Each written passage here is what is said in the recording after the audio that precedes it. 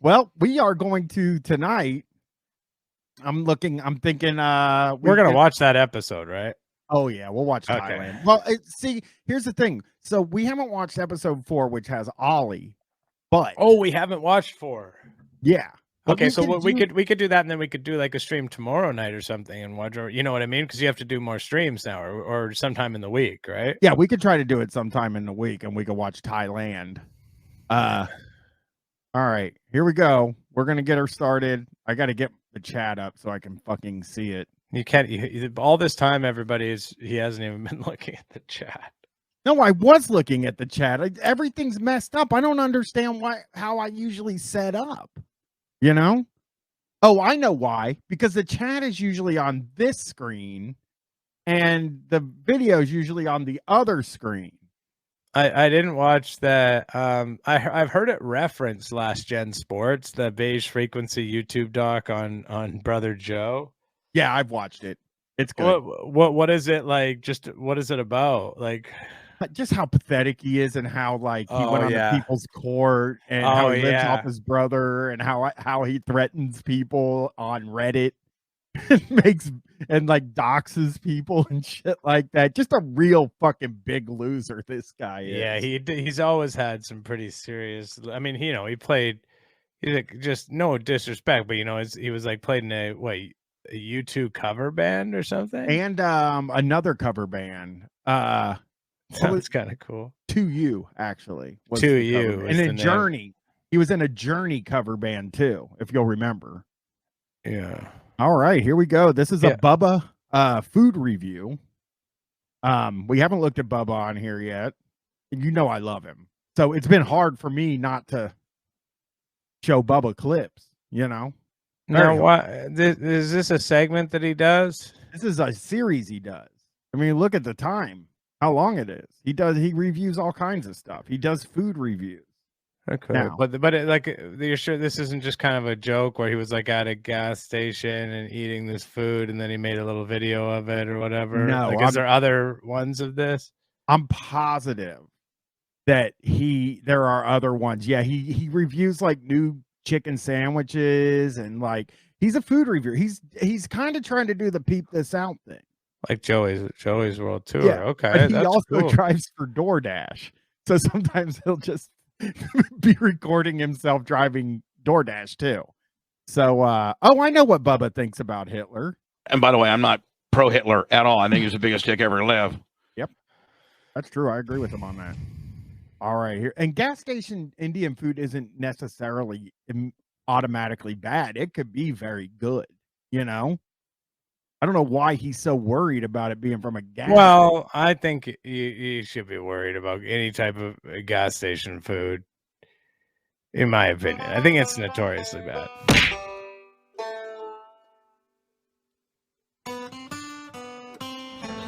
He's had Indian food in his life. Okay, wait. I mean, it doesn't look like it's in a gas station. Like, it's a restaurant. Yeah, but at a gas station. I think the point is that it's at a gas. I went to Texas and had tacos. Some of the best tacos I've ever had in my life at a gas station. Yeah, it looks like a nice restaurant. To me, it looks very cool, air conditioned, comfortable. I like the look of it. Nothing flashy. It says their best Indian foods in a gas station. So he's not saying it's bad. But it's sort of misrepresenting that, this is not what I'm thinking when I think of Indian food from a gas station. Anyway. A YouTube presence. Okay, what's the YouTube name? The Bubba Army. Okay. So this. What are we watching here? Is there something glitching? No, this is what's happening. So he's showing them eating, and then playing audio of him asking if they could film in the gas station is what it sounds like to me. I mean, obviously I am this is an artistic way of doing things. Who's he with? I don't I know a lot of the Bubba Army, as you guys know. I think that's Lummy. It's not Lummy. Certainly not. Certainly is it Blitz? Yeah, it's Blitz, because there's Anna and Blitz, and then I guess that's Bubba's girlfriend or his sister, maybe. Possibly. Oh, of course. What do you guys are saying, and how do you guys want to see that? So No, that's not Lummy. Oh, Lemmy. Oh my God. We got this. We got this. These guys wanting to write off a meal so bad. Yeah, that's Blitz. This is really why is this part in the video? Like, did they just not? Did he just completely forget to edit it? Like entirely? Like this just seems like stuff in between takes. It's so weird. He's putting like the first of all, whatever's going on over here now. I have no idea what's going on over here. But this is for the fans. People are saying it's a little behind the scenes for the fans. But I guess you are right in one sense, but it's like maybe I guess they're doing the behind the scenes first because they haven't really gotten to the real part yet. No, we'd love to see them being Bubba the Love Sponge. Instead, we're watching the setup of Bubba the Love Sponge. No, I got an idea. I got an idea. No, stop. You just fucking wait. Just wait. Just wait. Don't tell me to wait. She never fucking listens. Here, that's it. No, it's not it. Oh my That's God. everybody. Pull it in closer. Oh, these guys. That's good though. That's good. I don't want to be 60 years old doing this. This kind of thing in a restaurant. Also, like he's like yelling at whoever this person is. He's just like seems to be, he's kind of playing it up like, oh, this is a bit, but it just seems like whether it's his partner or fucking sister, daughter, employee, he's just speaking very disrespectfully to her. He doesn't have a daughter, so I think it's probably his girlfriend. I know he has a girlfriend. So yeah, he's very rude to this person. Closer. And look at Blitz filming too. Take your order. Hi. There we go. That's her boyfriend. Honestly, this is bettering. Oh my God, this is the longest. I'm so sorry, of but anything. I can see it from the Godzilla. How about we keep see your teeth or nose? Then you show it. Okay, Bubba, let's go through this menu. Okay, here we go. Well, you gotta say where we're at, what we're doing. Oh, sorry. Oh my God. Oh my God. Which is in this real shady ass gas station in West Shore, and you would never think that it would be this nice with like a tablecloth and like honest God, I mean, were you not like? Yeah, it's packed in there. Yeah, I know it. This is a spot. It really is. Yes. Well, we're at the spot, ladies and gentlemen, and Anna sniffed it out with that nose of hers. I sure did. Just paused okay. for so long. It's really choppy. I think he had the same uploading thing because we don't always have this issue with all the videos. Only Bubba and Opie's videos so far. These dumb fucks. Let move forward maybe a little to when they're ordering the fucking food. Like this is outrageous. Now these appetizers look like full-blown meals to me. They're $13.99. Full-blown? Full-blown meals? First of all, the first thing he says is these appetizers seem like full-blown meals. Full-blown meals. $13.99. Which is like, so I think maybe that's what I would say when I didn't have enough money to pay for like a full entree. That would be always my move if I was out for dinner and I didn't have a lot of cash. So I don't know. I don't know if that's the angle he's taking. I think notoriously he has had money issues himself, right? $13.99. I just went out to eat for my anniversary on Friday, and all of the appetizers were somewhere between $13 and $16.99. And Indian restaurants are generally fairly expensive, especially ones with like tablecloths, Yeah, they're pretty expensive, definitely. Yeah. I mean, in Vancouver, it's tough for me to say food's so expensive. Everything's so expensive in Vancouver. But yeah, I mean, is he saying that that's a lot or a little? I think yes. A lot. You haven't been out to eat lately? Things are expensive. Appetizers are fucking $13.99. Yes, they are. Not at Longhorn. Chunks of chicken cooked in hot, tangy sauce. Which one's that? The chili chicken. I don't think you should get anything with the chili next to it. I think I should just, if I'm going to do an appetizer, I'm just going to do one. So chili chicken is just like such a tame dish, you know? Like, I don't know, Bubba. Like, does this guy didn't know anything? Like, he's never had Indian food, Chris. But he's never had chili chicken before. I mean, like that's an obvious name, but I think they think it's expensive, you know, or like spicy. I think she thinks it's spicy, maybe. But like chili chicken is like at a bar, you know what I mean? It'll be on the like chili chicken bites or whatever. I like Lou Bega Freak does say, I find that Indian food restaurants give you a ton of food, though. Yeah. But when you order it, it's like when I order it for me, my wife, and my daughter, it's like $75. Isn't that bad for a fucking meal? $75 to $90. But we do get like 2 days worth of food. Yeah. I was going to say that would be quite a bit, I think. Yeah. I'm going to do a samosa. Okay. Okay. That's now, fair. let's go to. Well, we also should probably get the tandoori. What's a tandoori? Come It's on, a big, man. huge oven. Nah, he's doing that on purpose. He did that one on purpose. He did that one on purpose. So forced. Chicken tikka. Yep. Chicken breast chunks marinated in yogurt with tandoori spices and slow cooked in a clay oven. They got a motherfucking clay oven back there. Yeah. Motherfucking. Yeah. Chicken and cool way red to meat say marinated. motherfucking. What's all this yogurt?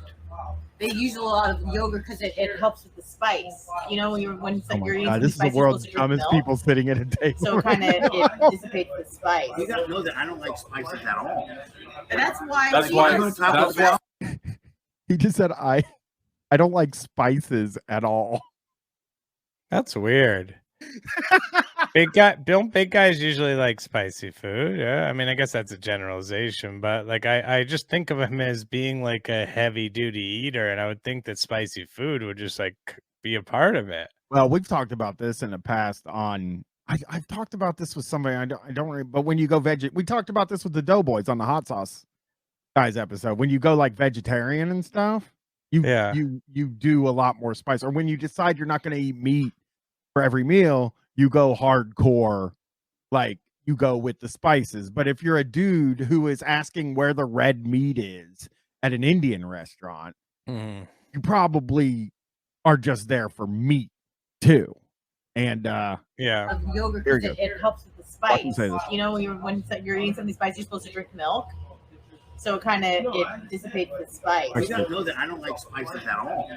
And that's why. That's why she said don't get anything with a chili pepper next to it. I'm gonna go mild because even when I go to Taco Bell, I get the lowest sauce they make. Yeah, I know. Yeah. That's why I want you to be careful. Oh, how about the chicken kimura? Chunks of chicken cooked in creamy cashew sauce with a blend of herbs. You love cashews. No, what's this cashew sauce? What's this kind of? I've never seen. This is shockingly uninteresting. It's incredibly bad. We're beer showing it. No. But hang on. I don't want to abandon it yet. I don't understand how this guy's a radio guy. Like his whole thing, when you're a radio, you're supposed to be able to carry on fucking conversation and like be interesting for a short period of time. And this is just so benign. This is just so uninteresting. I've never seen people decide. I hate the part of dinner where you're trying to decide what to order. This should not be in any video. Like not even. Can you tell me what's the view count on this?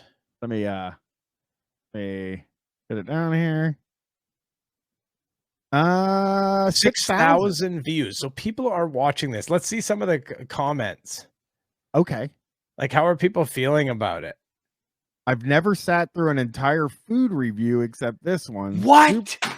What, Leslie? What? What? His girlfriend's name is Merch Crick. So that's who they're talking about there. Benny from Twiz, this video is so goddamn good. It's great to see Bubba out of his comfort zone, but also for me, Indian food is a huge part of British culture. So seeing Bubba eat the dishes I eat regularly is super entertaining. Please, can I recommend Thai food next? So now Bubba is gonna see that Yeah. And he's gonna fucking do. You know who we could talk to about Thai food? I know a guy named Matt, and actually, we could do this. Here, let me try this. I'll show you something. It's Opie called Bubba. I know an expert. Oh, Opie yeah, and Bubba actually had a. And who are these podcasts always getting in there? Okay. Wow. Shit. Why are they so fucking shitty at like their thing? The truth is, people don't want to see them. So you know what I mean? They're just so unpopular now that they just get buried. Just buried. Hey, it's Bubba. You're live, by the way. And you're live. And I just want to let you know that I saw there's Lummy. You sent something out where I must have asked Howard and it didn't go so swell. I didn't ask Howard, and nor am I going to ask him. I'd love to be on. I'd love to do a show with you. I don't got to ask him. What? No. Well, first of all, I hope you know I was joking. Second of all, the last time I talked to you, you said, I'm going to go to Howard and talk to him about doing a show with you. Right. You don't remember that? No, I do remember that. I do remember that. But, I think that ship has sailed. Me doing any shows for Howard. Well, I would say both of them. That ship has sailed. I would say that ship is so far over the horizon, my friend. That ship has sailed around the world 10 times. Didn't we talk about them? Was it Mancow and Opie, or I think we were talking about the best show ever, and it might have been Bubba and Opie. Yeah, it was. And they actually might get together and do a show, or they do you want think? To. I don't think they will, though. Right? These are two guys who are a lot of talk, not a lot of action. We'll see a little more here. And so why not you and I do a fucking show, just like you said, and we can call it Opie and Bubba. I don't give a fuck. Yeah, no, but I was just joking with the fact that, with my history with Howard, that you would call him to talk about a show for us. That's all. I hope you didn't. I hope you didn't take it the wrong way. No, not at all. I will tell you this, that you were right, and I got to thinking about it. I'm like, maybe I might not want to have that conversation. Opie's probably right on that deal. Okay. So let me see if we can finish this one later. Let's see if I can find a shorter Bubba food review. Yeah, because let's see if we can watch a little bit more Bubba. Yeah, I like Bubba. Food. That's true, Shredosaurus. But Ollie would have at least had. I almost called them Ollie, like Opie. Like I combined Ollie and Opie. Ollie would have got to talk to Beer at least. Yeah, we would have been. This one's gonna hurt. This one actually hurts me, and I'm gonna just. It's a. Where are we at here? It's only 9 minutes, so that's perfect. And don't comment, because you all know I love Bubba the Love Sponge. Do not. Let's ignore his shirt in this. Okay, we do that. Do not bring up his shirt. You're wearing an AEW shirt. We're trying to pull into Arby's, but as you can look, we got waste management and just a whole clusterfuck. And of course, I got my pit bull abattoir.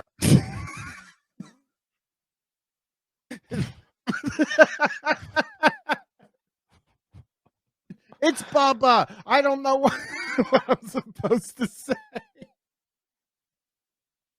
Poochie, yes, Bubba does that. I don't know what it says at the bottom, but Bubba has a thin blue line Bubba Army shirt too. Yeah, I think that's like his own one, maybe. That might be it. That might be it. That might be his actual shirt, which is so much worse. Hey, before you all say this, listen, the shirt may say one thing, but what about this? Nope. What about tuna fish? And by the way, I'm not pro Hitler at all. I think he's the biggest dick ever lived. I think I owe people this though. Honestly. Now I'd love to have a rancid bowl of steak and tuna fish. Oh, a big old stinking bowl of fish would be so darn delicious. Would you like some tuna fish? You can have some if you wish. Not a bagel or a fish. I am talking tuna fish. I owe it. I was just thinking about how I put that on my soundboard and never play it. And poor people have to just wish they could hear it. In the back with her chicken. She's got a new hog. New hog squeaky toy too. Look at this. Look at this. Come on, buddy. Complete. I need to get that. That's what, and on the sign you can see that's when I'm getting the new country rib. If I can get Johnny Waste Management out of the way. Come on, buddy. Just pull your car right out there and boss hog it, you son of a bitch. Oh, hey, how you doing? It's Bubba's Drive-thru food review, sponsored by Philip, ABC 123 Hummel. This is our go-to Arby's. And Arby seems to have like a bunch of specials lately.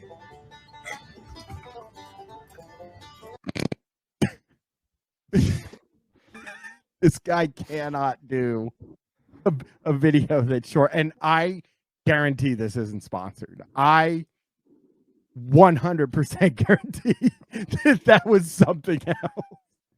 Arby's does have a lot of specials, people are saying. So this is his go-to Arby's. This is the one he usually goes to out in Florida. So that's kind of cool to see his home Arby's.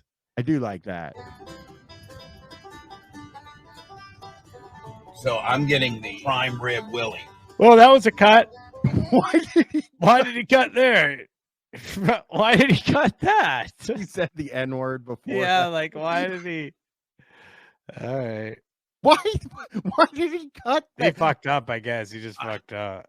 I'm getting the prime rib Willie. Yeah, maybe he changed his mind on what he was getting. I know he's supposed to be getting a rib sandwich too, not a prime rib. This is not very. Remember, this Arby's is not duly friendly. Here comes one right now. Oh, we just. Yeah, do you have the country rib still? Yes. Okay, I'll take that as a meal. What comes on top of that? It's gonna come with barbecue sauce, crispy onions, and cheddar cheese. That's be perfect. I'll take that. Is that like a meal? Yeah, small, medium, or large. A medium, please. You want curly or crinkle fries? What kind of fries you like? Crinkle fries. And what's your drink, sweetheart? Coke would be great. Coke. Okay. What else for you? That's it. All right, it's gonna be $12.35. Thank you. You're welcome. He's gonna say something about the price, right? Super fast. I think she might have said sweetheart, which that's kind of cool. I got my credit card right here. She might have said sweetheart. Oh wait, his swinging brain is popping in. He's just like, she might have said, "Hang on a second. I wonder if she's got a husband that could have sex with you, honey." Does Joey show this, by the way? Does Joey show like all of this part? He show like where he's like sort of contemplating whether or not the drive-thru person might swing with him and his wife? No. He doesn't usually put that in. I mean, what does Joe does Yeah, they do. They like put in a little bit of this, definitely. Yeah. Yeah. Do they put them sitting in traffic on the way into? No, usually not the traffic part. Yeah. Where's my bumper stickers? I got them. Oh no. Oh no. Gotta get my credit card ready. And then, well, this they got this person parked up here in the timeout zone. Hello. How you doing? I'm Bubba. I do a drive-thru review. I've been here several times. Oh, that is absolutely painful to watch. She could not care any less. Oh my! In Tampa too, dude.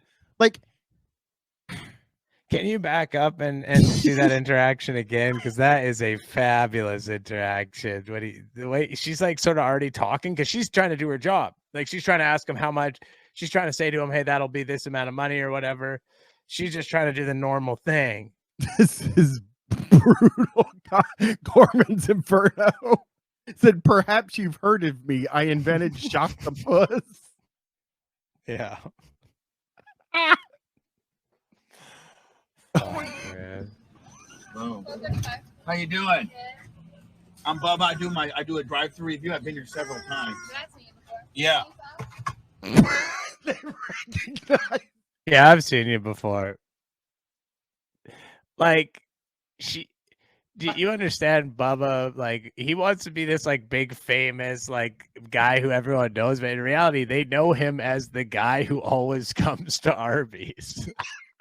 They don't know him as Bubba the Love Sponge. They know him as the guy who always comes to Arby's and gives us all the bumper stickers. They have like a little fucking bin filled with his bumper stickers that they all throw them into. It's like filled up, you know? Oh my God. I'm fucking crying. I am so can't believe he told her who he is. And it's so sad because this is a guy that was as famous.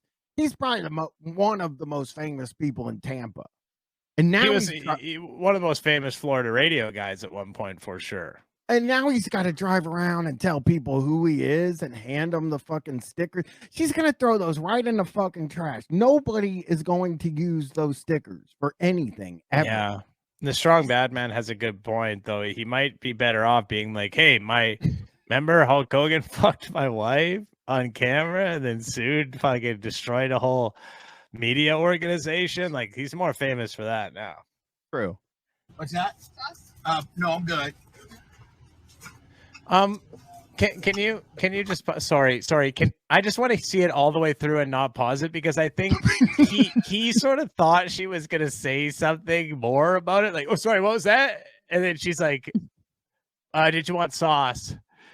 Like, he's like, oh, maybe she's gonna like comment on, you know, something more about my radio show, but turns out it's just okay. Here we go. Let's watch this. You're a YouTuber, and that's the other thing when you're working in a fucking drive-through these days. I'm sure it's like, oh, another YouTuber comes through. There's probably 5 YouTubers a day that come through. Like, she's not impressed with Bubba. No, not at all. And she knows him as a YouTuber, a fucking YouTuber doing mukbangs or mukbangs or whatever. Mukbang. Yeah. This person parked up here in the timeout zone. In the timeout zone. Boom. How you doing? Dude, right away. I'm Bubba. I do a drive-thru review. I've been here several times. Yeah. What's that? No, I'm good.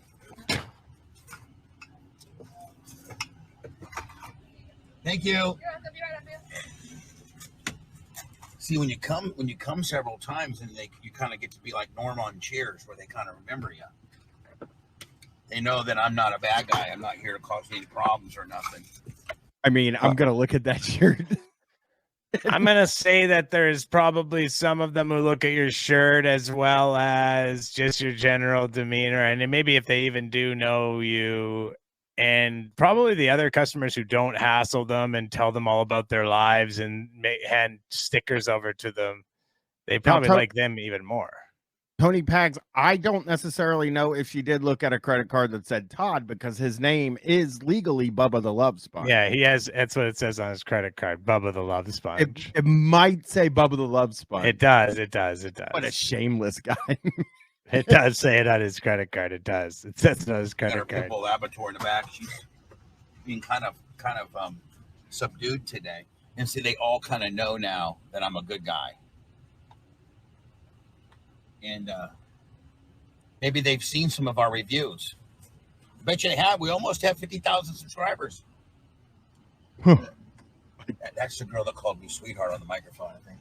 The younger girl. She's pretty hot, too. Well, okay, you still live in a $12 million mansion, Chris. This is fucking painful, man. Which one? I think that was the one who called me sweetheart over the... Like, just desperate for like anybody to love him. Yeah. Like, he's just like, please, somebody tell me that I'm still worthy. He's incredibly having a rough time. This is rough, man. Let's see. There's going to be another interaction because they still got to give him the food. You know, he's going to say something else. She's hot if she's over 18. If she's under 18, I don't want to have Alex Stein to be putting a sign in my yard next Halloween. By the way, there's a chance that Alex Stein might be coming to Tampa for Thanksgiving. How you doing? What's that? YouTube. Can you pause it for a second? Alex Stein is that fucking freak who is like Marjorie Taylor Greene or whatever. Okay, let me tell you about Alex Stein, okay? So Alex Stein somehow now is like a fake, like is like spending time with Marjorie Taylor Greene is like this like well-known figure. I come across these guys all the time because I'm pranking these types of people.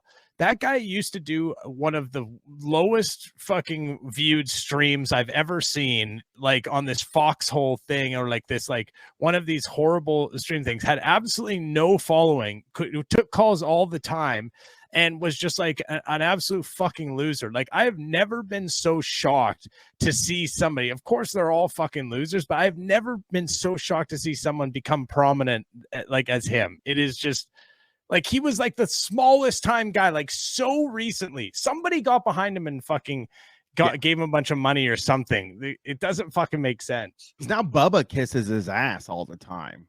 Like, I didn't know who he was, and Bubba's constantly kissing this dude's ass. People talk about him a lot now. He's like a prominent dude, and like, I'm telling you, he was like literally like doing it to like 6 people, like JJ McCartney and like the Snake guy. Like, he was at that level doing it like a year ago. Yeah. The Bubba Army. Yeah. Oh, yeah. And we've been here several times and done some reviews, and we always give you good marks.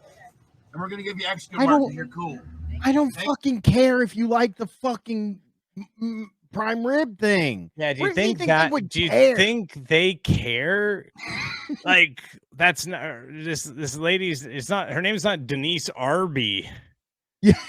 Like, she doesn't give a shit about how you think the food is. I know nobody in that building right now and cares what you think. She didn't fucking make the food. She made the food. Doesn't care at all. Does not care. Thank you now. Bye now. Why is he going backwards? Oh. Of course, he drives a huge fucking vehicle. Know, if it was me or not, maybe she was kind of throwing it out there a little bit with Big Papa. What do you think? I mean, if she's an adult, man, she was throwing it out for Big Papa. She's like, I got some older man right there, and then like they all know, like, I do food reviews and everything. Dude, this is like criminal. This is criminal, man. Like, she was not. That just shows you too, like, the delusion, like, that these old freaks have. Like she was just being courteous. It's her job. She was just being polite. Black Lodge Barista said, "Oh, I definitely want a guy who does food reviews."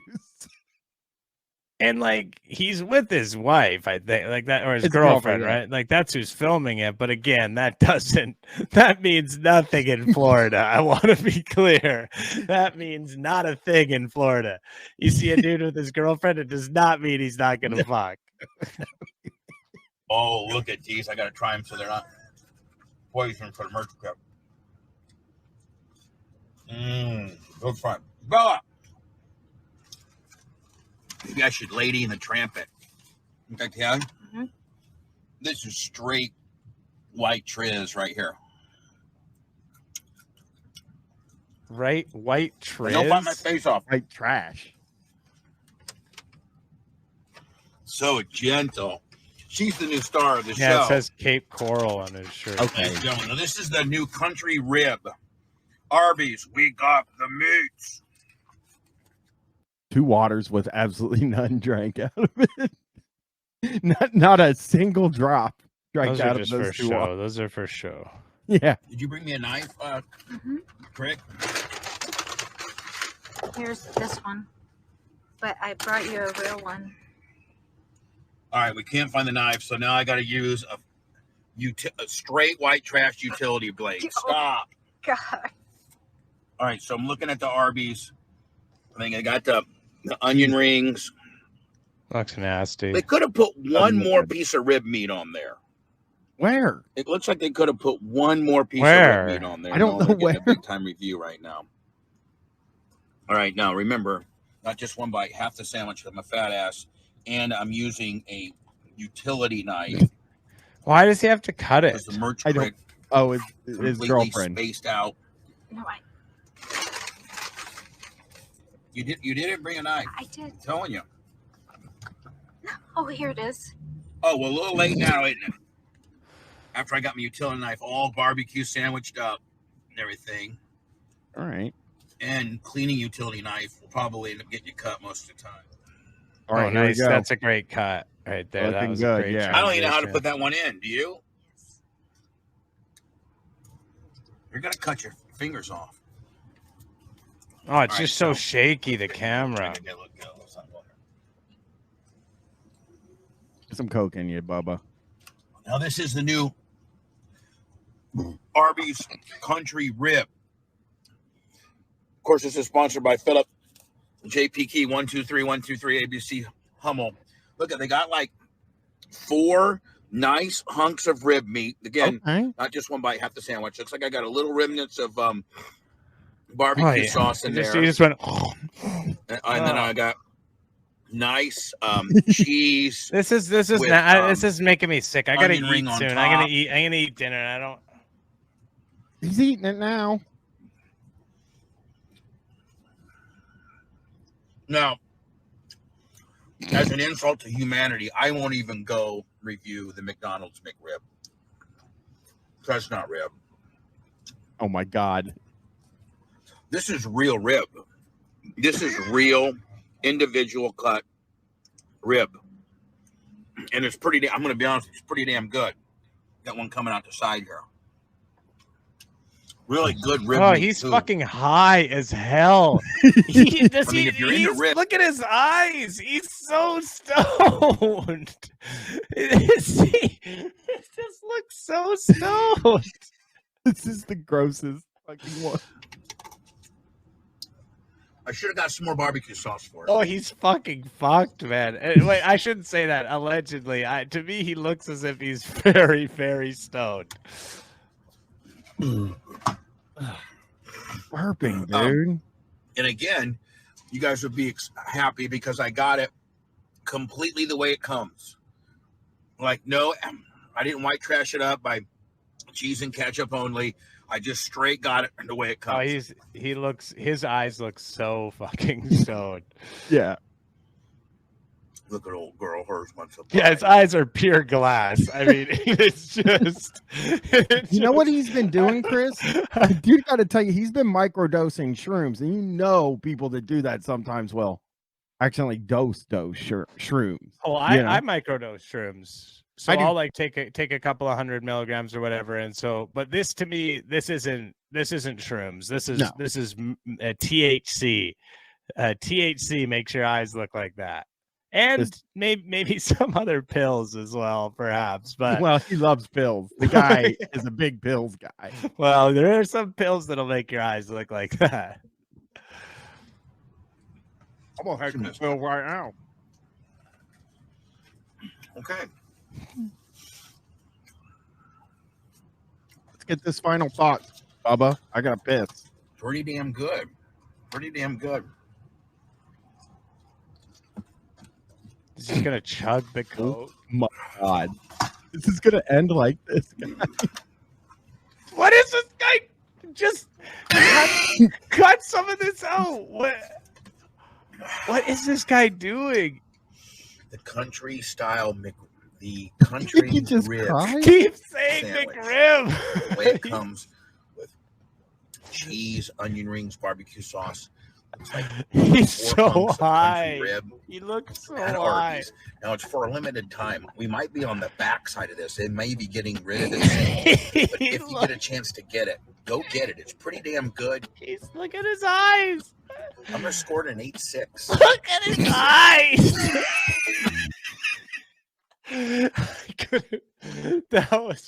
That was really something, man. How many food reviews has he done? Like, what is that? He's got a lot. We'll watch more. Believe me. All right, everybody. You asked for it. Let me go pee first. I got to get piss out of me, and then we'll watch some Greaseman. Okay, you go pee, I'll vamp, and then you come back, and then I have to go to the washroom. Nice, perfect. Hey everyone, how y'all doing? Hey everyone, how y'all doing? Chris the Cool Man here. I want to talk to y'all a little bit about something that's been deep into my heart for a long time now, and Brian does not want me to be talking about it. But I think it's important.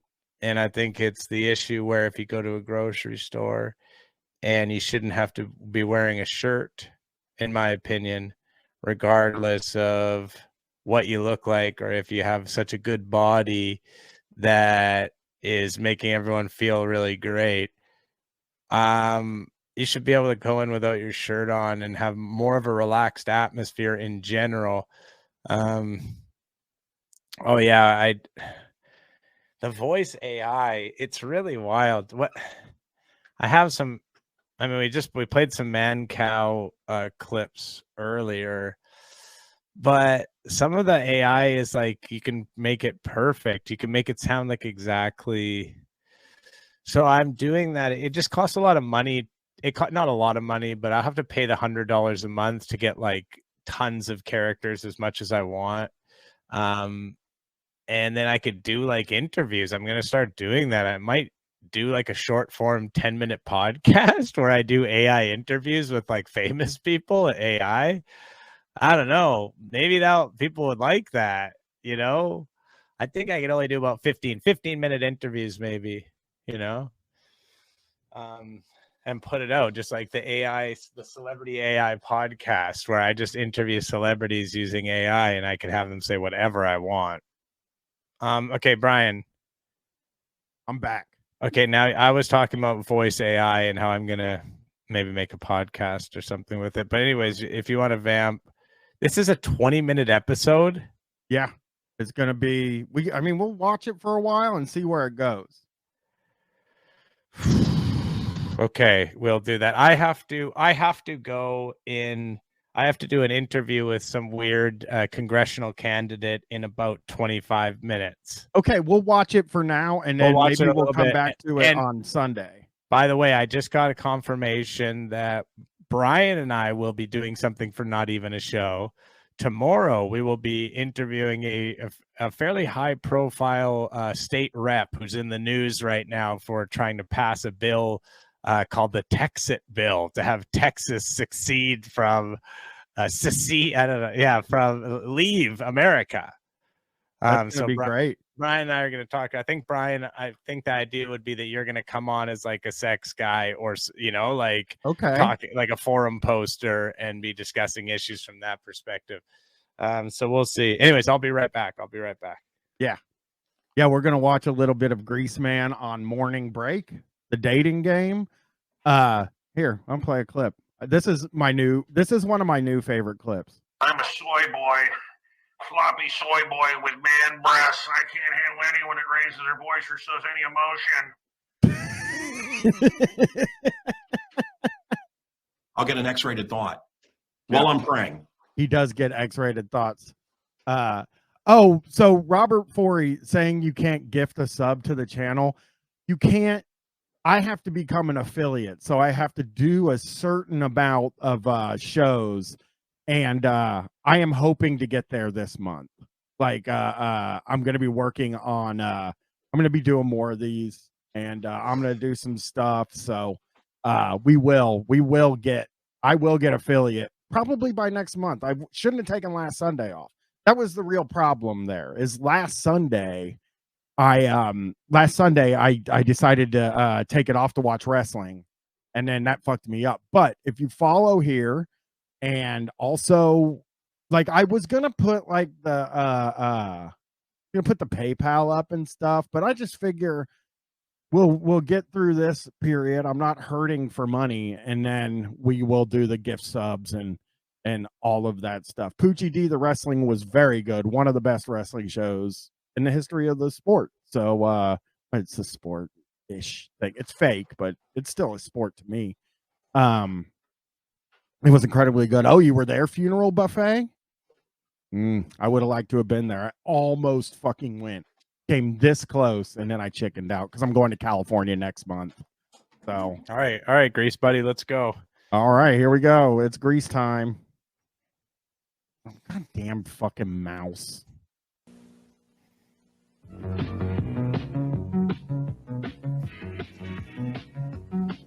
Oh, this song goes, but we might have to move ahead a bit, huh? Round of applause for DC 101's Go Greaseman.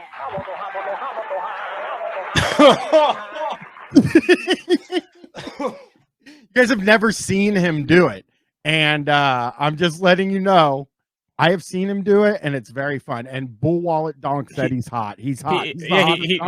He's definitely handsome. There's no, you can't ignore the fact that he is a handsome man. And he's also like Jack. He's like very physically fit as well. You know, like he has. Yeah. He's super stacked up. Like he looks like a wrestler almost. He takes his shirt off. Can we hear that again though? That intro, because it's really wild to get introduced and start like that when you're trying to appeal. Now let's give a big round of applause for DC 101's Go Greaseman.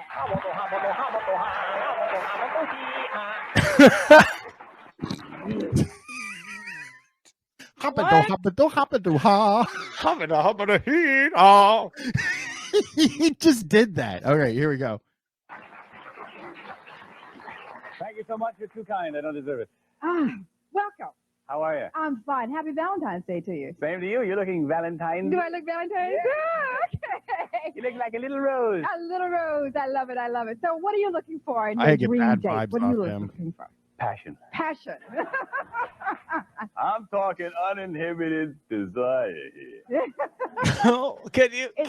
He never stops. He never stops the fucking thing. You know what I mean? The bit is always happening. His finger's fucked up for some reason. It broke his finger or something. I don't know. There's something on his finger. Probably doing some cool like hoppado. He was practicing. He's got kind of Goldblum vibes when you see him in real life. Like he seems kind of peculiar. You think he's ugly, Angie? Yeah, fair enough. I mean, I guess you're allowed to think he's ugly. You're allowed to, but I think he is. For this, you have to remember this is a different time as well. You know, this is what guys looked like. The MS Missed Camp Bot said he could have been a character actor. The thing about that is he was in a few movies with who's the guy he's in the movies with? I forget. Maybe? Yeah, I forget. But yeah, we talked about that a little bit. He definitely could have been in movies for sure. Poochie says all I'll say is he doesn't have a disgusting goatee, and that really is what makes him maybe the hottest of the guys. He is very German. He's definitely very German. I mean, in every way, really. That's true. Here we go. Is it difficult for you to find that here we dream go. person here in Washington, or what? Are you having a No, actually, it's not bad. Washington there's a lot of zesty people here, a lot of people that came to town for their jobs, little women living alone in their little bachelorette apartments with their plants and cats. Actually, it's a rather fertile field here in D.C. Are we saying we're having a good time here in Washington, D.C.? Is that it? Within reason. I'm very discreet. You know, they must be alive and have a regular respiratory system. No, I go. He seems like H-Dub, he is a racist guy. H-Dub said he looks like a racist guy. Oh, He's he incredibly is. racist guy. This lady, listen, I don't want to be rude to this lady, but she does look fucking sort of fucked up. I'm sorry to this lady. She didn't do nothing wrong and she doesn't deserve it, but the pause right now is Would you? not good. I want to say this. I mean, he is the type of guy you hang out with that never stops. He's just fucking going constantly. Like there's never a down moment. I used to do stand-up comedy as my job, you know, and so I was around people like that all the time because stand-up comedians, there's so many of them are like that, you know, and it's awful. It's terrible. It's exhausting, and I've told the story before. Back when I was doing stand-up, this guy, he came and talked to me, and he was sort of like I thought he was being kind of funny and charming or whatever. And then it was his turn to go on stage. He went on stage and he said all the stuff that he said to me. Oh yeah. And I was like, that's horrible. You don't do that, man. Yeah. All right, let's get some grease. Go out occasionally, yes. I have been known to every now and then a quiet dinner. quiet dinner.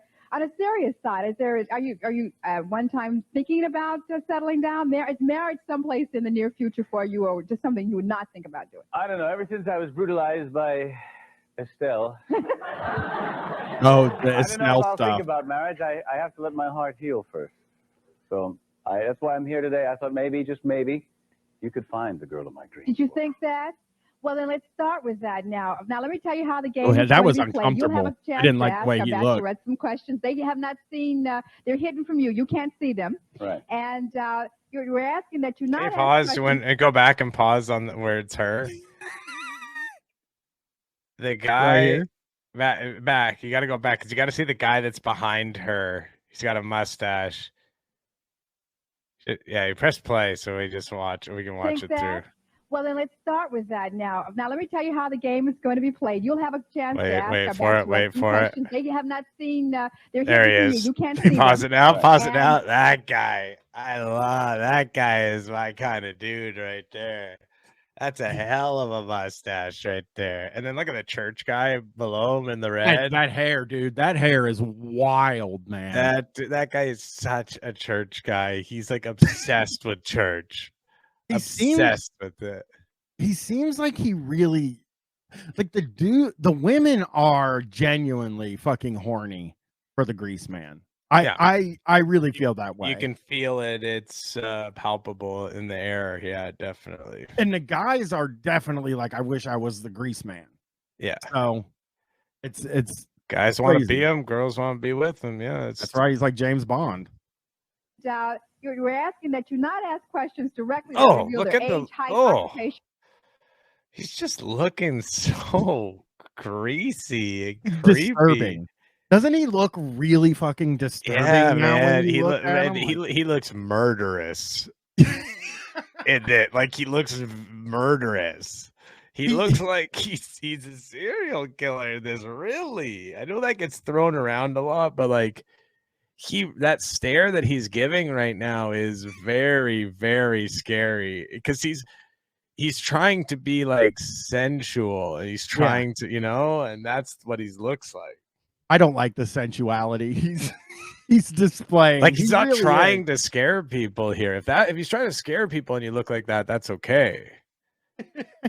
Or whatever, but you can be really clever about it. Now, I said the audience shouldn't coach you, but they've already done that. I'll be frank, I'm a little nervous. Everybody whooped and made noises when they came in. What do you got over there? Well, let's start by having Bachelorette number one say Here we hello go. to the Greaseman. Gooseman, do they call you the Gooseman? My God! All right, we got. Wait, is this a wait? Seems like a goof, right? This is a bit. They're doing a hang on. The Gooseman? This doesn't seem. Is it what? I mean, listen, Chris. The Gooseman makes exactly as much sense as the Greaseman, but it almost of course, feels. We said when we first talked about the Greaseman for the first time on Shocktober, we said Greaseman feels racist. We don't really know why. It's because he's racist, but his name feels weirdly like there's something unnerving about it. Gooseman doesn't, But I think someone's right. Lou Bega Freak, she's doing a character. I think this is like some sort of comedian or actress doing a character. This is my first initial. Like this is not a real person. She's not doing a real thing. I don't think. I could be wrong. Looks like a wig. Yeah, I think it's fake. Here we go. Wise and high man. Okay. Bachelorette number two. Would you say hello to the Greaseman? Hello, happy Valentine's Day. Sounds zesty. Valentine's Day? She called it Valentine's Day? This is like a sketch, man. This is Happy Valentine's Day. What? Yeah, are they all doing bits? Like that's what I'm saying. Is this all a big put on? I hope. Could be. Oh, they're not all funnier than him. Hello, Greaseman. I can't wait to meet you. All right. Now, up to you with the questions that you're going to ask to determine who's going to be your dream date. All right. Here we go. Start asking away. Yes, that's their time. Okay. All right. I wanted to pause just 1 second just to make sure I don't hear anyone munching hay. Oh, hang on. That's smart because you want to make sure there ain't no damn cows. You know what I'm saying? So you can see him just like munching hay. Munching hay. The way he says it, the way he says things is the craziest thing in the world. And now when you look at him with that sensual kind of erotic stare, and Why then does he think think about the way he that- says things. Why does he think that that's like an appealing way to talk in any way? I guess maybe it was, but like, you know, just be like, yeah, I want to make sure there's no cat. Like, what? That's before you even ask them any questions, you're already just like, which one of you is munching hay? Oh. Yeah. Oh, you're right. Horse faces. No, you might be right, Robert. He could be saying that as well. It could be horses. Hey, you're right. Bull Wallet Dunk, he got laid low. I mean, this guy had a lot of sex. I truly believe that because I look at him, I'm like, he's you can see his confidence here when he's like talking. Yeah. Like he's definitely getting girl, ladies. Is that right? Yeah, I one time went out on a blind. Actually, a blind girl came over and I took her out. It was no. Oh, that's funny. Because, I've never thought of that idea. Imagine this blind date, but it was a date that's okay. Ella Fitzgerald said Greaseman put up Wilt Chamberlain levels of hobbledehoy. he's got some snarling. There we go. They thought that since I'm on the radio, I could describe the things we were seeing. And she said, could I see what you look like with my hands? And I said, sure. And, 5 minutes later, I said, when are you going to get to my face? So I'm a little scared here. All right. Wait. Oh, that lady is fucking dying. Martha can't believe what she just heard. Oh, Dottie, I was at the talk show. You're not gonna believe what the gentleman said. It was really something, Dottie. He said snarlings. I don't know what it is, but he kept saying hobbledygee, hobbledygoo, and I'm hoping we get a hobbledy. Yeah, here before we have to hang up here.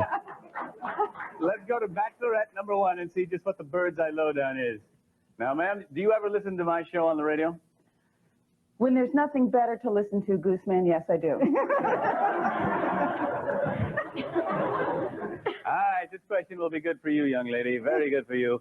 Just to prove to me that you occasionally have listened, I want you to tell me which of these 3 foreign cities you think would appeal to me more. Paris, France, London, England, or Bombay, India? Okay, I know the answer to this. Not just because I've seen it, Chris, but Bombay, India is the answer, and I'm going to explain why. Because he said it much different. I can't talk like him. I can't talk like the Greaseman for sure. But he said he calls when he has sex with a woman, opening up those Bombay doors. So this is a sex reference. This is it's one of his snarlings. Bombay, I opened up the Bombay doors. And I don't know if it's having sex with, like, I don't know if it's anal, but it's some kind of having sex, the Bombay doors. And yeah, Shredosaurus says it's in the Supreme Court rap. It was. That's foul. Oh, I hate that. You don't like that you will soon visit if you choose correctly. Ew. It's called attitude adjustment, Bachelorette number 1. Ew. Well, Gooseman, let me see. I would have to say you would probably like Bombay, India. I don't know why. It's just a hunch. Just a hunch. You'll find out later. All right. Ew. Oh, look at this guy. Look at this guy. Look at this guy. His hair, man. Oh, he can't believe what he's hearing. He might be a Grease fan, right? Yeah, he might be. Yeah, and he's like Bombay doors. It's like a sex thing. He's like they're talking to each other. They're hitting each other like this. Oh, Bombay doors. Okay, Bachelorette number 2. Do it. We're out camping. It's cold outside. We decide to get into the same sleeping bag. Just before we drift off to sleep, as our arms enfold each other, I confess to you that prior to picking you up, I had 3 bean burritos for dinner. He's gonna fart in the sleeping bag. What is your reaction, and how do you handle the situation? I would probably ask you to take out the gas.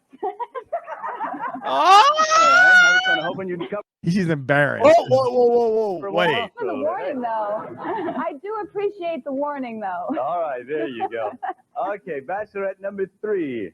Is there anything you've ever wanted to do on a date that's crossed your mind, but you never had the guts to do? Say Snarlins. Say Snarlins and you got him. Yeah. Say Snarlins and you got him, ma'am. Well, guess you thought about it, huh? You were unsure, but... Probably a lot of things that I wouldn't do out in public. Okay, but there's no one particular thing. No, Snarlins. not one particular thing. Bobble Does the that mean gee. you've done them, or just She's got terrible answers. 3 terrible. It's not great. The 3 is not great. I think if you're Greaseman, you want 3. You pick 3. Yeah, probably, but your answers are bad. Yeah. So. All right. That's good. That's a nice positive answer. All right, Bachelorette number 1. Yes, sir. Let's see. They say the sexual revolution is dead. What do you think? I've had my guns out for years. Oh, I wanted to pause on his face there. So bad. This face. Ah, I fucking lost it. No, it's okay. It's just press play. It'll be there if you press play. There it is.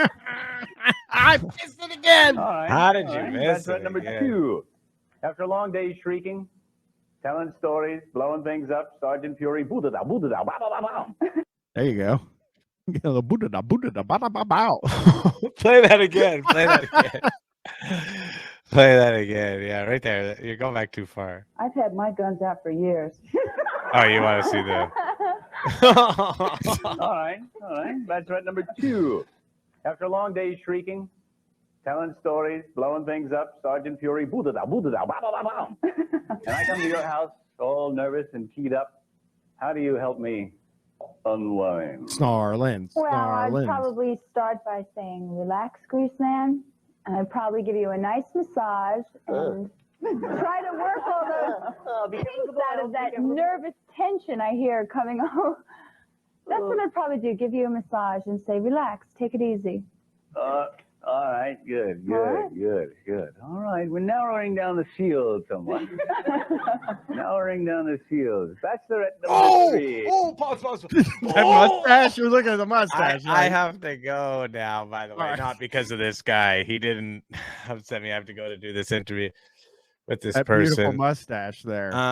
Yeah, what a mustache. That's wild. Yeah, someone was mentioned. You really do hear the Zap Brannigan, like that Billy West clearly took from him doing the Greaseman early on Howard 100%. Stern. Yeah. Yeah. He did it. But let's do Opie. Let's do Opie. We'll do Opie. We'll get Nolan on here. I swear. I have promised Nolan. Oh no. Chris, I think he re-recorded the beer song. Oh, thank God. I thought you were going to say he took them down because he realized how fucking humiliating how tremendously embarrassingly bad they were, and he just took them down in shame. But no, that's not that bad. Now, see, you're being mean to the guy. I don't think he deserves... share. Yeah, I think you need to do a watch together or something, or you need to share your screen to me. Isn't it shared? Oh, is it? I'm not even on the... You should be able to see it. You should Oh, I see it. I can. Yeah, you're right. All right, here we go, everybody. It's the beginning. And I think, please, everybody listen closely and let me know if he recorded the fucking beer song again. Beer. Damn, that. Okay. Did you hear that? That sounded like a shortened version. This is the original. Beer. Beer. And this is the new. Beer. Yeah, he records it day of. I think he does like a new original. It's the same sort of backing track, but he does a new one for everyone. Well, I guess we'll see on the 3rd episode. On Sunday. We'll Sunday. see if that's true. Why would he re-record it? You think he doesn't know how to save? He might have an issue. It might be a saving issue. Might be a file space issue. I'm not sure why. I think honestly he's just doing a new version of it. But then again, why? Yeah, why do that? Why do it again? First, he is for the people that are listening on the Patreon.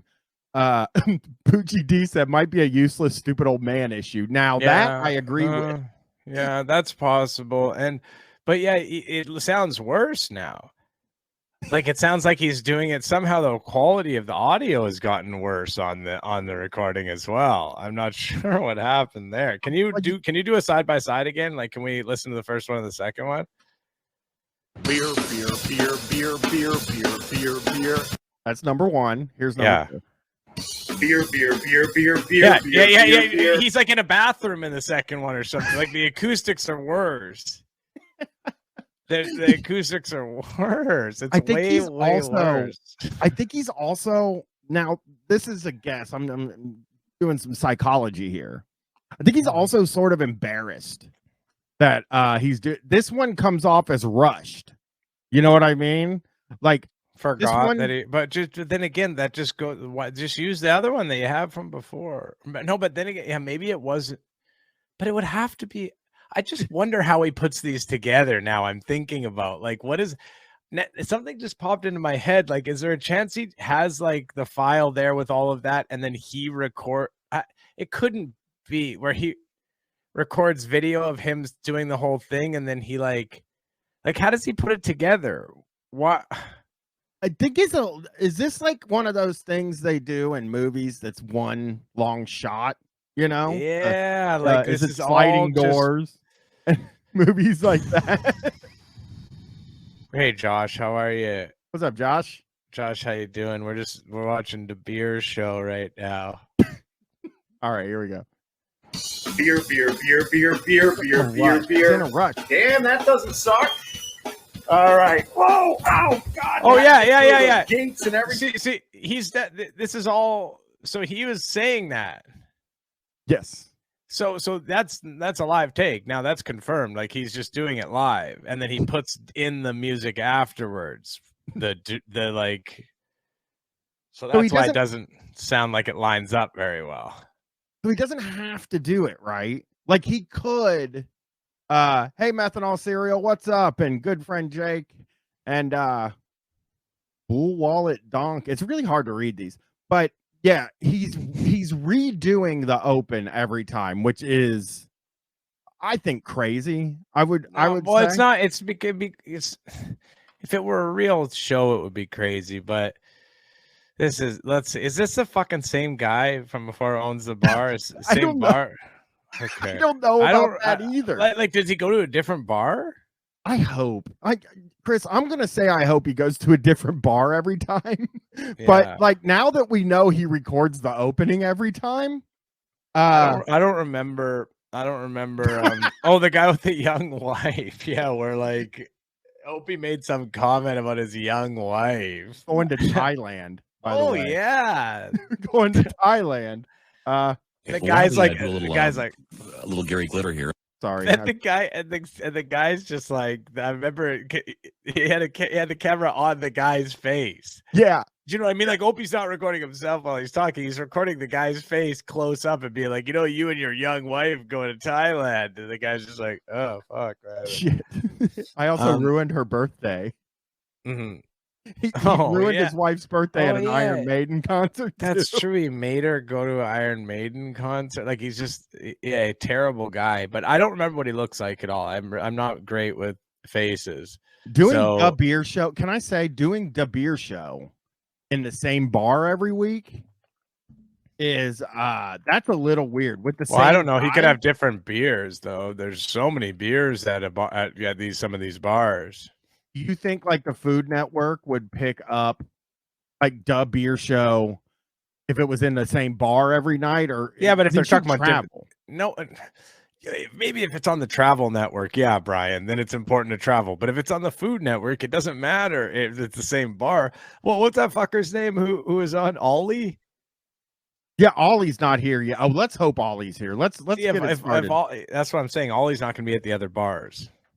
Thing here at Gephardt's, and we are going to drink some beer today. Matt, what are we trying today, brother? All right, we're going to do the Catskill Black Lager. Nice. Corollas Triple. How's a Corollas Triple? Belgian Triple. All right, we got the little old world, the little new world. All right, and also. So this is the guy with the young wife who ruined her birthday. Yeah, this is the birthday ruiner. This is the same guy. The least charming man. I mean, he's really. You got to think about how he's like next to Opie. He's not charming. Yeah. You know. No, like, he's a bad. He's the only. Ollie is the only saving grace here. Ollie is a king. As soon as he shows up, the vibes get incredible. But yeah, these two guys are absolute zeros. Can I say that Ollie not being here is probably because he didn't like being on the I think he's gonna show up. I'm positive he's not. With us today is our friend Bo. Drums. He's the second he says the new guy is here, he's like, Bo. He's got that one track that he just keeps throwing in there. Yeah. When you say the guy's name, you don't play the goddamn. All right, and also with us today is our friend Bo. All right, the first problem with Bo is that we're the same damn. We're not on a. That's not Ollie. Bo is bullshit. Fuck Bo. And he's got a ponytail, mustache ponytail combo, and he's wearing the same bullshit mesh fucking trucker hunting hat as Opie. I hate this guy. He's a fucking he is no Ollie. Let me say, Bo. Oh, you should have brought Ollie back, buddy. Let's comment that, everybody. No, don't do that. You don't tell people to do stuff like that on Twitch. You get in trouble. Don't comment anything on his videos. But everybody's mad too. Everybody's mad. Good friend Jake is like, who the fuck is this new guy?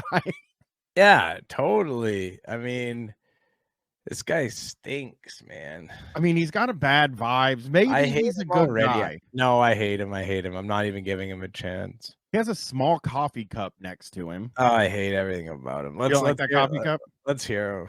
All right. Baseball team. We're just here to drink beer. Look, we both got the same hat. It's cooler though. I do have a little bit more blood on it. Where's the blood? Here. Oh, can't wait. We're gonna get along. He's got a fucking fish hook. Fishing for beers. Do you fish? Oh. Fishing for beers. Just like clumsily sort of trying to tie it in with the thing that they're doing. You know what I mean? Just like very low, like he's not really putting a lot of effort into fishing for beer. Hey, man, we're out here fishing for beers, dude. Hey, man, yeah, mine's got more blood on it. Like, just saying dumb shit. He's like, where's the blood? He's like, well, it's sweat. And like, you know, I was like, well, why'd you say there's blood on it? I hope they didn't even show the blood either. Also, they have a children's game in front of them. There's no blood. Maybe he didn't show the blood. It had blood, sweat, and tears. He said, but I see. He was saying mine's got more blood, sweat, and tears. I didn't hear that because he fucking mumbles. Not like Ollie. Ollie fucking projects, man. You can hear every single thing he says. I never missed a word Ollie said. Never missed a fucking word that All Dog said. Maybe he'll show up. I haven't watched the Beer Show episode 2, but man. I mean, whoever this Bo guy is. Fuck Bo, man. He's such a fucking bad imitation of Ollie. He's such a piece of shit, man. Yeah, let's hear what he has to say. Fuck. Yeah, for beer. All right, man. It's time to see what that night shine is all Put about. at it. All right, let's get started. Black lager. Yeah. Right. So it's kind of like what you're into with the Schwartz beer. Very similar in style. Why do you say that with anger? It wasn't anger. I'm a little pissed off all the time anyway. Someone dropped a ping pong ball in the background. I don't know if can you just back up a couple of seconds? Listen, listen. Someone drops a ping pong ball. Here, listen. It's Bo too. Bo's it's fucking Bo. I know it's fucking Bo. Let's hear it. Let's hear. Say that with anger. It wasn't anger. I'm a little pissed off all the time anyway.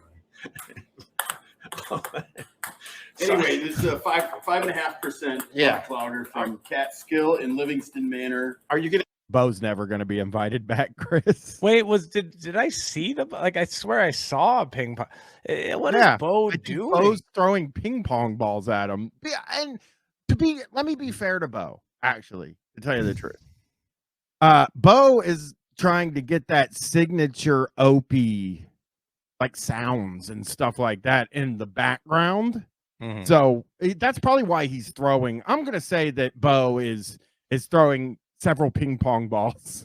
I think Bo is throwing ping pong balls because he's like trying to be like a crazy guy, like a wild man, you know, like.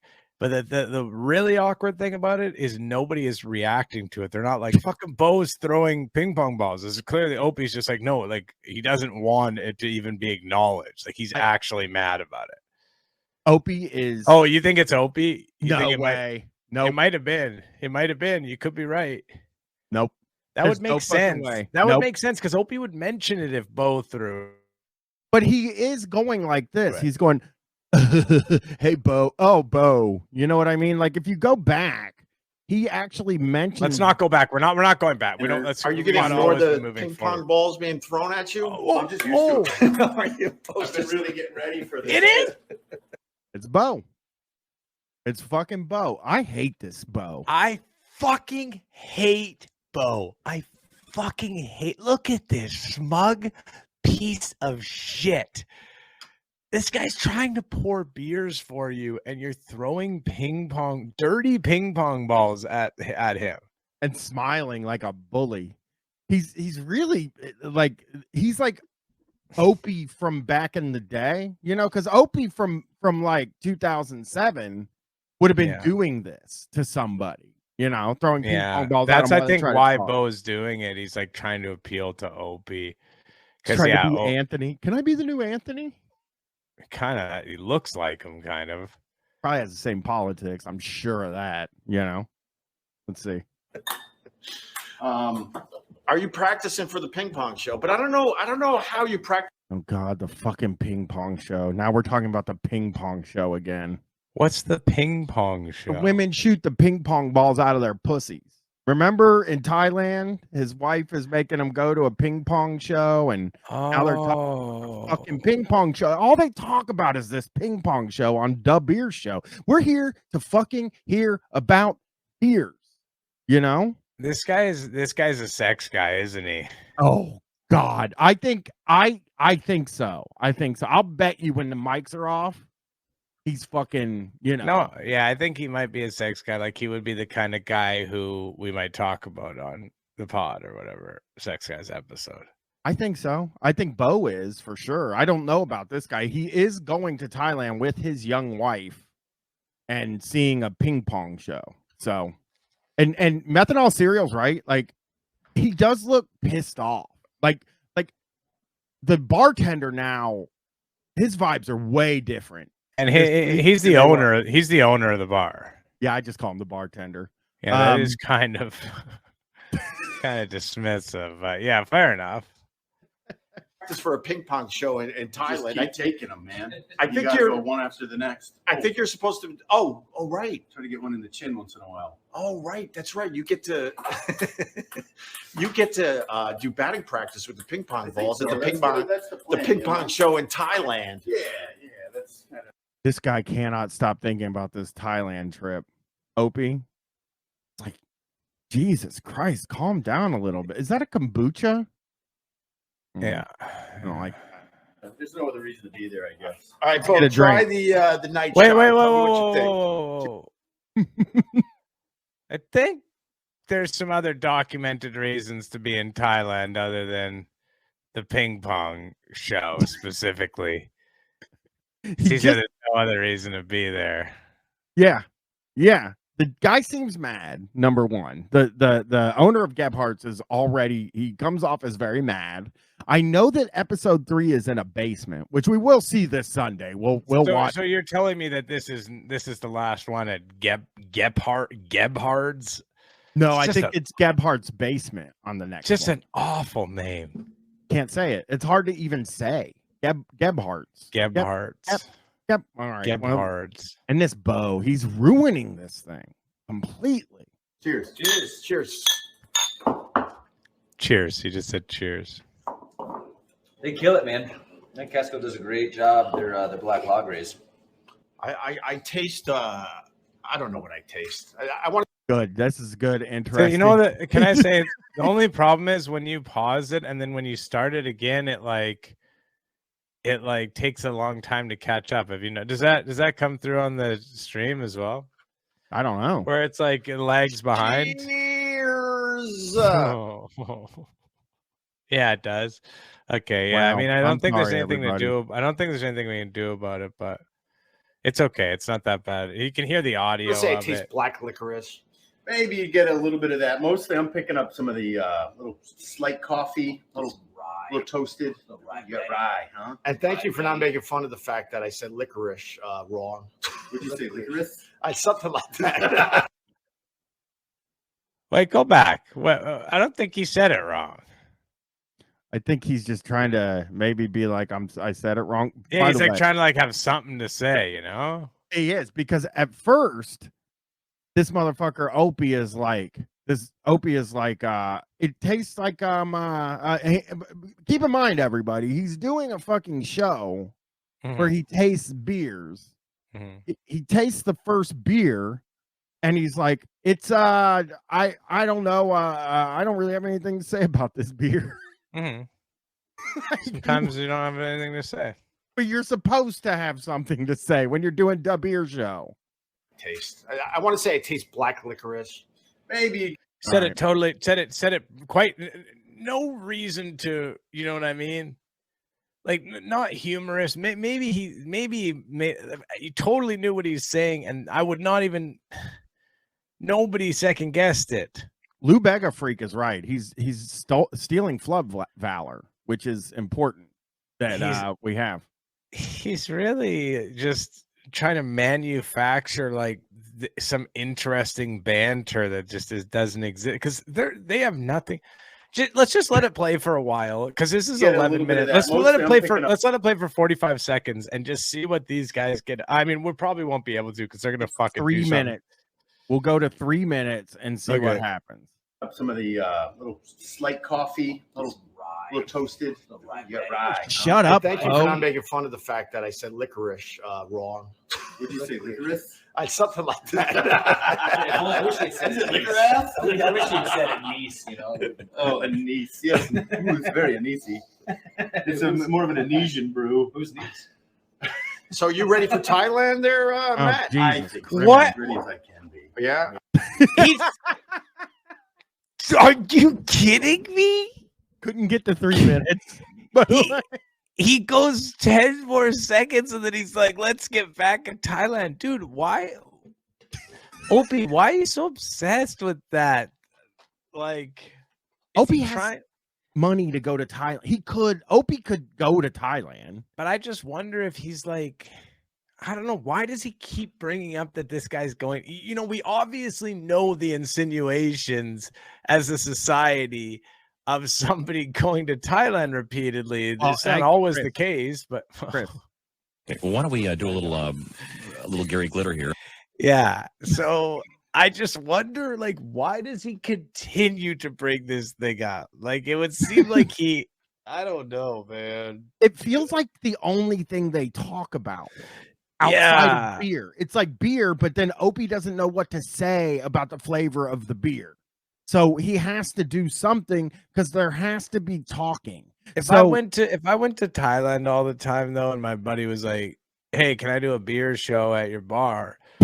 I would be like, "Yeah," but one thing is, I would say, like, let's not talk a lot about the Thailand stuff. You know, if we could just like, you could use the bar, you could come in, but just can you not like actively interrogate me about my Thailand trips while you point a camera directly at my face?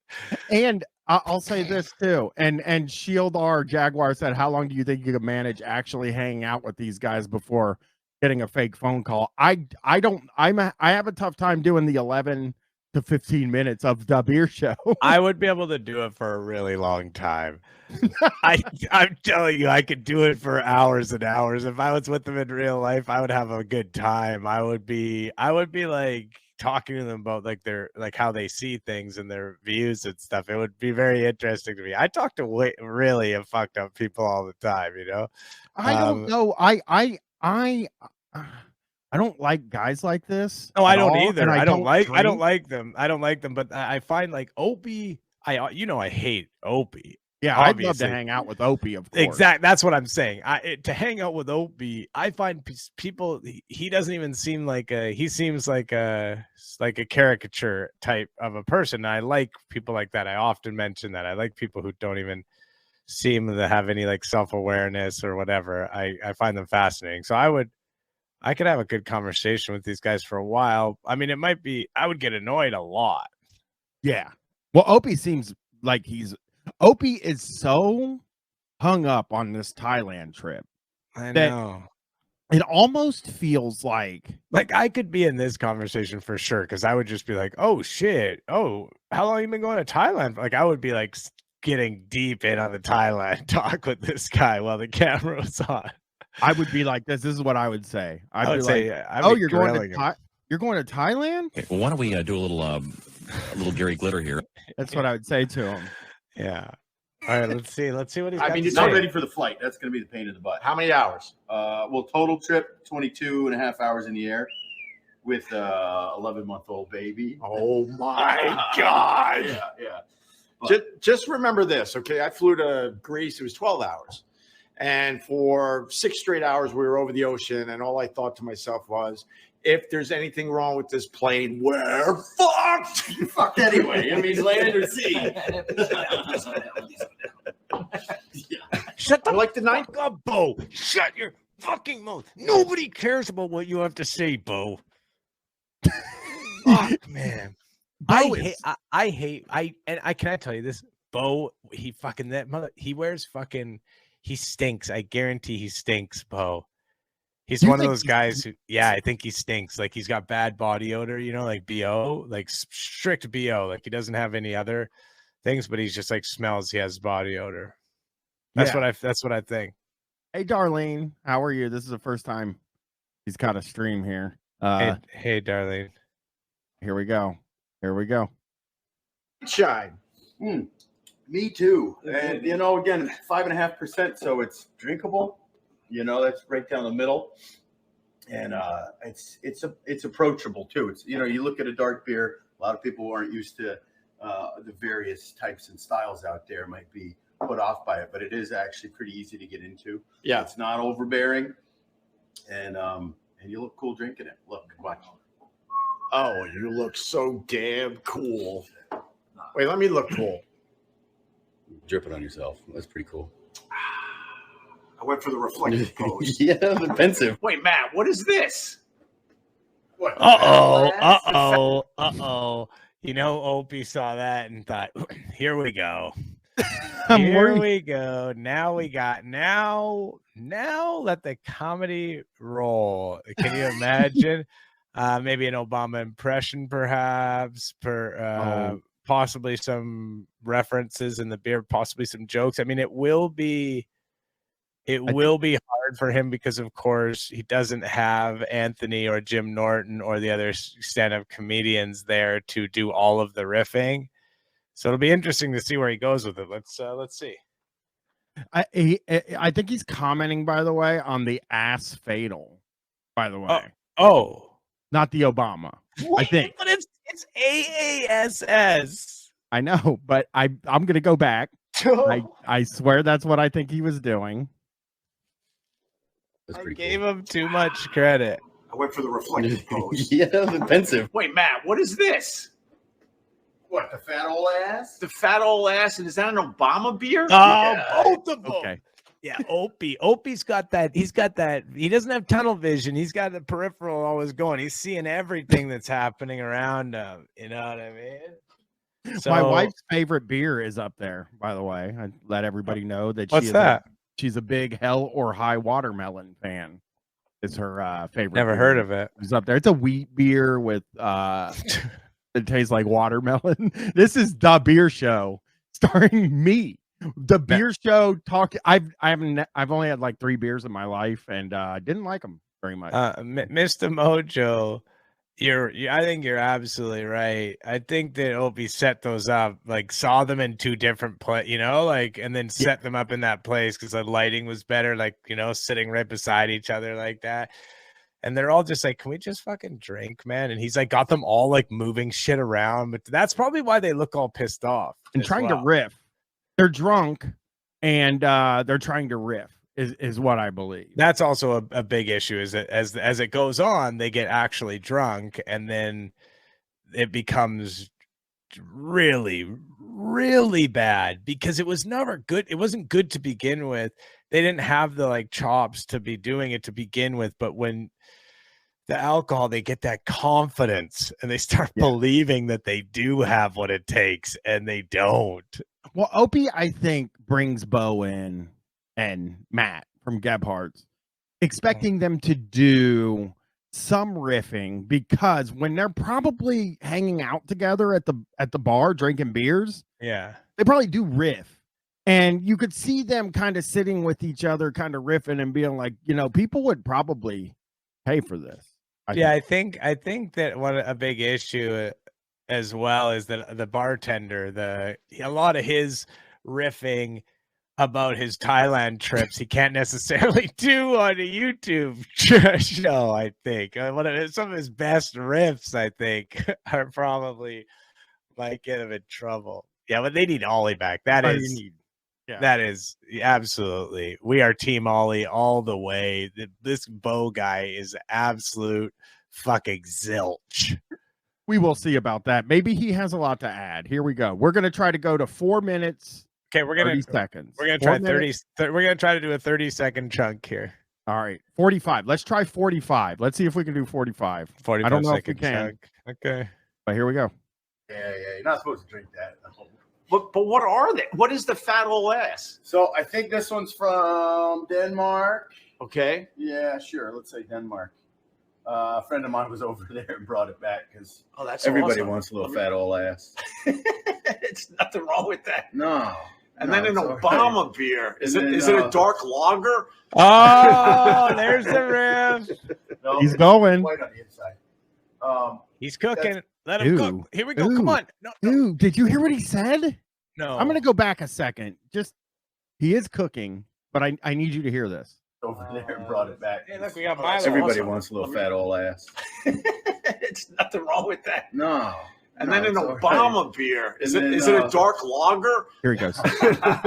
Nope. No, it's white on the inside. That's from Barrier Brewing. They did special. Oh, now it's wild because even amongst the other doofuses that he's hanging out with, that one just totally bombed. That would have got a car crash on Opie and Anthony. A huge, maybe like a bunch of car crashes, where it's just like, does anybody remember laughter? That was hard. That was really hard to That deal was with. rough. Like, oh, it's out of here. No, they're saying he caught it. No, they'd be doing all of that shit. That was rough, man. The way he said it, he had no confidence in it whatsoever. It was painful, man. And Bo and Opie were at the most silent. It was like there was no noise for the first time on the mics and all that stuff there. It was perfectly quiet. Let's hear it one more time. It is deathly silent after he finishes his riff. Here he goes. Or his tag, rather. He brought it back because that's everybody awesome. wants a little fat old ass. Okay, that gets a big laugh. No. Huge laugh. And then an Obama beer. Is it a dark lager? That's a laugh. No, it's white on the inside. That's from. Ooh, the afterwards. Because everything is killing. Everything is killing up until that point. Just saying fat old ass is getting like huge guffaws from the Anyways, I've never heard like Opie's mic is always loud. It's like always loud in the room. Yeah, and huge everything. room tone. Somehow the room tone cut out there. The room stopped fucking. The room went silent. The room was like, oh shit. Oh man, that was absolutely painful to listen to. Why didn't they laugh? Why didn't they give him a big old fake laugh like they did for Fat Old Ass? Which, by the way, I just want to say this too. Fat Old Ass doesn't work at all. Ass is on top. Yeah. Fat at the bottom. So no, it doesn't work. But can I tell you something? Can I explain to you what happened? Yeah, it wasn't a fake laugh at Fat Old Ass. It was legit. They're a little drunk and they found it funny. So that's but why. It doesn't even work. By the way, fake plastic weed is showing me the Lego Adidas. I already have those. Actually, they're down in my living room. I have a Lego Adidas shoe. Oh, that's not funny. That's cool. It's cool that I have that. Here we go. From Barrier Brewing, they did a special beer for the inauguration. Did you try it? I did not. Okay. Well, let's try a second beer here, man. Right. Sorry to make you pause again, but like I think if we need to watch it all the way through again and not pause it because he gets so serious afterwards. He feels so embarrassed at how much his joke is bombed that he gets deadly serious. And like looks into the camera with like, can we just, sorry everyone, can we go back and just watch it all the way through, no pause? I like the seriousness, no pause. Here we go. A beer. Is it a dark lager? Big laugh. No, it's white on the inside.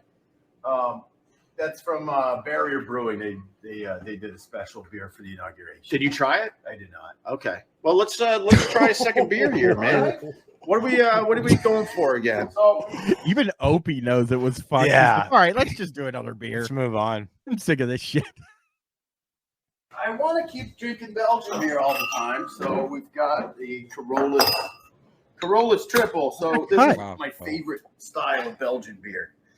So it's pale, strong, aromatic, and highly carbonated. So you get a big old head on top. Triple or triple?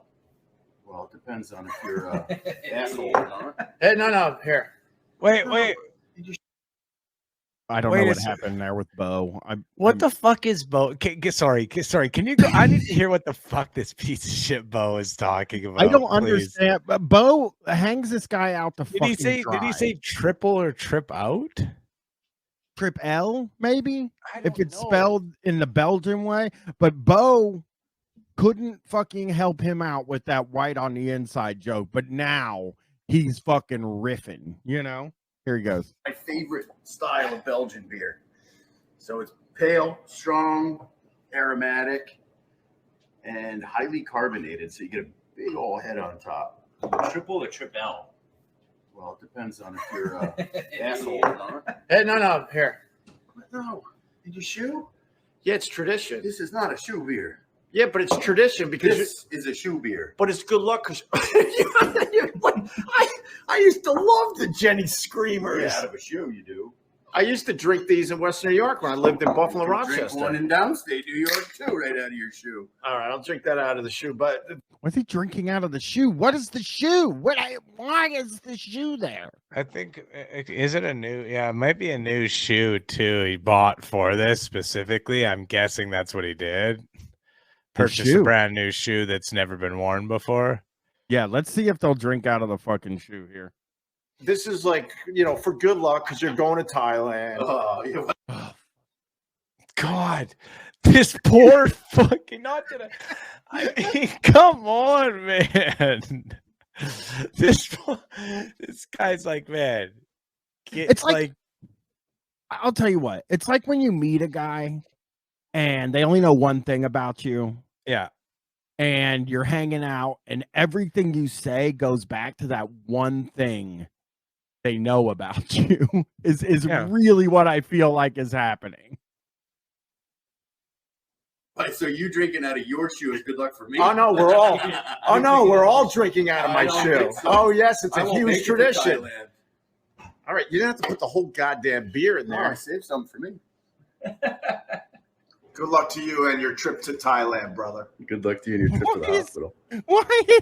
Why is he doing it? I don't understand. It's not just an Australian thing, but a shoey is a thing in Australia, and it's definitely a thing people do. I don't know why.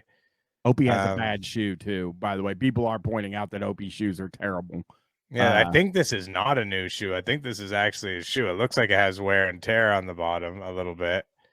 And so I think this is his real shoe, and it is an old man shit shoe, obviously. Yeah. Bo, you want to hit? Shoe. All right, Bo, being a good sport. By the way, I got ethics for it.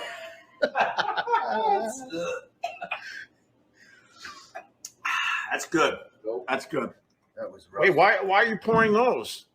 Yeah, we gotta kill some germs. Was the shoe thing disturbing, Bo? No, just in need of a spirit cleanse. I gotta be honest. That's a real tradition in my family. Fucking mouth, Bo.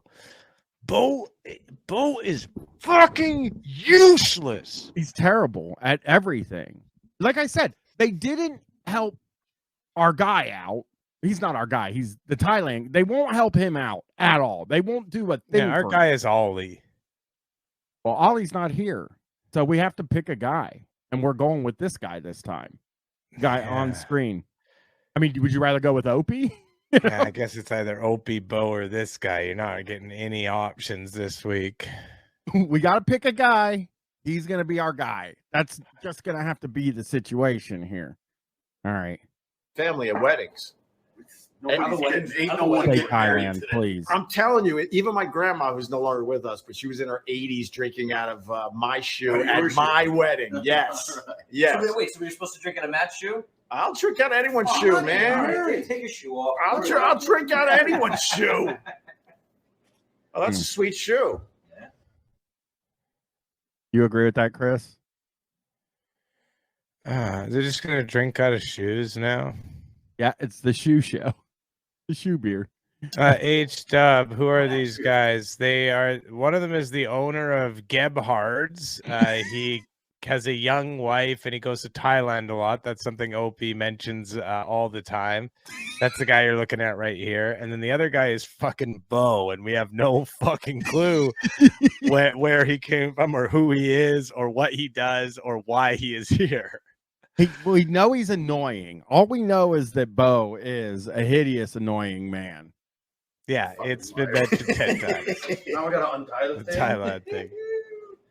Oh wow, that's wow. That's Yeah, nice. you got to untie your shoe. Hey, that reminds me of Thailand. Are you going to be going to Thailand? Hey, enjoy your trip to Thailand. He just took a drink of that shot. Like he said, what did he just take a sip of a shot? Yeah, that's so weird. That's very, very nice. All right, I think it's time to try the second beer there, man, as you put your shoe on. Yeah, well, I'll show these beers that we did not pick today, unfortunately, but maybe another time on the beer show, right? Another time. But we're trying, what is it called again? The Corollas Triple. Corollas Gouda Triple. Corollas, yeah. So it's all of these beers are brewed in the monastic style. So originally in Belgium, here we most go. of the Here we beers that go. were produced way back when would have been brewed at a monastery. And what they didn't realize is that the brewing process that you have to boil. no. And what boiling was doing was killing off all the bacteria. The water in this era, 1500s, 1600s, the water was killing people because it was contaminated. So if you boil, what the fuck? Who the hell are? Oh my god, man. I was like on a tab because I'm checking my email, my like work email, and that legitimately scared me. That scared the crap out of me. The drums are back, baby. Back up. It did happen out of fucking nowhere here. Doing was killing off all the bacteria. The water in this era, 1500s, 1600s, the water was killing people because it was contaminated. So boring. if you boil, Who the hell are you? Hi, Sean. Hi, Sean. How are you? Just drinking beer, Sean. Don't worry. How you doing, Sean? All right. Anyway. What the fuck just happened there? I'd rather have Sean here than Bo. Tell you the But truth. what does he tell me? He knows them, right? He like works there. I'm guessing. I can't tell here. I'm guessing he works there. I don't even want to know. Don't worry about Sean. He'll just be. Don't worry about Sean. He'll be singing. You'll hear him. Okay. Anyway. Okay. Yeah, he works there. He's Yeah, like I imagine he works in the kitchen or something. If they have a kitchen, like it seemed to me like he's, like he seemed like maybe a cook or something. Yeah, But I'd rather who have knows? Sean than Bo. He seems okay. He seemed like, I think his vibe when he came in was kind of like, what's going on here? But I think if we back up and you realize what he's walking into, then I think his vibe is correct. Can we let's back up. Drums. Adding the drums when The he drums walks is in huge, the door. but like who the hell are you? And I think his reaction is correct here. Here he goes. If you boil. Who the hell are you? Hi, Sean. Hi, Sean. How are you? Just drinking beer, Sean. Don't worry. How you doing, Sean? All right. Anyway. Who the hell is Sean? I don't even want to know. Don't worry about Sean. He'll just be. Don't worry about Sean. He'll be singing. You'll hear him. Okay. Anyway. Okay. So they boil the beer. Shut They up, boil the Opie. beer in the process, and it kills off all the A guy bacteria. walked in. So it was looked at as this magic elixir that was saving people's lives way back when. Okay. Anyway, this is a triple. So triple, you can compare it to the old Curious George with the X's on the bottle. Okay. Days of illiteracy, they would put 3 X's. Shakes, I agree with you. They are embarrassed. Like they are. Like sometimes my kid would be playing with my with one of her friends or a niece, and they'd be playing some stupid game like house or something like that and doing something weird. And you walk in and they were like kind of embarrassed that you caught them playing a game, and they looked silly. And I think that guy walks in, he sees these fucking dudes playing around, just goofing around, and he's just like, sure, whatever, man. Have all the fun you want. X's to denote the alcohol content. So this is the triple strength.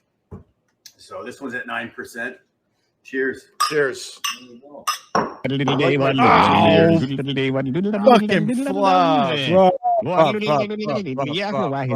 wacky today. I meant this. I'll get an X-rated thought. Not that Well, one I'm praying. either. Double flubble, double flubble, double flubble. I think it's this one. Here we go. Cheers. That's a double flubble, everybody. Hi, McDonald's hamburgers. You gotta smell it. Orange. I smell. Yeah. I want to say Orange and caramel. orange caramel, right? Yeah, that's what we. Can I just say that he said orange and caramel, and then Opie is like, yeah, like orange, like Opie came up with a thing, and you guys want to hear that again? Hi, McDonald's hamburgers. This is pharmacist. I'm playing with the soundboard again, which is all I do now. That is really, really tasty. Yeah, it's a full beer for sure. I gotta agree with you. I don't think this should have been in a shoe. Not a good shoe beer. All right, I agree with you on that. Oh, they like the beer, Chris. You had brought some stilettos in here. Maybe we talk about it. That's a stiletto beer. It's not a shoe, though. No, it's Right. not. This is pharmacist. We're all shoe. This is pharmacist. There you go. Right, really ducking frog. I think I have some new ones here. Yeah, I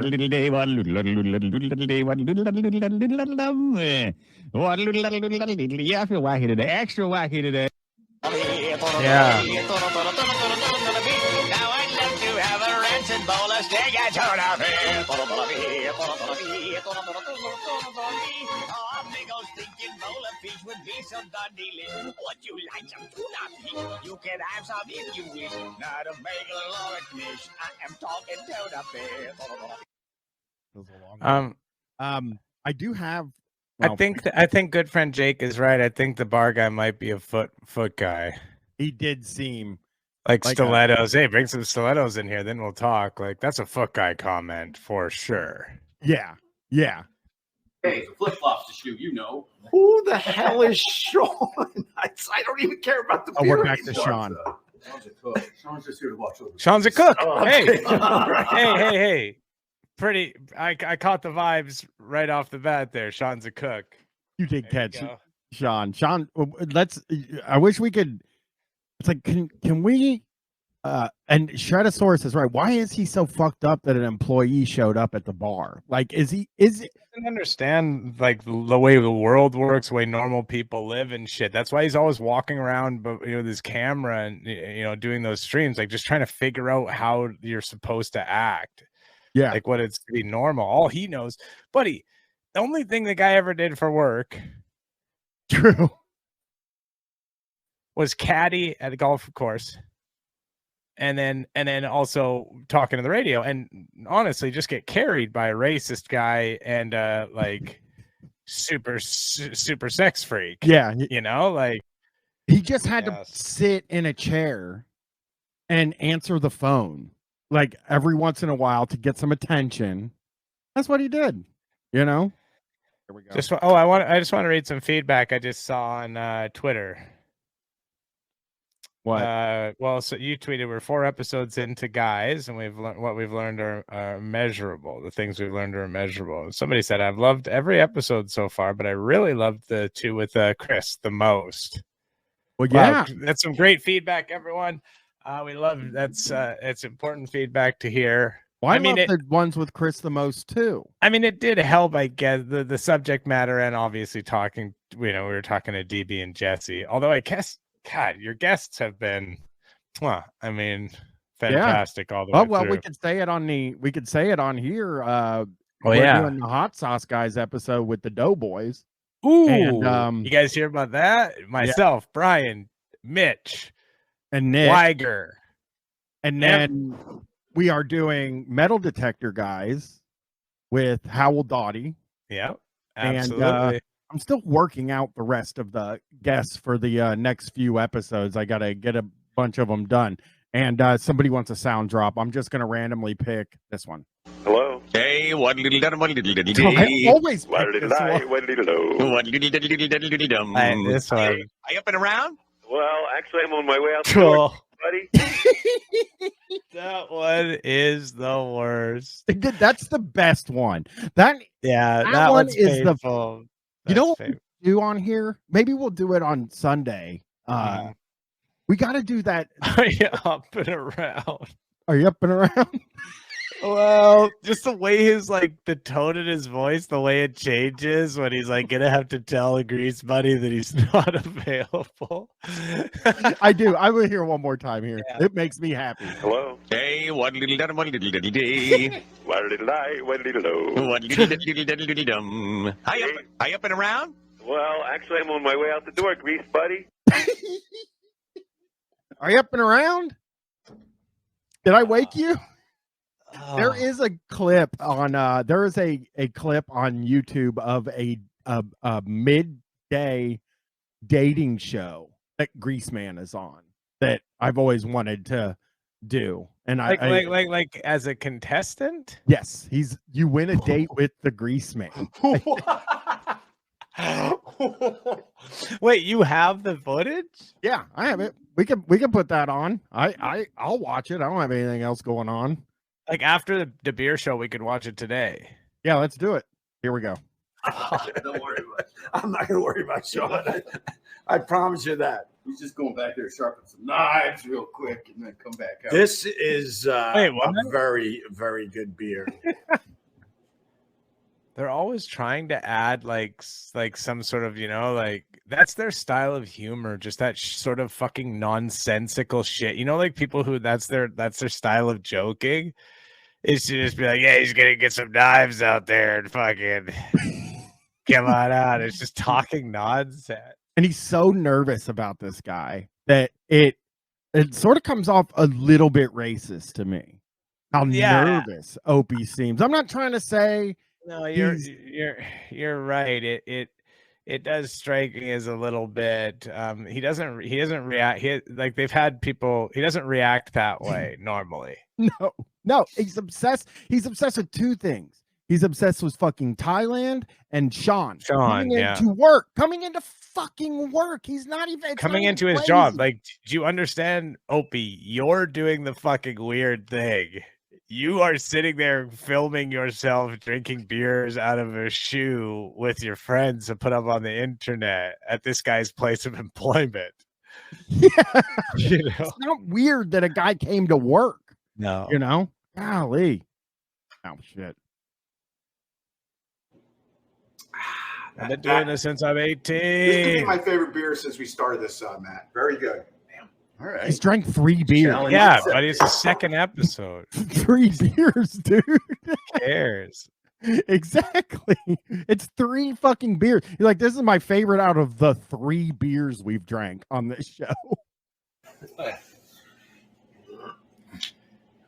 You got a little shoe on your chin. Yeah, that's the champagne to me. What? The shoe. My shoe is so soggy. Yeah, just dump your shoe out on the fucking bar. That's fine. I'm not a germ freak or anything, but let's not dump our shoe out on the fucking bar, Just stop turning the camera towards Bo. He's not adding a fucking thing. He is inconsequential to the video. Just stop pointing the camera at him or ask him anything. Yeah. Look at that. That's all right. Thank you for not making fun of my old man shoes, by the way. We did it. We did it. We got chicken boots. Man. Thank you. Yeah, I got a couple pairs of Merrells. Damn it. Some bitch. What is he doing? What is he doing? And by the way, we're doing this. Yeah, we're doing this in an empty bar. I mean, Matt actually. I think he brought that up because of the Anthony stuff, right? We're doing this in an empty bar because he got goofed on so much for doing it in a busy bar. Yeah. I'm positive of that, Chris. I think he's trying to do his work. Yeah, H-Dub. I think, like, what the fuck is Sean up to? Like, he's like fucking working. He's fucking coming in trying to fucking earn his wage to support him and possibly his family. Yeah, it's not weird at all. Oh, very customers here at Kemp. Occasionally. Yeah. He's drunk. He's drunk, by the way. He's drunk now. They're like fully drunk now. Like Opie's like fully drunk. They're taking shooters and shit. Like he's just feeling no pain, as Doug Bell would say. Do you know Doug Bell? Yeah, I've heard Doug Bell. Yeah, I have heard Doug Bell. I'm a fan of that one. I like Doug Bell. All right, Matt. Once again, the 2 beers we drank today on Dub Beer Show drunk. was the Night Shine. I like the black lager from Catskill, and the triple Corollas. Yes, the triple Corollas was very, very nice. What are we going to drink next time on Dub Beer Show? I have to see. Can we go in the basement yet? Or sure, we can go in the basement. Yeah, come back out. Bo, it was a pleasure. There's the drums, baby. Yeah, it was not Bo. It was not a pleasure to me. Bo, you took away from the show. You took away from the beer show, and it makes me angry. All right. Here we go. Here's the big fun. It's time. Wait. We gotta watch. There's still 30 seconds left. Let's see how this ends. It's just gonna be loud drums. I'm taking my shoe and I'm leaving because I don't know what this Sean guy is about. Right, and he. It feels racist. It just feels racist. I'm not trying to be there could be like, who knows? Maybe it's not at all, and maybe maybe it's who knows? Maybe you're seeing. But I do think that you might be onto something there. Yeah, I think he's racist. I think he's trying to do racist stuff, even on the other side of the racist. Like, when you look at like the earlier stuff about Obama, when they killed that joke. I'll tell you why. I mean, I listen to a lot of old Opie and Anthony, as I mentioned, and obviously Anthony's the racist one, but Opie says a lot of racist stuff as well on the show. Like, and his stuff like comes off as like just very like they wouldn't be jokes because he doesn't have the ability to tell jokes. So they would they're you know, he would often say things that were just like a racist thing, you know. Yeah. And like, yeah, not to the degree of Anthony, obviously, but yeah. Bull Wallet Dong said, "Hope Sean decks him." Me too. Me fucking too. You'd honestly be within his right. Like this, he's being so disrespectful to the guy in his workplace. The guy's at work. And Yeah. like I said, Poochie D says it perfectly. More than 0% racist. Because I'm not out here fucking deciding who's racist and what's racist. I'm not that kind of guy. But it's a black guy, and he's flipping out about it. At least about how he's like scared about what's this guy gonna do, and like for no reason. The guy has done nothing to indicate that he is in any way he's not acting peculiar. He's not like acting aggressive. Nothing. And Opie is just deciding like, what's this guy's fucking deal? You know, what's going on here? Yeah, it's really bad and weird. And also, yeah, I mean, who knows? Does he want to be on camera? Like, does he want to be on this show? Yeah. Nakamis says shitty to hit him with the "who the hell are you?" I agree. The guy comes into work and Opie's "who the hell are you?" Yeah, like who the hell are you, dude? You're doing a fucking beer show in a fucking closed down bar at 11 in the morning. Drinking out of a shoe. All right, let's see how this shit ends. Ping pong balls.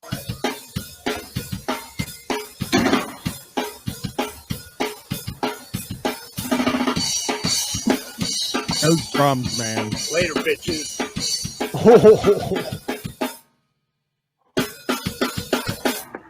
There's more. Oh, his jeans are so dirty. Yeah, that was. No, oh no, they're ripped up. They're the classic. That was so cool how he put his shoe back on. Yes. He put his shoe back on. He said, "Good job, bitches." Or something. No, he said "good day," something like that. I think you got to use that for the ending of like a Shocktober or something, you know? Yeah, I'm beer showing it, man. Yeah, that's what we come here to watch on a Sunday night is the beer show. Everything want to else, see the beer show. Everything else is There's just two of them too. One with Ollie. You know, hey, can we get an Ollie going in the chat? Everyone, Ollie is back. We love Ollie. He's the only. Hopefully, he's the only co-host. Racist. Who? Ollie. You want Ollie to? You want us to lose Ollie as well? I want you guys to have to cancel Ollie. Ollie's he's Ollie we got right now, brother. Well, I'm hoping all of you guys cancel Ollie here. Please say something bad, Ollie. Please. Wow, that's kind of cool how they went basement now roof. Yeah, and the same bar. It's so weird that they do them all at Gebhard's. Like Opie doesn't have.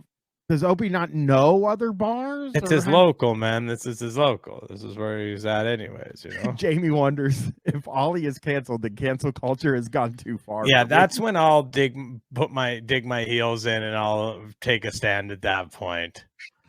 If they come for Ollie, then that's too far for me. I agree. Beer. All right, I'm outside Gephardt's. Unfortunately, Matt is in Thailand, but I'm supposed to be at Ollie. There's Ollie. Supposedly, Matt left something for us. Ollie! Ollie! Ollie! What's up, my brother? Last time I saw you, you were getting ready for Vegas. Oh, yeah, that was a trip. Like this. You all right? Yeah, I'm doing all right. All right. Matt left us a goodie bag. Oh, nice.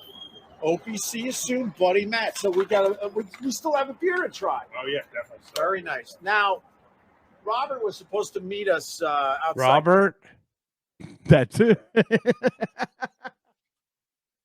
So this episode is Ollie, and Robert. And Robert, you know how we feel about Robert. I hate Robert. Robert is the fucking worst. Robert is the definite third wheel here. Yeah, he's the guy with the mansion. He's going to join us today. Robert! On the other side of the fucking street. Robert, I get it. I want to just Robert, fucking what see were a you car doing just- over there? You know what I mean? While he's crossing just a bus, just like can you imagine? Why is he across the fucking street? Like, did they not know? Like Okay. he knows where Gebhardt's is. Yes. Let's get some tea. You like tea? I love tea. Tea?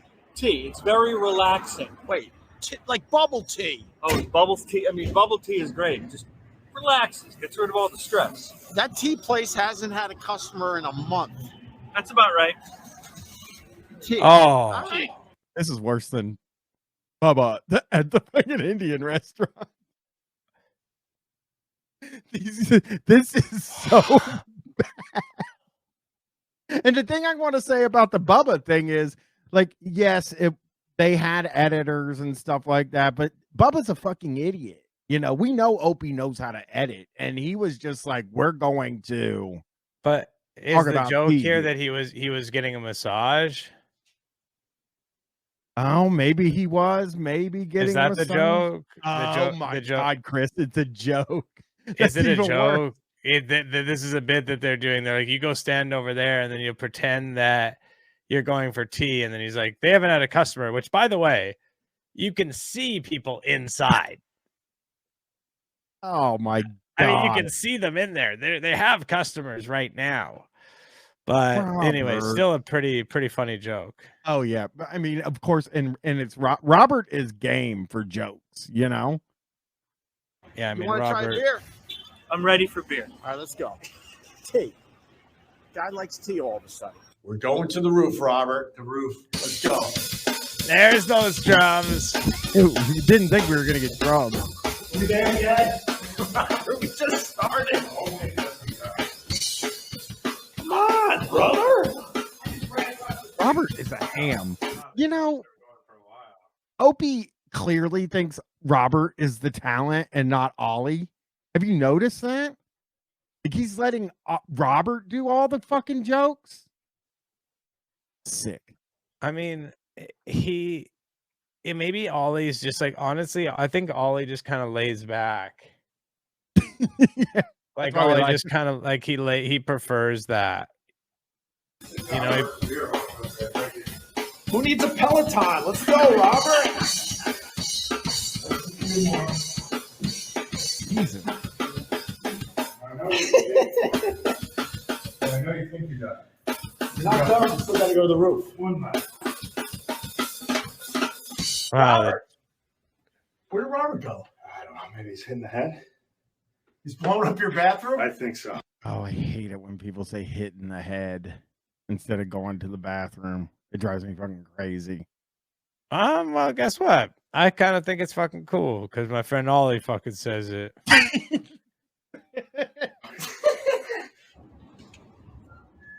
Robert. You all right? Yeah, everything's fine. That tea really, like loosened me up. The tea. Yes, the tea. Oh, they're All right, they're we're still on doing Ollie's, the bit. roof and A good joke, right? We're all having a big fucking great laugh about the tea. It's saying we have Ollie. We're on Ollie's roof. So yeah, like Ollie lives here. Yeah. Pretty nice place for Ollie, I think. But is it Ollie's bar? Does he own it with Matt? Maybe. I don't think they're at Gebhardt's anymore. Oh, they're not. I don't think so, but it's possible. I think they're on Ollie's roof. So they're okay. That's interesting. So very cool. So they were just showing inside Ollie's building. Yeah. And I'll say this. Okay. ECT by Radio Shack. Ollie lives upstairs from the bar. Bo is an employee, and Robert is Opie's friend.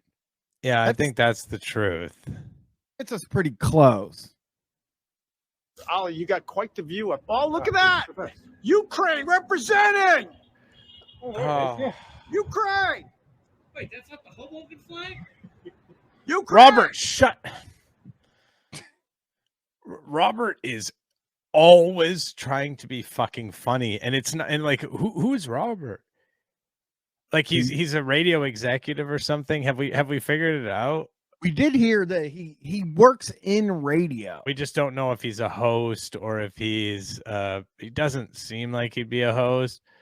But I don't know what Ukraine represent. Makes me not want to be a Ukraine guy. And then Robert says, that's not a Hoboken flag? Like, okay, Disgraced Mayor says he has a podcast. No. Yeah, the Robert podcast, maybe? Is it called the Robert podcast? Can you tell me the name of it? Let's find it and listen to some of it. I would listen to all of it. I'll listen to every fucking episode if you're serious, Disgraced Mayor. If you're serious and Robert has... Yeah, imagine how insufferable his podcast is. That's very cool. All right, let's look over the edge. That's the Hudson River. That's where Robert got tea.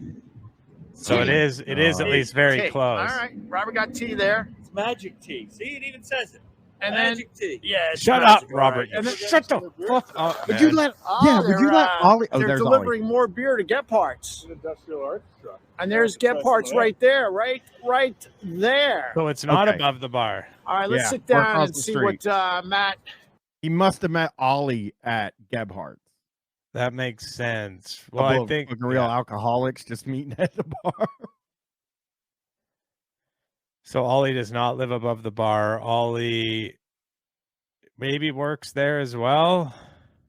Yeah, and like I said with like Ella Fitzgerald, I'd rather hear more about the tea, to tell you the truth. I don't even think they need to drink. Yeah, no. What I want, Brian, is for them to not actually expand at all on the tea bit or explain any more about the tea. I want them to just continue to mention it and say the same thing about it over and over again. That's what I'm looking for, my man. Yeah, but please don't explain the tea bit. Number one, don't go into it anymore. Don't try to make it funnier.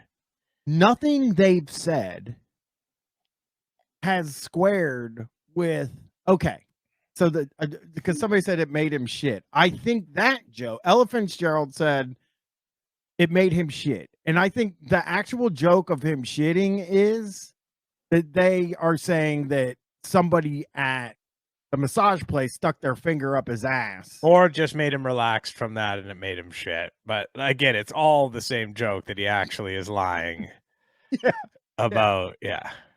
Gave us to try today. Oh, okay. You guys are gonna like this. We've got the Fiddlehead IPA, right? Fiddlehead IPA. Let me show that. This guy's good.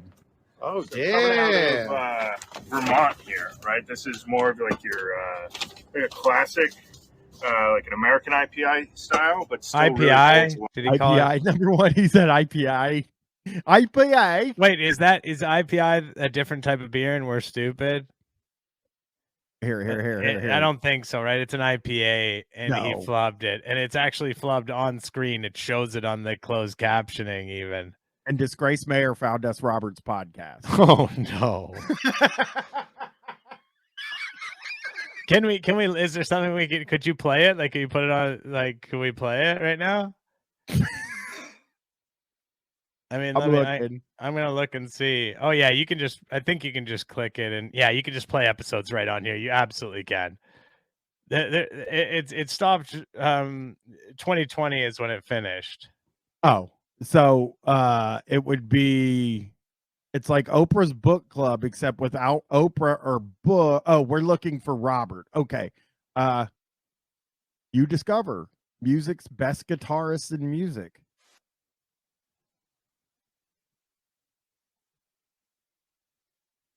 Can you hear that? Did I fuck up? I can't hear it. Yeah, I can't hear you. Flubbed it.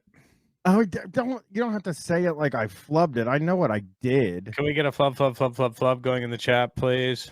What you need to do as well, once you become an affiliate, you need to get them. Actually, maybe I'll do it for my channel in the meantime. I'll make a flub emote so people can come use it in here. This might get loud. I see what you did there. I like it. Are we rolling? This is the most important podcast that you will hear right now. This is Of All Time. quality is incredible of that intro.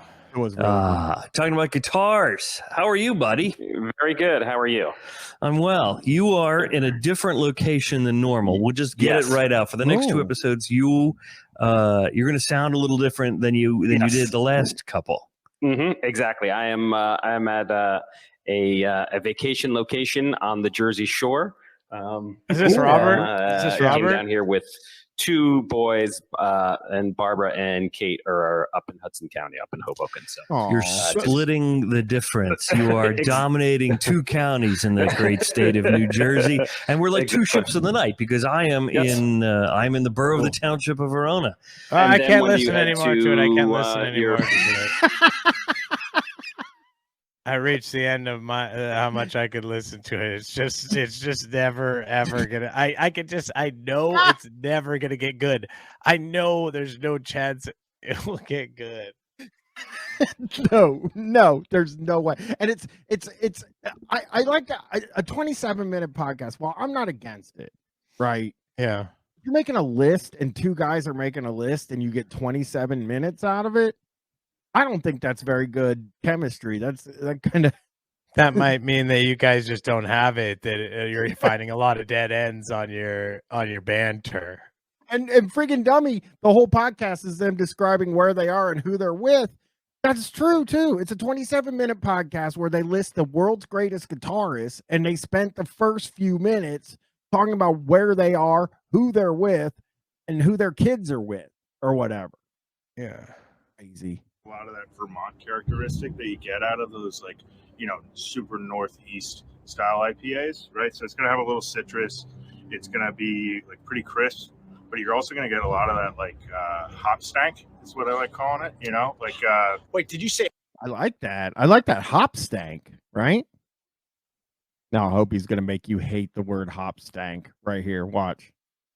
I like calling it, like wait, did you say hops skank? No, hop stank. Yeah, he said stank. Hop stank. Like almost like butt. It's like Hoover stank, but better. Wait, what's the difference between a stank and a skank? Shut, Robert. Shut your fucking mouth, Robert. Shut your fucking mouth, man. It's like Hooba stank, but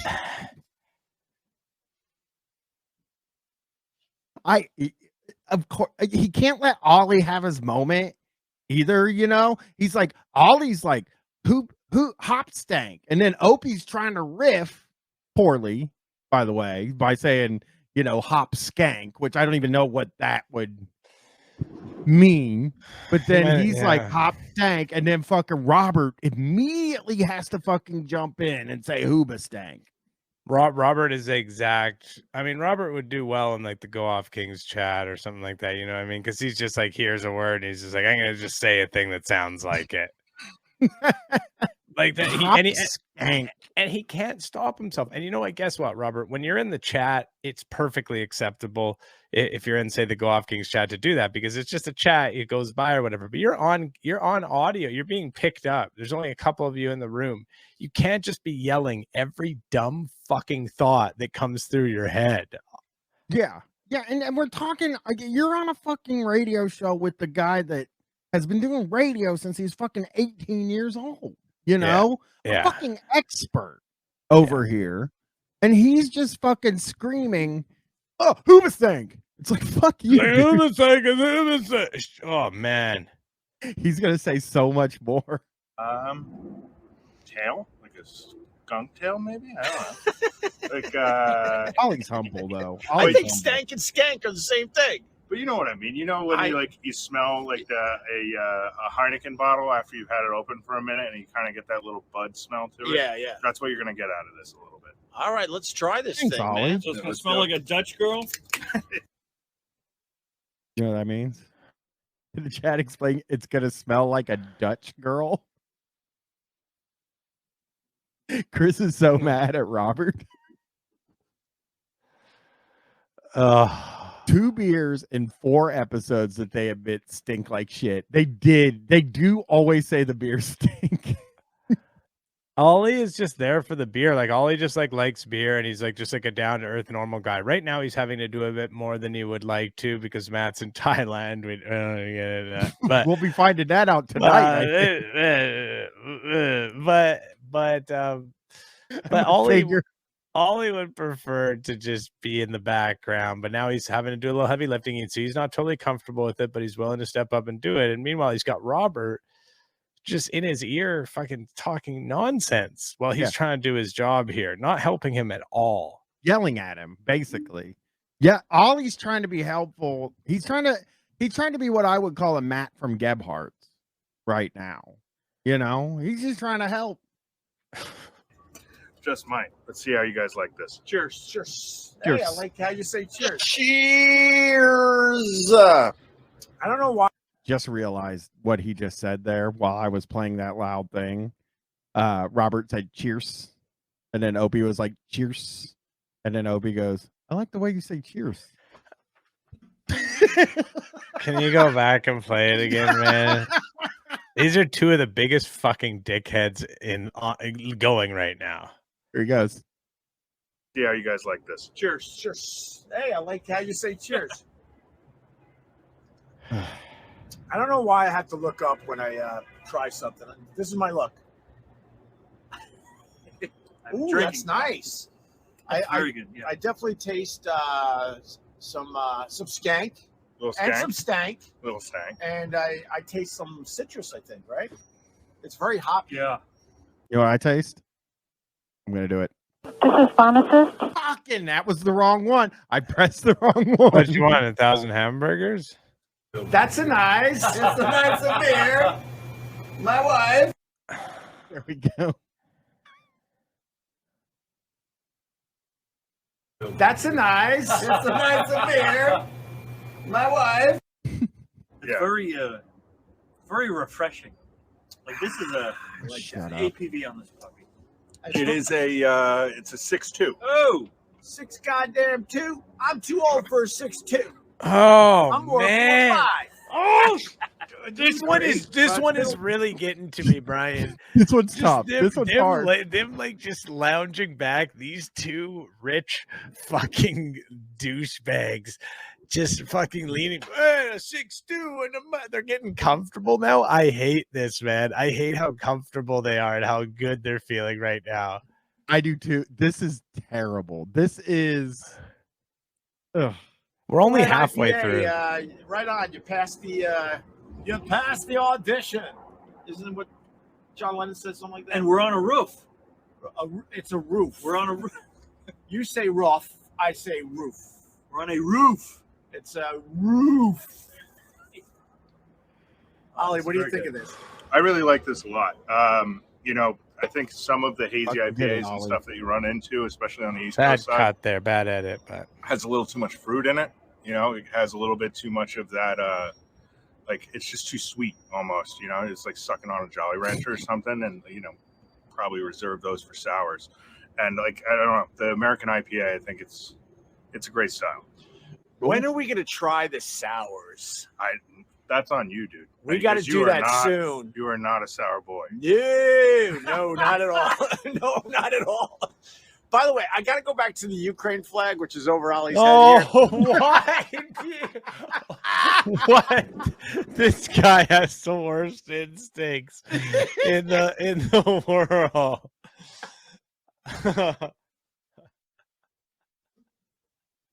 Just distracted by it over top of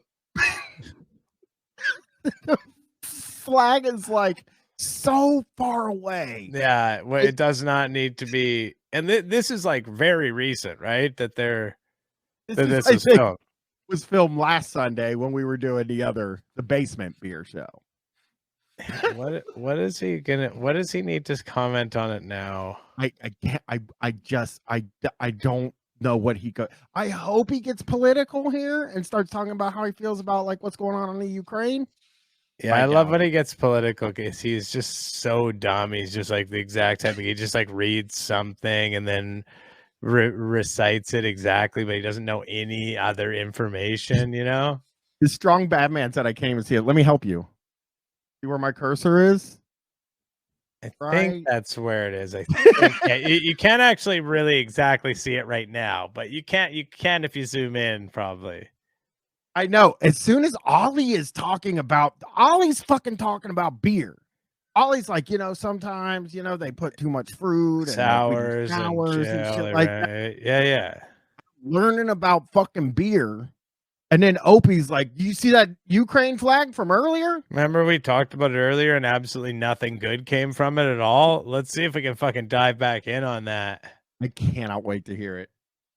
Here, let me zoom in really fast. Why didn't you say, Robert, that it was the Hoboken flag? I was being sarcastic.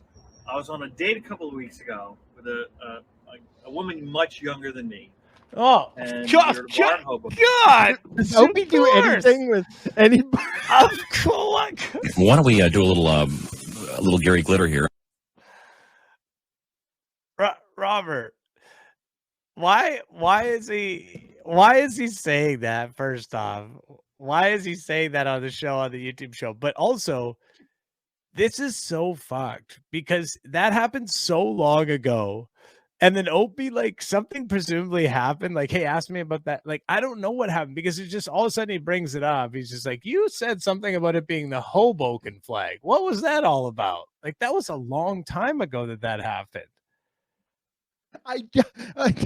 We're about to hear a fucking terrible story. Oh, yeah. A Robert special, as we call it. And it's going to be something about the Hoboken flag, him mistaking it for, or she thought it was the Hoboken flag. That's my guess, right? Because she's young, and that's going to be his angle at it, do you think?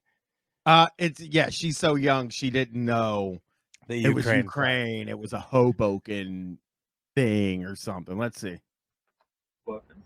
And she kept seeing those Ukraine flags everywhere, and she said, "Why is everybody flying the flag of Hoboken?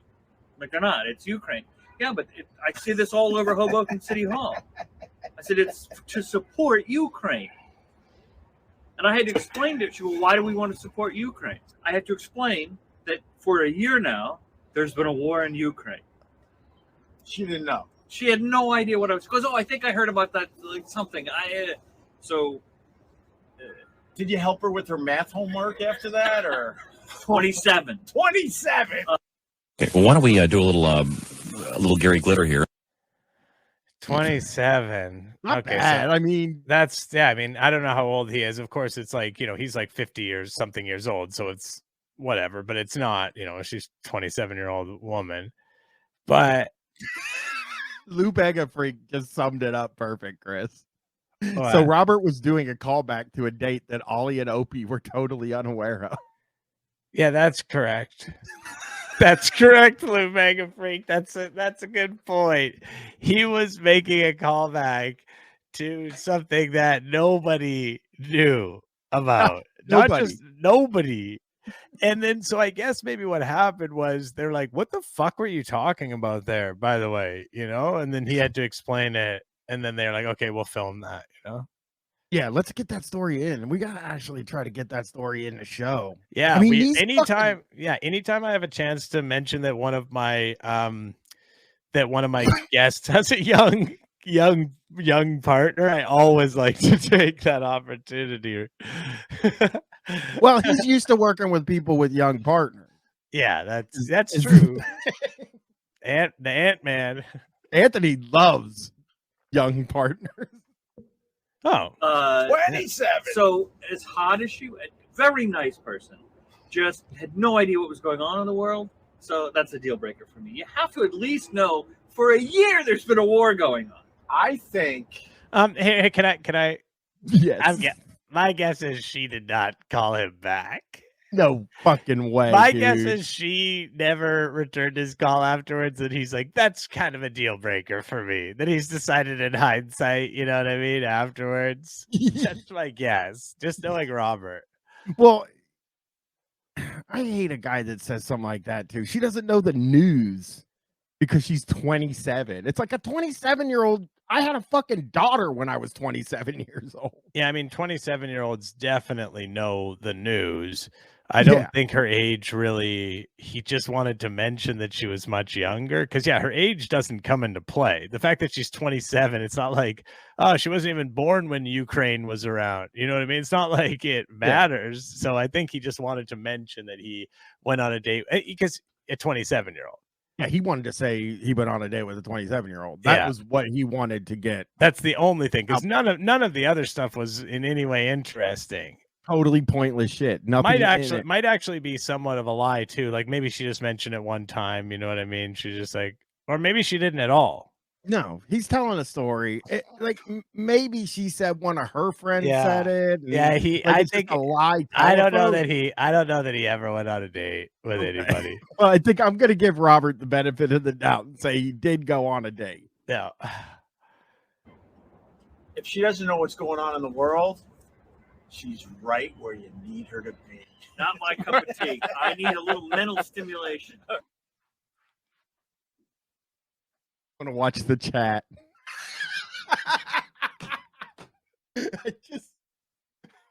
I wanted to, that's actually that's so disgusting. Like, so like that's right where you want her to be. Like, presumably he's saying like you want her dumb and uninformed, like so you can control her. Is like the sort of creepy sort of connotations to what he's saying. I don't know. Maybe that's not exact. I don't know. It definitely felt very weird and creepy. Didn't like the line at all. Would have probably taken it out. Actually, after watching I probably would have after watching it. I would have said, you know what? That sort of paints me in a bad light, and also my wife in a bad light. Yeah, my family and everything. My kids could possibly watch it or whatever. So, Ollie, how was Vegas? Dude, I think I'm still recovering, so cool. Just went to Vegas. Way too many hours awake. Yeah. I think if it wasn't for those IV therapies that we were doing that I told you about, I don't know if I would have made it past even the second day. So you went out there for your brother's bachelor party, and every morning you had like IV treatments that came to the hotel room? Yeah. So, the initial idea was to get stripper IV nurses, but apparently you need a real medical degree now. So, just regular IVs. Some of those dancers are paying their way through medical I know. school. They just haven't got. God, I hate Robert so much. And Ollie's not doing himself any favors right now either.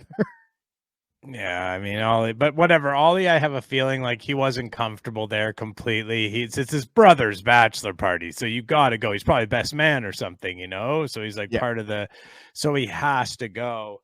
But he probably was like, oh man, I wish I was just at home relaxing, like watching the game, just kind of kicking back.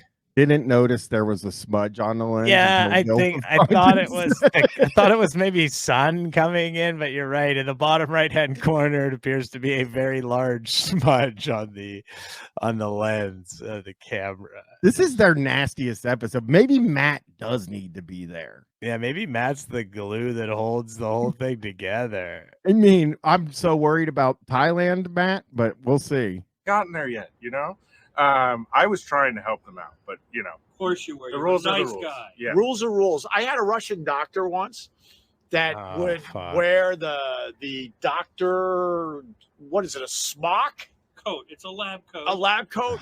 And she would have it buttoned all the way down with tons of cleavage, with the bra showing. And she was an amazing doctor. Except for the fact she did an EKG on me once, and I go, what does it say? And she goes, oh, heart attack. I'm like, what?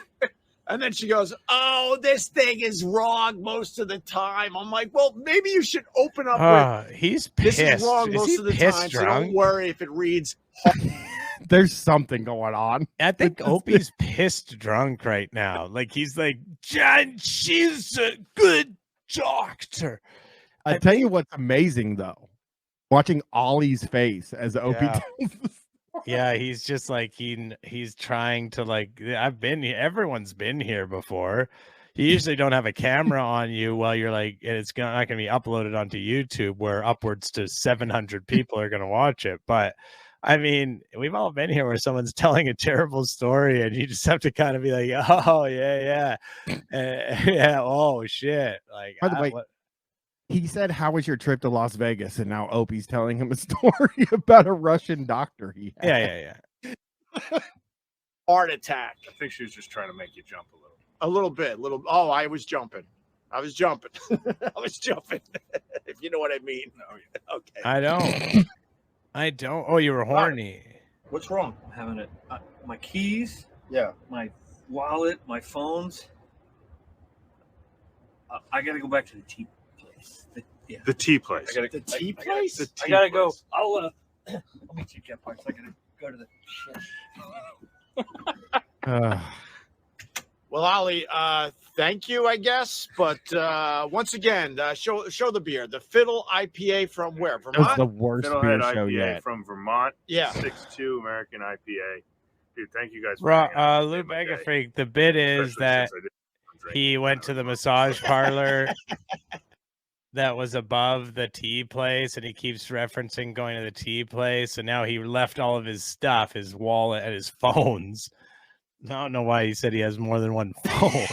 Like, I don't know what kind of person, only like, like a serial, like someone having an affair or like a drug dealer or, like a fraudster would have more than one phone, I feel like. Oh, some podcasters have two phones. Yeah, but so the joke is that he left those at the tea place, which of course you wouldn't leave those at a tea place. You'd more likely you'd leave them at a damn place where you're getting a massage.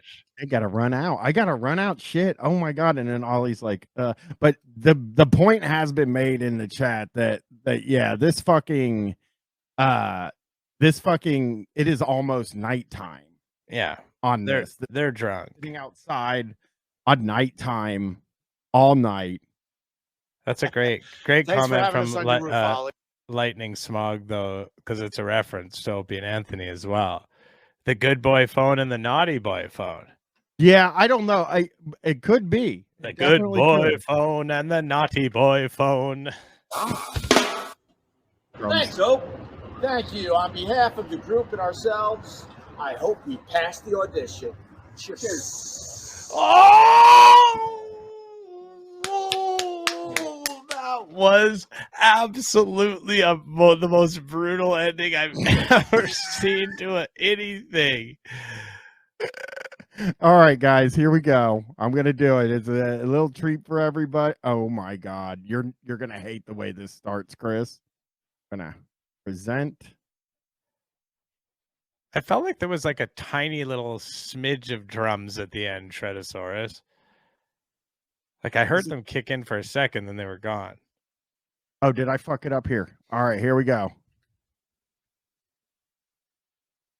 Here we go. Robert, what were you doing over there? Let's get some tea. You like tea? I love tea.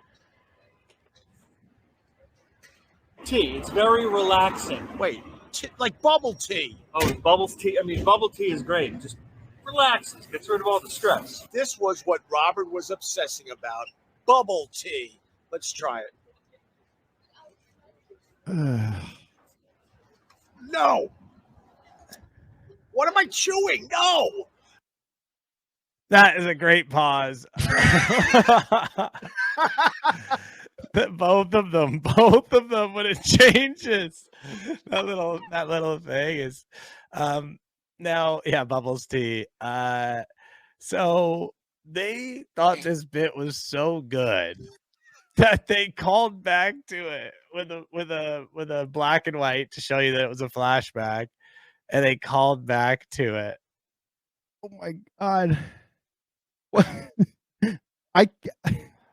We just watched that episode, and everybody in the chat and me and you hated that joke. It didn't work, not even for a second. I don't think it hit for anybody. Can you? Now, I have a question though. Can you go back to episode 4 quickly and see if there's any comments? Because we should see if it hit for anybody in the comments. Reading Opie comments is pretty rough sometimes. Okay, but let's see if that joke hit for anybody. Nice job, Opie. I bet Anthony will like this. Brian Cottle wants longer content. Okay. Oh, Mud Sharks Unite. I can't take it. Did Robert ever find his keys? Okay, so maybe that person kind of liked it. Yeah, yeah. Is that that's not a racial slur, is it? Oh, it could be. You got to be careful. These commenters could be. Yeah, for sure. Who knows? Very nice. The interesting conversation in a variety environment is part of what makes this show work so well. I do admit to looking away when you filmed over the side of the roof due to my fear of heights. Okay, fair enough. Robert, but the question still remains: where's Sean? We haven't seen Sean, I guess. Brother man crushing it. Matt's in Thailand with John and Jeff. Okay, that's a funny comment. Matt's in Thailand with John and Jeff. That's funny. Yeah, I think most of the people are just making fun of Opie, I'm pretty sure. But okay. I will say, Robert, what were you doing over there? See, now we got to watch this again. Let's get some tea.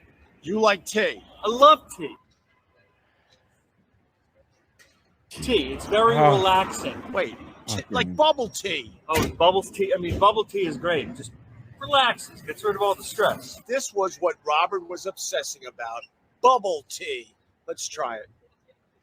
Opie, I've never had bubble tea in my life. I've never had it. No. Really?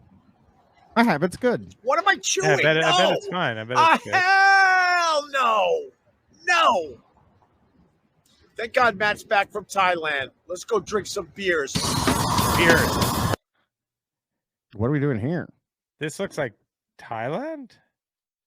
No. Okay, yeah. No, it isn't. I don't think it's not Thailand. I think it's Thailand. No, it might be. It might doesn't look like New York to me. Okay, let's see. Yep.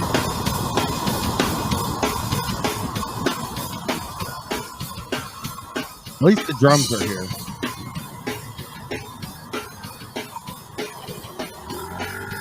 Okay.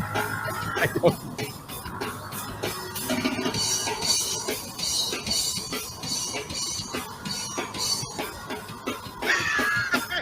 I'm looking at you.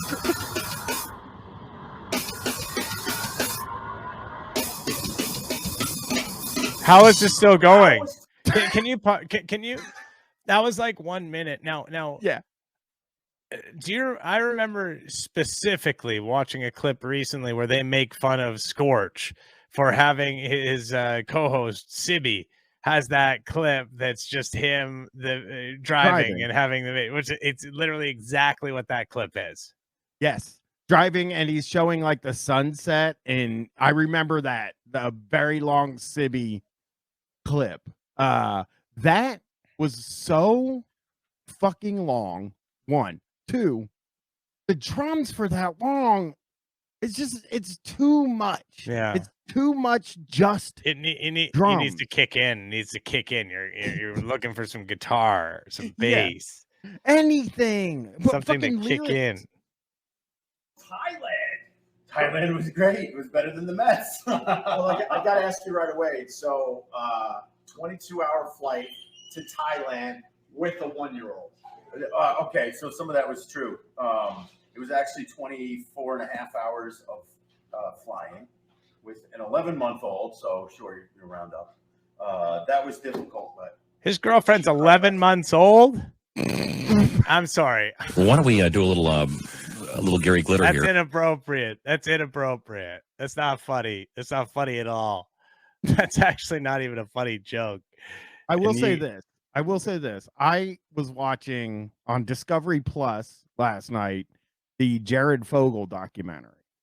It's a series. It's 3 episodes about Jared Fogle, the subway guy. I don't know if you know what he did, but he talked about how much he loved, like on the recordings that they had of him, all he talked about was Thailand.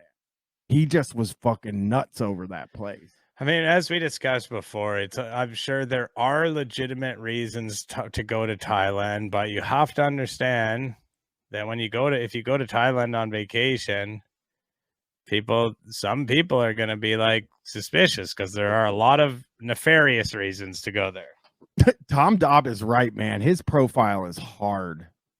I mean, Opie's done some living. I swear to God, the first year of Shocktober, he did not look like this. He wasn't this. No. It's been in the last couple of years. Definitely, he's like become older. He's aged in the last few years, definitely. He was looking pretty good for his age. He just looking normal. Yeah, looking the same as he did before for the most part. Yeah. Yeah. And I did. Did you sleep at all? Whoa! One thing I asked him not to do. Is that Sean? That's not Sean. That's not Sean. I doubt anyone would notice that was an awkward edit. I got you something. I see that. That's a badass shirt. So you got to tell me what's your impression of Thailand? Yeah, you can't wear that shirt around, dude. I'm sorry. I'm sorry, brother. I'm sorry. No. I'm sorry, dude. That's not a shirt you want to be wearing. A shirt you want to wear around as an old white dude. That's just not. Regardless of what you know. Bad choice. Very bad choice. Very bad. Your 1-year-old with your young wife to see. Did he just? He did it again. He said, "With your young wife." Why do they keep bringing that up? I never heard so many fucking dudes just talk about how young their wives were. Yeah, isn't that a thing of like, I don't know. I guess I feel like more recently it's become rightfully something that guys are a little bit publicly, at least, shameful about. They're not like proud about. They're not just like, yeah, my wife is so young. Yeah, you know, like I thought that's like sort of gone away, but I guess Opie lives at a different time. It has with people that I've known and like I don't hear anybody saying it on any podcast or anything like that. And Lou Bega Freak is right too. That's the real fucking pain in the dick about it. Is Matt was filming content for the beer show while he was on vacation with his wife. That's correct. Sorry, honey. I have to film something for Opie from Opie from Opie. No, his real name's Greg, but it's his radio name. It's based on a show from, but it's not like the other radio guys who have stupid names because it was like his name when he was a kid, which he reminds everyone of all the time. Yeah, it's a stupid name. He doesn't even want to be called Opie anymore. No, he wants Greg. Yeah, Greg with 2 G's, Gregg. So. Oh, I meant to say this. Chris and I were doing a prank, and Chris had me make my name Greg Muller, Gregg. Yeah. Muller. So it would be half Opie, half Mancow. Just to make everyone laugh. Of course, we flubbed it and didn't record the interview, as you guys have discussed. We've discussed, but I had a medicine emergency for my psych meds and shit, and I had to get a psychiatric appointment or I was going to run out. It was a whole fucking thing. It was a real pain in the ass. Yeah. And we did it on Zoom. And as soon as she started, she's like, "Oh, hey, Greg, how are you doing?" Greg. It's like, I don't know what that is. I changed it. But I was like really glad that you had me change it because anybody who's done a show with me recently, when I use Zoom, my name was Fuck. Yeah, Fuck. Yeah. It was always Fuck. And so I'm glad you had me change it. Let's check in with the beer show. Your in-laws for the first time, and they don't speak English. You don't speak Thai, right? All that, yeah. So what's your impression? It was incredible. I can't believe it took me so long. I mean, I'm 40, and that was my first time.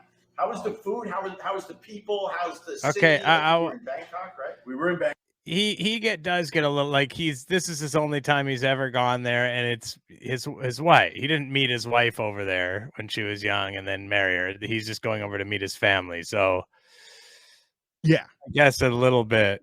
He's got some cover at least. 2 G's at the end of Greg as a first name is offensive. It is so annoying, and I can guarantee you, his name is Greg.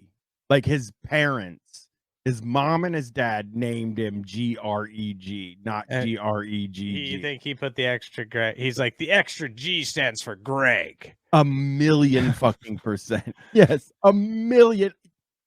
Because he thinks it stands out, right? Yeah. Bangkok almost nearly the whole time, and the food was everywhere. It was spicy. Oh, the food was everywhere. Weird.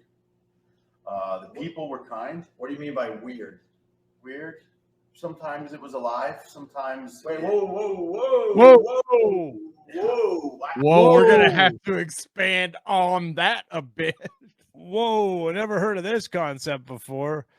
Is this just going to be these two fucking losers talking for 20 minutes over top of fucking horrible footage from like vacation footage? This is the equivalent of somebody sitting you down and showing you their vacation slides in like the 80s or 90s.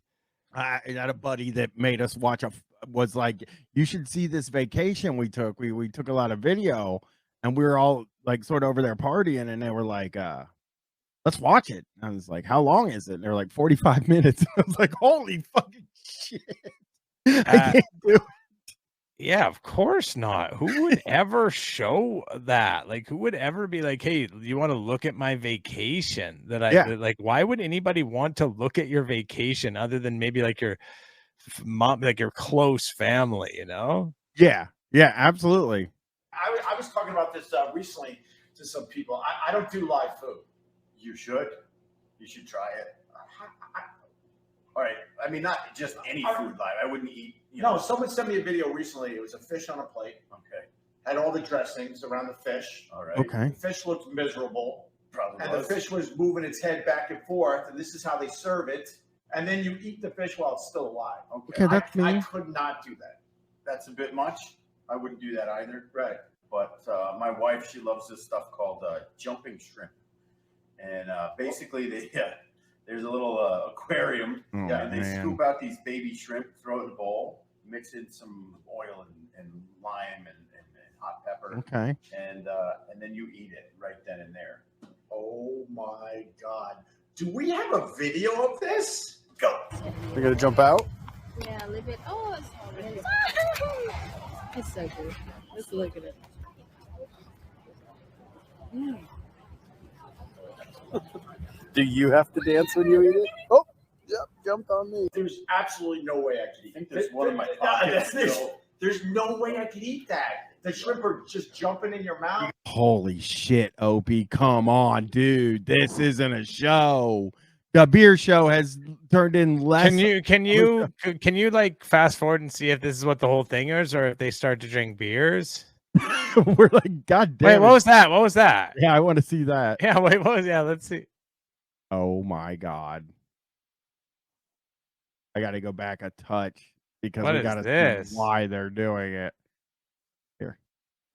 The shock value was, here's my eggs, here's these crazy cockroaches crawling around. Yeah, the hissing ones. And then I would eat the eggs around the cockroaches. Opie just put a roach on the fork with the eggs on it. Oh, that's fucking awful. Okay. That's He's awful. trying to shake the roach. Oh, he shook the roach back into his eggs. And then I would say the craziest thing I ever ate was breast milk ice cream. Oh, sounds pretty good, actually. Pat. Sounds pretty good, actually. What kind of ice cream? Breast milk. You don't remember that? I do remember that. But like that thing that he just ate was nothing. Like he didn't eat the roach. No. Okay, I would do that, by the way. He just ate eggs that touched a roach. Like all of us have probably eaten food that touched bugs at some point. Like that's not. I would 100% eat that. I used to talk about this on Street Fight all the time, that like if somebody told me they baked a cake with 10 toenails in it, I'd eat the cake. I wouldn't care. It wouldn't bother me at all. That would bother me. I wouldn't eat it. But I wouldn't care at all. I would care about that, definitely. If he told me that there was bugs cooked into it and like ground, then I probably wouldn't care. But I would care about toenails. Yeah. Well, I wouldn't mind it. If it was 100 toenails, I wouldn't do it because you would. Like, I'm just not worried about hair. I don't care about hair. Like when hair gets like in my food or whatever at a restaurant, there's a hair in it. I just pick it out and eat my food. I don't care about that. But toenails too far. Toenails is too far for me. Well, I don't mind it. I don't mind toenail. I think the reason it came up was that I was reading an advice column and a lady was mad because somebody at work was clipping their toenails. Yeah. And it's just like, who cares? Oh, I do. No, you're totally off base on this one. Yeah, I gotta say this is like clipping your toenails in front of anybody is unacceptable behavior to me. It's gross. It's gross. It's weird. It's not just weird. It's gross because feet are gross. Some people like them, but feet are really gross to people. Like I don't like feet. I find them gross, and they step in stuff, and toes have fungus on them, and toenails have fungus, and like it's disgusting. I think it's weird, but I don't think it's gross. It's just I don't do. Touch the toenails or anything. It's just toenails. They're just a thing. I find toenails gross. Brian. Yeah, and okay, here we.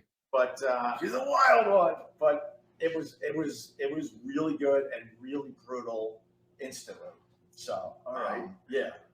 Well, at least there were no cockroaches on her breast milk. No, man. Oh, we got to tell the people. Oh, yeah. It's a beer show after all. Combine the two things. Like, where is Ollie at when you need him? Ollie could honestly. Do you think even Ollie could save this one? I think this one is rough. Well, do you like Bubba the Love Sponge? What God, do you think about Bubba the Love Sponge? Literally, the only thing I know about Bubba is that Hulk Hogan fucked his wife. Yeah. Well, guess what? He's did some other stuff too. And guess what, John? If you like food reviews, but you're sort of tired of the way they're cut out all of the stuff that happens in between, then you're going to love Bubba because he doesn't cut any of it out. He doesn't know how to edit. So it's just the entire thing. Everything. I like that it's titled Bubba Cuts a Promo. That's definitely something that regular people say. Like, I know that's obviously a wrestling phrase. He's a wrestling freak. But no one refers to anything as I'm cutting a promo. Yeah, because you're not doing a promo for them. That would be like a paid thing. Or I want to point out ECT by Radio Shack pointed out something that I had never noticed. The logo here, where it says half the sandwich, is nearly impossible to read. Yeah, why is it all scrunched together like that? Definitely looks like half he sandwich. It doesn't even look like why are the letters so scrunched together? I can't figure out because I'm not doing this is full screen.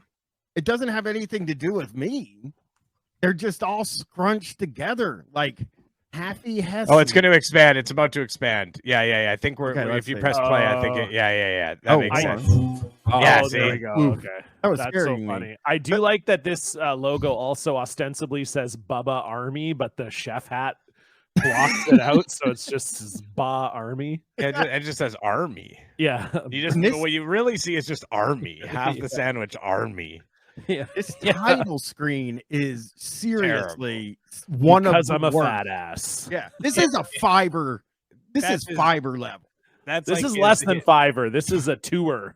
Yeah, this honestly is like, this is his whole thing though. Half the sandwich because I'm a fat ass, which I don't even get. Like, not just one bite. Like, do food reviewers just take one bite? All the ones I watch eat the whole thing. They eat it. That is kind of their whole thing. They eat the whole thing. He's saying because I'm fat, I'm going to eat half the sandwich. No, a fat guy would eat more than half the sandwich. I know. Oh, it's a riff on a bar. It's a riff on a bar stool thing. Oh, that's why I don't know it. Sorry.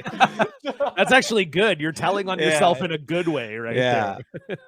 I mean, it looks so like stock. Like years ago, back in like 2011, we used Fiverr to try to get a Street Fight logo.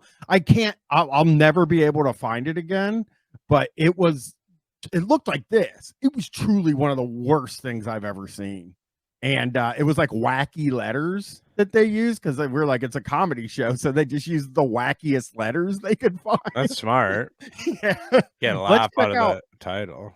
I mean, I could let the stream pick if we watch Bubba or the more Mancow Collector's Call. No, let's watch this. We'll watch this. Because this will make John mad. And we'll that watch is this. really... You guys have watched this before? Well, not this exact. He has like 100 of these. Like he does. He has like 50 of them at Arby's. Oh God! Like he just reviews the same Arby's over and over again. I swear to God, he just keeps going back. Last week I went for a roast beef and cheddar, and it was so good. I'm back here again this week. He gives them stickers to the and actually he makes inappropriate. He makes. Remember, didn't he made a super inappropriate underage comment as well. He said a girl was hot. He said, I think she's underage, but she's still kind of hot. Oh no. And it's like you don't do that in 2023. No. You know what that sounds like to me? Okay, well, why don't we do a little Gary Glitter here? Yeah, that doesn't sound good.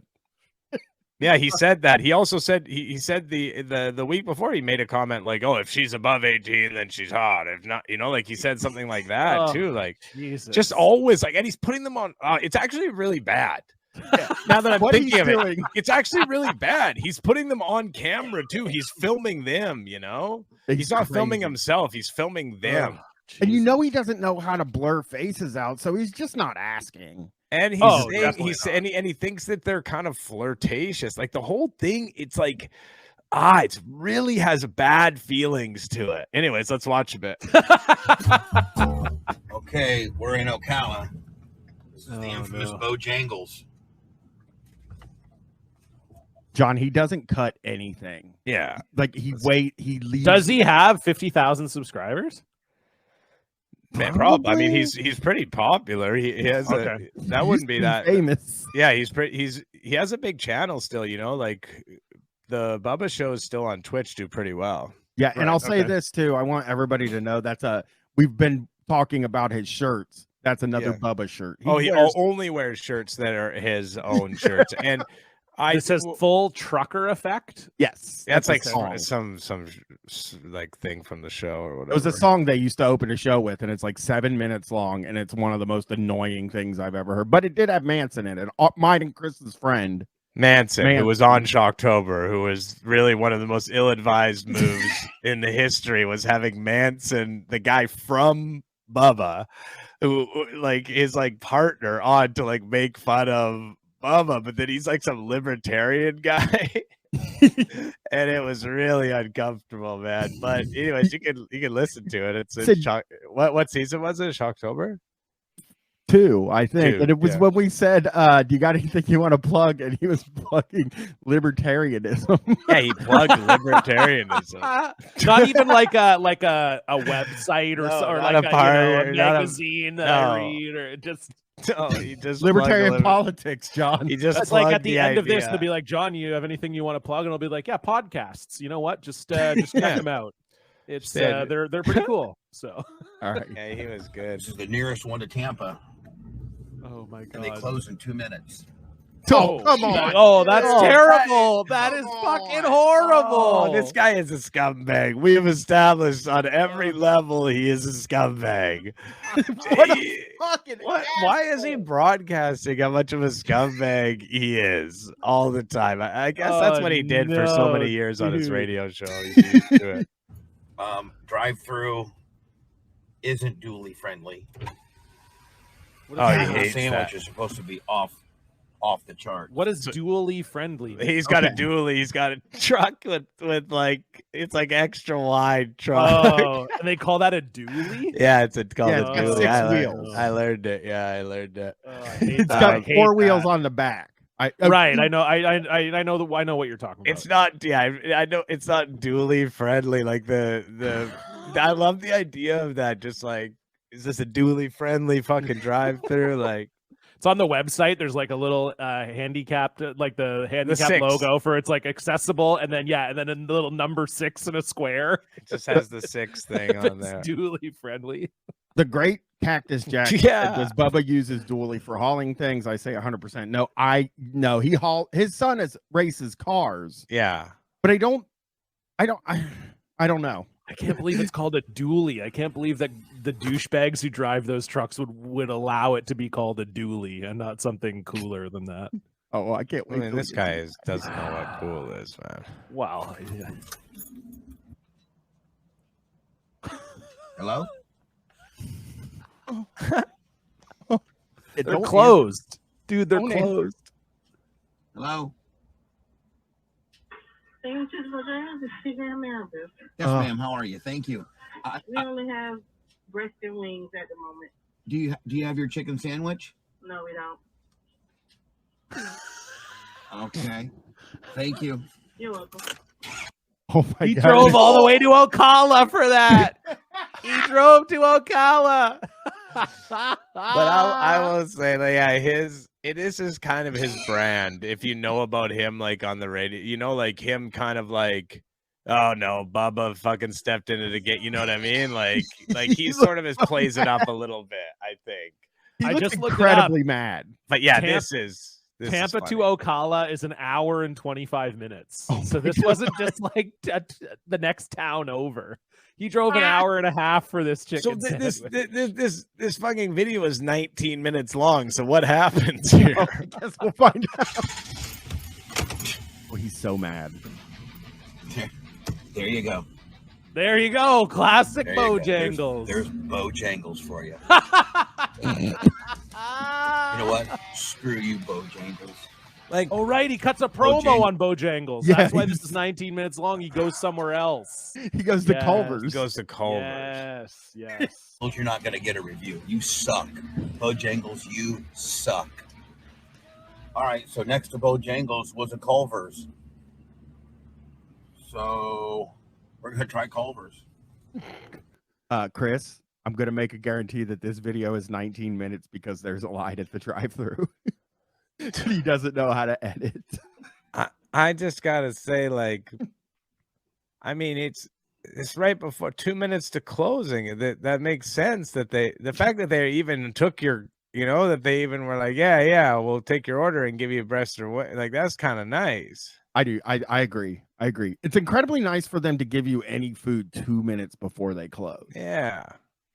I also agree with the chat that really was not a great promo. On Bad Bojangles. promo. That Yeah, was I think he's. if you were a wrestler and you came out and the entrance music went off and you know did the posing for the crowd, and then you're just like, you suck, and you suck. I think he might promo. have a little more in store for Bojangles, though. He thinks maybe once he gets Culver's or once he's in the drive-thru and he's got a bit more time. I'm thinking he's not done yet. Okay, He's starving, John. You're right. Now he's got the task at hand right now is get himself some fucking food. He's really hungry. It's going to be tough. Yeah, let him cook. On Let a him cook. promo. Sandwich. So far, a pretty big line. That's why it's Oh, 19 he doesn't minutes. like that. He doesn't You're know right. how. He doesn't know how to edit. How about Bojangles? Huh? You called it, Chris. I swear I haven't seen it. I swear I have not seen this. I swear.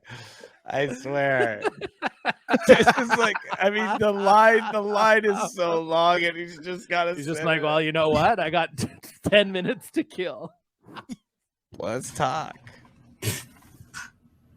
Oh, he cut. Long drive-through.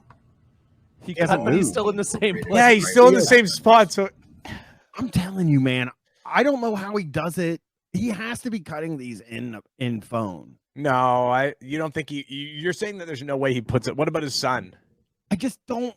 Not his son. No, Birch Crick, his girlfriend. Oh yeah, his girlfriend might do it. But I'm saying that, like, I don't think this stuff gets loaded onto a computer. And I think it cut. does. I think it does. He's doing it on the computer. He also he has people that could do that, definitely, because there's people who like do his Twitch channel and stuff like that, you know, and they have like they're running OBS and shit for him and running like a pretty like his setup is really good, actually. I don't like, think you know, cut technically a few other cut some time out. Why do they? I don't get it. They don't cut. There he The goes. nearest Bojangles is 115 miles from where I live. Not that we drove 115 Oh, miles. okay. We were at my track. There you Go go. there. And He's so all they high. have are what? Breasts and wings. Which, by the way, I love breasts and wings. But that's not part of the chicken sandwich review now, is it? And the merch crick can't eat breasts or wings. Yeah, they should ask if they had any French fries. Probably didn't have French fries. Probably man, French fries. So why didn't you just eat the breast and wait? You're already out there. You're saying, like, why is it that important to do the review? Like, is this Unsafe Pizza is that go during the day. You had the whole day. He really did have the entire day to go to Bojangles. It didn't have to get done at 10 o'clock at night. so fucking red, man? His face is Also, so just red. like where Bojangles is in relation to your house has no bearing on anything. The nearest Bojangles is 115 miles from my house, and they didn't have the thing I wanted. And then it also the same, just it's irrelevant.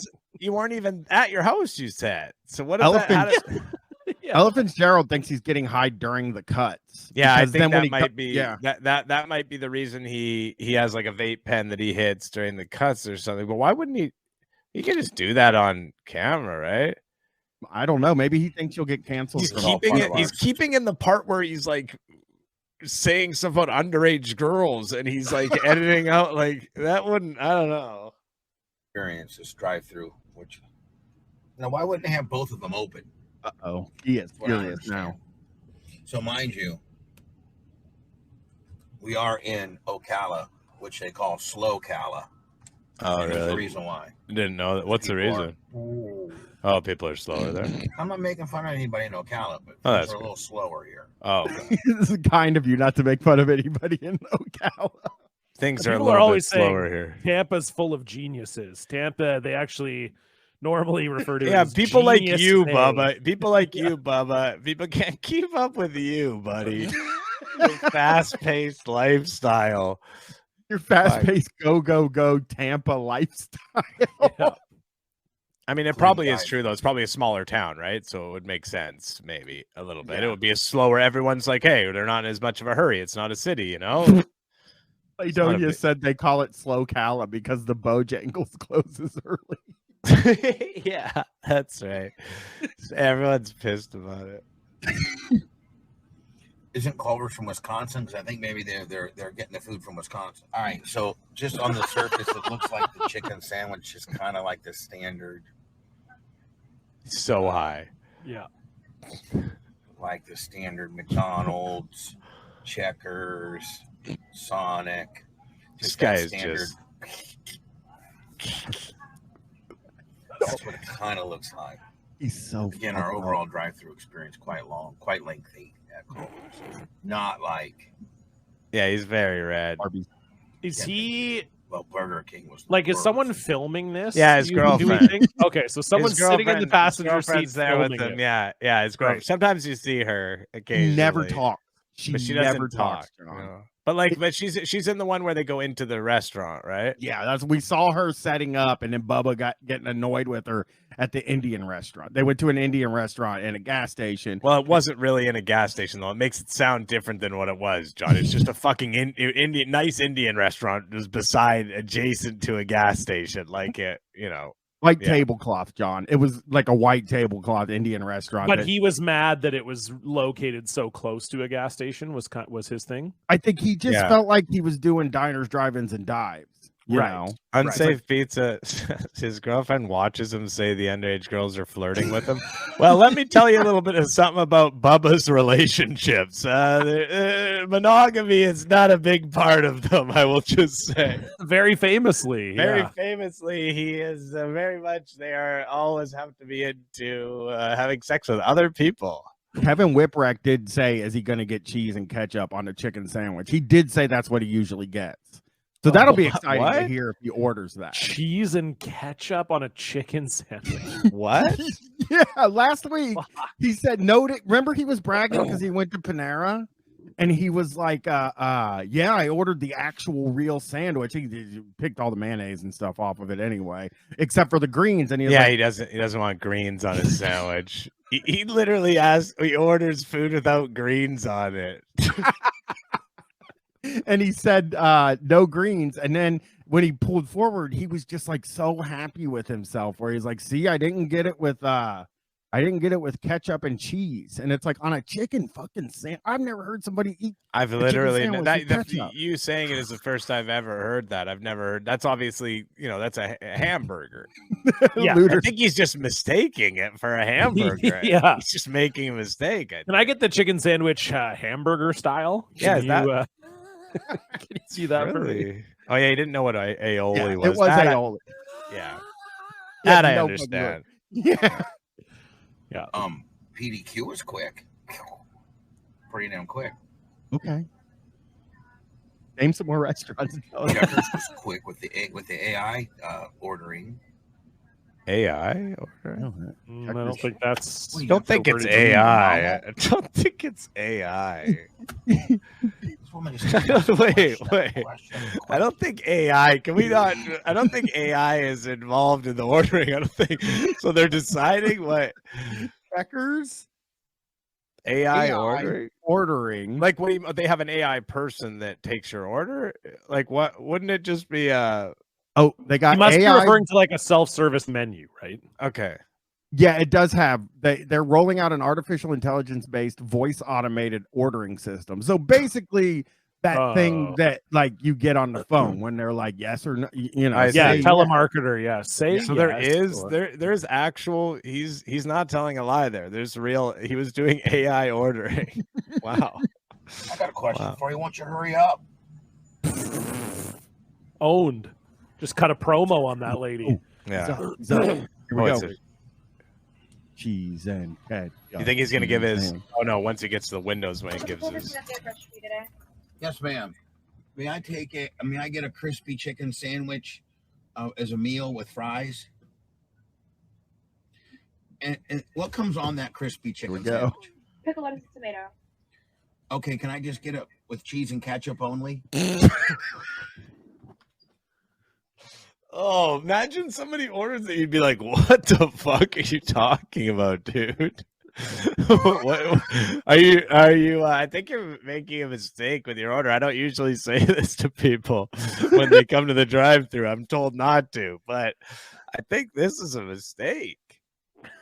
This is the worst sandwich I've ever heard You're of. mistaking this for a hamburger. Yeah, like my first reaction would be, sorry, did you say the crispy chicken sandwich? did you Like say I would crispy go chicken? back in my Yeah. mind. Did you say chicken sandwich? Because that doesn't. You don't put ketchup on chicken ever. Never do you put ketchup on chicken. Shredosaurus is. It's funny that he's purporting to review chicken sandwiches and then asked to completely change Yes. the shit that comes on it when he orders. Oh yeah. This is so wild. American cheddar or Swiss. American, please. Of course. Of course. A Coke. I'm not gonna have some Pepsi fucking Soda? European cheese on my Yeah. crispy chicken sandwich. Also, the American cheese is much worse for me, so I'll have that. Does that come with fries? Yes. Okay, that's perfect. Is there anything else I can get for you? Yeah, that's it. You can go ahead and put forward. Thank you. You have All one right. All right. You too. You get it, Bubba. You get your nasty sandwich. I love that he turns his engine off to order. as Yeah, well. we comment on that. It's really weird. She'll be cute. Oh, Oh, he's already. Stop it, man. What? Like, you know, the chances of going through a course. drive-through and the worker being a teenager Yeah, is like 95%. It's like a well-known thing in our society that's where teens often work. I actually am quite sickened by this. He seems like he's a menace, really. Look at his face right now. Look at the way he's looking. Look at what that with the. I gotta get it. I'm taking a picture of this with the Yeah, man. closed captioning on it She as well. kind of looked cute. Think she'll be cute. It's so bad. Dude, that is fucking what a still. I'm tweeting that. That's such a ridiculous fucking still shot, man. She'll be cute. You should have seen what this woman ordered. Like a shrimp basket and she's just probably getting food for her kids on the way home or something. Okay, I don't know what. Now this guy's like. I've had a rough day. I'm just in full disclosure. I've had a very long day. Full disclosure. He's a radio. She better be cute, because in full disclosure, I've had a very long day. So if she's not cute and this sandwich doesn't have ketchup and cheese on it, I'm gonna lose my fucking mind. His long day, by the way, was like laying out in the sun at his fucking racetrack or whatever, you know? Like, while people like drinking and smoking fucking weed all day. Like, that's what his long day was. Even if it was a work day, he woke up in the morning and worked for 3 hours.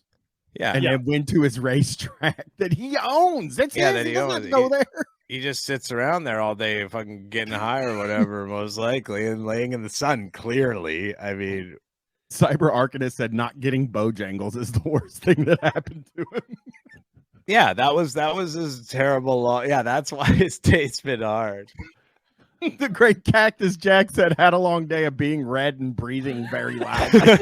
Every day is long when it feels like you're breathing through a straw. Yeah, that's true. He has a tough life. Rich Crick, I got you some fries. So they want you to maybe do a fry review, but I don't think that you're looking. I don't know if you're looking as sporty as you usually like to look. Oh God! Oh no! Shouldn't like man. that. This guy is just a fucking horrible human being. Like, people want you to do a fry review right now, but you look like shit. You look like you've had a rough day. We shouldn't put you on camera. Oh man, like I hope it's like fucking playful between them. You know what I mean? That type of like back and forth banter, and he's not like fucking. Oh man, because it's got some real kind of nasty, like demeaning your partner. Oh man, Shredosaurus said, "Well," and he got all gussied up, of course. Yes, and he looks great. Yeah, exactly. Wearing an old one of your own T-shirts and a Tampa Bay Lightning hat. Just looking fully like a fucking tomato with a white goatee. You're just like, this guy, you don't look up to snuff. That T-shirt is, I mean, that song was opening his show, because I've listened to a lot of his archive. Yeah. Was opening his show in 2008. He was opening his show with Full Trucker Effect. So... And he may have done it until 2012, but I know for sure he was playing that in 2008. He was still friends with Hulk Hogan when he got that shirt. By the way, Culver's drive-thru is dually friendly. Bojangles Very cool. was not. Very Bojangles, cool. I am not going to do a chicken review on you now because you guys suck. He's cutting a promo. The next time I come to Ocala, maybe I'll do a Bojangles. I'm Immediately changes his I'm mind. actually boycotting. Well, he wants to eat it. Bojangles right now. Yeah. Charlie, do you like those on or off? Off. He's so high. He's just So right now we got a Bojangles boycott. Birch Creek ticket. Look at that right over there. That's bad. That's all bad over there. It was fucking closed, dude. Yeah, like, and also I love the fact that he's like, yeah, maybe like next time when I'm here, I will go. Yeah, I'm never going. You suck. I will I'm never boycotting go. it. I'm boycotting it. And when I'm back here again, I think I probably will have to try it. I've heard it's pretty good, but I do have to say that is most Americans' idea of a boycott, though. Yeah. I'm boycotting you until I want it, and then I will stop boycotting it. I do real boycott. I know about a real boycott. I boycotted Go Off Kings famously, and that works. John, I do have to let John in on some news that I didn't let in anybody before the show. I forgot whether or not I ate my weed, and I just found it on the floor, and I rolled over it with my chair a bunch of times, and now I'm eating it. So I did find my weed. I just ate it off the floor, smashed in my carpet. Oh, yeah. Great job, Brian. Good point by Lou Bega Freak as well. The only thing I know about Culver's is that they're known for their frozen custard. As a Canadian, we don't have Culver's. The only thing I know is that, and they do like a butter thing, like they butter the buns. Butter burgers. Okay, butter burger. So he didn't get any of the things. Well, like he needs a Bojangles, chicken, he needs a chicken sandwich. Yeah, though. he's got to get a chicken sandwich. Yeah, it's called healthy chicken sandwich with cheese and ketchup. It's not red meat. No greens. Oh, they got fried cheese curds too. Yeah, everyone says Culver's is very good. I mean, It's good. I would love a frozen custard. I've never had Culver's. Breasts and wings only. Well, I got some D only for you. Oh, okay. Again, the long wait here at Culver's was okay because the woman was super pleasant. Uh-oh. So fucking mad and high. And she sounded cute. Oh. I'm so nervous to see the age. Yeah, I of this know. woman. This is like a So fucking nervous. horror movie, man. This is like a horror movie. This is so bad. I'm so nervous to see. Maybe it's not. Maybe it's not a young. Maybe it's an older woman. She's gonna be like, "Hey, that'll be $3.50." And he's gonna say something nasty about her. Yes, she wasn't cute at all. In fact, she looked like she was downright 26. And I have Wisconsin ties.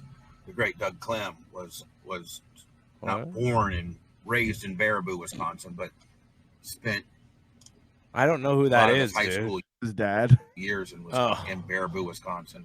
Of course, I'm a huge Packer fan. Of course. I think this chick might be cute. I'm already perping her a little bit. Look, she looks kind of cute. I'm perping her. I don't know why he said that. That's a terrible. I mean, I think he is perping himself because he's going to be in jail. I don't know how old she is. I'm worried. Should we even like go past it? It's like, oh no! I mean, she's definitely How you a doing? teenager. I do a chicken sandwich review on my YouTube channel. Okay. Here's my bumper stickers. I love that. And here's fuck. Can I we go am past? so Can we go past unhappy. it? Hey, can we go past it? Just go past the part once he's got his food already. He's gonna say something just terrible. Yeah, and also we just don't need to have this this person doesn't need to have their fucking face up broadcast out. You know? Oh no, he's still talking. He's talking about her. Oh, for I a know. minute. But she had the best personality. She was like super cool. We got I to go need to back a write little right bit to hear what he just said there because I think he was talking about her personality. She was. I don't know if she was of age though. She might have been maybe like 17. So I don't want to get in trouble for saying she's hot. But you know what made her hot? Not only was she cute, physically attractive, but she had the best personality. She was like super cool. Oh, I need to find out who she was and write Culver's and said that. Got it going on. Great customer Whoa! Not wait. Culver's and say their 17-year-old drive-thru person's hot. She's got it going on. You don't need to find out who she is, my friend. You need got to it go going to jail. on. Drive your dually straight to fucking jail. This guy honestly needs to go straight to jail, man. Why does he feel so free to openly talk this way on a YouTube channel? When are these from? He's just right now. It's 2023 is when this is from. Fuck. I mean, this is from this year. Yes.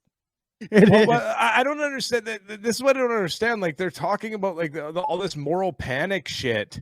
8 months Seriously, like there's all this moral panic going on around this. How is a guy like this out here just putting this video up being I'm into fucking underage girls? Also hanging out with conservative dudes too. That one guy you were talking about last week, Chris, that he runs around with from I think Barstool maybe, or you know what? Do you remember who I'm talking about? Yeah. I can't remember his fucking name, but that's a conservative guy that runs around saying this stuff. So I mean, this guy is. He even says it. That's the crazy part. Yeah, He I even know. Says, she didn't. You know what? She didn't really look like she was of age. But yeah. And then he keeps going, and then he's like, he "But, thinks it's a funny joke or whatever, but it's not. And then the fact that he's putting them on fucking camera, and then it's really bad. I really despise this guy. Well, why don't we do this? Why don't we do some collector's call? Sound good? Yeah, look at that. I despise this guy. Now you guys are making me look bad because I fucking said I like Bubba through the last Shocktober. Well, you didn't know, but Brian, you had no idea. This is the first. I mean, he doesn't say that stuff on his radio show. We've never heard clips of him saying that stuff. I mean, in fairness, both Chris and I asked you to skip that part, and you said no. You actually rewound. Yeah. I had to hear what he said. It was important for journalism. But yeah, no, I don't think you need to be judged at all yourself. I mean, I'm just joking. But I mean, he is really.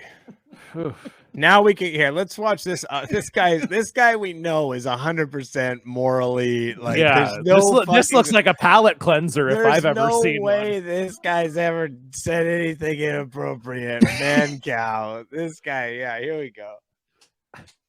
Yeah, John, he does bring Bubba does bring a paper plate into his car and a kitchen knife to cut the sandwich. I just love that it is unbelievable that someone has showed me a fast food review that makes me go, you know what? I wish I was watching Joey's World Tour. That is seriously, that's unbelievable. It's the worst. It's the worst fast food reviews on so many levels because you don't normally have that. Well, and also you don't have the crime. You don't have a crime. No, you don't normally have somebody committing a crime on no. And I'll say this about Joey.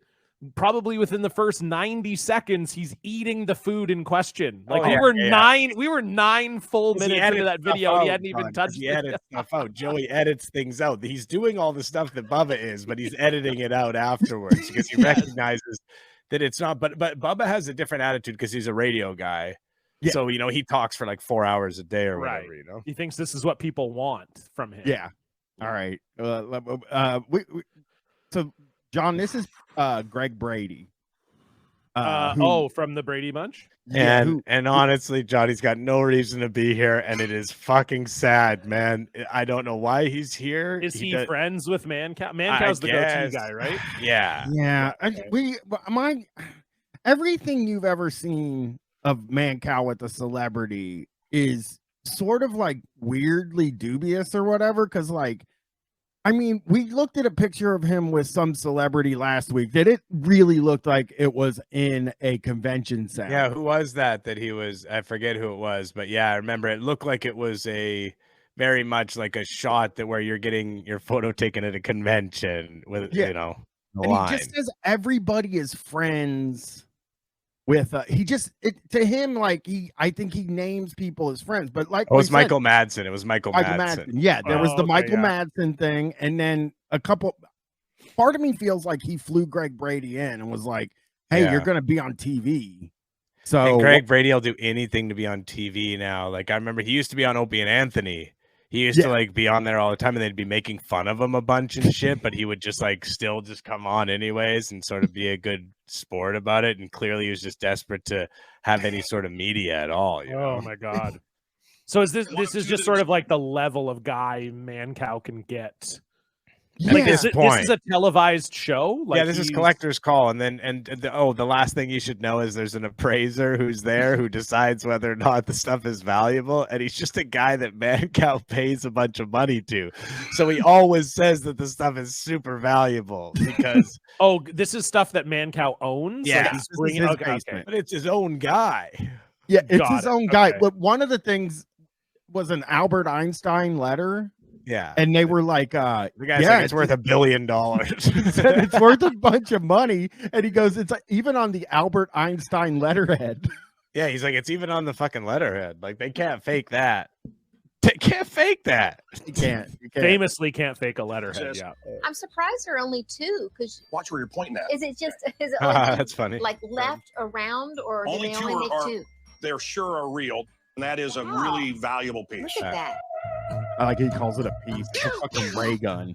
Is this from Star Trek or something? What is it? Lost in Space. Yeah, which is great. Different, much worse. Yeah.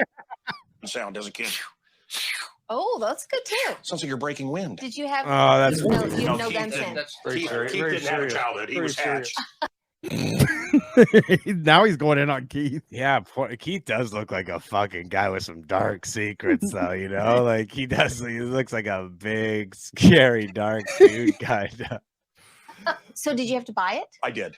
Do you remember what you paid for it? This cost me $10,000. All right. You paid $10,000. I paid $10,000. Well, wait. Keith's about to tell him it's worth a lot more, so don't worry. No, it's ridiculous.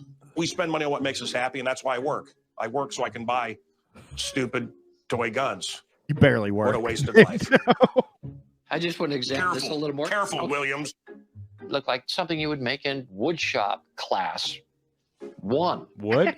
So I don't think it was wood. What would you value this? Why won't he let Greg Brady touch it? He's nervous. So let's see. You bought it for $10,000. Double 20,000. Wow. Oh wow. Oh really? It's double. It's worth wow. It's actually he's done well for himself. I like too that there's no there's no reason he's just like, it's worth double. Yeah, they don't ask him for on Pawn Stars. Pawn Stars is a similar vibe, but they'll bring in the expert, and the expert will go, "Yeah, so this is from Lost in Space, and the characters used it, and yeah, there is only 2 in the world. The last time it was sold at auction, it sold for." He's just like, "It's worth double. It's worth double," and I wouldn't lie. He's paying me. Why would I lie? Why would I lie? Everything has he ever?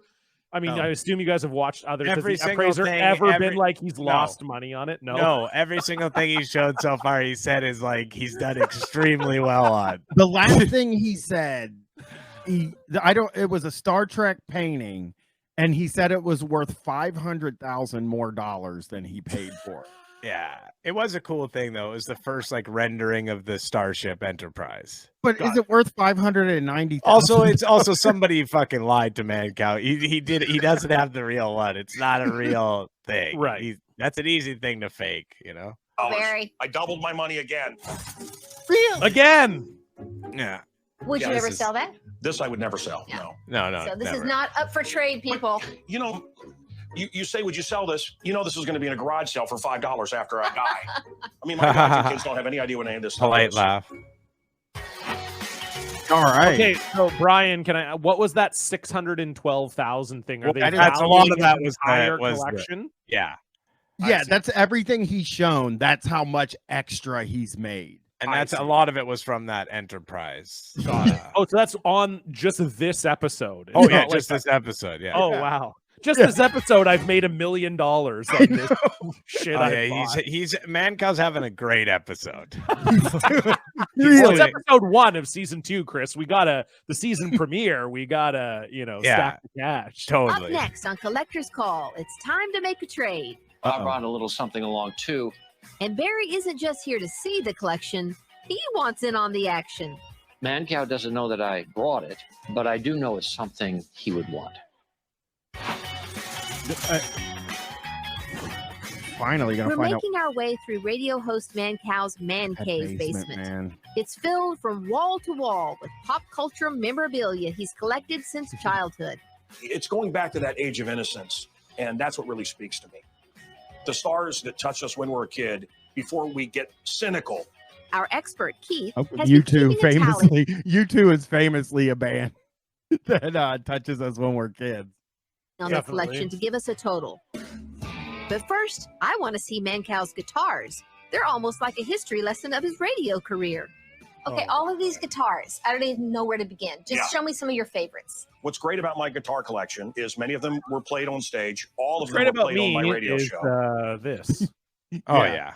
Is Mancow like a legit rich guy? Like, yeah, we were discussing this last time. We think he is because he was like the biggest radio host in Chicago, massive market for a long time. And I just think he was able to like build, like he sold albums at the time too, you know, when you actually could do that, and he like built up it. So I think he could be. It seems like he is like, you know, he has a lot of shit. I can't believe that he's like a guest on a TV show in 2022 though. You know, this is from last year. I just can't, like, this show has to be so incredibly fucking low rent. I should look up who the other people are that they have on here, because is it celebrities always, or is it? I think it is. I'll look up Collector's Call, because I'm sure that they have he has to be like the lowest rent guy, right? Like, I mean, I haven't seen him on a whole lot of like major market things. Definitely, you know, you won't see him popping up anymore on, you know, your panels or anything like that. Yeah. When you Google Mancow, most of these sites seem to believe he's worth 10 million. Yeah, that's probably about right. He doesn't even have any talent at all. I mean, he has less than no talent. Yeah, none of these people are famous. I don't know who. Can you name some? Maybe we know some of them. Let me I'll share the screen with you guys. And I mean, I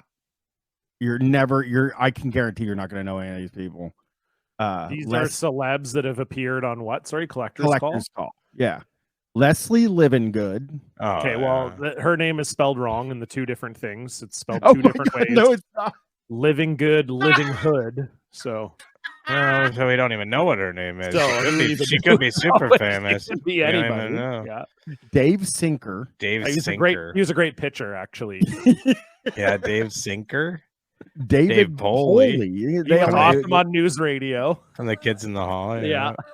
It's just like he called Matt. I'm just imagining him calling like an agent, being like, "I want to get Dave Foley on Collector's Call." And they're like, we'll send you Dave Foley, no problem. And then Dave Foley shows up.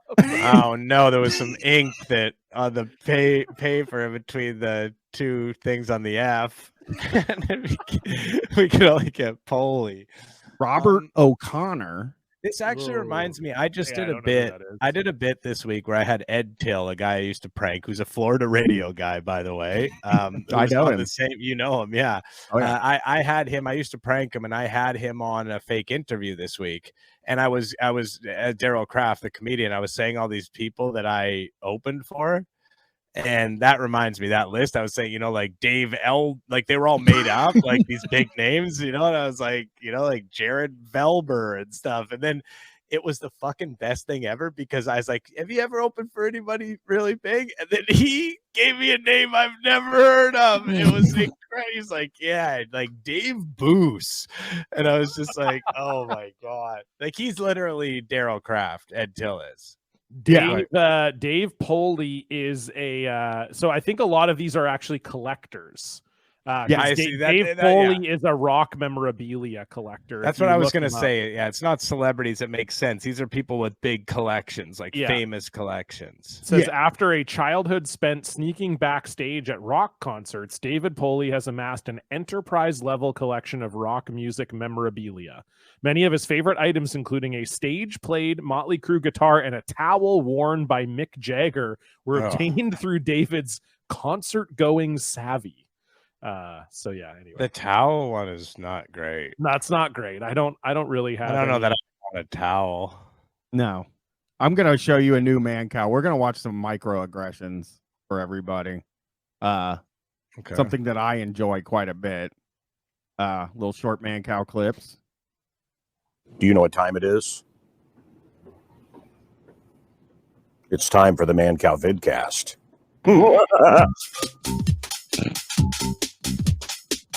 By the way, this is the old opening for his TV show that me and Chris want to try to get our hands on, but we'll never be able to. What was it, like a short-lived TV show? Or no, it ran for about 20 seasons and was super successful.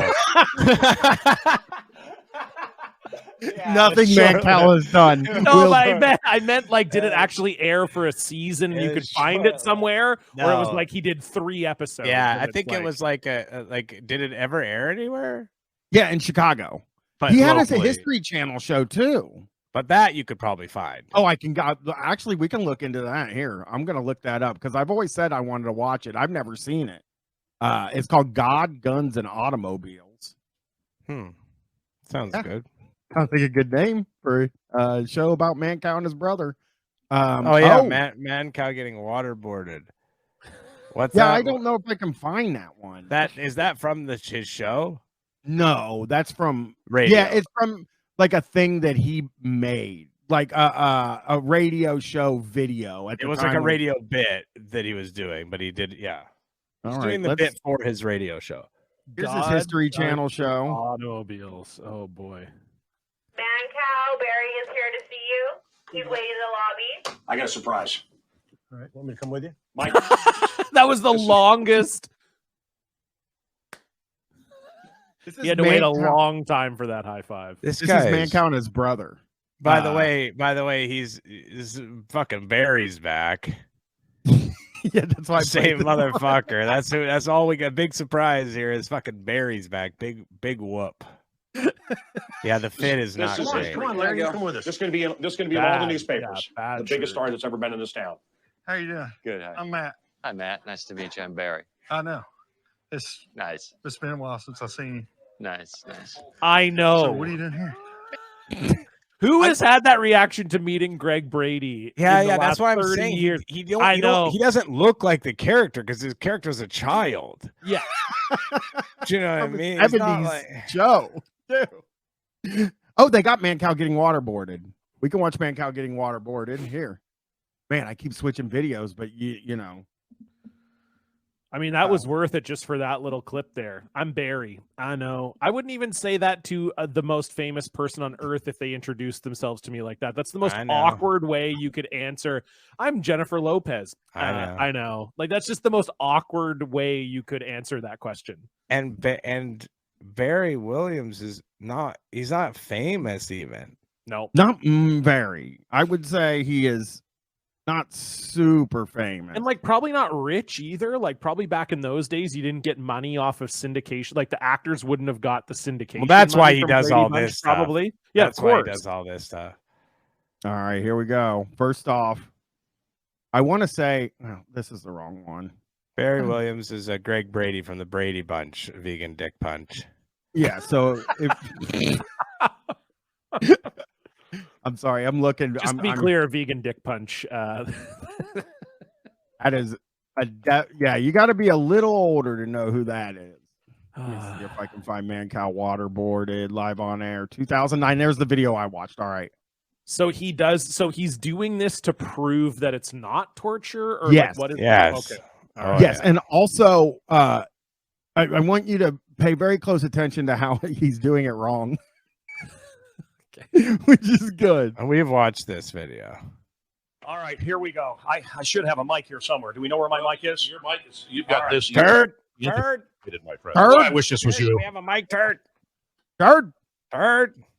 I'm a soy boy, fluffy soy boy with man breasts. I can't handle anyone that raises their voice or shows any emotion. Turd. I don't have any turds. I'll get an X-rated thought while I'm praying.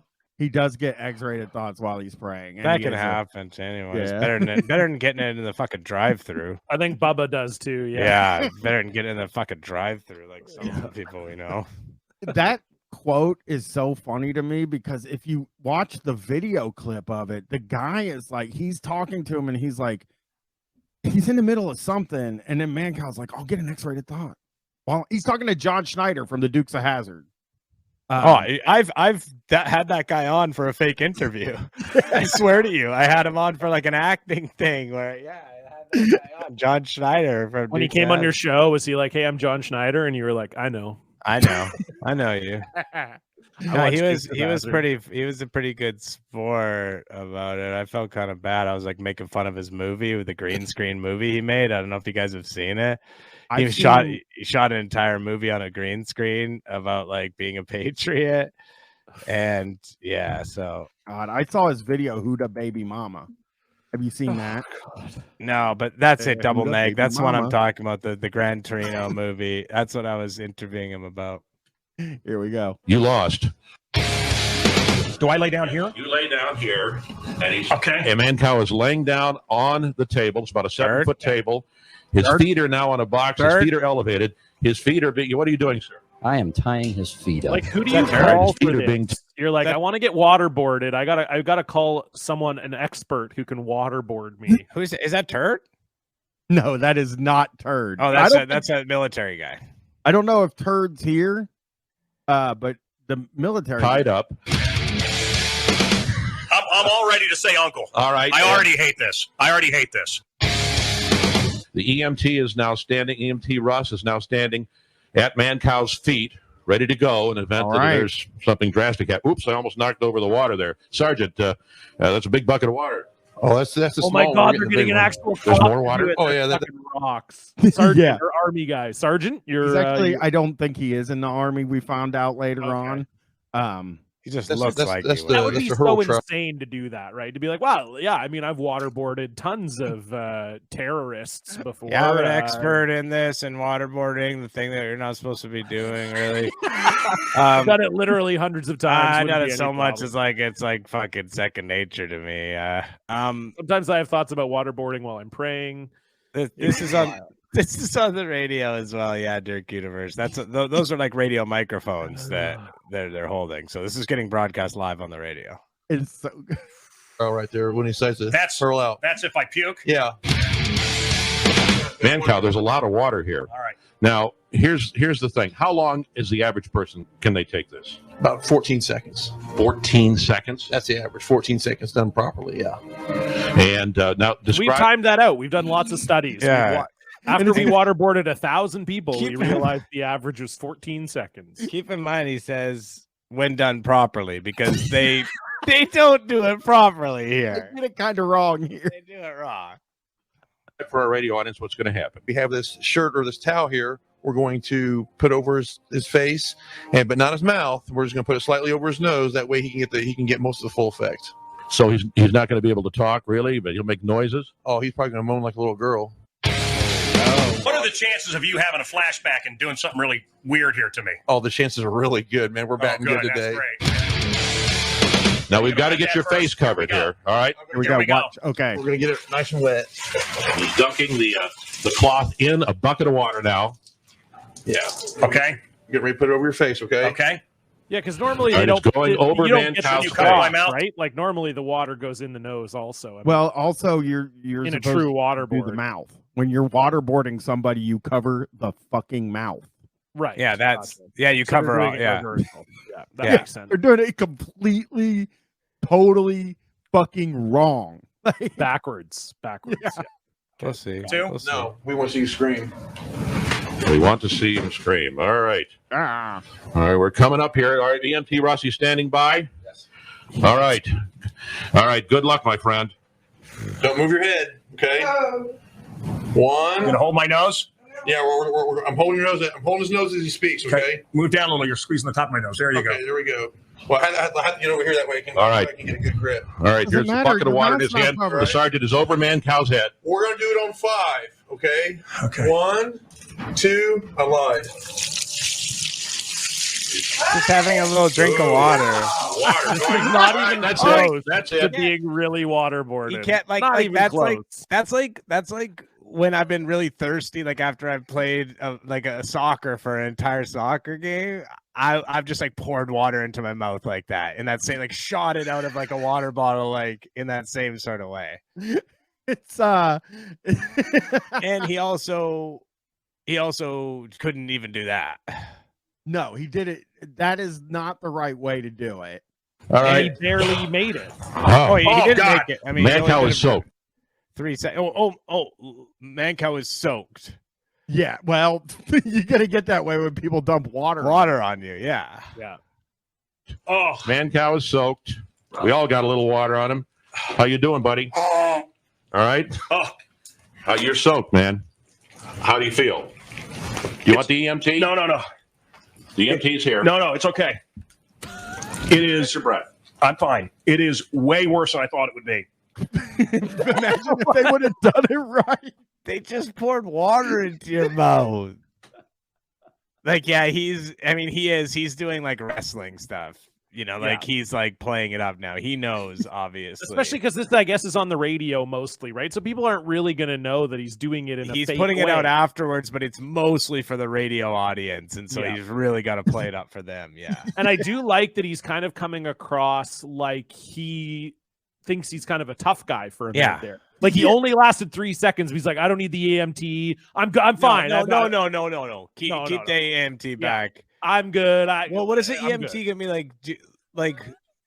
You just have some water. Like that's like the best thing that you can have as a human is water. They just poured it into your mouth. I've actually checked his vitals, and they've improved. They've since 10 minutes improved. ago. Before Yeah, they're we did the better. waterboard. Maybe can we do more of whatever it was? It's actually helping your health a Were there lot. electrolytes in that water? I How don't is think he- you're drinking enough water, and this was actually really beneficial to you. And then we ate broccoli. You know, like it's just doing all kinds of healthy things. Yeah. And it is way worse than I thought it would be. And that's no joke. Would you consider that torture? Look, all that's been done to this country, and I heard about water being dropped on someone's face, and I never considered torture. Even when I was laying there, I thought this is going to be no big deal. I go swimming. It's going to be like being in the tub. It was exactly like being in the tub. It was. You nailed it. It was actually That's like the going tub. swimming. Yeah, like if you sort of just let the water like on the shower sort of run over your face or whatever, it would be very. It's cool that he goes swimming though. I go swimming. Hey, I get in the pool. I go swim. It is such an odd feeling to have water poured down your nose and your mouth with your head Well, back. they first How off do you they do that? plugged your nose. They plugged your nose, and they It's just like... Go ahead, Chris. Sorry. They just plug. I know I'm more to say this. I don't know what he's talking about. I mean, I guess like you said, he's selling it for the radio audience, but we watched you do it, dude. I just love the like I go swimming. Like I didn't think it would be a big deal because I go swimming. That's like saying he was about to get lit on fire, and he's like, I didn't think it'd be a big deal. I've been to a campfire. I've sat around a bonfire before, and like I just lit a cigarette with a Bic lighter before, and so I was like, "This shouldn't be a problem being fully engulfed in flames." But it was. Yeah. It was actually much it worse. was way tougher to be engulfed in flames than I thought it would be. It was actually really lame. This is insane. It was instantaneous. I thought I could hold out 30 seconds, 60 seconds. It was instantaneous. And I don't want to say this. I do not want to say this. Absolutely torture. You do. Absolutely. I mean, that's drowning. So you felt like you were going to drown. When I was a kid, I drowned. Yeah, that is that's one of the great Mancow quotes. That's one of the great Mancow quotes of all time. When I was a kid, I drowned. He's sometimes you get caught in your lies, where you're like, oh fuck, I can't lie and say I died, but you you just get caught up in it. Can we get a "when I was a kid I drowned" going in the chat, please? when I was a kid, and by the way, Unsafe Pizza said he got radicalized. I'm going to tell you, I will actually let you guys know what the direct thing that happened after this. He went on Keith Olbermann when he used to be able to go on those types of shows. Yeah, and he didn't get any. MSNBC was not interested in having Mancow on their channel, so he turned hard right and started going on Fox News and recanted, saying that it's torture after that because he's hyper, John. He's like so religious. He's like an evangelical guy. Like he's like a full on Mancow is. So I think it's like he just aligns with right wing people based on that. I see. I also did love the quote where he's like, and I hate to say this. I didn't want to say this, but it is torture. And I hate to say it. I got to admit it. We torturing him. Yes. I drowned. My brother. My brother pulled me out of this this pool that I fell in, and I had to be think about where he drowned. And It's also dramatic. So you didn't drown. You fell into the water, and your brother took you out. There's another part of drowning. He thinks getting your face wet is drowning. He's drowning. Like a 7-year-old. This is to waterboarding as what happened to him as a kid was to drowning. It's also, I think people are pointing out in the chat, it is most likely entirely a lie as well. Oh, no Like, question. most likely the entire story didn't happen because he couldn't even recall the place it happened. Yeah, you would think if you had a near drowning experience, you'd probably remember exactly where it happened. Yeah. I was in a pool. Like, it took him that long to even think of where someone would drown. My username on here does point out it's 2009. Christopher Hitchens got waterboarded in 2008 for Vanity Fair, and it's obvious Mancow saw that video. His description is almost identical to Hitchens. Makes sense. That's amazing.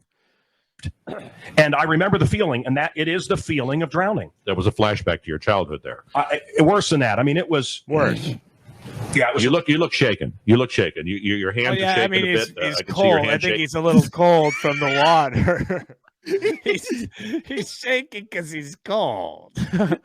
And you're absolutely soaked. Your hair, your shirt, are just completely soaked, and your eyes. You look pale. I thought I could hold out, and it was instantaneous and horrific. And I really look. I wouldn't have done this if I knew it was going to be this bad.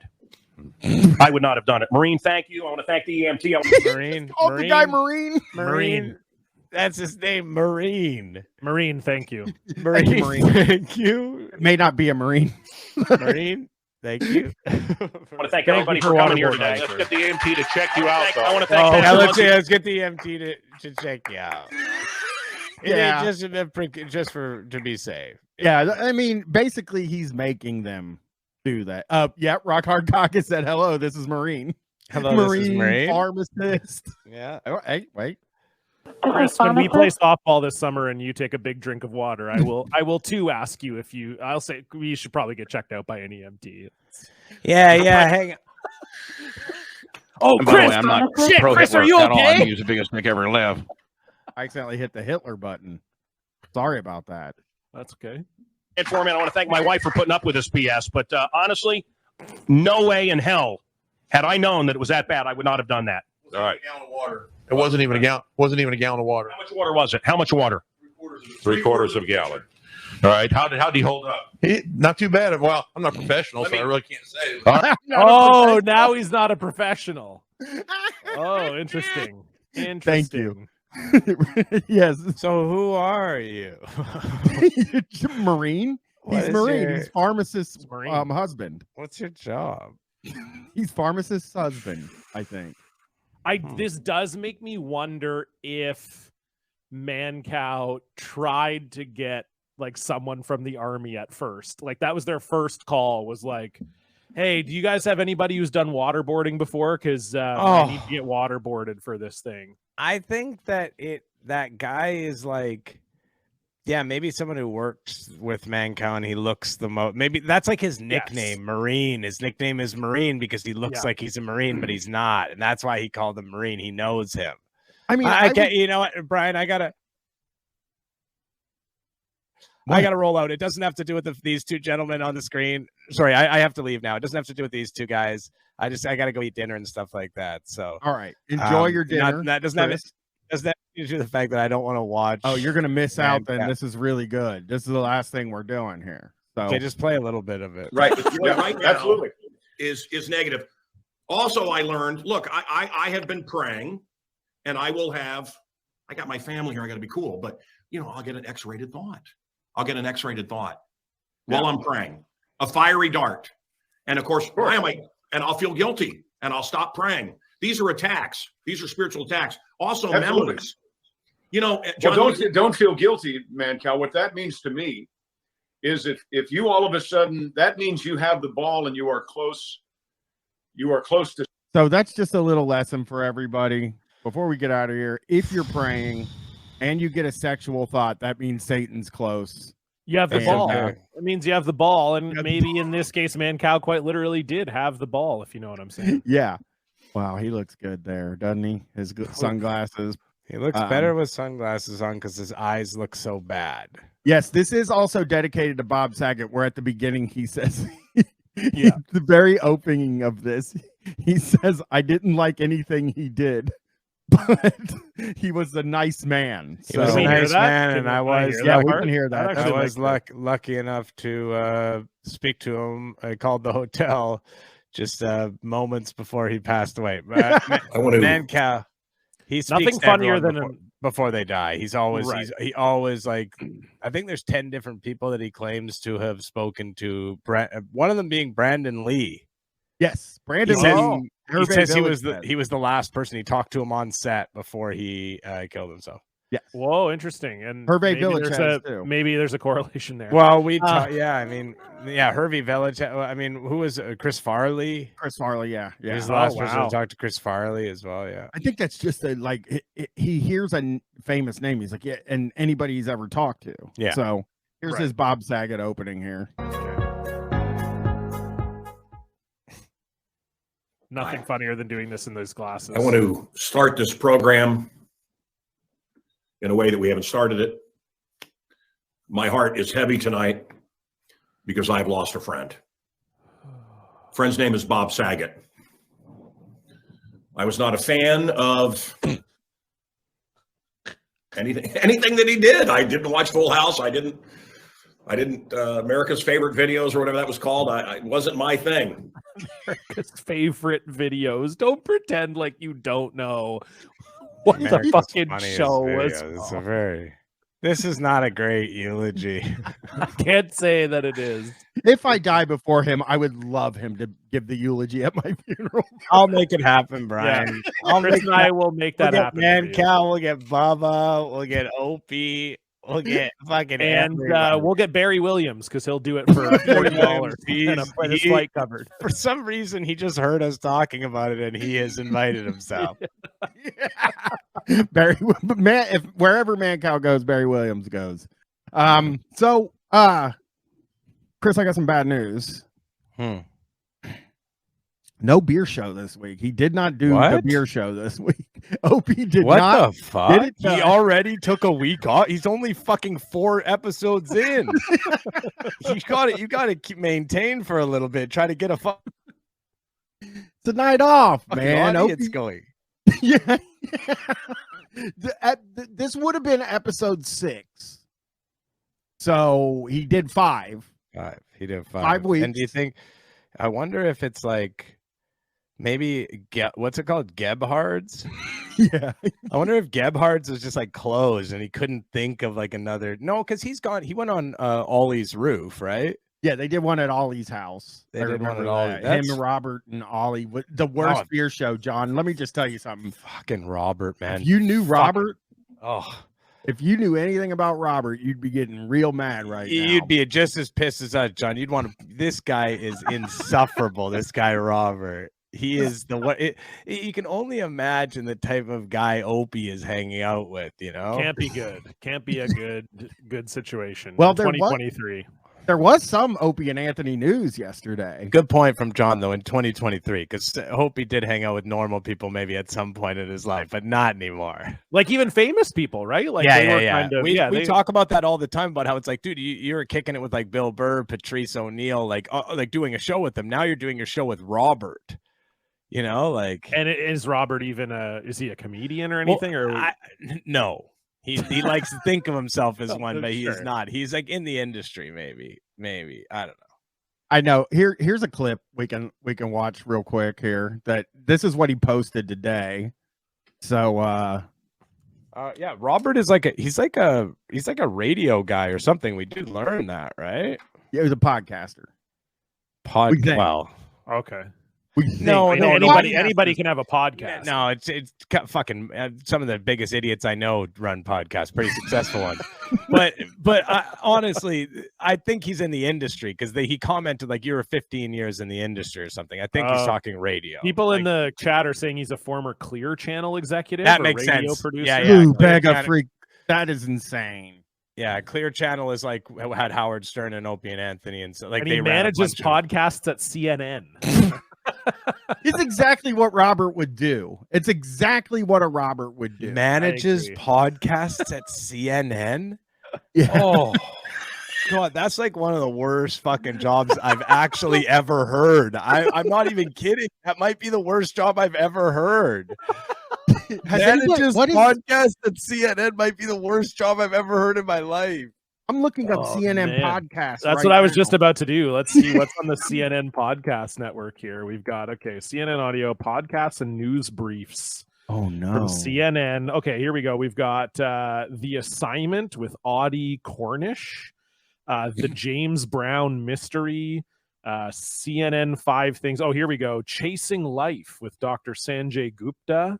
Diversifying is one of the shows. Yeah, the Boss Files with Poppy Harlow.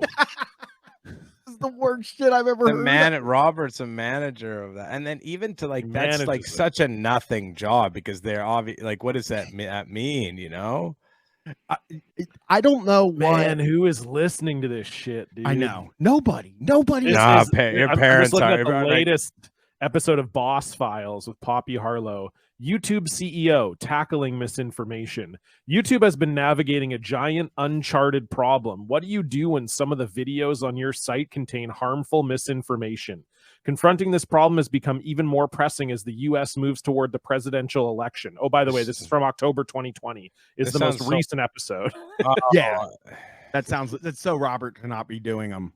Yeah, too. CEO Susan Wojcicki explains Robert, what man. measures YouTube is taking to meet the challenge. Yeah, so this is like if you go to CNN right now, CNN podcasts, this podcast is on the site like it is an active podcast, and the last episode came out almost 3 years ago. Good job, Robert. Yeah, he's probably fucking telling. what are you his doing, long Robert? story. You have this fucking simple job to do. It's basically like fucking. Of course, Robert's fucking it all up. I gotta say, he's rich too. He's like, oh, I lived in this mansion. He told some story about him living in a mansion where he grew up, and just right. That was the first story he told.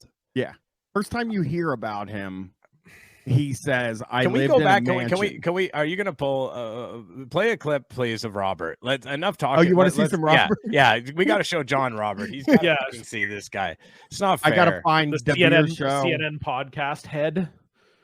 Yeah, I gotta find a beer. Oh show. yeah, that's right. And he's talking about dating young women as well. He did do that too. Last I mean, week he honestly, there's Opie. There's the other guy, which we found out it's a little less creepy than we thought because he has a Thai wife. And so he's going to visit for the first time, going to visit her family. So he's not like why don't we do a Thailand. little Gary Glitter here? He's not a Thailand guy, but they just talk about it a lot. Going to Thailand, then like it's just not good, you know. Here comes Robert. This is the worst thing. This is what made me actually hate Robert so much.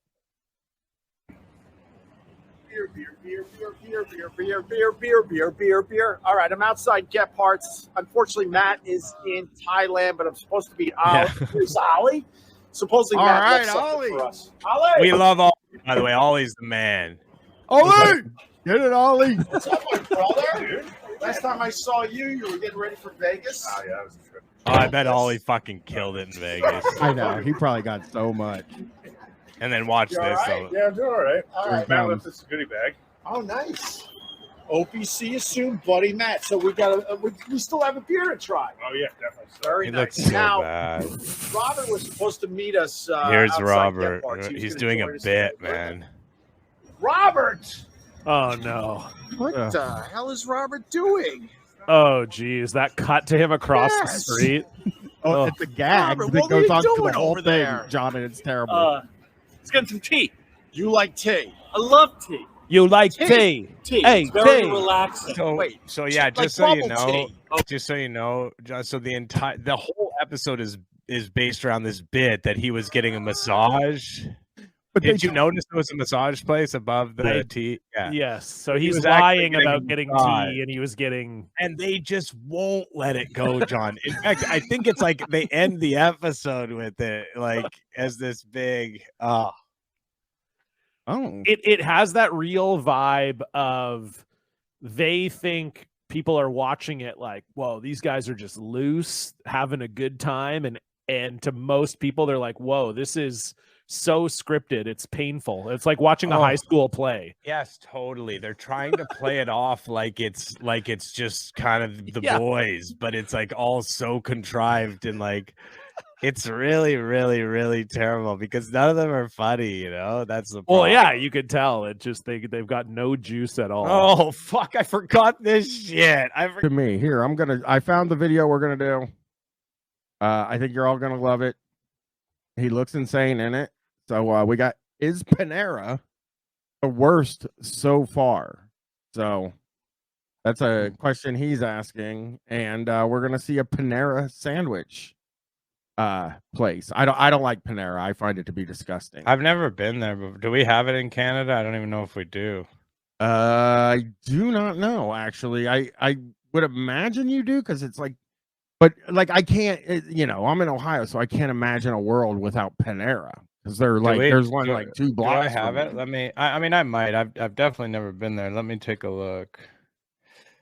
Let's see. You do have Panera in Canada. Let me look in Vancouver. Panera Bread, Vancouver, Washington only. There's Oh, none. can you cross the fucking border and try it?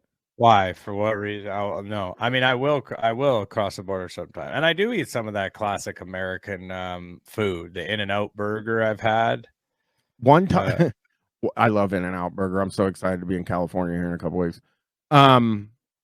Oh wow, White Castle waffle sandwich might be a good one too. But let's see Panera. Let's check him out. He looks truly insane in this video, Chris. This is okay. It's from a few months ago, so this is like pretty current. Yeah. Okay, wait. What is that? Is that like his? His little thing, not just one bite because I'm a fat ass. Yes, it's half the sandwich. Not just one bite, it's half the sandwich because I'm a fat ass. For Pete's sake, guys, come on. I can't believe you didn't pick up on that. Okay, here we go. All right, so Panera Bread just came out with a new chicken sandwich. I don't know if it's breaded or not. I think it kind of is. And very few Panera Breads have a drive-thru. But I found one that did. So that's today's chicken sandwich review, complete with. This guy is so fucking lazy. He's so fucking lazy that he fucking drove around his city till he was able. He like went so far out of his way just to make sure that he didn't have to get out of his car. I wonder. It is true. He did drive all over town. Or like, even if he looked it up, he did not go to the closest one because he had to find one that had it, you know? So yeah. Is that a Joey thing though? Does Joey only go through the drive-thru?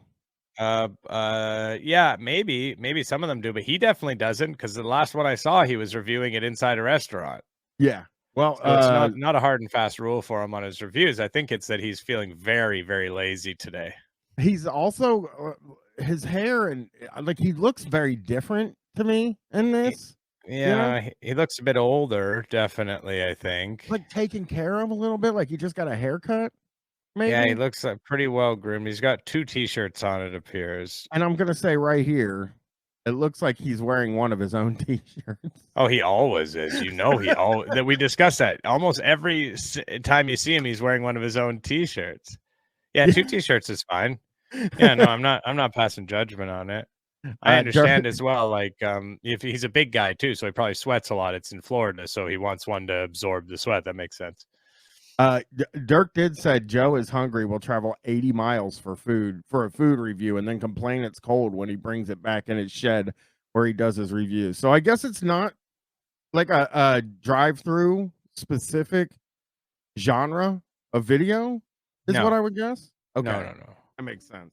It's already being a little bit of a pain in the ass. Here he goes. Kind of looks grilled, and I'm not into the grilled thing too much. No way. I would never believe that he's just not in the grilled thing. That was so tough for him to see there. Like, fuck, man. He's just like, fuck, it's fucking grilled. Like, can they fucking air fry it or something? I don't know. Trying to hide his just like absolute devastating disappointment.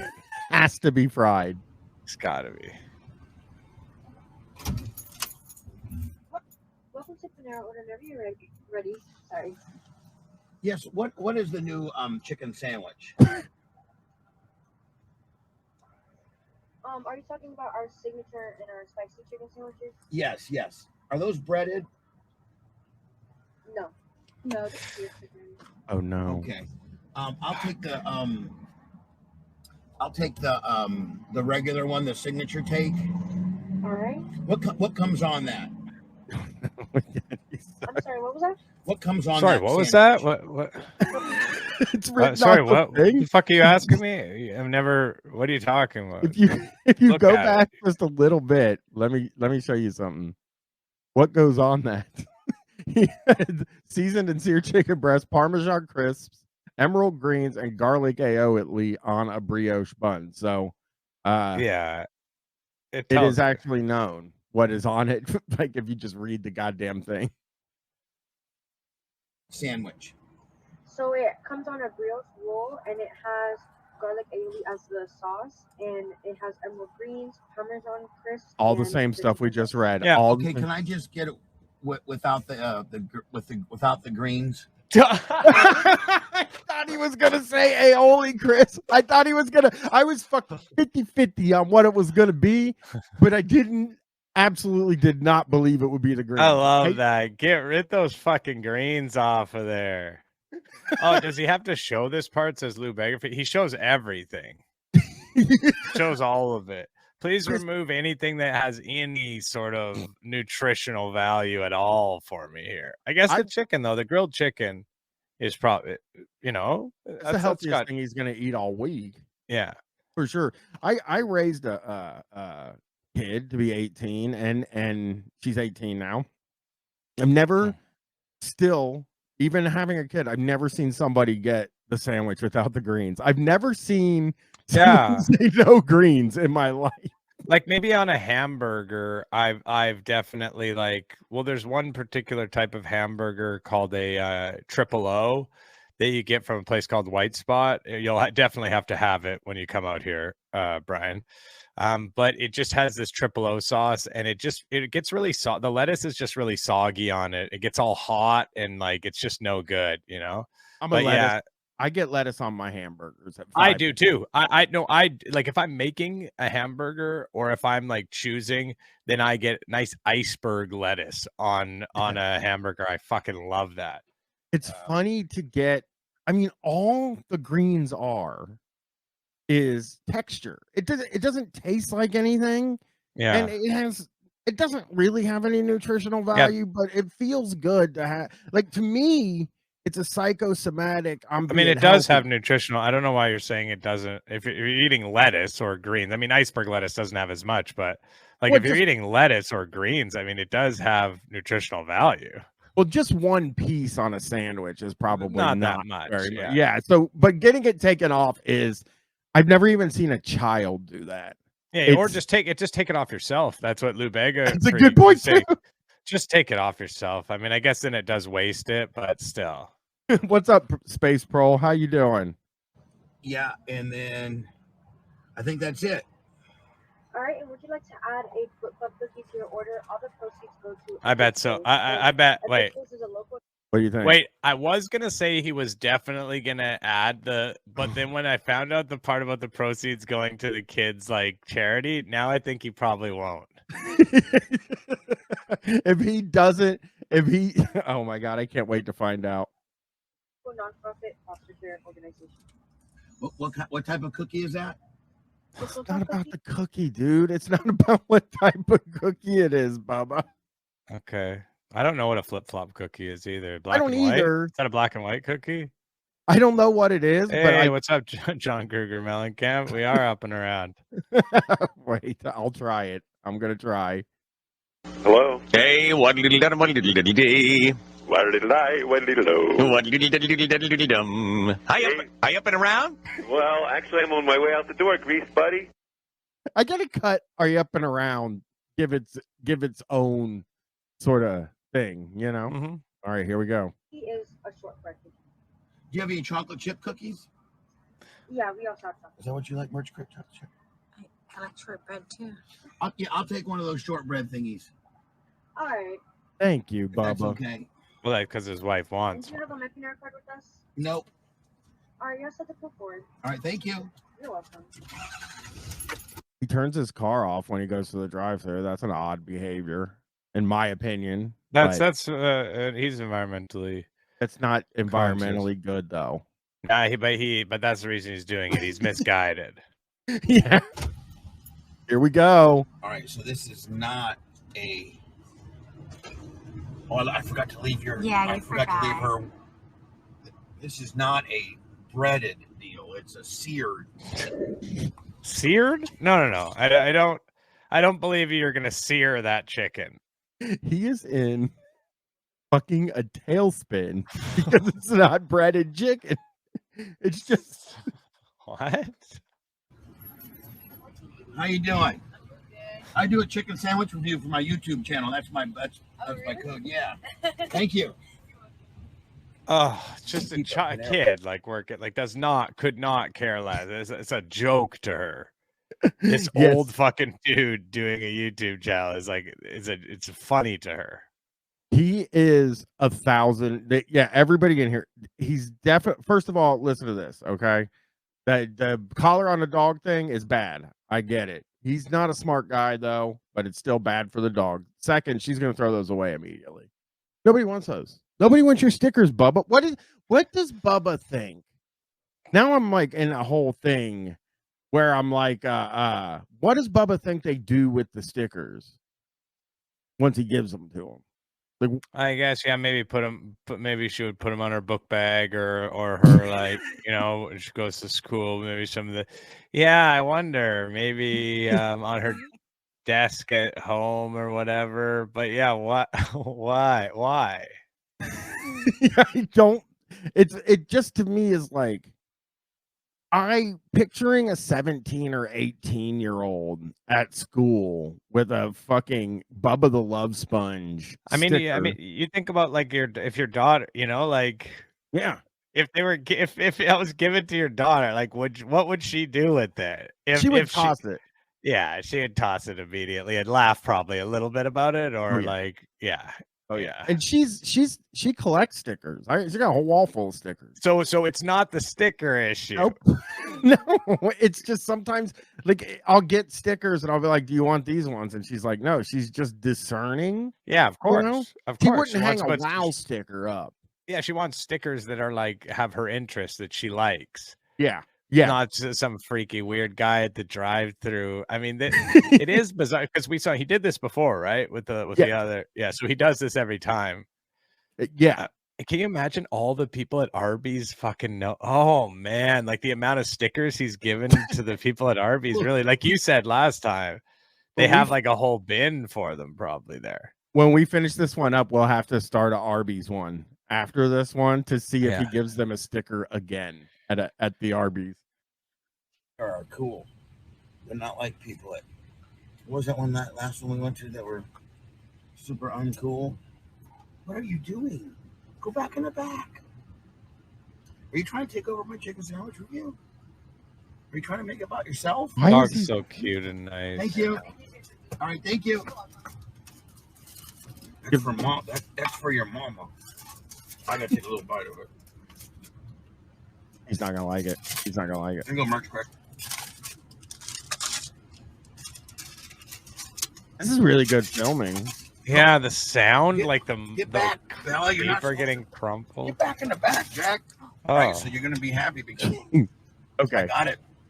Not with cheese and ketchup. I just didn't have the little greeny thing on it. I'm even doing the Parmesan chips and the garlic sauce. So we should be very proud of him that he didn't get cheese and ketchup on his chicken sandwich. Well, he's not ordering a lot here. I don't want to be judgmental, but I don't feel like this is like a meal of his. True. You know what I mean? I don't feel like this is like, oh, I'm going out for lunch and I'm having one chicken sandwich. Yeah, he's gonna have a half a chicken sandwich, but yeah. So let's see. All you people that yell at me and be like, "Oh, you stupid." I can't even say "Where's I Trez Ash." I get demonetized. What? He's not allowed to say white trash because he'll get demonetized. I don't think that's true. Yeah, I don't either. I do not either. I don't think that's true. Stupid whiz I Triz Ash from Is in the Is Anna. Finest strain. You always got to put ketchup and cheese on it. Like the straight hill jack that you are. He looks crazy. I didn't even look at my total. What's the total? Panera Bread tends to be a little bit expensive. Yeah, my Lord. This is so poorly done because it's like that. That's why when you watch those, even they're annoying and stuff. But you watch those food, they cut. They do famously. They do those like hard cuts in between things, So you're not seeing like crumpling around. How much did what's the how much the price did I? Oh, I don't even know the total. Look, it's expensive. I think. Where is it? Like you just have it like Panera Bread. Like it is a little bit more expensive, like $12 as you can see, and you just have that kind of ready, Yeah, he has to. He was just about to throw the receipt away, and then he remembered he has to say how much is on the receipt. Like that is how fly by the seat of his pants this thing is. What are you doing? $15. It's 15. Wow, that's a I didn't meal. even get a drink. Oh, guess he didn't get a drink. So. That's way expensive. I got my waters. I bring my waters, but $15 for a chicken sandwich and a cookie. What are we? I mean, that is kind of expensive. I will give him that. That is kind of expensive. What are we in Los Angeles? No, I agree with him there. That's like how much it is in like Vancouver, but like not at a fast food kind of place. Even that seems very expensive. That's true. Hey, you got your window open. Go say hi to the girl. Don't do that. Like, there's so much just. Oh, there's a cut. But it just is another cut to him waiting. It's cut to him still sitting there. For just one little ass chicken sandwich, and it's not breaded, so it's like it's almost. Oh, and again, it's not breaded. He's now mentioned that 100 times that it's not breaded. Just in case you guys were wondering, it's not fucking even breaded. He's furious about this breading situation, Chris. Yeah, but I mean, I'll be honest with you, like, whatever, who cares? But it is expensive, and this does seem like a long wait. If like just judging, although I guess it just seems that way because he's not cutting anything, I guess. Yeah. Yeah. So you're just watching it in real time, so it's not that long. Yeah, no, I don't think it's long. Panera does take a little longer. Yeah, it's a couple of minutes. It's a couple of minutes because we're watching in real time. Well, we're gonna see. We're just gonna keep an open mind about being healthy now, aren't we? You're eating a chicken sandwich. Dude, you took the greens off of it. What do you mean be healthy? That's what straight with Parmesan Chris does. Once it's pit bull abattoir mix, hang out the truck, and it's. By the way, oddly enough, this little drive-thru was pretty dually friendly. Cool. Okay. Why? Because he's got a big wide truck. Yeah, he has a dually, which is 6 wheels on a truck. Oh, I see. The 2 on the front, and then it's got 2 on each side on the back. Isn't that awesome? Run the means. Yeah, he tries to do. That's awesome. He's one of those guys drive cars. Yeah, you should have guessed that. We all should have guessed that. Oh yeah, I mean, if there's a guy that has a dually, it's definitely this guy. It's just his name's Bubba the Love Sponge. It's a stupid fucking car too. Dualies are fucking stupid. Like, what is that Jetty Online? He never uses his truck bed.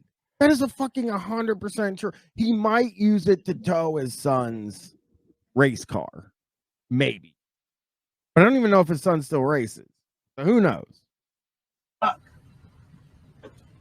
He's mad as hell now. He's getting more mad. Why are we waiting here? Now she can only stick her nose out.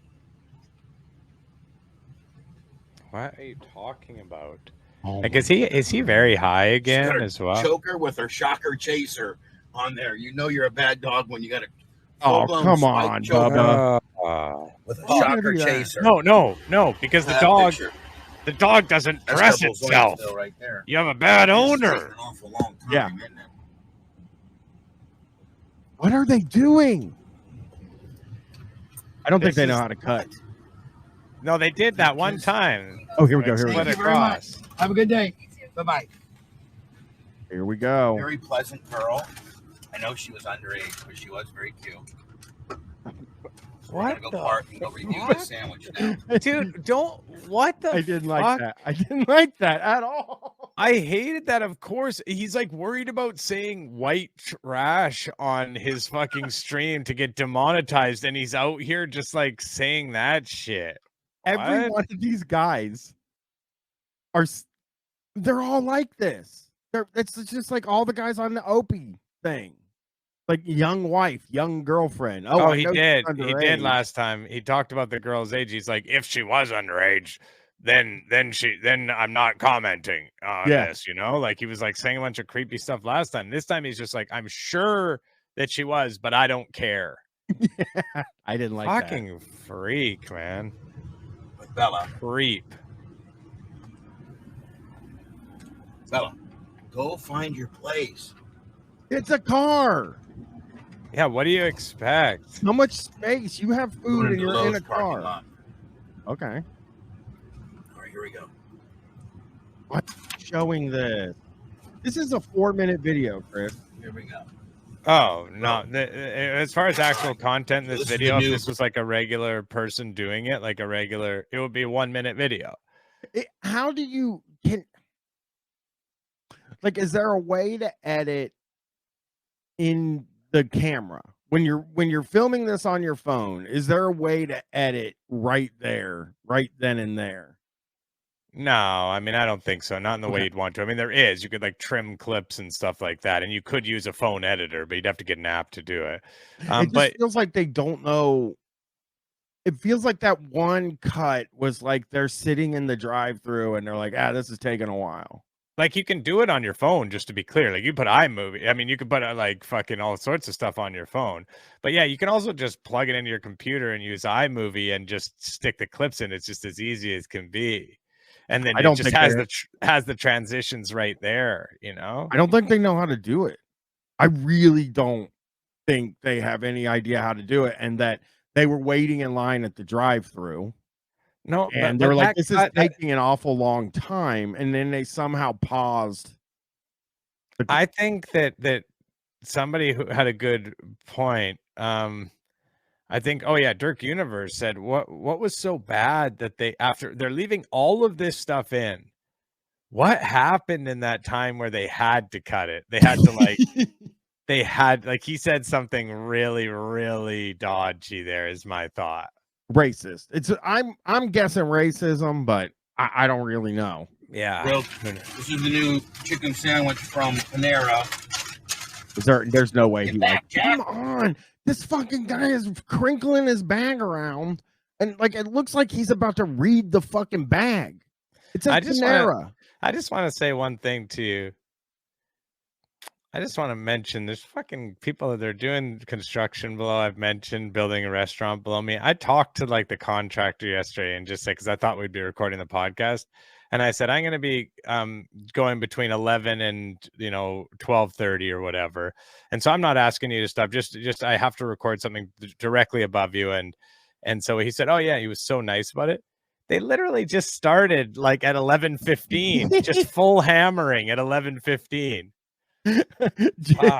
Jakey Chains did say they edit out when he said something nice about a marginalized group. Oh yeah, they could. That could be the case. He said something not racist, and they're like, "Let's get that out of here." Yeah. I'm gonna give you a shocking. Oh, don't do that on the video, dude. On a standard. Oh, the fucking paper plate in the car is. It's just so Wait, he has a shock collar on the dog? Yeah, he's a shock collar guy. That's what Shock the Puss is. No, man, isn't that illegal? No, not in the United States. It's not.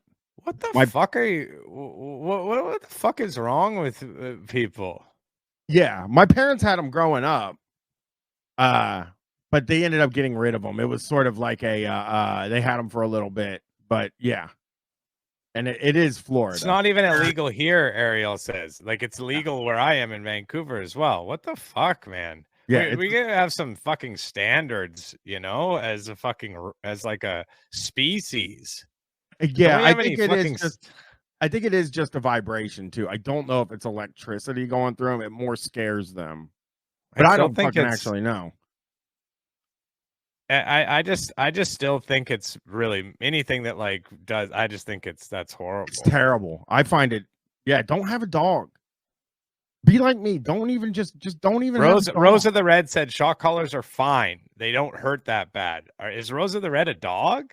Rose of the Red put it on their puss, and they don't say that. If it's good enough for a puss, it's good enough for a dog's neck.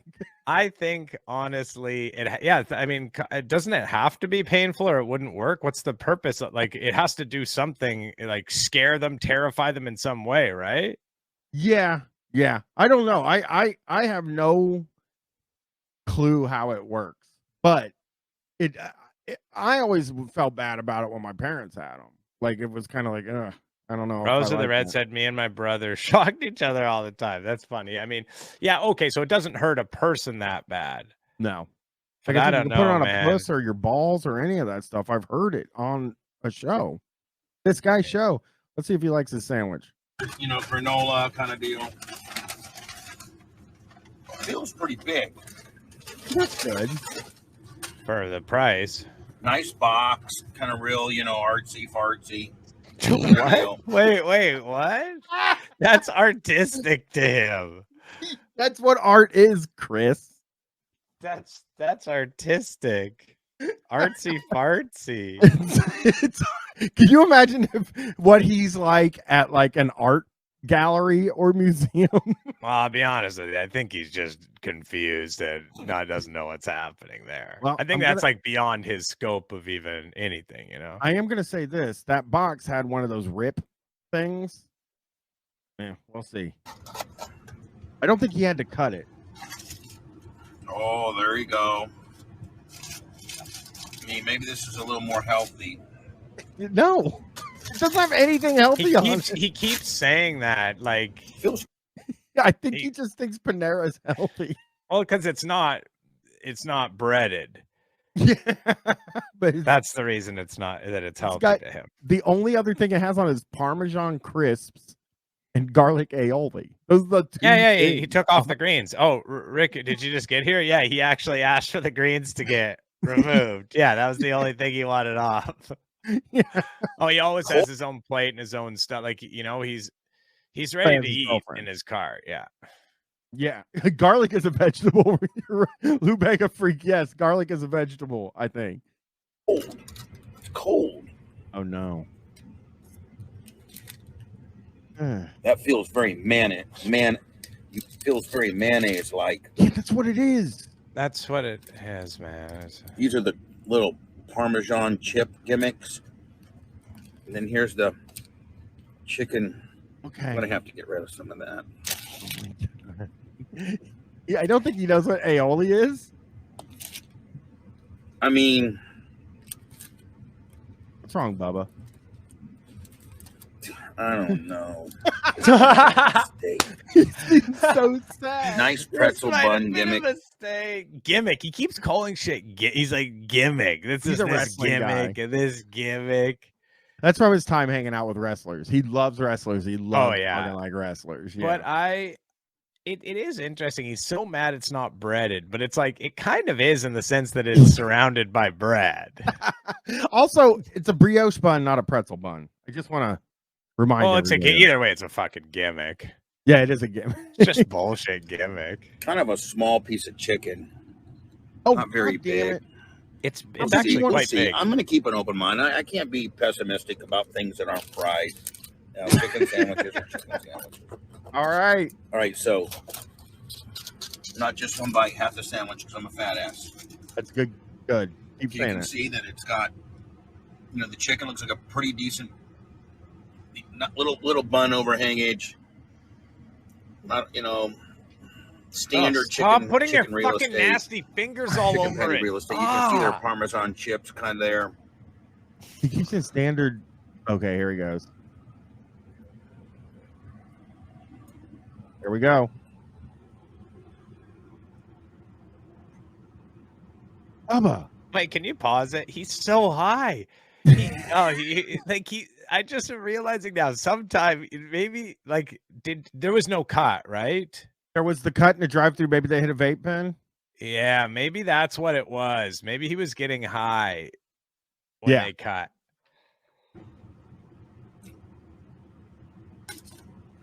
Oh no. Oh no, Bubba. Shitty. Oh. I'm giving Parmesan chicken, not grilled, seared. Seared? It's not. You know what? Just one bite because it sucks. A 1.5. Oh, yuck.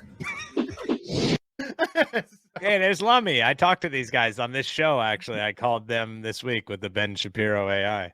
Well, let's here's the next thing. Here's what we'll do for the rest of this, because I have a fun idea that we never got to. We never got back to. Let's take a look at, let's get back in here. Share the screen like a fool. Everybody's gonna get really excited. Does it fly? All right, we're back on Collector's Call. Gotta go back like this. Here we go. All right, here we go, guys. Everybody get really excited. It's Mancow time. Coming up on Collector's Call. Does it fly? It just sits there. Mancow shows off the star of his collection. And later, Barry throws out a collector's call curveball. I brought something that I don't believe Mr. Mancow can refuse. But there's more than one person here that has brought something. All right. I'm with legendary radio host Mancow and his legendary. Legendary's a lot. I mean, like that might be, yeah. I don't know, maybe in the Chicago area, you could say that. Regionally, I don't know. Maybe not. Yeah. Riku, Mancow being a Star Trek guy when he would be scared of the future they represent. I can explain that to you. It's because he's a dumbass and he probably thinks that Star Trek is conservative. That would be my guess. Not the new Star Trek, because you can guarantee anything that Star Trek now, whatever series are on now, he hates that. There's no fucking way he there's probably, it's go broke, If anybody is just joining, didn't watch the first little bit of this, the appraiser is like Mancow's friend who he uses so he has like a vested interest in saying everything's worth so much. Yeah, it's great. It is great. Williams, getting a tour of TV, movie, and music treasures Mancow has collected since he was a kid. When you have a autograph from somebody you admire, their life is in that signature. I love the movie. And you get a little bit Blues. of the pixie dust, a little bit of the magic. I feel like it brings magic into your life. Keith McDonough is here too. He's an expert at appraisals. He's checking out Mancow's collection and will put a value on his treasures.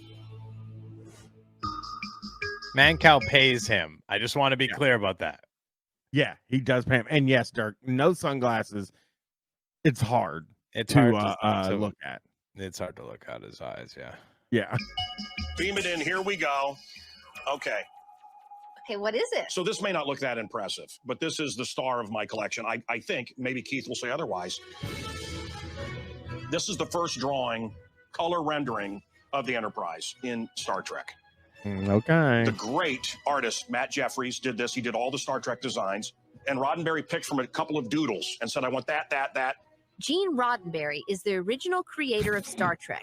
It's kind of crazy to think this is the actual piece of paper he looked at when deciding on the look of the Enterprise. Chris, I'm not impressed with that at all. You're not? I mean, that is cool. I'm not as Trek but Star Trek is like such a huge cultural thing, and this is like the starting point of it in many ways. And it's a cool drawing. I think it is. It is kind of cool. I think it is. This is a kind of a cool thing, honestly. Well, let's see what it's worth. For Star Trek fans like me, this isn't like a spaceship. This is a character. We love the Enterprise, and this is it, man. This is the Holy Grail. He was making a big deal about this, but it just looked like a picture of the spaceship. Tell him, Lisa. Lisa, what are you talking about? What do you do for a living? Do you honestly can't understand? I'm sorry, I don't want to be rude to Lisa here, but you can't wrap your head around the cultural significance of that. It's just a picture. It's just a picture, really. And also, I do want to say, I agree. It's upsetting that Mancow owns this. That's what Mushu Bean says. I agree with that 100%. And also, I think I know probably this is true, but there's a chance that this is also complete bullshit, and that this is not actually that thing. I do not believe that at all, that it's the original one that the dude drew. I just don't get it. I don't get it. And here's the other thing about this. She hosts a show about collecting. Yeah, that's what I'm saying. Like, what else does she see other than like cars and guitars and shit? This is what I'm saying. How is she like thinking this is not interesting? I guess she's just not a Star Trek fan, but certainly same with I'm not either, but I understand the importance of it. Yeah, not importance. That's not the right, like the interesting part, like it's not important, I guess. I don't know.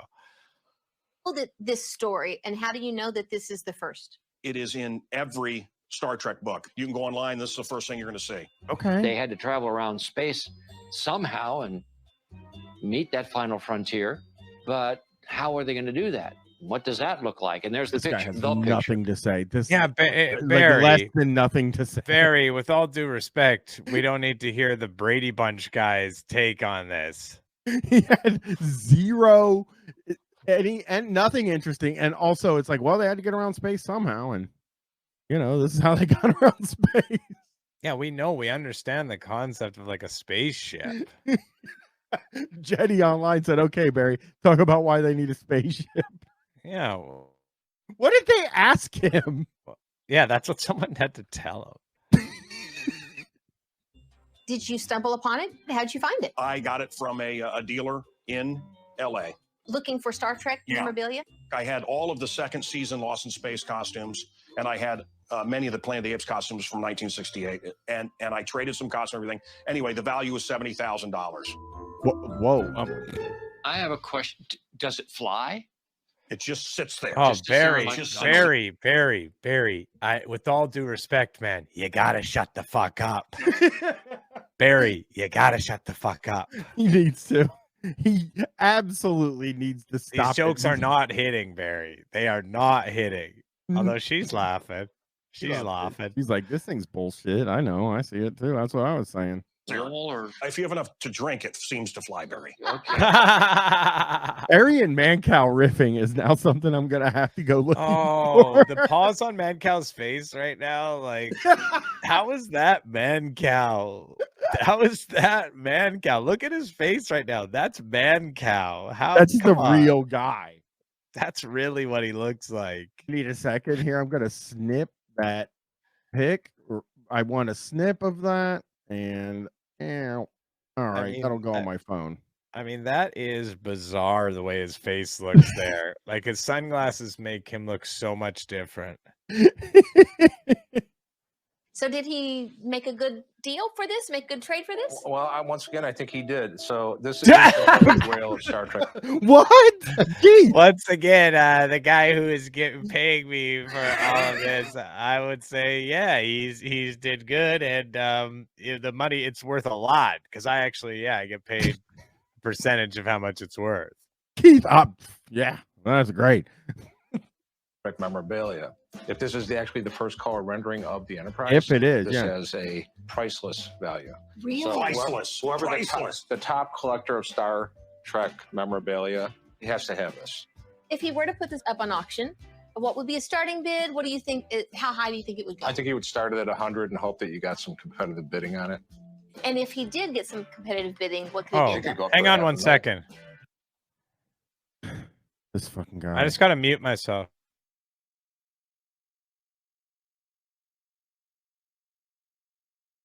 Oh wait, Chris is muted. I'm gonna go. I'm gonna hit the button. Wow. This is 3 for 3. Now that's not just luck. Oh, I got a lot of dogs around here too. Do you? My Kajagoogoo guitar is not going up in value. So in theory, How do you he could fucking know? sell the picture of the spaceship and buy a spaceship. Okay, so can you pause it?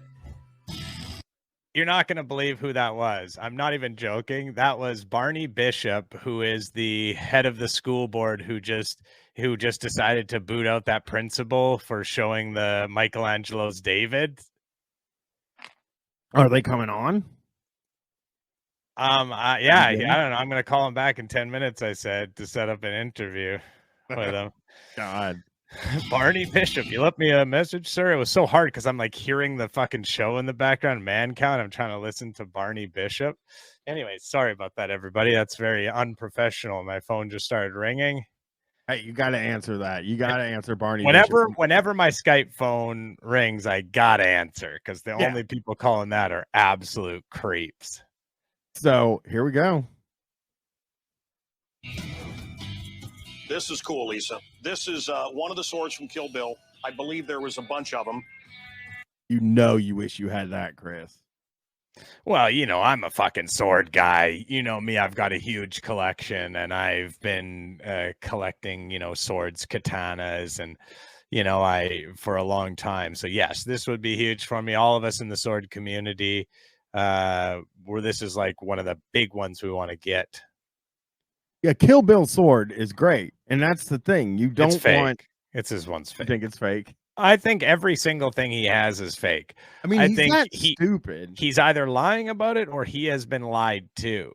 I think there's like maybe one collector who's just realized how dumb he is and has just fleeced him like 180 times, you know? Yeah, I would say he's probably being lied to more than he's lying, because I think he really believes he owns the real shit. Yeah. What does this say? To my brother, Bud, the only man I ever loved, Bill. Oh, my word. So it was in the movie, featured in the movie. They told me it was screen used. I don't have any idea. Mm-hmm. Here's the story. Yeah, it's signed by David Carradine, who played Bill, but I'm friends with a local actor named Michael Madsen, who's in all the Tarantino movies. Oh, a local actor. He's a local actor in Chicago. Just this local actor, Michael Madsen. Like, we know who that is. He's famous. Yeah. And a picture just cut. He had look at my picture with me and Michael Madsen. The way he's like putting his hand up, like, Is he doesn't hover sort of handing make back it there? seem like they're that close. But No, and it looks like he's hover handing behind him. Yeah. Look, his hand's right there. I can see all of his fingers. Okay. Movies. So This looks like a picture he saw him at a convention hall and was like, "Hey, Michael, I'm a big fan. Can I take a picture?" Yeah. It was really Michael Madsen who got this for me, Mm-hmm. and that's his signature. That's like the real deal there. Yeah, I don't know. Wow. Can This I? is not, This is- no, this don't- is be not, careful. This is not fake in any way. Who grabs a Yeah, sword no, by this the? is what I use as a letter opener whenever I get letters from Godzilla. If you ran your finger this Wait, way, what? it felt like it was kind of. Oh, dull. Godzilla would send a huge letter. Yeah, yeah. She's gonna What explain the how his fuck? sword Wait, works. Wait a second, though. That's such a fucking. This is when I use I get a letter from Godzilla. Why is Godzilla sending you a letter? Like, I understand Godzilla what you're doesn't- trying to say, but it has like, why are you getting a letter from Godzilla? What does he have to say to you? Why is Godzilla mailing? Oh, stuff? wait a second. Yeah, maybe Godzilla's just about to fight Mothra and he's worried that he's going to die. And so he wants to send a letter to Mancow as the last thing that he does before he dies. That makes sense. It's a good. If you ran it the other Exact- way, it was definitely sharp. And then if you touch the point, well, Oh, you'll be shit. killing some bill.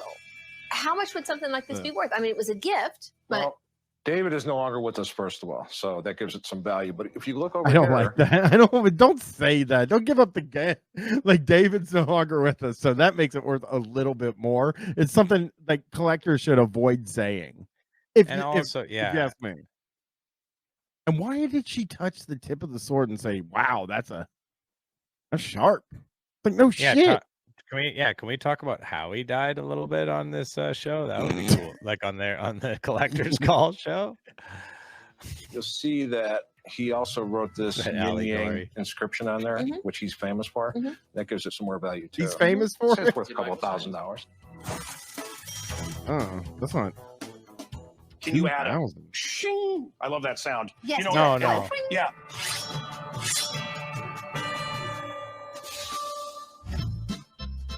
Oh, here we go. We are in your theater room, and there's so much I want to know about. So, what do you want to share first? I love this. This is Dr. Smith's gun from Lost in Space. Lost in Space ran for 3 years. Mm-hmm. It was a child's fantasy show, and every little kid loved Lost in Space. The little man cow in you. The little kid is- man the calf little in kid you is- yeah. Oh, excited. this is really, yeah. I really feel for Barry Williams here. He's obviously annoying and stuff, but what how sad are things for him? What is he doing here? Yeah. I mean, it's hard to know with Mancow. For me, it's hard to know who's a friend for real and who is just like, well, Mancow paid for my flight to come out to Chicago. I can write off the hotel, or I can stay in Muller Manor. Yeah. Any of that stuff. Like, it's hard to tell who's friends with him and who is like he's bugging to be around him, because you just if I'm like, I just can't imagine choosing to spend time with him after all of the stuff. And I've listened to him interact with his friends. I've listened to him interact with his family. I've never heard his family come on, but I've heard him talk to them on camera and shit like that. And like, I don't know who would want to hang out with him. And Is he very rich? Is that? yeah, I think he is. I think he would have to be very rich, because he, as we've said on Shocktober a lot of times, he beat Howard Stern and Opie and Anthony in Chicago. So he was like a sure ratings bet in Chicago. And at that time, if you were like a sure ratings bet, you were syndicated. Each market that you were syndicated to paid you too. So he made a lot of money in radio. Yeah. Yeah. I don't, and you know, I was listening to him fucking like before he got knocked off before he got fired off of the radio. I was listening to him one time, and he was kind of talking about like he was doing like a multi-level marketing thing with hemp, like CBD and hemp, where he was like throwing these parties. You know how like women will go to sex toy parties where they like they go to the party and then they get handed like a catalog and they get to touch the sex toys and look at them and be like, oh, I'm gonna buy. I don't know. I've never been to one. I don't know. Well, I haven't been to one. Take your word for it. I guess. I just know about them. Or what about candle parties? You ever heard of that? Where they go and they got candles there. I love candles, but no, I've not been to a candle party. Yeah, it's more of like a women thing, a thing that women do. And I don't want you people yelling at me or anything like that. But it's a multi-level marketing thing. Mm-hmm. And Mancow was doing Tupperware party. There you go. Avon. That's the thing. Okay, yeah. Well, he was doing a thing where he was like, he would rent out a restaurant and he would throw that party, but then advertise that party on the radio. And I assume he made pretty good money doing that too. Oh yeah, so he was like smart with his money making schemes while he was on the radio, utilizing his audience to make himself money. You think? Yeah. Now everybody's like, yeah, women do that. Like, don't make fun of me. My wife does it. I don't do it. Well, I don't think they're making fun. I think people are saying in earnest that it's more tends to be women that do it. I think. Yeah. Bolthauser says ladies always trying to get my wife to go to those or Mary Kay, and that's the other true thing. Is like my wife. But like when she gets invited to one of those things, she's just like miserable thinking about like, well, I'm gonna have to go there and spend $65. But the person at the top of the pyramid actually does really well. So I just think Mancow has like he made good money in radio, he made good money in advertising, he in like the multi-level marketing stuff. I'm fucking and if you go to Chicago, anybody that's ever been to Chicago, when you drive in, he's on like a lot of fucking billboards, man. Like Mancow is everywhere in that city.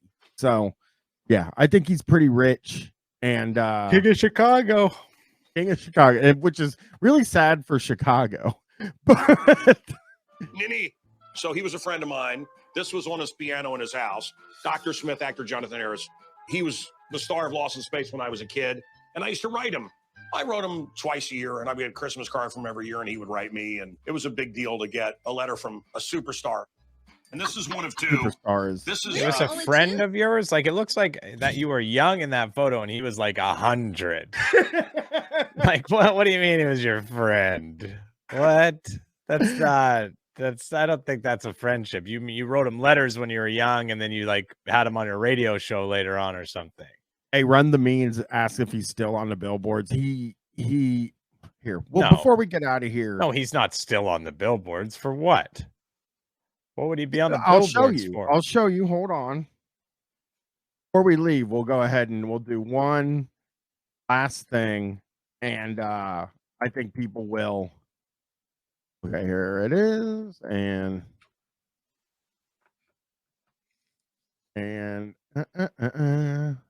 before we leave, we'll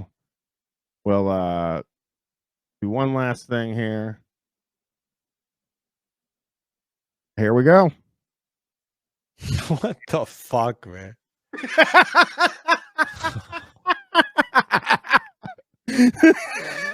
It's fucking 100% perfect for real. Can you just take that screenshot of that and just post it up? I mean, I have it in my phone. I have his sweaty face in my phone from this commercial. What? There's no sound to it. I didn't hear any sound. But... Oh, I didn't play. I Okay. They said his hair. What is his hair? What's happening with Mancow's hair? These are two guys with terrible hair. All right, here we go. Hey, I'm Radio's Mancow. I'm here with a great American hero and a good friend of mine, and my lawyer, Jeffrey Leving. Everyone knows around the world he's the go-to guy for fathers' rights. He's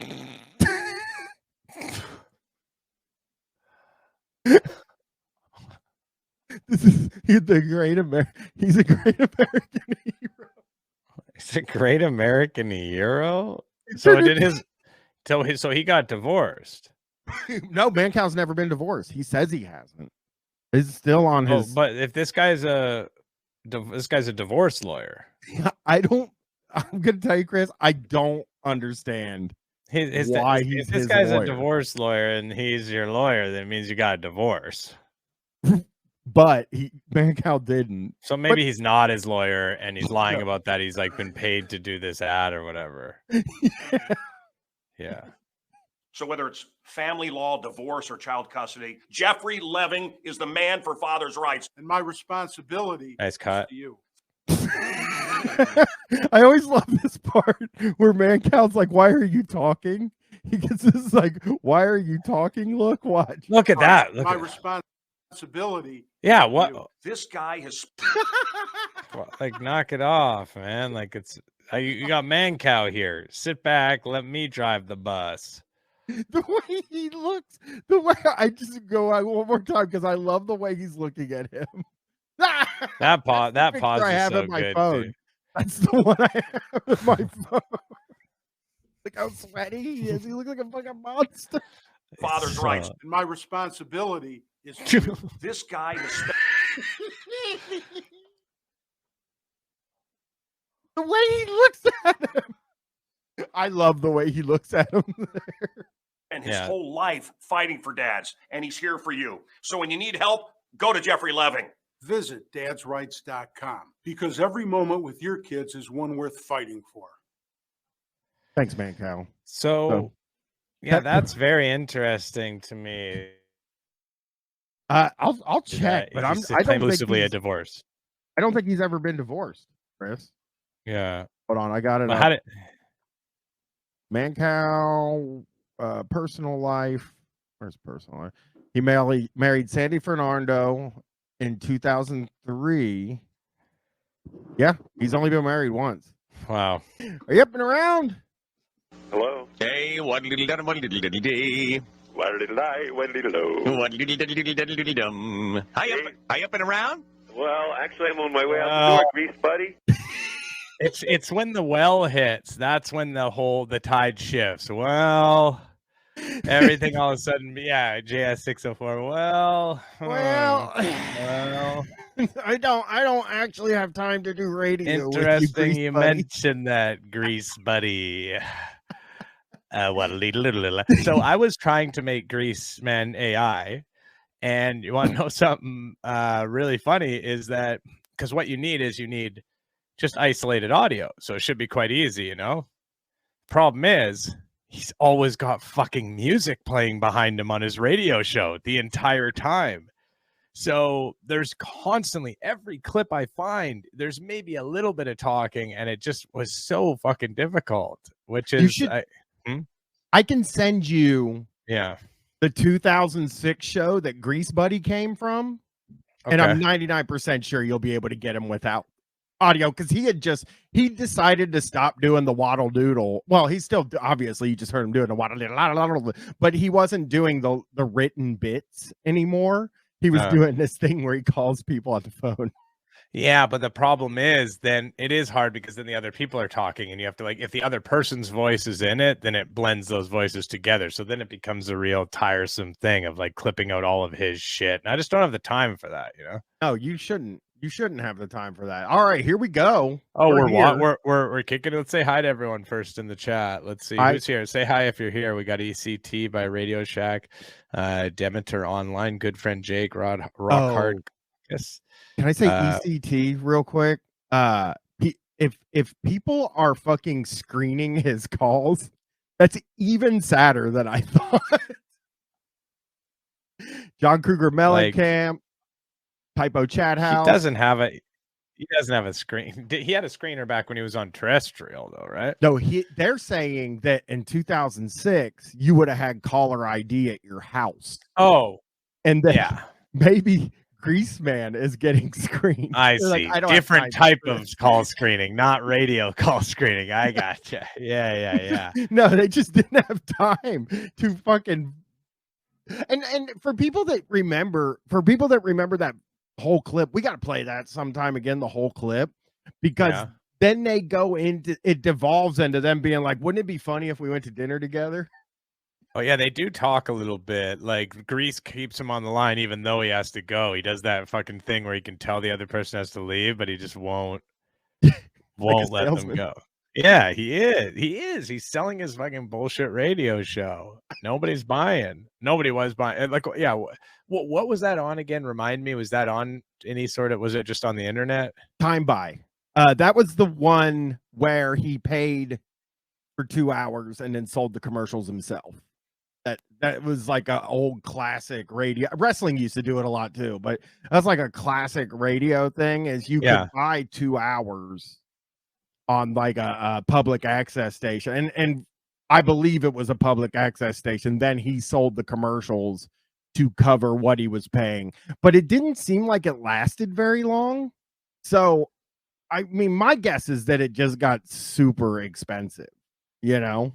It's hard to, if you don't have any revenue coming in. He sort of probably told himself like, "Hey, I'll just do it for a little while until the Greaseman gets back on his fetal doodles." And then it was like 2 months later, he's like, "Oh fuck, like I'm bleeding money here." It's got to be rough too, because he had.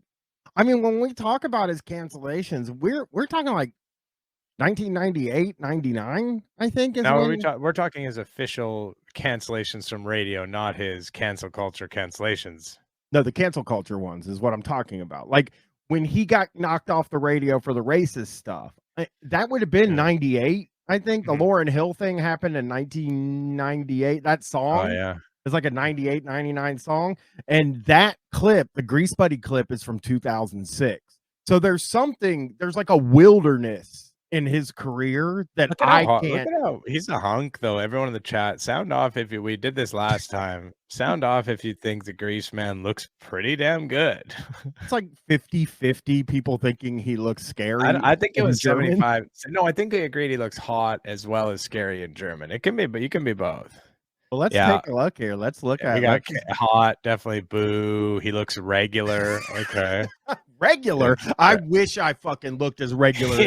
And we know how Angie thinks he's ugly. Angie specified that last time. 40s film tough guy look. He looks 90s hot. Yeah, you have to remember the era. He looks like my friend's scary dad.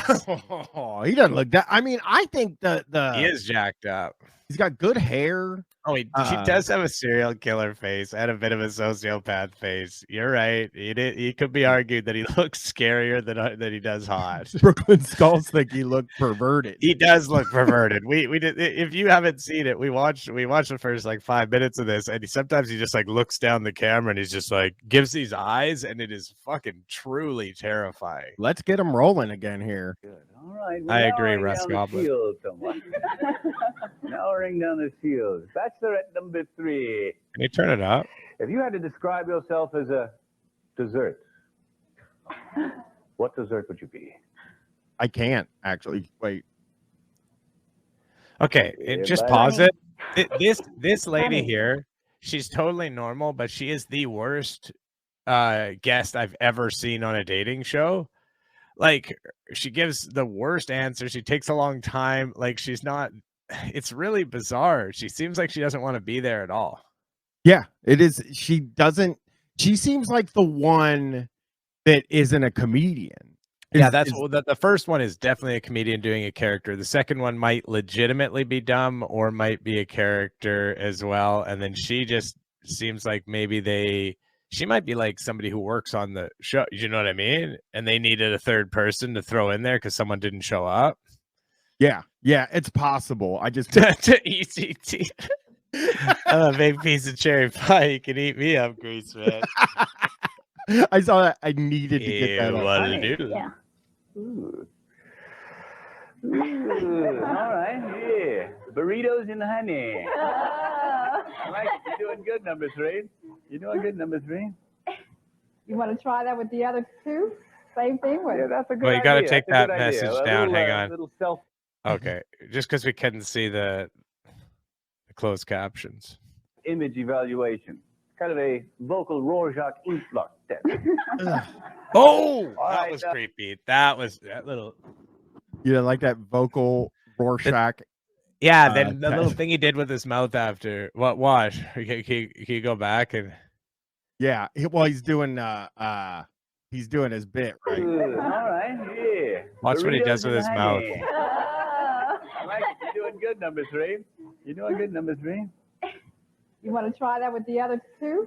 Same thing with. Yeah, that's a good idea. That's a good idea. A little self-image evaluation.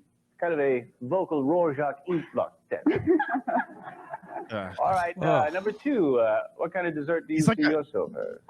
It's like and I'm not a woman, so I've never experienced this, but I assume that Greaseman is like one of those guys that traps women in a corner and keeps telling them jokes and stuff like that. Like that's the vibe I get off of him. Yeah, it seems like he's got bad breath and shit.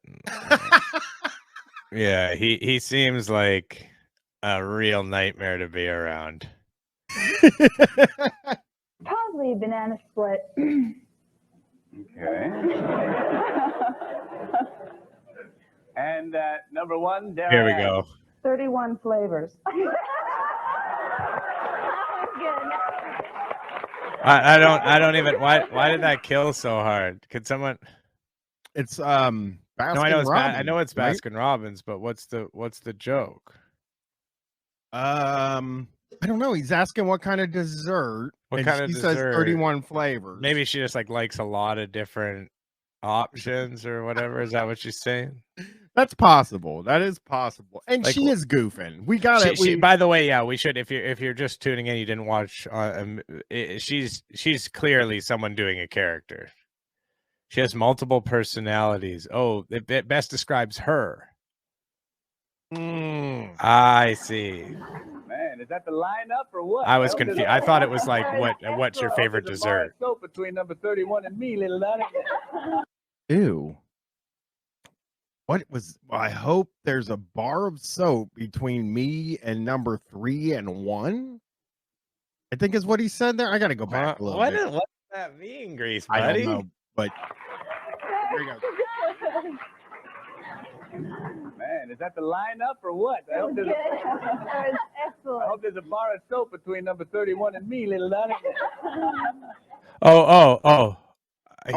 So Grease Buddy took it to mean not personalities, but rather her having sex with 31 guys, I believe. And he's saying, I hope you clean yourself up after you have sex with number 31 before me. I think that's what Grease Buddy's saying. Yeah, daytime TV was way cooler back in. If you could say a joke like that on daytime TV back then, I think that's exactly what he's saying, but because he's saying it in such a confusing way and it's so sort of convoluted, just sort of like, that he gets away with it. He's not saying it directly. All right, a zesty crew indeed. I'm narrowing it down. How much time do we have? Can we A few more minutes here. Okay. To think deep into their psyche, deep, hungrily into their psyche. All right, little Donnan, if we were out together, Bachelorette number 1, it's dimly lit, candles are flickering. It's one of those really intimate restaurants. And I got a camel hanging out of my lips. And as I flip that lighter to light the camel, you notice an ominous lesion on my lower lip. I take a long drag and I lean over to say, my God, let's celebrate the moment with a kiss. What do you do, little Donnie? What do you do? Gooseman, you catch me all off guard. Do you have a candle hanging from your lips? I'd have to think. Candle. Was it a candle? a candle. Okay. You don't just let. So that, by the way, though, that was just bizarre. He's basically like saying like, yo, so I'm smoking and you notice that I have a fucking cold sore, like some sort of a herpes, like cold sore. And what do you do with that information? It makes you think he has herpes in a way. Like that's his joke. But I guess Jim Norton used to say he has AIDS. Maybe Greaseman was the pre-Jim Norton. I mean, maybe I think that Greaseman didn't. Maybe he had a couple of ideas. I think, he had a few ideas that he was like, oh, okay, I'll like do this and this. And then he's like, I'll just sort of riff the rest of it. Mhm. And it didn't really come to him some of the great Greaseman ideas he was hoping for. He sort of started in on that sentence thinking, hey, by the time I get to the end of this, I'll have a good idea what the hell I'm talking about. But it just never sort of happened for him. Maybe we can watch a bit of this, like maybe 5 more minutes of it. And then Oh, Sex J is right. The Mancow stuff. Let's do that first. Okay. Obviously. Mancow seems to be a not a liar, Chris. Well, I don't think we need to go that far. I think there's certain things like him being the last person to speak to Brandon Lee before he had that horrible, life-ending accident. I think that we can say is probably still not true, right? Like, I don't know. And don't you think he's embellishing a little bit, maybe even his relationship with Russell? Because Russell Crowe's like Mancow in Chicago. Like, do you know what I mean? Not like if he was really friends with him, it wouldn't be like, oh, Mancow in Chicago. Like he had to like clarify. I think he's just a guy he kind of knows, No, but why would he tweet? I mean, it's an insane thing for him to even tweet that he knows Mancow. No, I agree, but I don't think there was any doubt that they knew each other on some level. I just don't think that he's friends with them. You don't think he called him you don't think Russell Crowe called Mancow when the Australian wildfires broke out in 20? No, I don't think so. I still think he didn't make that phone call. And I think it would be interesting to this would be a fun thing to do. Try to get a hold of some people who are involved in these lies. Russell Crowe's a tough one, obviously. He's a big star, but try to verify some of these. I mean, if we could get a hold of Billy Corrigan, right? Corrigan. Yeah. If we could ask him if we just said, hey, did Mancow call you from Japan and put one of your fans on air? Exactly. Stuff like that. There is stuff that we could check in on where we could catch him, like, and there's we could probably find some like video evidence and stuff and audio evidence and catch him in some lies. Because you're right, we have never actually caught him in a lie. Well, I don't know how to ask the Bally's Blimp people. Like you would have to go back in. You would have to go to the Bally's Blimp people and say like, hey, did Mancow ever try out?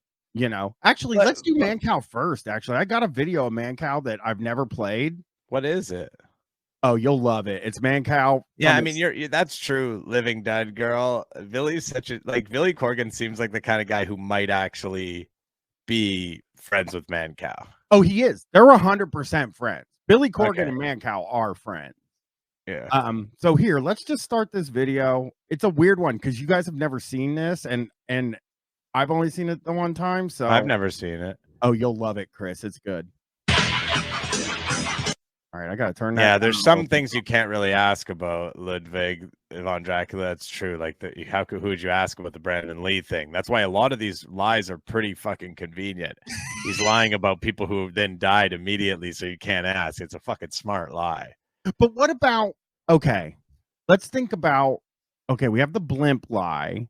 Somebody looked into his father running for mayor in New Jersey to get rid of fluoride in water. Somebody did look at, and there's never been a Mueller that ran, but it could be a different place. So the others, Japanese stuff too, right? We said he didn't even. But he was there. He was in Japan. He was on TV. Maybe he was actually on TV. Yeah. So that's what I'm saying. We've never caught him lying. It's actually a good idea, though. Get a hold of some of those phone records. See about these phone calls. I mean, if you could get a hold of Mancow's phone records, oh my goodness. First off, they would be wild. Like some of the text messages he was sending and stuff. That would honestly be one of my most. I can't think of something I would want to read more. Like even like a book or like a great article. Like just sitting down and reading all of Mancow's text messages. Oh, I just went looking for the book. I usually have Mancow's book like around me somewhere. Demons, Dads, Dames, and a Dwarf is the name of it. All right, let's see if this is. Oh, you have a share screen going on, right? Vampires, demons. It's all great to watch on the big screen or at home on your couch on a cold night. But when you run into it face to face in reality, entirely different story. Who is this? Mancow and Turd and a camera crew. This I don't know who this guy is, but he did take Mancow. He's going to explain what he did here. Turd? I didn't cut a turd out. Well, I mean, I cut a turd, but that was this motherfucker just said I didn't cut a turd. This guy wants to get fucking clipped so badly. Okay, here he is. To face in reality, entirely different story. I took Mancow and Turd and a camera crew into some forest preserves by my house where the real deal happens. Wait till you see what we saw and see it scares the hell out of you. That guy could have done a second cut on that. Nah, I mean, it's probably some intern or what, like, what are they expecting from that guy, though? He's obviously not an actor, and he's trying to sort of sell it, but it doesn't look the way believable. Guns out. Guns are coming out, everybody. It also doesn't look like fun. It's not funny. Like, it's not like silly and like or bad or dumb in a funny way. It's just kind of actually bad. Wait till you guys see. Well, here. Hey, Rick. Hey, what's up, Mancow? Hey, you're in the air. What's going on? Hey, buddy, I just wanted to let you know I was listening to your show last week. Yes. You was talking about going out in the woods, suiting up, and killing some Satanists. Yeah. I'm right there with you, bro. So. Wait. He's talking. He went to the woods to kill Satanists? Yes. They were gonna get all together. Oh yeah, and that's a good question from Fake Plastic Weed. Do you think Mancow looks hot there? Like, Mancow looks good here. I can't lie. I think I would lose credibility if I didn't admit that he kind of can get it in this fucking particular video. Well, Solidus Red says Twink Mancow. Demeter Online says Mancow's kind of hot. Clayton Death says Mancow's quirked up. So.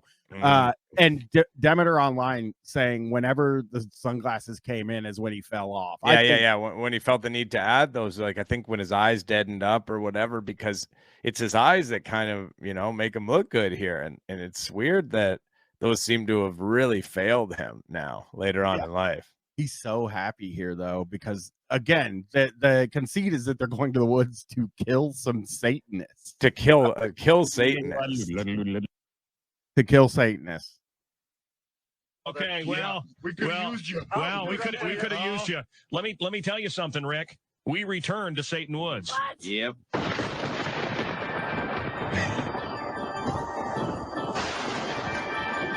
Wait, he called them Satan Woods, and then immediately on the screen it says Devil Woods. So he got the name wrong. That happens sometimes, He might have they made the image before and then he had to record his part afterwards and he just didn't remember exactly. He was close. Babies' tombstones, and they make altars for Satan out of them. They take right over there. Get the camera over there real quick. So they're right next to a 4-lane highway. Yeah, I mean, is that where Satan's Woods is? So you're saying that you believe Satan's Woods might be deeper into like the forest? Yeah, I don't think that pulling your car over to like change your tire when it goes down puts you at risk of being in Satan's Woods. That would be fucked up. You just like get a flat tire and all of a sudden you pull over and you don't even realize you're in Satan's Woods. It seems like you should have to like walk a little bit and like that's fucking scary to think of. I do like John Olerud says easily accessible, which is nice because the Satanists have to get there too, Yeah. That's over there is the cemetery where they take babies' tombstones and they make altars out of them, and we'll probably see some of the satanic. Okay, so there's some buildings back there too. So I think they're just in the suburbs. Imagine if you had some people live so close to Satan's Woods, like fucking hell, man. Those people must like be having like spooky stuff happening all the time around them. Could you imagine You're driving. That's not cool to take babies' tombstones, though. Yeah, for all you people that are Satanists in the chat, me and Chris don't think you should do Satan's take babies' tombstones. No. Altars inside these woods. Cow kind of believed it, kind of didn't. I wouldn't recommend walking into the forest because. Okay, now he calls it the Who's forest. that guy? I don't have I have not ever been able to find this video I've watched. Like, this guy seems like he's like a musician to me. Do you know what I mean? Like, looks like a musician in a rock band. Yeah. Scrumblebug says, if I lived there and actually believed it was Satan's woods, I would set fire to the forest. Why even risk it? Which is a very smart idea. Yeah, you're right. But hang on a second. Is that not exactly what Satan would want? He does. He would be so at home with the fire and everything. So you'd be really playing right into his hand at that point. Yeah. Yeah, freeze it. Smart. I got a little something right here. Oh, he's got. I got a little something. Good. Maybe they'll choke you. I got a rosary. This is my protection. Yeah, that ain't good. It's gonna help me. I'm wearing it. Laugh at me if you want. I'm wearing it. And they're not kidding. They're, to them it's not a joke. We walked in, and so we were mic'd the whole time, and we got some interesting stuff on that thing. So here's a situation that I have with Mancow and Satan's Woods, is that Devil's Woods, Devil's Forest, or Satan's Forest. It's Satan's Woods. It's Satan's Woods. Devil's Forest or Satan's Woods? Satan's Forest. It's the Devil's Forest. Devil's Forest, Satan's Woods. They don't have their branding down yet. They're kind of like me, like real bad at fucking branding. But I like that they don't have video for this. Okay. So they just have microphones. And I don't know when this happened. I don't think I've ever searched for when this happened, but part of me thinks there's a good possibility that this happened soon after the Blair Witch Project came out. Like that is something I've always kind of figured maybe that's when he decided to do this. I have a theory. Okay. My theory is the Blair Witch Project came out shortly after this. If you catch my freaking drift here. Well, Mancow saw I saw the Blair Witch. I was out in the woods and I ran into the Blair Witch. Chicken or egg, We're in the woods right now. Come on. We're going over to one of the pits where the freak told me not to have a light on, but I want you to be able to see. We're going to go to one of the pits. It's getting hot. I got to turn it off. We found what I believe is some human legs. Hold on a minute. Whoa, hang on. Hang on. Wait. Sorry, whoa. That's a pretty big thing to find. That's a great find. That's a pretty big thing. That's not like those are large. What do you mean? You believe you found human legs? Like, did you or didn't you? Listen, I don't call the police, but if you find human legs, you have to let them. You gotta let them know. You have to let if you're out there running around over there. Honestly, that is one situation where you really do have to, where there's legs. If you find legs, like, think about that. Could be part of a investigation. Definitely, I would say, if you find legs and somebody's family, like, who knows? That's a human being. He found human legs. If we're being generous, it's baby's legs. But even that is that's one where you got to let some people know, Wait a second. Yeah, of course. I mean, any leg. But you're saying that if there's you would be less inclined to let someone know if they were baby legs? Well, they just would be easier to kind of walk past, I see. Baby legs never used, says John Krieger Mellencamp. That's what's really a baby leg like that long? Like maybe that long? Depends, man. But if you tripped over like a real fucking man's leg, like my leg, you got to do something about it. There's just something you got to do. I don't know. Well, I want to say for the record, if I find any kind of leg, man, woman, child, I am reporting it and doing something about it. I'm not going to walk past a leg simply because it's not a large male leg like somebody here on the show. Or a large woman's leg. A large leg, I feel like you really have a responsibility to report. But a small leg, it's like when you see something kind of going on. When I'm out walking around town and I see some people yelling at each other or something like that, I don't check in and see if everybody's okay with the yelling. I just keep moving. Yeah, that's fair. But if you find a baby's leg, I think that's different. Lou Baggerfreak says, do you think it was a skeleton leg or had meat on the stuff? Well, I think we'll probably find out. And I'm guessing, I'm hoping skeleton, that's what makes it kind of, so, because if it's a fully formed leg and he's not sure what it is, then that's fucked up.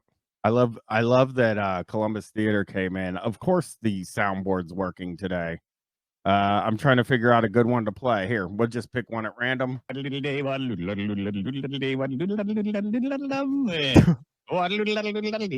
wacky today. Extra wacky today. He's feeling extra wacky today. Brutal one. Just keeps going on.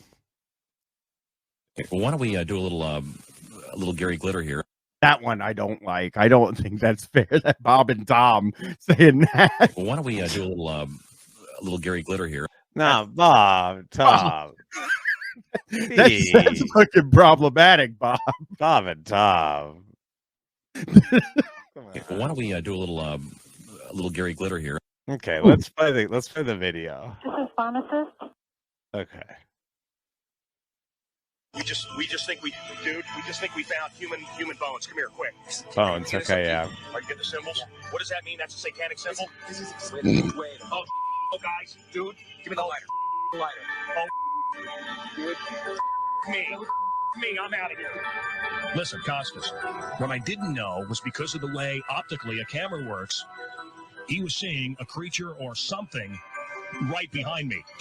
Are you sure you saw something in your camera? Yes.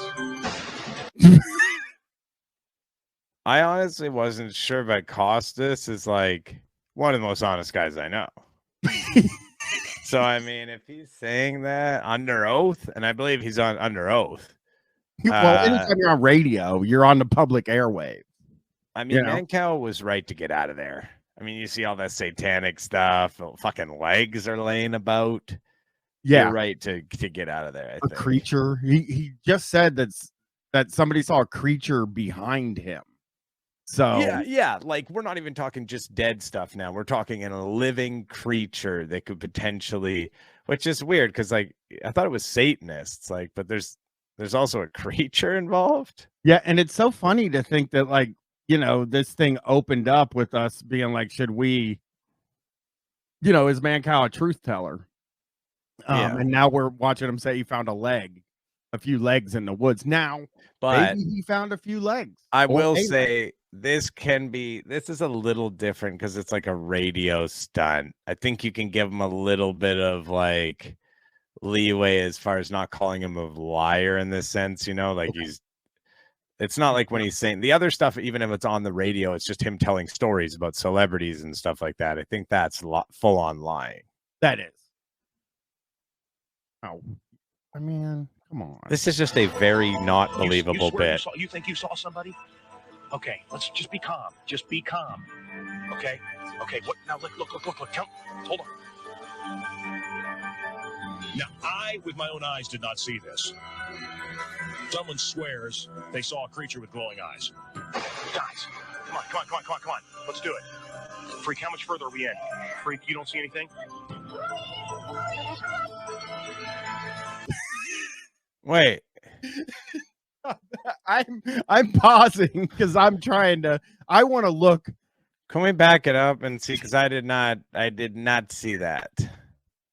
I missed that. All right, here we go. Guys, come on. Now I know where to look. Freak, how much further are we in? Freak, you don't see anything? No.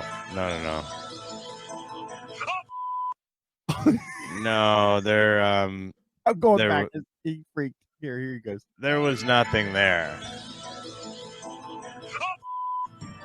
What I didn't know was because of the way optically a camera works, he was seeing a creature or something right behind me. Where's the creek? Oh, they're out of the woods, guys. Don't worry about it. Oh my God. Oh, this couldn't be more in public, Chris. Yeah, yeah, it does feel like someone might have stumbled upon it before. It doesn't feel like this is somewhere that no one's been. No, it's They'll use the trees as there it cover, is. and they were flanking us. And had we gone another, I mean, I think that's a house, just a window in a house in the distance. You really can't say that's an eyeball of a creature. I don't think. I can't allow that.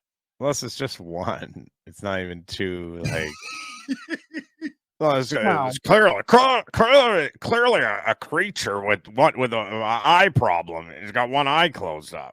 I mean, monsters can have one eye. Turd. Did you know that's extra? That's extra scary, Robert Forey. A one-eyed creature. Holy shit! I don't like it. The trees is cover, and they were flanking us. And had we gone another 30, 40 yards up the trail, they would have just collapsed on us. Damn, they were getting flanked, you guys. That's actually kind of wild. Like, he's making a few leaps here. He's like, he saw one light, and he's just like, so there was like a bunch of creatures that were like flanking us, and they were gonna descend upon us and fucking basically destroy us, kill us, fucking leave us absolutely dead, you know. They were gonna flank us. I like that he says they were flanking us. Like they were flanking us. And what does he say exactly? He said they were gonna come down. Can you back up just a second? And by the way, they're all the way across that street. Like, even if they were getting flanked, how, you know what I'm saying? Okay, let's see. Okay, here we'll go back and find. Don't go back too far. Don't go back too far. They'll use the trees as cover, and they were flanking us. And had we gone another 30, 40 yards up the trail, they would have just collapsed on us. Well, that was a good night. Okay, look how busy that road is. Yeah. There's traffic. There's lights. Oh, a lot of light and traffic. Yeah. So much. It's the worst place for the devil people to go. Good night. It's a good night because we got out alive. I'm telling you, when he said, looking right at you, crouch down. Guys, I cannot even hold the microphone. I'm so scared right now. Hold the mic, please. All right, we're still looking at just. And I bet you right now they're following us. I bet you they're following us in the woods right now. That's why I said cross the street. All you're going to get is trouble. And can you stop for a second? Rock Hard Caucus, it's not a bit, I mean, it's somewhat of a bit, but like he's not playing it up like mockingly, because he is like a very religious, like always talking about Satanists in a real serious way. Like he really believes this stuff. He actually believes the satanics. You're right. He believes Satan and demons and stuff like that. And like his bits, like he knows this is fake, and so obvious. Yeah, like it's obviously fake, and he's not, you know, but he's sort of trying to like play it up as this like badass thing he's done as a Christian, you know? Yeah. Or, you know, to them it's not a joke. I'm Mancow Muller, and we are now out in civilization. I was just deep in the woods where John Wayne Gacy. Chip, you know where this is? We weren't deep. No, I don't think I ever felt he was deep in the woods. And wait a second, though. He's about to reference John Wayne Gacy. He's gonna. Yeah, we'll go. We are now out in civilization. I was just deep in the woods where John Wayne Gacy. Chip, you know where this is? The serial killer. You know where we're at there? I think so. I recall for thousands of years. You know where St. Joseph, even going back to Catholic Cemetery, talked about weird stuff. This is the worst setup that anybody could have ever had. Well, it sounded like there was two different audios playing. There's not, because only one side of the audio would play in these woods, and we just saw some pretty horrific stuff.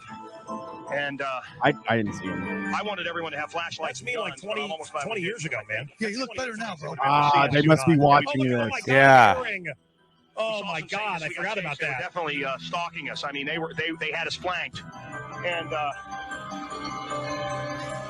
it was scary getting chased out of there. I'll be honest with you, it really was. It was scary getting chased out of there. Let's go to Bob. Bob, are you there? Oh, they got chased, Chris. You don't know? about them getting chased? Let's do collector's call. You want to do a collector's call and just check in with Mancow? Well, that's what I was thinking. We could break it up a little bit because it does get a lot to watch the Greaseman. All right, let's get some Mancow going. A lot of people talk to me about Mancow collecting Ultraman stuff.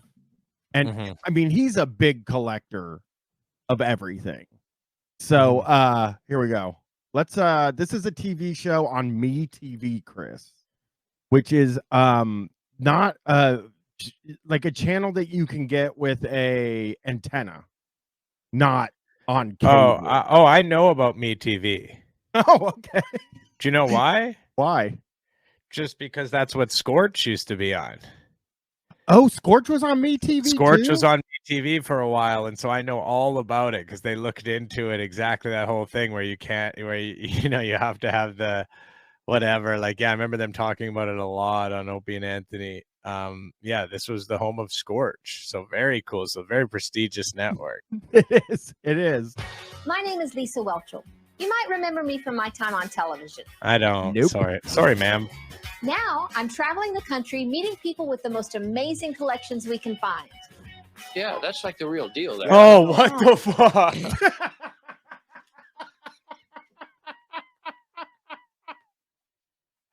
How low on the list? Can I ask how low on the list Mancow is? Mancow is a sword guy. Of course he is. He was such a classic sword guy. Oh, I love that. Everything that just happened in 12 seconds was incredible. Like the whole thing. Mancow with a sword, wearing whatever he's wearing. This is his house? We're seeing his home? Yeah, we're going to see his house. This is fucking cool. This is the best. I bring in experts to appraise these treasures and hope to make a deal with our collector to trade one of their precious gems for an elusive item that's been on their wish list. Okay. And this is one of two that exist. I'm surprised there are only two. Watch where you're pointing at. Oh, wait, whoa. There's probably more, ma'am. I don't know if you've met my friend Mancow before, but you do want to get a second opinion on anything that he tells you. You want to, I mean, yeah, she's just like, she's like thinking in her head, like, I swear I've seen like more than that in one place before, like, but other people have brought him in. Mancow's like, nah, this is the only one. Yeah.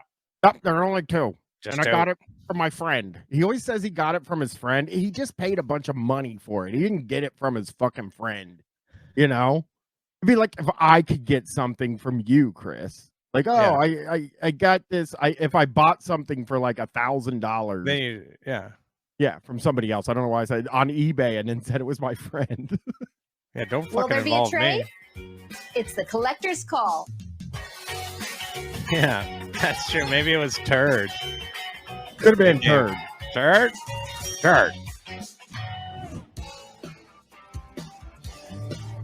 Him and Bill Shatner.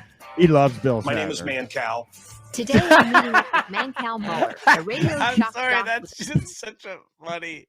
Do you know what I mean? Like if you're just like from a different country or whatever, you didn't like know, and there's this guy comes on the screen and he's just like, "My name is Mancow." Like, no, they'd be like, is that a name? Oh, what? Look at him though. I mean, he looks great. And a gourmet burger from where? Hi, McDonald's hamburgers. I got you, Ridley Sconch. Did you say The love for the gourmet? entertainment Gourmet burger? I could have. He's been on the radio for nearly 30 years and has met just about everyone, from movie and television stars to pop. Oh, the one with Arnold. Wow, young Mancow. Colbert is a funny one because you know he hates Colbert now. Oh, you know he hates him so much. Politicians and famous musicians. I do a radio show. I have a podcast that's loved around the world. And I have a lot of celebrities.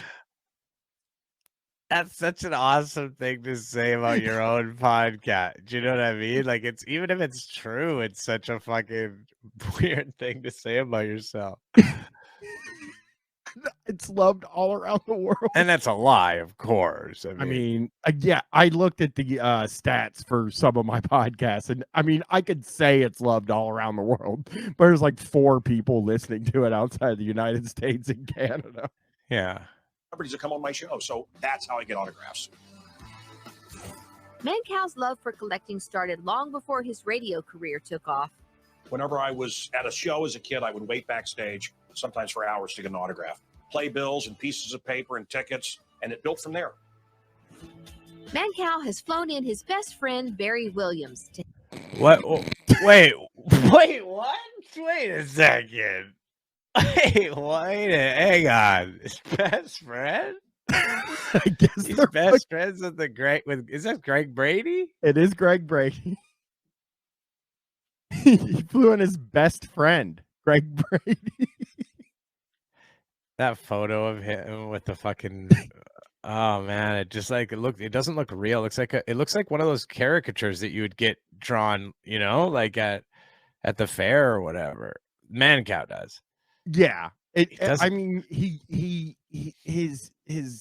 got the cigar, which you only see sometimes with him. But he's around his best friend Greg Brady, though. That's true. ECT.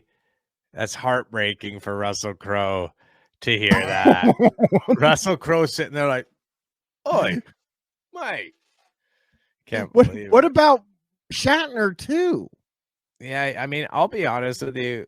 I think he probably is one of those guys who's got a lot of best friends. You know what I mean? Depending on whatever situation he's in. That's true. To help show off his collection. Barry and I go back, way back, and so do he and Mancow. I've known Mancow for probably close to 25 years. He grew up in Missouri. The world of television, movies, concerts, and musicians. This is so funny. Very, he's like, I love Mancow. And he's like reading like a biography off of Wikipedia. He grew up in Missouri. And then he starts going on. He's like, he clicked on the Missouri link and he's just like, that's the home of it. He's like, now he's reading about Missouri. Yeah, he doesn't look good though, doesn't he? Greg Brady? Or does he rather? Yeah. No Old offense. dude. He's an older guy, but yeah, he's just kind of the look is kind of frazzled. He has kind of a frazzled look. Yeah, he does. I mean, he's hanging out with Mancow, Chris. Like probably for like a whole weekend. I didn't picture him being this is when they said his best friend, I was not expecting Barry Williams. Well, like I said, he's also said that Shatner's his best friend. And again, he said Russell Crowe is his best friend too.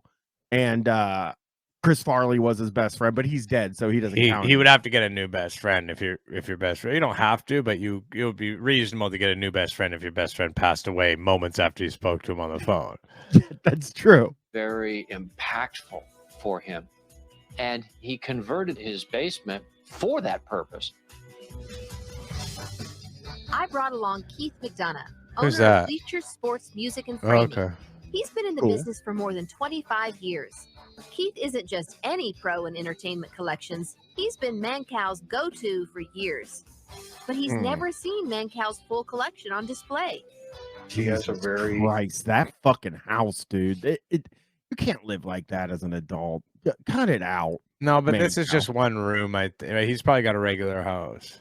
I don't know. Unique collection. People can go in the past and listen This guy to looks his so radio station boring. or his TV shows. And they can Actually, people can't go into the past and listen to his radio station or TV shows because there's no fucking archive. And $1.50, yes, he knows the third in charge at Yelp. They asked does Mancow know the top people at Yelp? Yes. The third in charge at Yelp has told him that he's never seen such censorship as is happening with Mancow. That's just a fact. That's wild. That's like one of those censorship you would be seeing on Yelp. can see him actually getting some of this memorabilia, and that gives it. This guy looks like the most boring guy in the world. I'm sorry. Like, if that guy gets up to do a speech, you're just like, immediately you're like, oh no, this is going to be boring. A glimpse into Mancow's custom-designed basement, where every wall tells a story. Then he'll set a value on the impressive collection and try to make a trade. Will he succeed?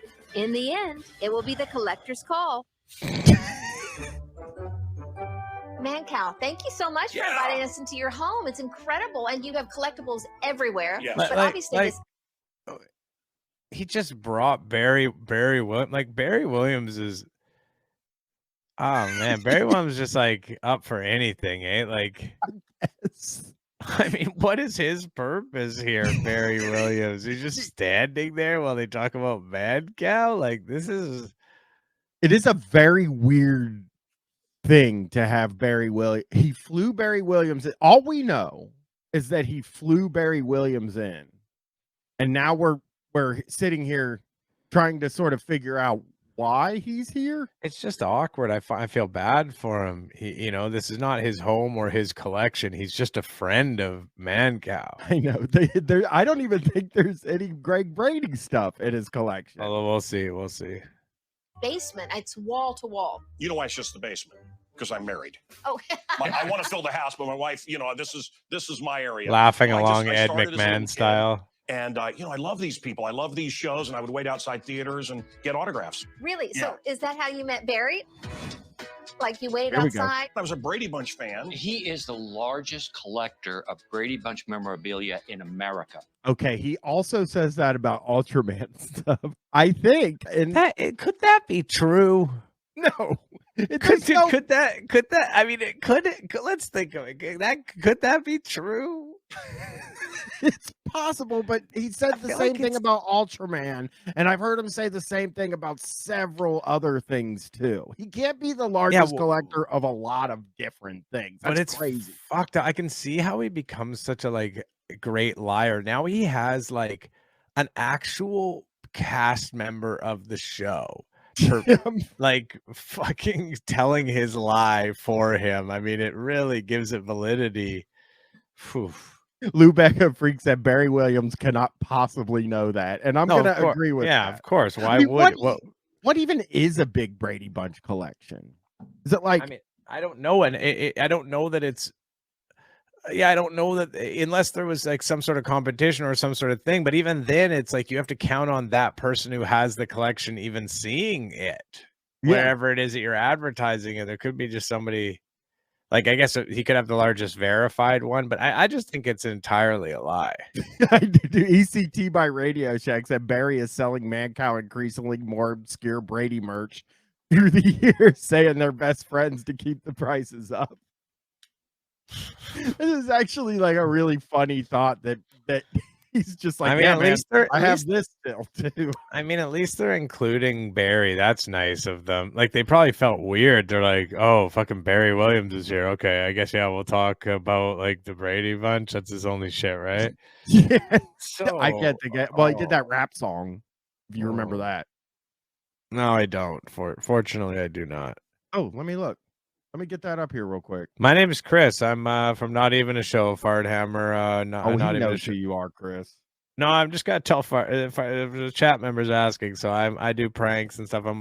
I co-host some of the podcasts with Brian sometimes. Greg Brady rap. I think we're doing a podcast. But when are we recording? Soon, right? Tuesday we're recording, and we mentioned it on the other stream. We'll mention it again. Who we're recording with on Tuesday. Do you want to say, Brian? Yeah, the Doughboys. The Doughboys. The Doughboys talking about hot sauce guys, which hot sauce guys. Yeah. Here we go. I got it for you. That's me, of course, Barry Williams. Barry Williams. Barry Williams. Uh-oh, we are going to have a problem here. Go act like you never seen a real Brady before. Bell bottom probably is a headband. Orange hair was a perm. Was it real? Here's the story. Here's the story of a guy named me. Like Brady Barry Williams. Don't you know we were the real that 70s show? And old Alice Hope prepared Sam to me for free. You know what I mean? It's a return of Johnny Broadway. No, he didn't just say what I think he did. Here he goes. Take it to the chorus. I'm tired of these guys sitting at a list. Break the gap sitting. Look at him. Walking around. Where's the guy? Surfing and wiping out. Yeah, but he's not cute though. But he was cool for a while. He's a teenage star. But how that Brady name. They go so far. I'm doing stuff to scoop. But that great Brady too. Football war. Here he goes.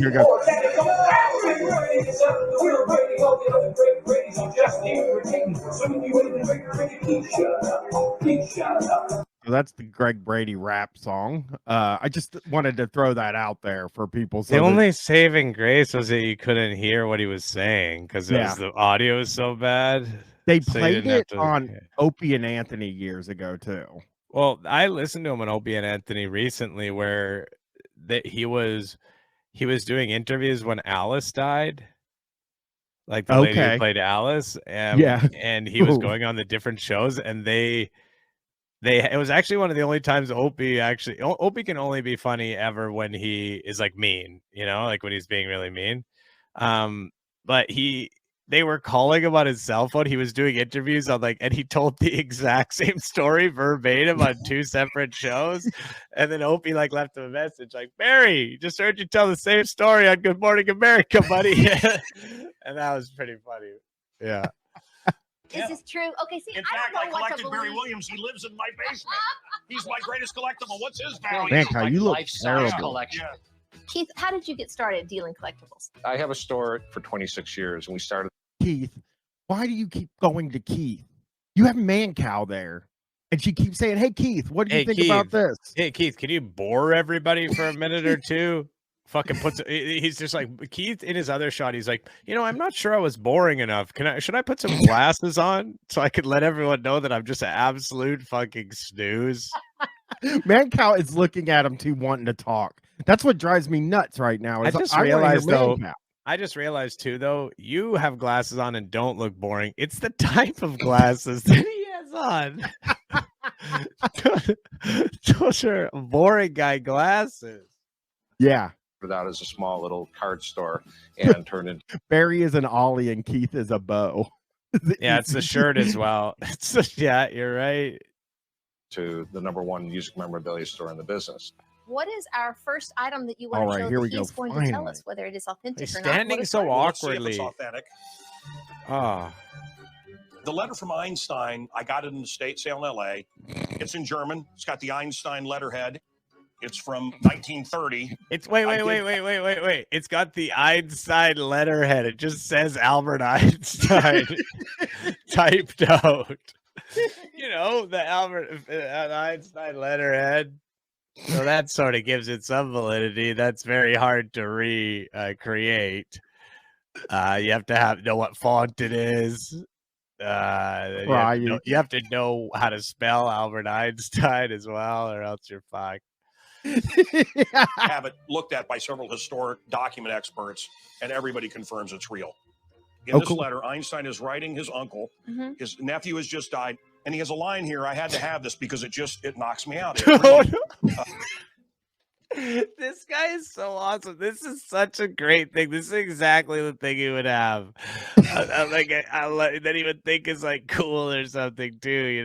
I personally would not. That maybe some people would think this is cool. I personally wouldn't think it was cool. It would be oh, it's impressive or whatever. I wouldn't have any interest in having this myself. But I think probably it's fake, and somebody has duped Mancow, and that's my feeling. But who knows? Let's see. The letterhead is just okay. Stirs me. It's not a question of the length of our lives, but the content. Wow, that is beautiful. That letter inspired me. Every day I crave an that's adventure. such a simple concept. That's so that's a baby. It's not smart.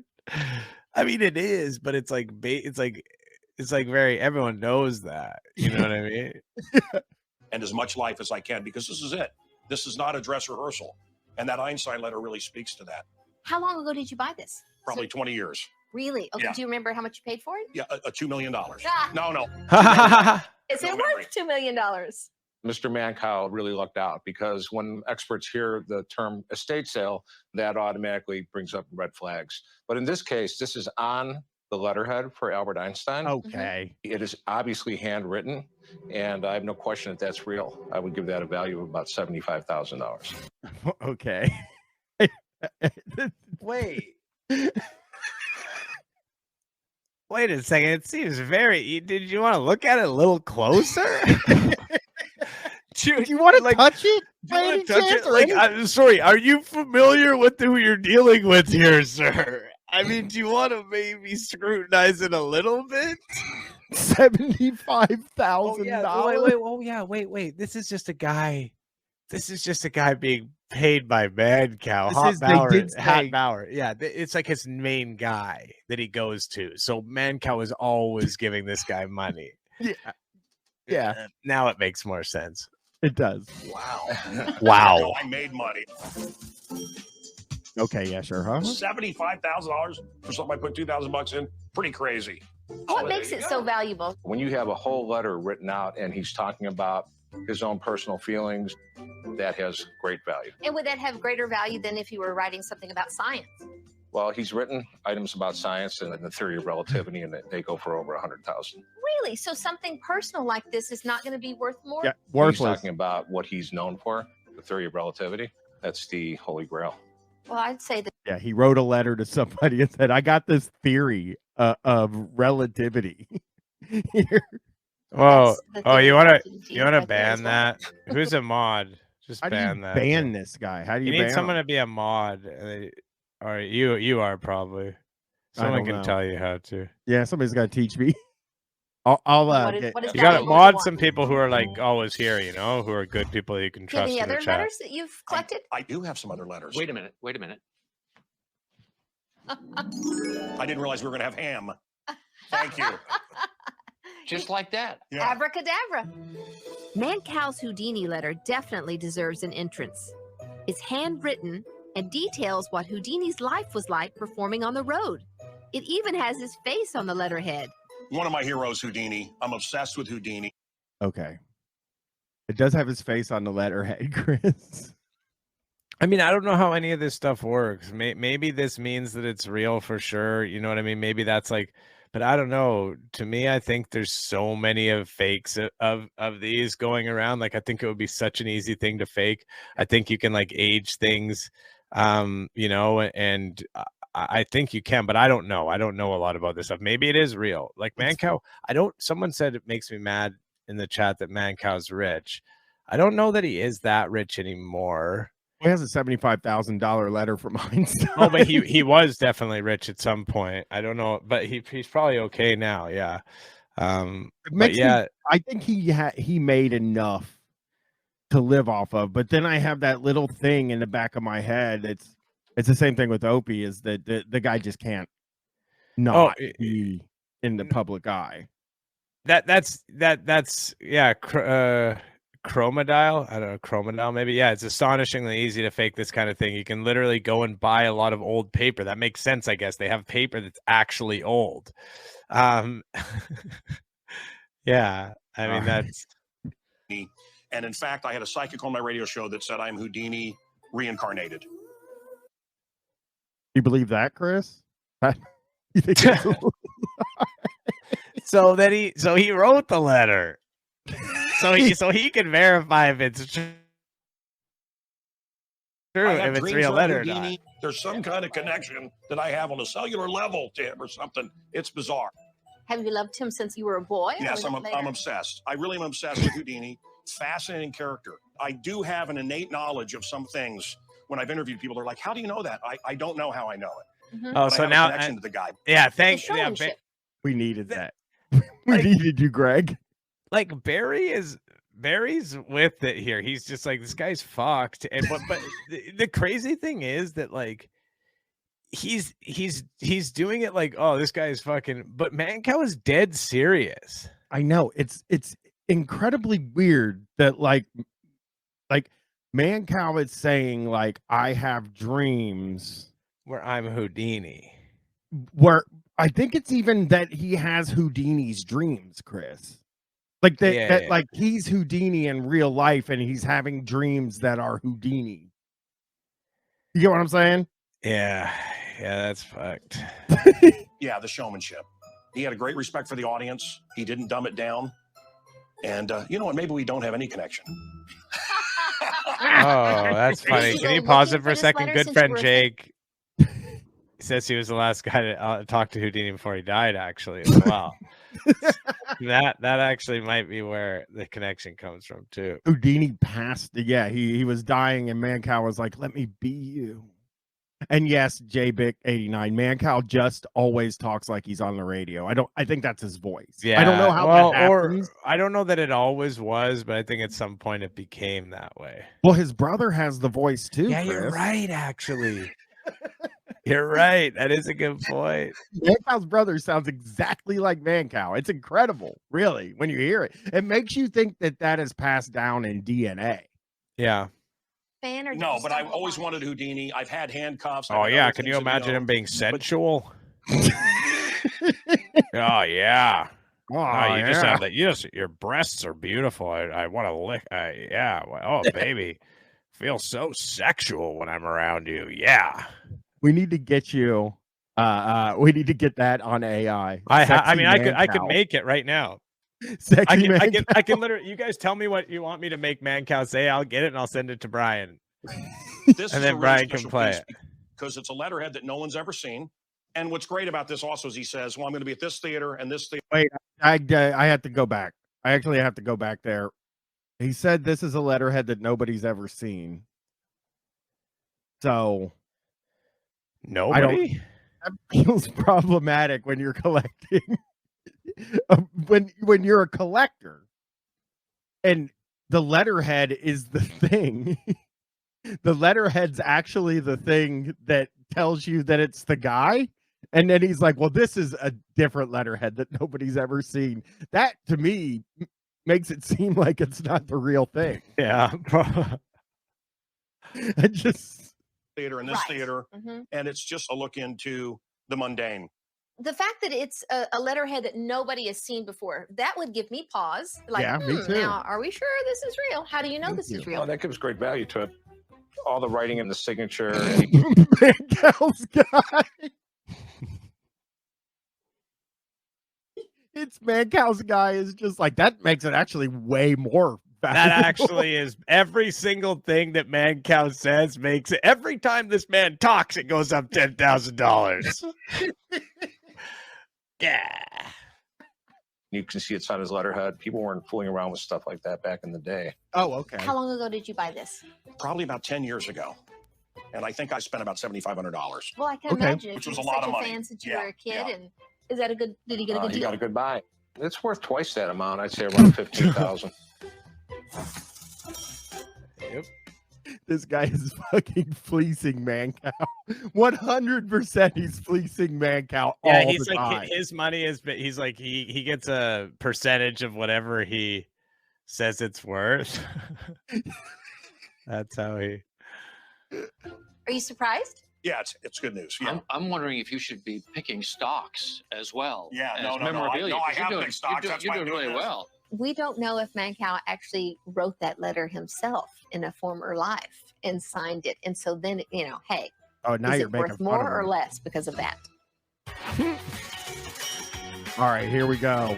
Coming up on Collector's Call. Hey, Brian, can you pause it for a second and go check your email and just, if you could, make sure what you want to do is pull it out of the tab into a new window so you don't. Yes, I know. Last time Brian had his email open on the stream, it was pretty funny. He was just surfing through his email. It was actually kind of awesome. But I just sent you a sexy Mancow clip for everyone to hear. All right, I'm going to now when Brian does play this, I just want to say, do not, if you have, this is really inappropriate clip. So just giving you a full, if you're listening, like, through speakers or whatever, it is, it's not good. Didn't I say my address on stream once? No, I did not, Lou Bega Freak. I said my address on stream twice, you idiot. It happens. Hey, Mancow here, absolutely stiff as a rock about the fucking burst and spew jism from my perpy. There you go, everyone. My perpy? Yeah, it's short for purple-headed yogurt slinger. Don't say that. Don't, please. Oh, damn it. The thumbnail. I'm trying to show you the damn thumbnail. There's my YouTube recommendation.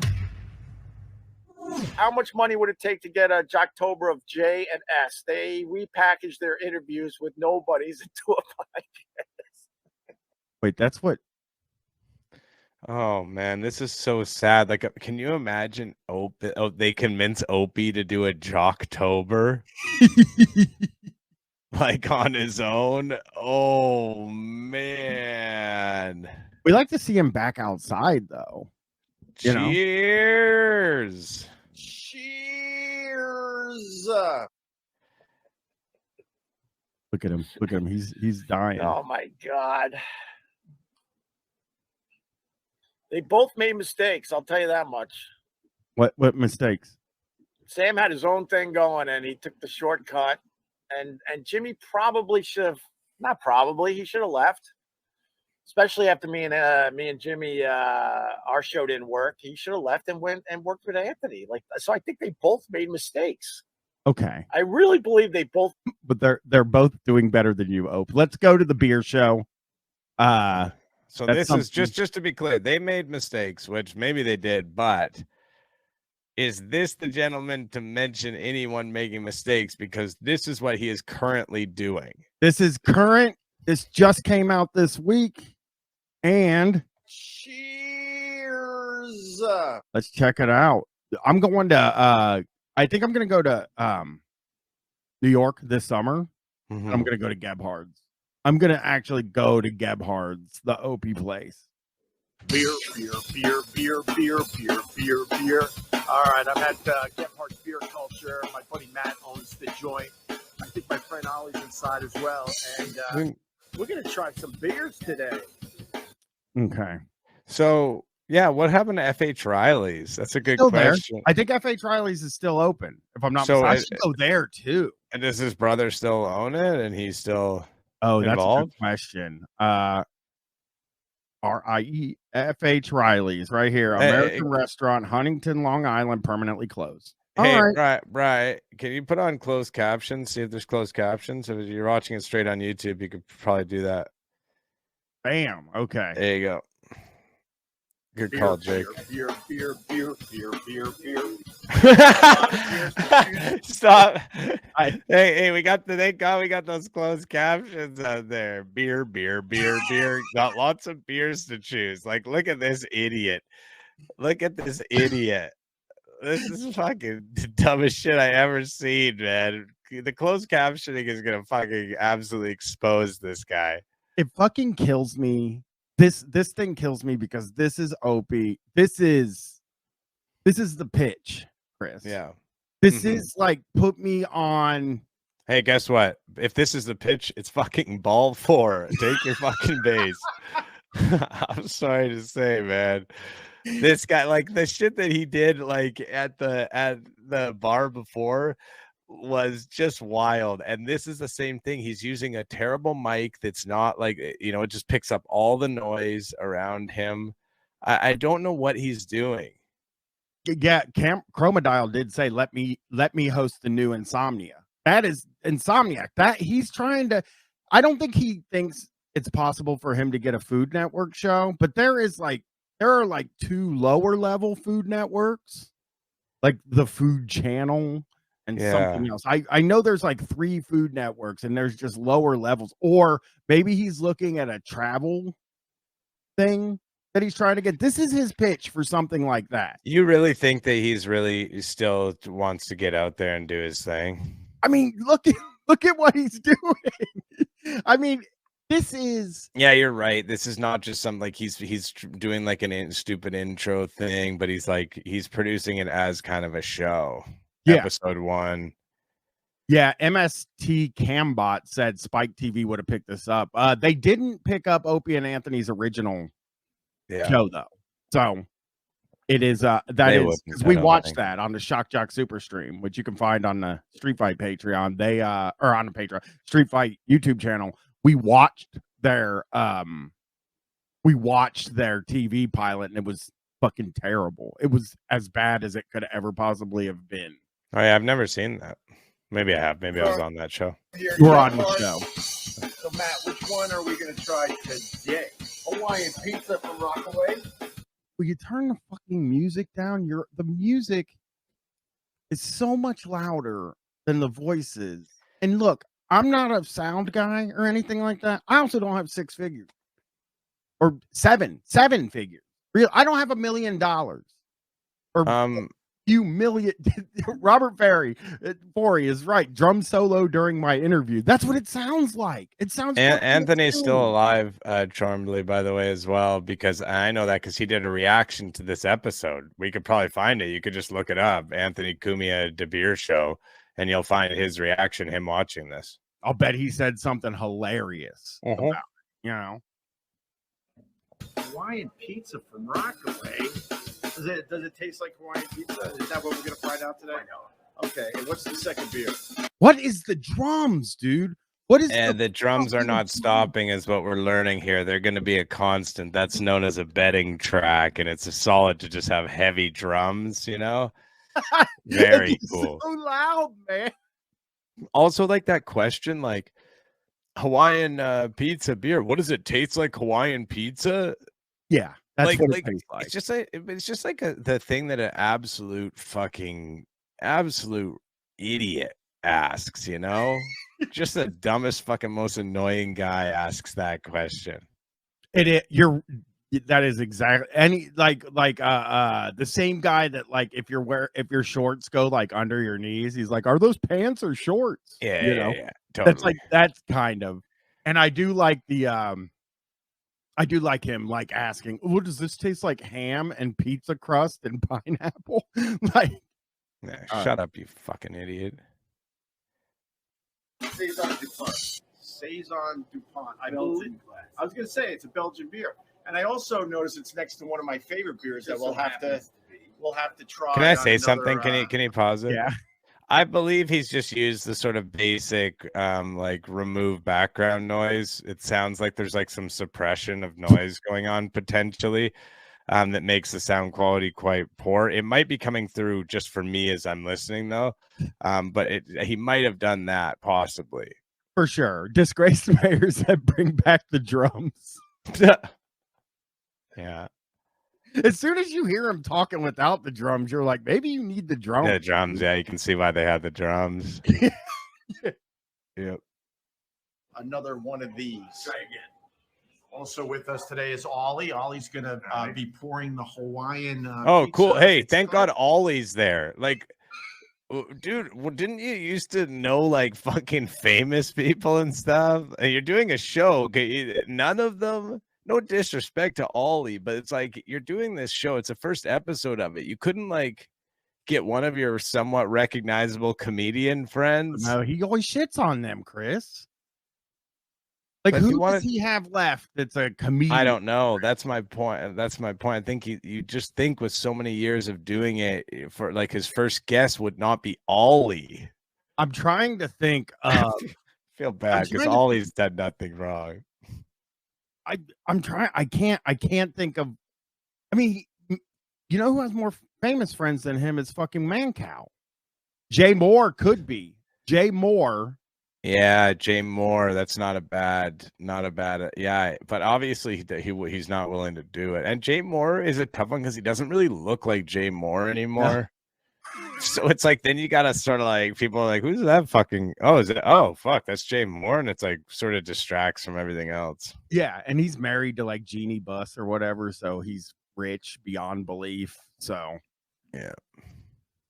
To find out what this beer is about, Matt. What do you got on this? Well, this one's from Rockaway Brewing Company in Long Island City, Queens. And it is an IPA, and it is named after the controversy. They couldn't close. They absolutely could not tell people to be quiet in the place. He couldn't have done it when the place wasn't open. None of that. This is the owner of the fucking place. And the owner's like, yeah, no, we can do it. Like, I'm not coming in like at a special time. Like, you can fucking come in and film it like during one of our sort of slower times, you know? It's probably like the people in the back, you know, it's like employees talking. Yeah, this is actually a sick show to put out on the internet. That's a good point, Scrumblebug. Like, this is like a very local beer that is like only available in New York. Oh yeah, listening to people talk about craft beer is I don't drink beer, but I can imagine like even if you're a beer, you like drinking beer. I don't want to hear people talk about it other than like, hey, it tastes like the kind of good. Like I like this one. It tastes a bit like this, and like that's it. Yeah, yeah. That's all we're getting here. Oh, maybe I'll fly to New York and get the Hawaiian pizza beer. Controversial style of pizza. Yeah. That I prefer myself. I don't fight anybody with. Wait, you like Hawaiian pizza? Oh wow, drama alert already in the first episode. Wait a second. Wait a second. Hey, my years of radio experience tell me that this is something I should delve into here. This sort of thing that he was like sort of mockingly saying, like the controversial opinion, like he's saying that in a mocking way, and then Opie's just like, no, I'm gonna earnestly have this discussion now. Freaking pineapple on freaking pizza? What the heck, man? No, I heard everything. So crazy. No, well, you know, our old friend Carl hated the Hawaiian pizza. He didn't believe that there should be pineapple on pizza. Oh, but I got to tell you, I'm with you. Thank you. Oh, I'm with you on that one. It's good to have a team. Jesus Christ. This we got to watch this whole thing, Brian. I'm just gonna say it. It's gonna be hard because we have 11 more minutes left of it. We've only got through like a minute of it, but I think we have to see like how this. I'm sorry to everybody. I apologize in advance, but we just have to see how this whole thing plays out. I need to know. Neither one of us have watched it, and I have to watch this whole thing. I've not watched any of it. This is I'm just meeting Ollie. Like, is Ollie just works there? Like, I don't know who Ollie is. Am I supposed to know Ollie? Maybe it's his neighbor, because I know he has his neighbor on the show sometimes. Does anybody know Ollie? Opie and Ollie.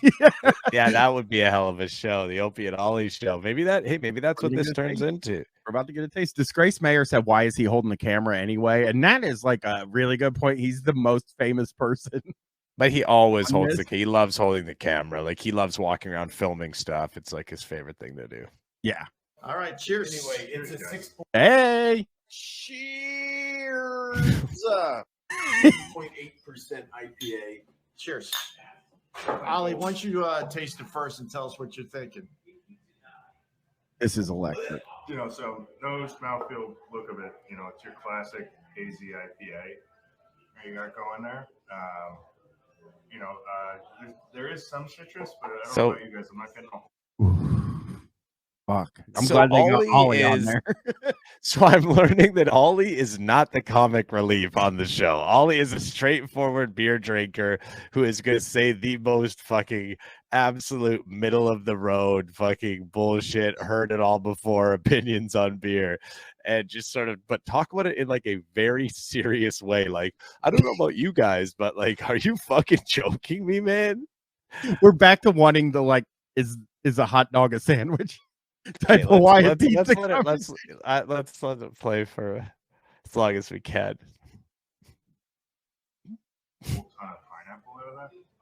It's mild for sure. As far as the Hawaiian pizza aspect of the beer, the namesake, it doesn't really stand out that much, but it's a hell of a drinking beer. It's 6.8, so it's not over the top. And again, right, you say that the pineapple doesn't stand out, and there's really no ham to speak. Oh! Got him! I cannot wait to hear what he says. This is what that was like that was sort of the appetizer. You know what I mean? This is the main course. I am so excited to see how he describes this beer. Oh, I definitely taste the hops. I taste. Wait, I'm sorry. Wait, sorry. Did he say he tastes the hops? Yeah, he said, yeah, I definitely taste the hops. Yeah. Yeah, it's beer. No, I definitely taste the beer. Yeah, it's beer you're drinking. The IPA.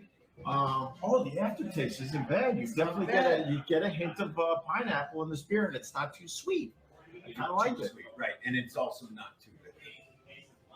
Not too many things. It's not too bad. I like it. Cheers to that. Cheers. All right. Cheers. You know, I should have explained. Cheers. I'm gonna cut him out doing No, cheers. no, don't. Okay, I was Want just to go gonna say, back? don't fast forward. We're You know watching what? this entire it's thing. not too bad. I like it. Cheers I to like that. it. Cheers. All right. Cheers. You know, Cheers. I should have explained that Matt owns Get Parts. How long have you been here, Matt? So is he getting a little drunk, perhaps? Like there's like this like sort of tinge of like him. I should have explained that Matt is the owner. Matt, how long have you been here? Like he might be getting a little drunk. Like he's just getting that first couple of beers, little buzz going, you know? But we're also listening to him to almost 3 minutes in after he's been talking to this guy for almost 3 minutes. Yeah. Then says, I should also mention that he owns the place. Which Like, he does in the intro. So then it all kind of screws it up. So we as the viewer already know. Yeah. 7 years. 7 effing years. Why did you get into the beer business? Nothing else to do. Nothing else I was good at. Like drinking some beer, hanging out with friends. Anything to add on that, Ollie? I mean, I don't know.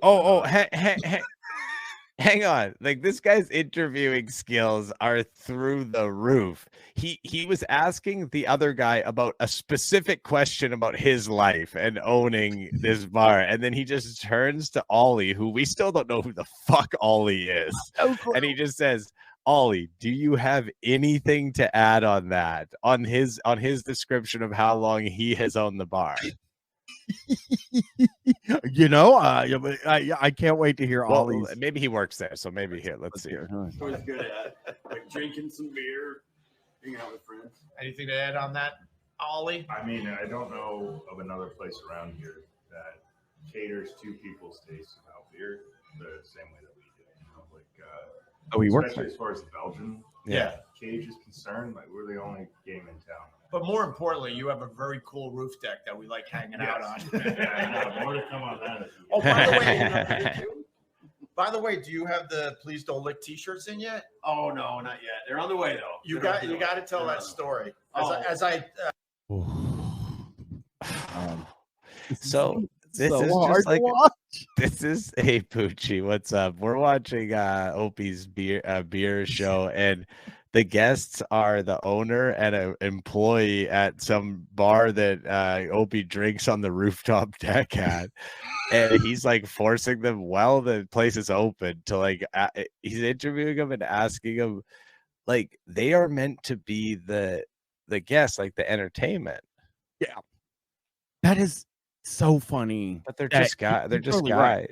Yeah, they're just regular guys. And Opie's the guy that can fucking talk. But well, you know. Yeah. Have more of the Hawaiian pizza beer. In this case, please do lick your beer. But yeah, we had a customer who was upset at us for not posting a sign next to our shuffleboard table. Yeah. Instructing her not to lick the sawdust. That's thought it was cornmeal. Yeah, right? she did. Wait, she thought it was cornmeal. Cornmeal. So she came down. You have to tell people not to lick. It's like, ma'am, boy, you were right. So we printed off a bunch of those. Please don't Like lick signs. 50 labels. We put them on all the outlets. Please don't lick on every electrical outlet. There was one on the toilet. Yeah. So that's super. This guy's funny, no doubt. I misjudged him. He's very funny, you can tell. And then so the joke is like an in joke for the bar. Yep. But then it's also kind of funny, just like, please don't lick. Like, I guess outside of things, you just see that shirt and you're kind of like, uh-oh. Yeah. Wow. Oh, wait, you've been to Gebhardt's? Or even if you, but my point is, even if you haven't been to Gebhardt's, if you've been to Gebhardt's and you see that shirt, you're like, there's one of my people. But if you haven't, then you're just like, uh-oh, like, lick, uh-oh, thinking something sexual maybe or whatever. So it's very funny. I would say that the millions of people watching the Opie video might recognize the in joke now. He gave his fans a little thing. Please don't lick. Please don't lick. He named the episode after it. I know. Selfless. Interesting responses to the backward T-shirt when it's here. Of course you will. Oh, that's. I would assume you've seen a lot of really crazy things owning a We've licked a car. lot of really crazy things. All right, what's our second beer today, Matt? So we're doing Another the beer. Saison DuPont, which is the classic and original Saison that's still in existence. I don't know anything about this beer. So it's a southern Belgian beer. Okay. That is brewed with. Oh, wow. Okay. Dude, you're at a bar. It's kind of cool though. Like normally, if I watch shows like this, a lot of the time they'll like have like a cool sort of setup where the drinks are all being laid out and they'll have it all. You get to actually see it all happening. Like you notice Ollie, he realized that there's no glasses available, so he's going back to like get something sorted out for this, and you're getting to watch all of this happen. Yeah, they're not quite set up. And They're not again, no. why doesn't he have a bottle opener in his fucking? I mean, he should always have one. He's the beer guy. Yeah. A number of different spices from the old world. There's Ollie with the glasses. So there's coriander, orange peel, curacao orange peel. This is great. And, This is so exciting. and if you look at this thing, it's just a beautiful looking beer with a fine head on top. Oh, damn. Champagne. Oh, I hate it. Was that Opie? Oh, damn. Oh, damn. I'm getting damn. Oh, damn. Next Let's hear that time again. you hear this, it's gonna be oh damn. It sounds insane. And if you look at this thing, it's just a beautiful looking beer with a fine head on top. Oh, This damn. is champagne. It's got some. Oh damn. Oh, damn. I don't know what happened. I think to him he's there. drunk. I think he's drunk. I do think he's drunk. I honestly do. I think he's like a little drunk, just like the first couple of beers drunk, not the like. Oh damn. Yeah.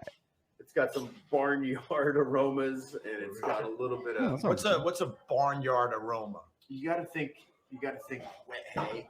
Okay. And it sounds bad, but A little grassy, a little grassy. bit of, Ollie's but getting it is that comfortable, though. perfect Ollie, summertime yeah. beer, right? Like, Big time. Well, that's what it's brewed It's for. exactly what you wanted it.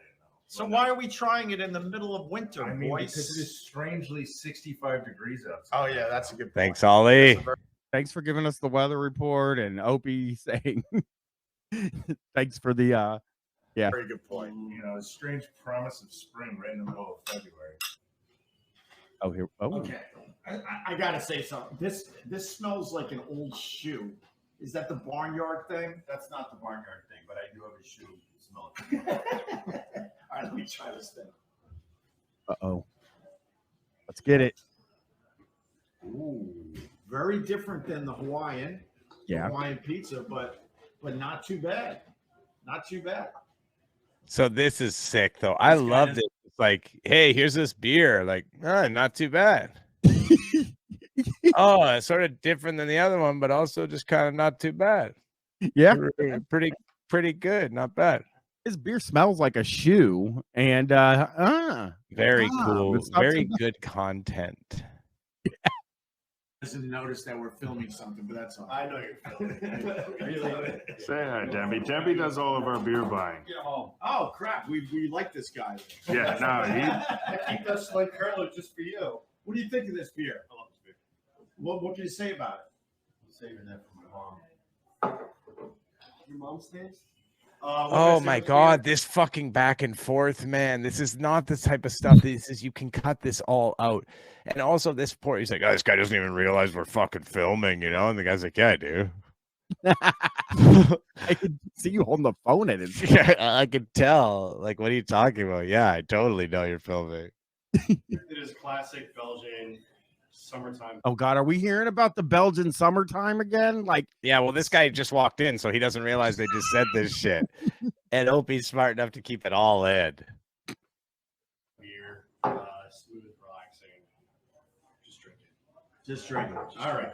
Cheers. You guys did.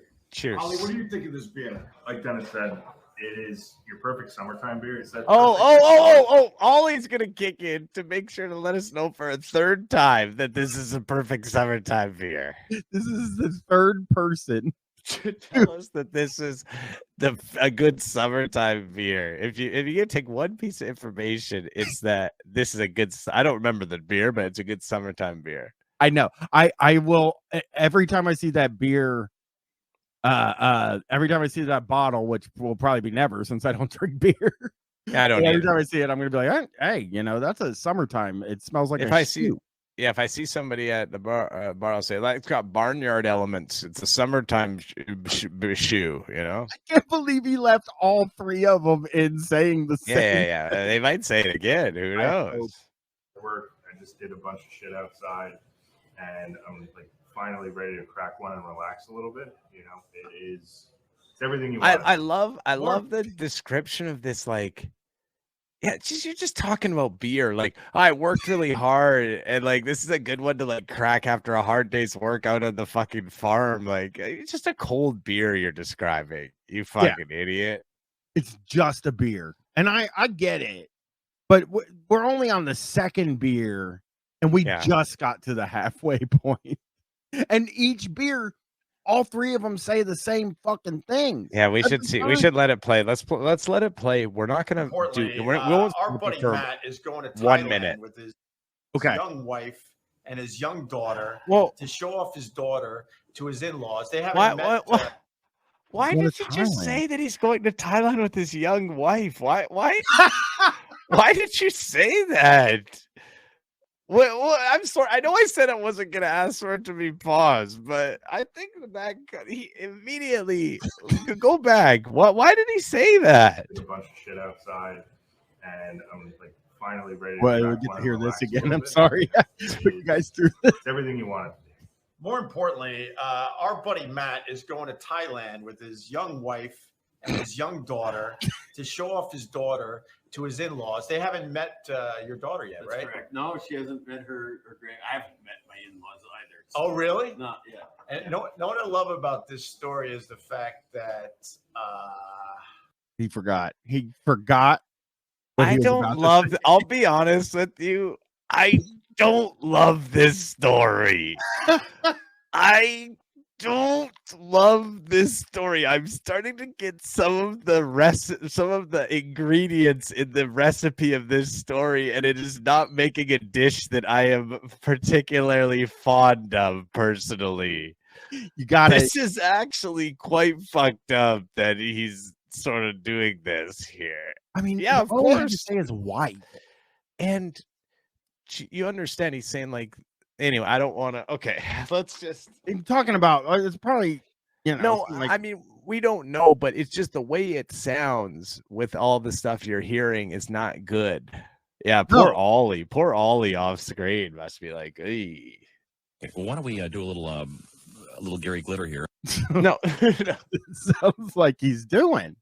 Stop it. Why don't we do a little? We can't. You can't. Gary That's Glitter not. That's not. This is really rude to do to your friend. Let's keep playing it. What can I It say? was an invitation. Oh, no. I want to start with this. So Matt could be married to the coolest woman in America because for her birthday, Matt dragged her to Iron Maiden. Yeah, so my wife that was a bad idea, right? She had just given birth and she finds herself in the pit at Iron Maiden. Oh my god. Yeah. Whoa. Yeah. None of the ingredients of any of this, like. So it sounds to me like you are. She's in a tough situation. Yeah. She just gave birth to your child, and you dragged her into the mosh pit of an Iron Maiden show. Lou Bega freaks saying, "Why did Matt let Opie post this?" Seriously. I would have just been like, "Can you go back?" I have edited stuff for less. Can you just take my the part years out? of podcasting? You know? Yeah. Can you take out the part where you say young wife? Like that part I would appreciate if you just took out that part, just that one little snippet where you say that. Yeah, and it's only because of, and I could probably find 500 clips of Opie and Anthony talking about people who go to Thailand on vacation. You know what I mean? Like I could Scott and Todd, remember? Oh, I mean, no, John and Jeff. It was John and Jeff. John and Jeff. It was one of the guys. It was John from John and Jeff. But yeah, it was always funny listening to them talk about that, of course, because Anthony being involved in those conversations is always incredibly ironic, of course. Yeah, she wasn't happy about it. And she's not an Iron Maiden fan. I mean, Not necessarily. She enjoyed herself. She Okay, enjoyed hang the on a show. sec. So she's not a. This was on her birthday. Yeah. You are controlling your young wife, it sounds like. Okay, sorry. I mean, I wouldn't. I guess It I would was just her have to miss the birthday. Iron Maiden concert. It was You know? her birthday, Brian. I know. This is actually vile. It is actually like we're laughing and joking about it, but like the thing he's describing is like that sounds really, really terrible. Like this is like his needs are like so outweighing anything that even though she's a new mother and it's her birthday, it is more important that he goes to this very stressful fucking physical situation that could potentially put her at risk. Like his level of selfishness is like genuinely alarming. And Opie's just like, hey, it's my first episode of my show, and I'm just gonna describe it while your fucking face is on the screen. Gebhardt, the guy. I don't know about him at this point. Opie has made this guy like one of the most least likable dudes in the world. And he's doing it all with him right on camera, like with the camera stuck into his face. Like, does he hate this guy? All right, let's watch more. It was a difficult excursion for her. Yeah, she's from Thailand, so I would assume she's not into Iron Maiden. What the fuck does that mean? That's just we got it. We got to keep going here. We got four and a half. Not inherently. Yeah. it's all by design now. By the way, I like that you're representing Boston with the Fenway Park hat, brother. It's one of the best ballparks in the country. But you're a Mets fan. Yeah, the Red Sox. All right, so you got to tell the people as we drink more of the DuPonts. This drink's pretty good, I got to say. Oh, he's drunk. He's fully drunk.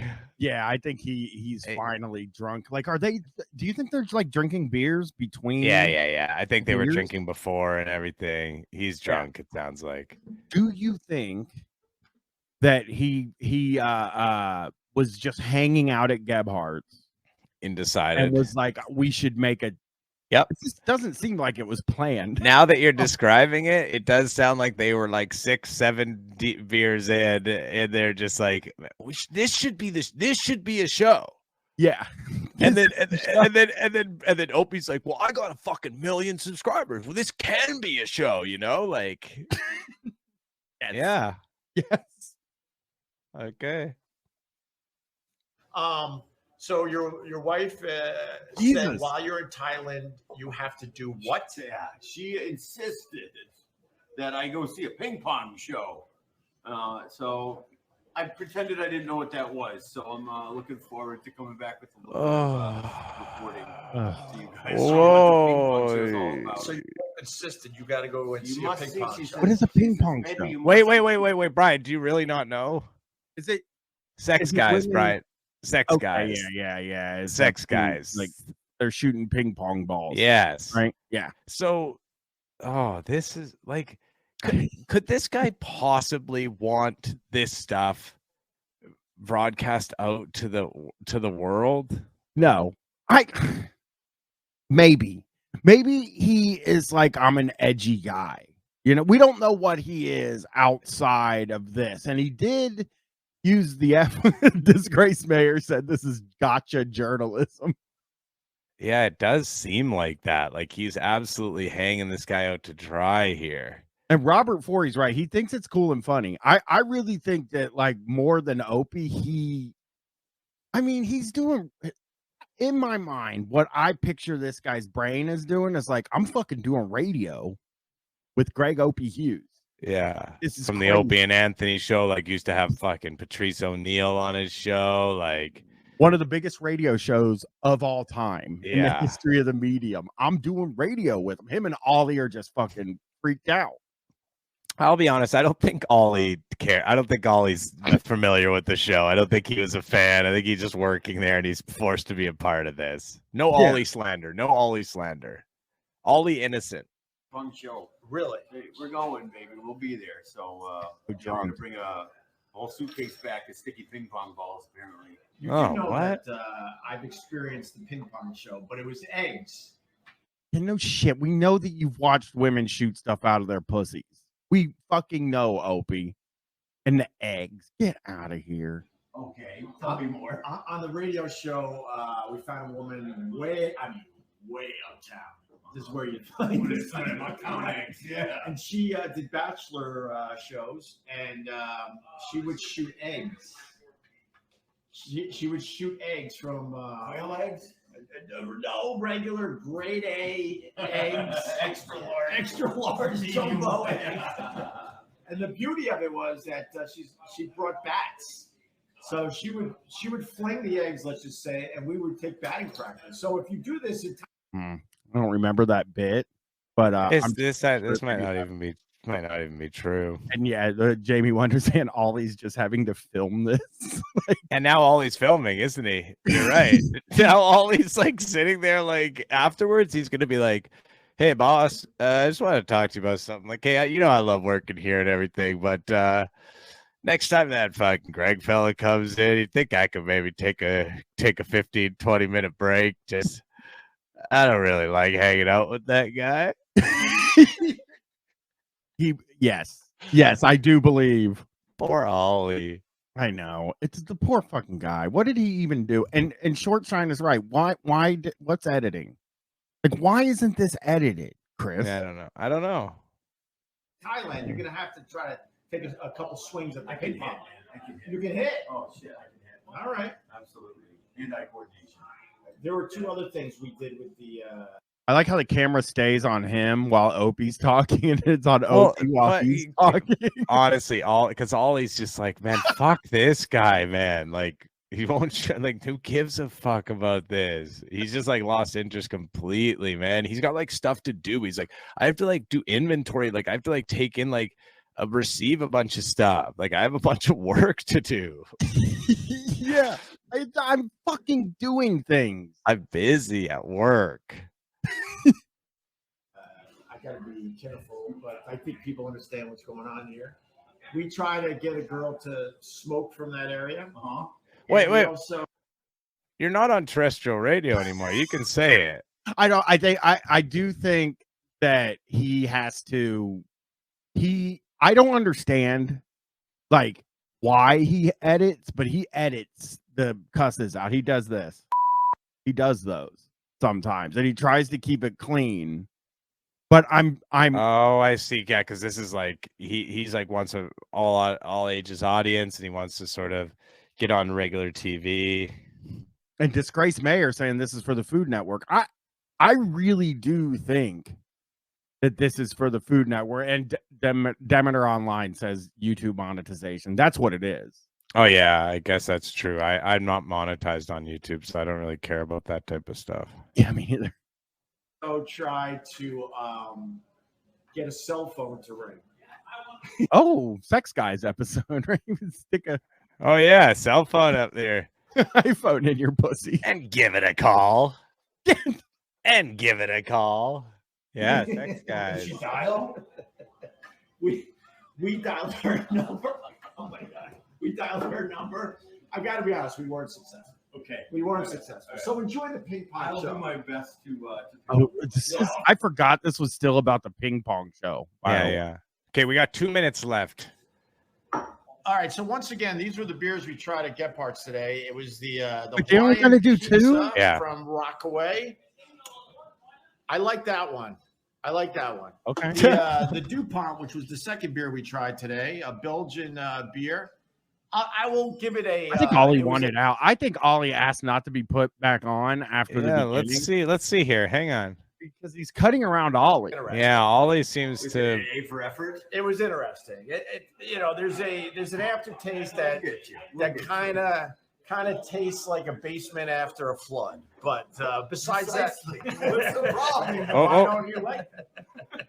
I think we'll find you a Belgian that you like. Doug. Maybe maybe something like the West Molly. Maybe he'd like a little bit more something West like Mall that. triple, yeah. West Oh, cool. Yeah. Cool. All right, Some back other to, names of the shit beer- I never heard of. So sick. This is so cool. Okay, we're winding down. We're getting to the end. We're getting to the end here. Shredosaurus at backwards hat mode Ollie. Yeah, Ollie he's letting loose a bit. Turns the hat backwards. He's ready to roll. Ollie is a true lover of beer. He does. He's a lover of the lager. Beer cooler. What will we be trying next here at Gephardt's? Well, it's a mystery to me, but I do have a couple of ideas. Maybe we're gonna stick with some Belgian beer. Okay. And Okay, so I want to say this also. There is already an upcoming YouTube video of the beer show 2, episode 2. Like it's already on the page because I thought I saw it and was like, oh shit, you know. So when does it come out? Hold on. Because I can probably just fucking get out of full screen. I can't believe the way I just no. Well, I'll find out as soon as it's done. We also noticed this, by the way. Some people noticed this the other day. Yeah, I noticed it right away. I didn't notice it, but the tags for this are incredibly fucking weird. Oh man, tagging your dead, like a guy who was on your radio show who's really popular who passed away, tagging him in your shitty little beer show episode to try to get more clicks is just like, it is like a sad and pathetic at a level that it's really hard to even sort of wrap your head around. I think Anthony Cumia and Compound Media are also equally insane. I don't think they're equal. I think they're funny as hell, but the Patrice one, him being like, you understand, like him and Anthony are still fighting sometimes, and Anthony posts videos about him, you know. The Patrice one is just fucking, it is just like shows such a fucking lack of any integrity at all. Like just such a fucking, god damn it, man. So weird. Couple of locals. But more importantly, I can't wait to hear about the ping pong show in Thailand. I look forward to giving you some info. How did it feel listening to him do that? We have a full minute left on this. What's the outro gonna be? I don't know. Right, we're out, man. The beer culture on the Upper West Side. I love this place, and I think it's time to try out. You hear him doing the drums are back, ladies and gentlemen, and this is like the outro is just him actually with his phone filming all the beers. You know what I mean? He's like, oh, this would be a sick like sort of outro. Throw some drums over that. Well, they're doing the ping pong ball noise too. You hear that background? I didn't hear that. I love this place, and I think it's time to try out a lot of beers from this joint. All right, guys, thanks for checking this out. What's the difference between a ping pong ball and an egg? What's that sound difference like? You know, is one more of a and the other one more of a? Ollie's riffing, Chris. Excited about Ollie riffing here? I don't know about this riff, Ollie. Let's see here though. Let's give him. Maybe he's got something to really tie it all together. I don't know. I don't know. I can't seem to get away from it. It's been haunting me now. Like, is an egg? Is it more of like a football entering like a jugs machine, or like, you know, batting practice before the game, like just a kind of deal, like a, or is it more similar? I don't. I gotta know. Another beer. You don't need another beer, Ollie. Oh, that's the ending, huh? Oh. Beer. That's the ending there, huh? Like that was how it ended, Chris. Oh, yeah, I think it did say directed by Opie. Did it say directed by Opie Hughes? No, they didn't. Okay, thank you for not doing that. Now so you say there's another one coming out? Yeah, I'll go back. Go to his channel. If you go to his channel, it should be. Yeah, so there's Anthony talking about it. Yeah. What?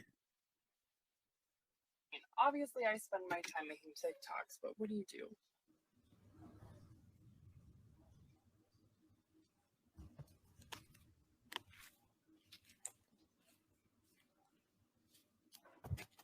That's a little something, you know? What the fuck, man? What the fuck, man? Oh, look at this. Look at him here. It's a year ago. He was having a tough time. I'm trying to find the here it is. What is he even thinking is the fucking thing that is? The beer show episode 2, a shoe beer upcoming, and then notified me, and it says one waiting. So that's tomorrow. Waiting. That's tomorrow at 4:30. Okay, I now there's 2 of us waiting. I'm trying to help GH. Now I'm going to watch this live, but they don't interact with the chat because you heard there's no interaction, right? No, they didn't. They didn't. No. Let's look at this real quick before we get out of here. We're gonna get out of here in a minute. And here, let's hear this because this looks like he's gonna do some riffing. This is 9 hours ago. Yep. Opie, have you ever thought about starting your own religion? My dad started a religion. Wait, he just did an edit there. Yeah, what did he say? Well, and he knows how to edit. Like we just watched that last thing, which used a few edits, but he did edit there to avoid taxes, and it was legit at the time. But we had to walk around with tax exempt forms. My brother remembers the name of the church. I'll text him again. I did this whole rant with Vic Kelly. I'll text him again. He doesn't really respond to my messages a lot. It sort of is hard to reach. I'll keep trying. You couldn't believe it. But I promise everybody that next week we'll watch the beer show too. Dad, God bless him, because I think he hated politicians as much as I do. Although I do believe he was he was a Republican, and I do think he would have liked Trump. Even though my dad really liked people in general, but my dad was an entrepreneur, a businessman. He did very well for himself until he didn't. And then there was many lean years when I was growing up. And he was always trying to figure out a workaround. And his buddies got together. He was always on the phone with his buddies with the latest scam. And one of the scams going on in the 70s, I think, mid-70s maybe. Oh, here, cheers. You start your own church. Oh, I was so fucking. That's a flub. Flub heads, chant it out. Flub. A little bit. That's a flub. Cheers. So he also has been. I want to say this too. He's also been fighting with this person, Radio Gunk, for a few weeks now. Yeah. What do you mean? Who's Radio Gunk? The person right there, Radio_Gunk. He's been fighting with this person for weeks because the person has a podcast, and they asked Opie to come on, but then they were on that Who Are These podcast show and made fun of Opie. So Opie's like, I ain't going on your fucking show, which really made me understand that he's Googling himself. He's watching all these videos goofing on him, you know. We'll close it out here. So he had a name for his church. And I don't know it. He had these tax exempt forms printed out. So when me and my brothers were wandering around trying to like buy our baseball cards or our candy, maybe a magazine or two, we would have to hand in the tax exempt form. So we didn't pay taxes. And the vendor would always be like, what the hell is this? And I would have to say, we're part of a church and we don't have to pay taxes. The fact is, I don't think I ever handed the form over officially because I was mortified when I was with my friends pulling out. I'm like 12 years old, pulling out a tax exempt form. Shut up, man. So I want to go back. Somebody up here said, "Why does Opie look like he got beat up?" And that's what I'm like. I gotta find out who that was because he does. He looks bad. To answer your question, I was technically part of my own church when I was growing up. That is a fact. And my dad would, it would be tax season, and he would be like just zero reason. I guess he was a priest. I guess he was the big wig of our church. Jesus Christ, dude. All right. So, do we need to go beer show for a little bit? Yeah, let's watch the beer show. But I am gonna get Mancow saying purple-headed yogurt. Don't do that, dude. Do not. I want to say that. So I was doing a little look ahead on the beer show, episode 2 or 4, and in the oh my god, in the description it says Matt's not there because he's in Thailand. So the but Ollie's there on the episode 4. Ollie's there. No Bo, Ollie. Here we go. So Matt told me to meet him in the basement of Gephardt's. Well, we got a cold open? Yeah, this is a cold open. That's different than... Hey, folks, we got a cold open. Yeah, but hopefully we get the song, though. He usually does the song at the beginning. I might have to play the song myself, Chris. For today. Oh, here we go. Let's do this. Whoa! Why didn't he say beer?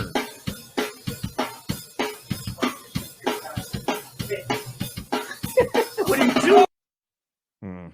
Who's this fucking guy? He's no Ollie. Who is this fucking... Oh, man, when you that feeling when you fucking order Ollie off of Wish. You know what I mean? This guy... We need to rectify this situation with the beer song not being played, you know? Beer.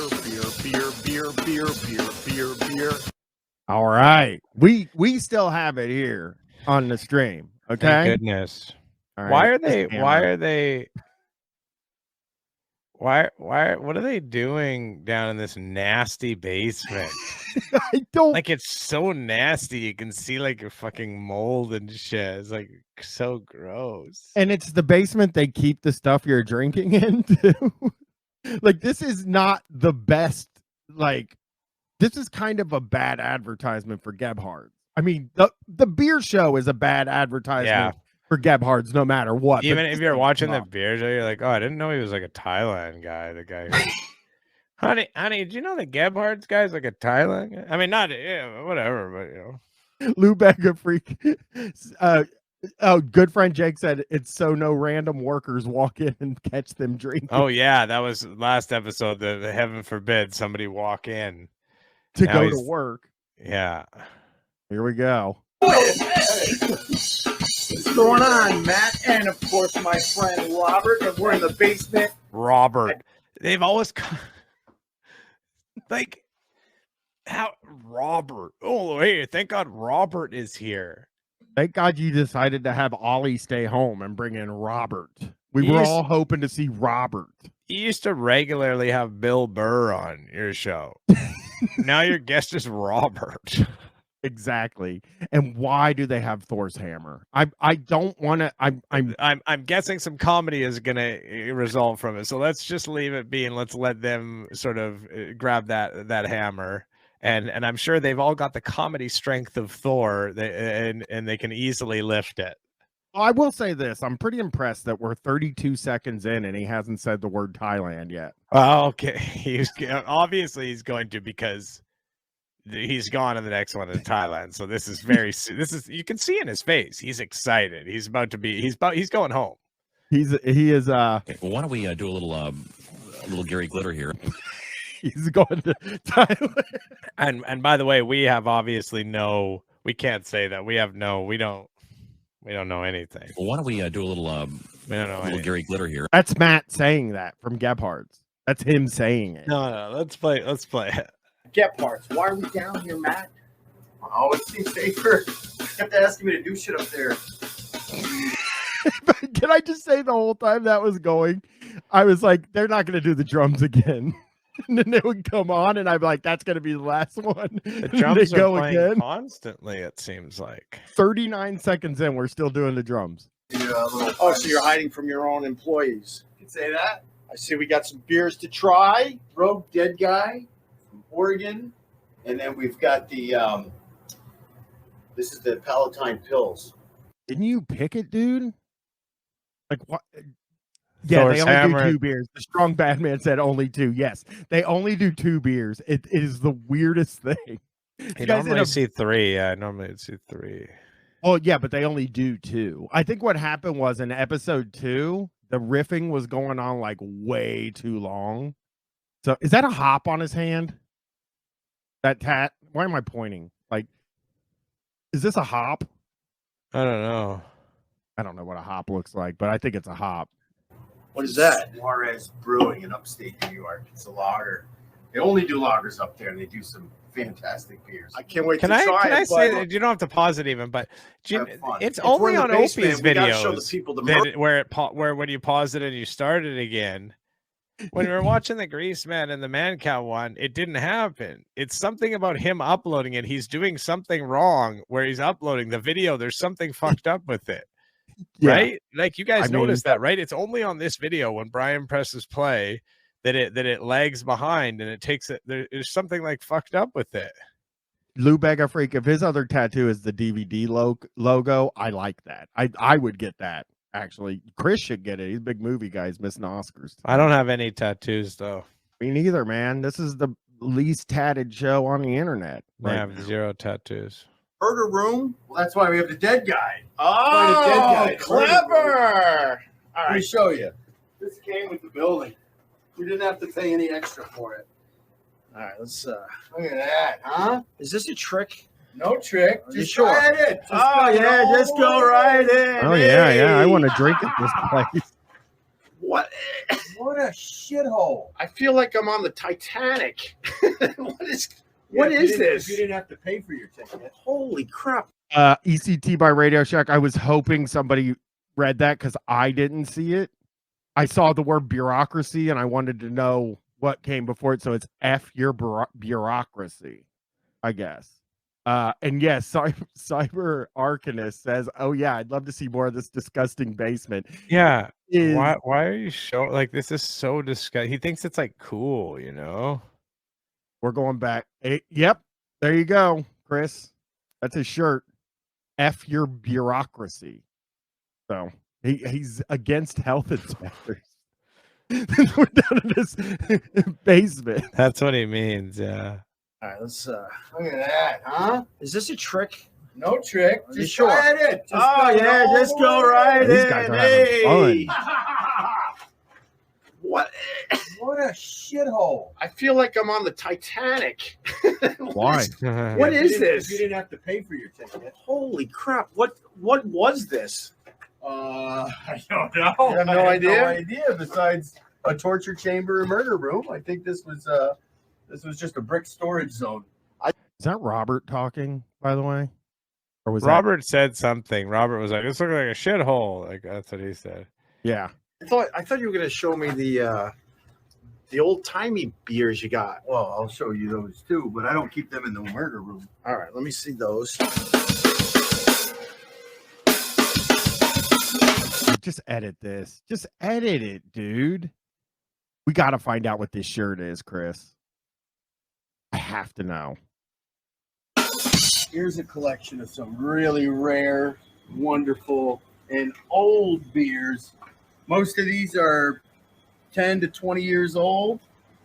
And boy, there's some specimens. What is that? This one's the Oude Keur's from Hansen's in Belgium. One of these beers, this thing will age for 30, maybe even more years. But really, really wonderful stuff. Maybe one of these days we'll... Oh, Lou Bega Freak gets a shirt for the bar. And it says F your bureaucracy. So I'm not sure what that is, but I think I'm going to buy one now. I'm going to buy a Gebhard shirt. We'll get into one of these guys. Well, if we get enough people watching these F your shows, then bureaucracy. that'll be the tease. We'll open that up as a celebration, right? Yeah, we'll sacrifice. How many? How old is that? This one is, let's see here. Ooh, there's no date on the label here, but Well, Chris, we're doing our part. To get enough viewers they will drink that beer. And me and you have viewed all of them. So, you know. How many viewers do these? Oh, this is gonna be sad. How Yeah, many? You want me to look? Tell me how many views. So, okay. This 5 days ago. It has 1.1 thousand views. And Opie Radio has 139,000 subscribers. So how much do the old show episodes have though? Let's see how the show's doing. How the beer show's doing? Yeah, the beer show. 416 on one of them. That's on the newest one. Yeah, that's on the newest one. That's not fair, right? Okay. So the roof 416, 1.1K. Like episode 1, like what and 2, what do those have? Oh, 2 has yeah, we don't wanna do medieval that. drywall. We talked about that. I don't understand why he films it all. 1.7. That's always what he does. Okay, the beer show episode 1 does have 4.4 thousand views. But like, how old is it? It's 3 weeks. And Opie has over 100,000 subscribers. So I mean, hey, you know, my episodes only get like that amount or whatever, so I can't really say anything. you didn't have like a nationally done radio show, you know? Yeah, I did it. I would venture to say it's at least 15 years. Nice. Well, you don't even This is, know. like, cool, man. Is it? There's some funky stuff in there for sure. How long have you been collecting beers? Since before I was allowed to.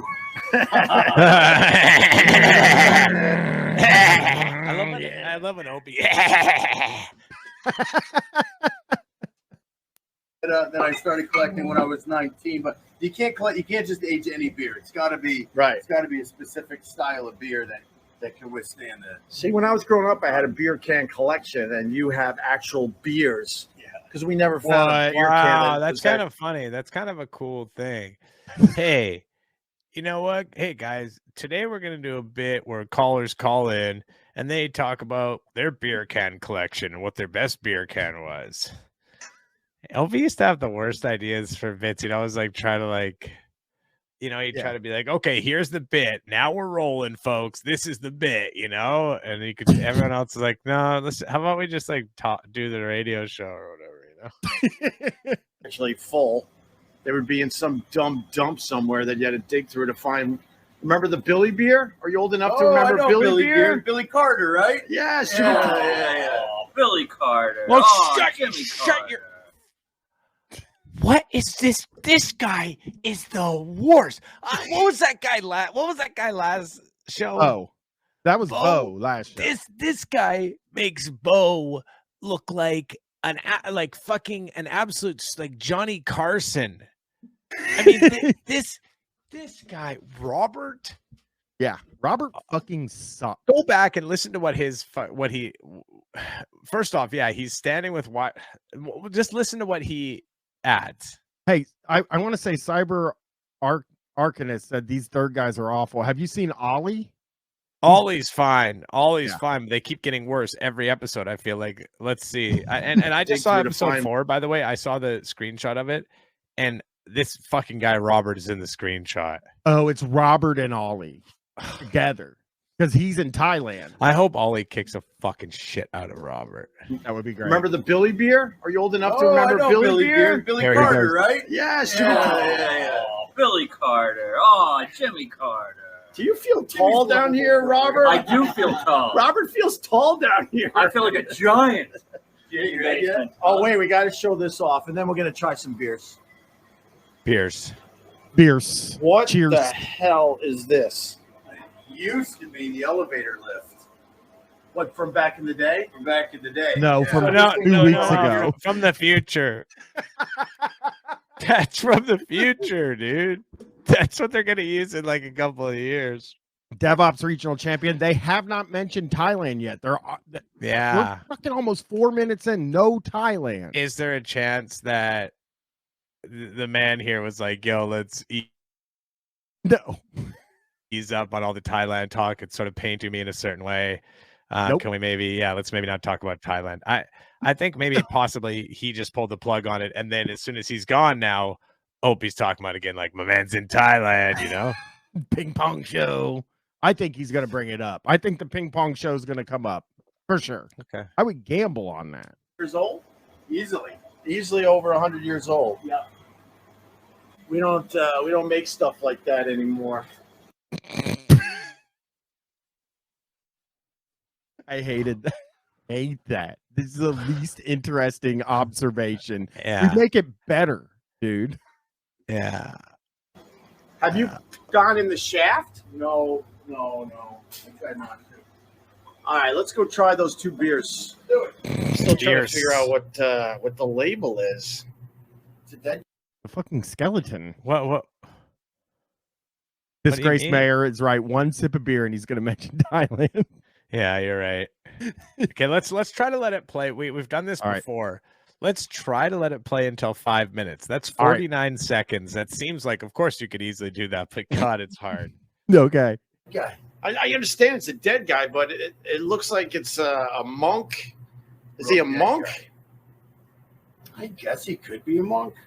I mean, he still has a full beer with that on. This is Yeah, could have been dead that long.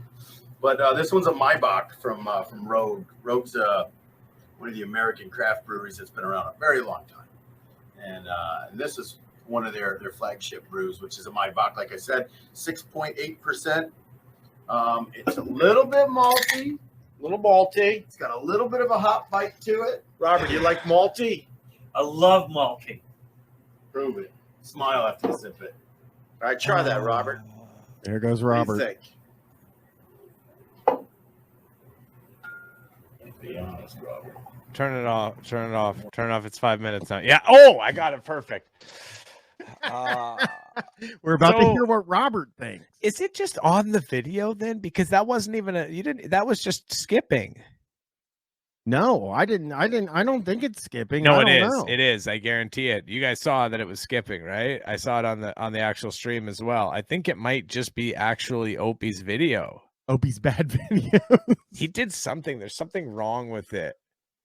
Big stutters. Yeah, there's something about like he uploaded it like completely like incorrectly in some way where it's causing some issue. I'm telling you. Or your silly eyes. No, that's great. I don't know what I'm smelling for, but it smells good. What are you doing when you're smelling this crap? He looks bad, Chris. Oh, he looks terrible. He looks like he's in a bad sort of way, but he just has nothing to say. Yeah, I'm smelling it. I don't know what do you do when you're smelling this? You smell it. You smell it. I think the worst thing so far in this one is when he said they don't make them like they used to about the elevator. Look at the way he looks right now. He looks like I mean, he's just an older guy. I get it, but he looks like an old grandpa now, you know? And I guess he's an old grandpa now. Yeah, I guess man. he is. Yeah, he is. And he has like really young kids too, I think, that's a tough one. But he has older kids too, right? You want to swirl it, do you? Just like with wine, you're oxidizing the beer. Okay. You're oxidizing the liquid, which is going to open up the He just said De Beer, Chris. Aromatic profile. Ooh.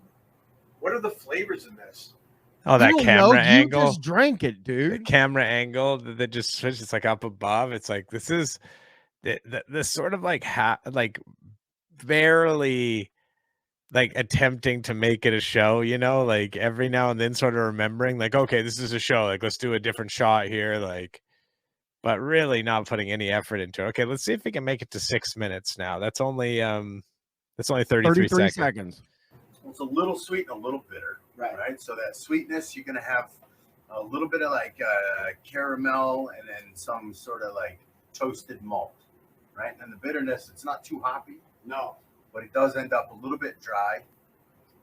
What in the fuck are they doing? Just keep drinking it. That's really good. You know that we're in that murder room. How old? When was this building built? You know, late 19th. Oh, Robert, Right, so, like- Robert.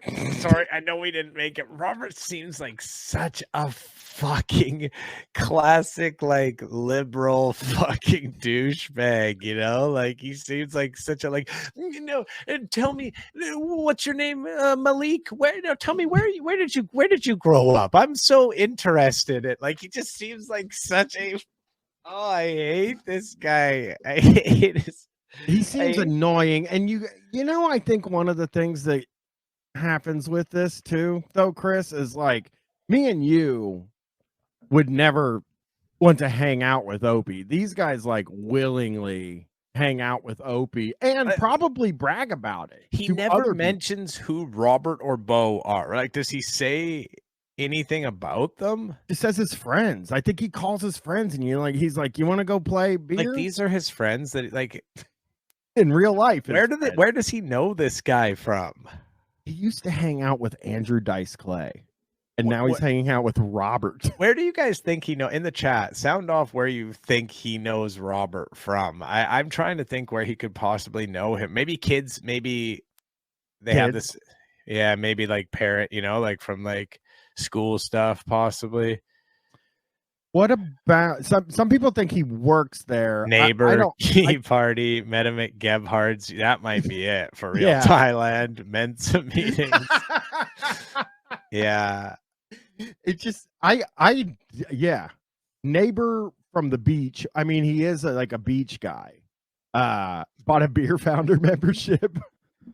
I mean, this guy's weird, man. 100 years ago, He's trying to 105 host years ago, too, and that's the going house to I piss grew up Opie off. in Jersey, right? About 19 miles west of Manhattan. Oh. The house I grew up in was a mansion. It was built in 1912. It was a mansion at that time, and 27 bedrooms. But in our Oof. Robert, he said it was a hate you. mansion. He said it was a mansion twice. Yeah. There's a cut, and he says mansion again. Like, can you bet? I'm Opie's sorry like, to do can this. can you read? I had to cut, and I needed you to say mansion again. Yeah, I do hate Robert. Here he goes. I fucking hate him. The house I grew up in Jersey, right? About 19 miles west of Manhattan. I don't care about that. The house I grew up in was a mansion. It was built in 1912. It was a mansion at that time.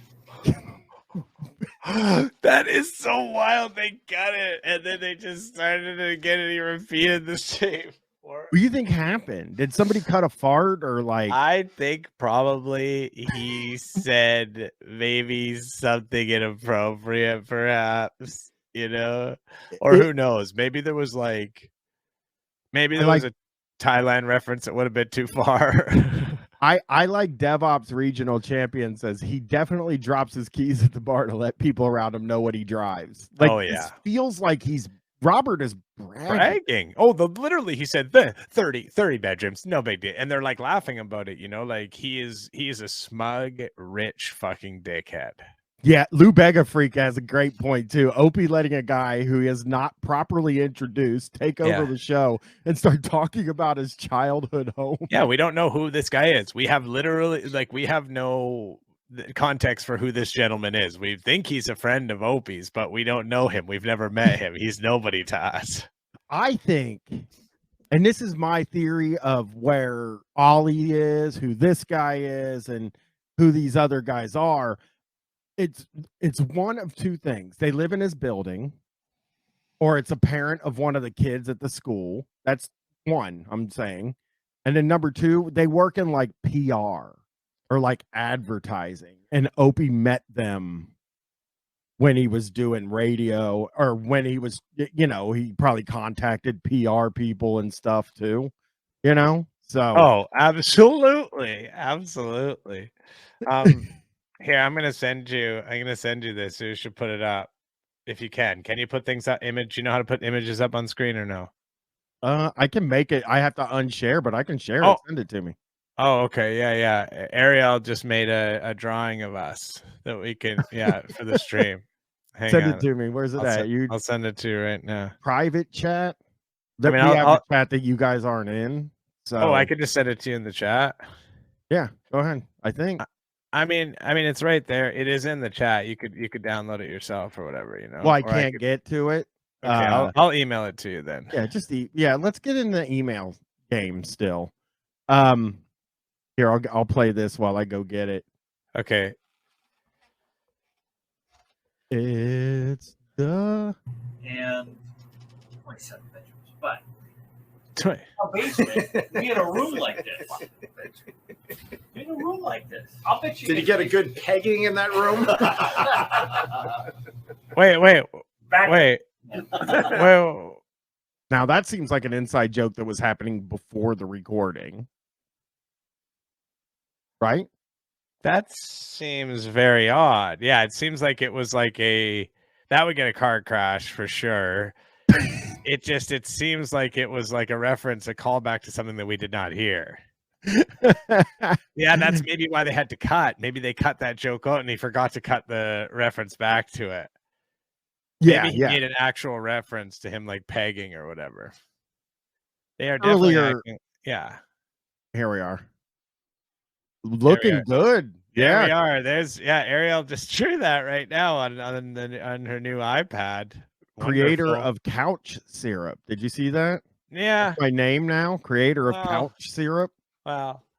Chris said couch syrup on the internet, and the only reason it's a flub for sure. Yeah. But there's no way I'm allowed to say it's a flub because as soon as I do, people say it was an honest mistake. Yeah, it's one of my favorite things. I actually told Ariel about it, how it's so great how you called me out for a flub, and then people were just like, this is an honest mistake. It's just a typo. Like, give him a break. I really loved that. It made me feel really, really happy. It was great. I'll bet it's somewhat sealed. I'll bet you the newer brick than late teens, 18, 19, or whatever. So the house I grew up in had one of those. Robert is fucking drunk, Chris. Yeah, he's drunk and rambling. And Opie's just like letting him go. Opie's playing Candy Crush. Yeah. Like random flipping rooms, brick on the side. There was a hole in it that went under the foundation. We lived on a corner, sort of like, on a hill. So, yep, we lived in a mansion on a corner on a hill. Like, that is so cool, dude. What? Why won't this guy just get to it, man? How long has he been telling this fucking story for? You're no shit. He has been going on and on and on for so fucking long about this. Town historian tells us that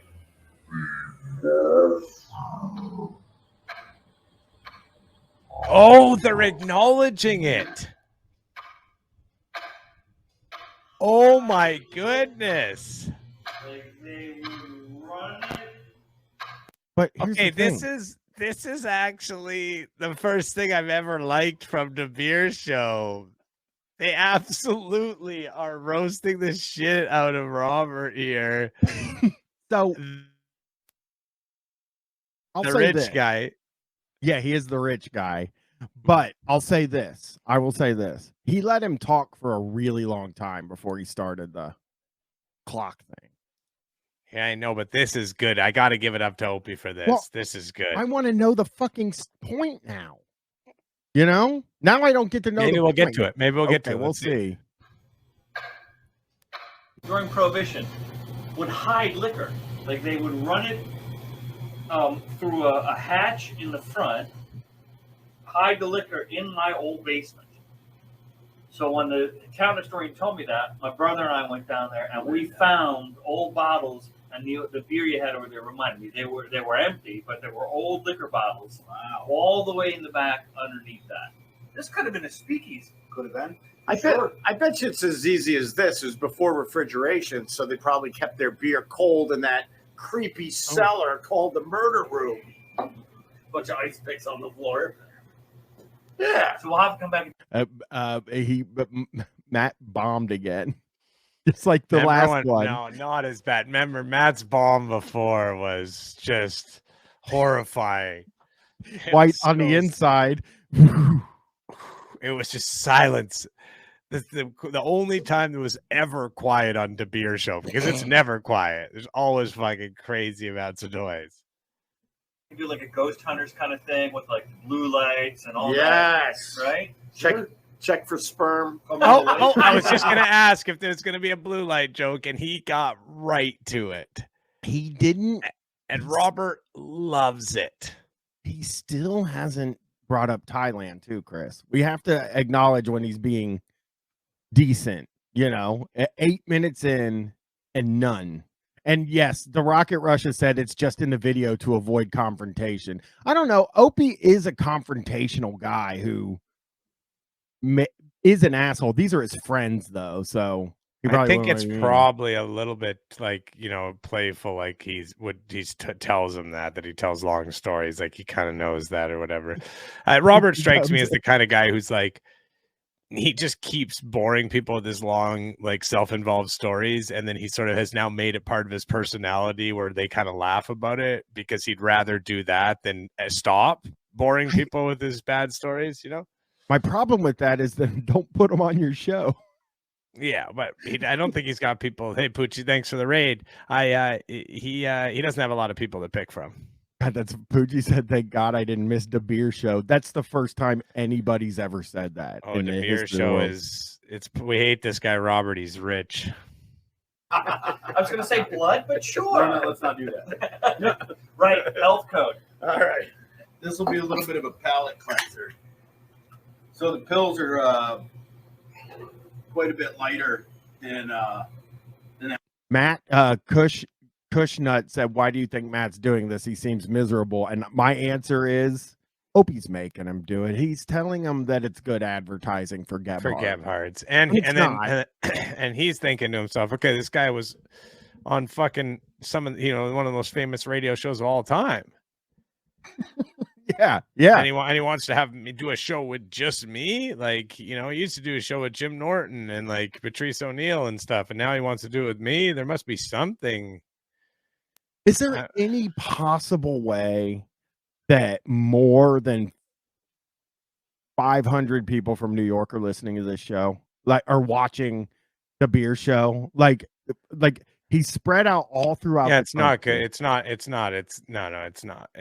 helping his business. Not even at all. Now people are just going to come in yelling about Thailand. that my mock that we just had. We can see the color in there. That's a beautiful. Oh, that's nice. Straw Oh, I golden. can see everybody. Fucking hate that guy. I dislike him. Let me play a sound clip that we haven't got to hear in a while. And I'm not gonna see how good I've been about not oh shit. Oh damn. When he said the color, I wanted to make sure that I did this. Oh damn.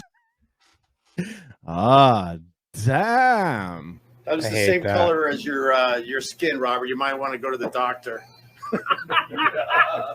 What, you saying I have a problem? I'm a little jaundiced? All right. Hey, while you pour my beer, you got to talk about your hat. The Little Longhorn Saloon. Oh, damn. I think that's Austin, Texas. It is Austin. Actually, that's the bar where I proposed to my wife. Really? Oh. And it's a special bar. It's not just a regular old Texas bar, but it's the home of Here we chicken go. shit bingo. So took my current wife there and proposed to her on stage in front of a few hundred people at Chicken Shit Bingo, and she said yes. Why do they call it chicken shit bingo? Because it's chickens and they shit on the numbers. Shit's on the number, and you either win or you lose. Robert, you've been doing radio as long as I have. You never did the cow bingo? Whoa.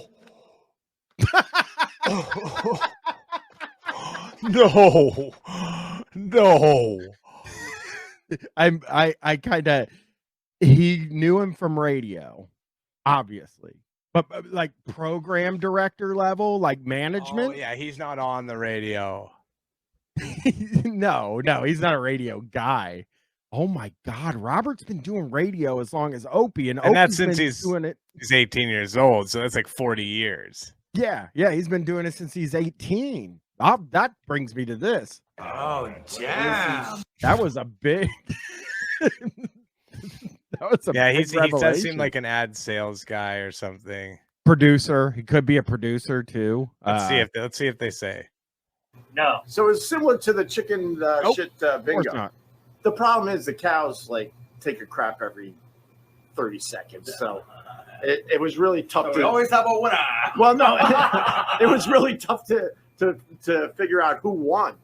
Yes. Right. All right. So tell us about this beer there, Matt. All right. So these guys, like I said, Let me, as far as family brewery, they believe they only make lagers. Now, this would be the best example of a lager, the Pils, which it's very difficult to brew for a pretty mild style of beer. Okay. It's a lot of intricacies, a lot of time involved, and maturation, and that's how you get that clean, crisp flavor. A little bready, slightly more. Is this the loudest room the beer show has happened in yet? Oh, it's just fucking brutal. This is such a bad episode of the beer show. This is the worst. I mean, I'm a huge fan of the beer show. You know how much I love the beer show. I fucking love that shit. But this episode sucks. Yeah, Robert. And I think I know why. Yeah. Malty, and not very hoppy in the end. So I suggest we try this together.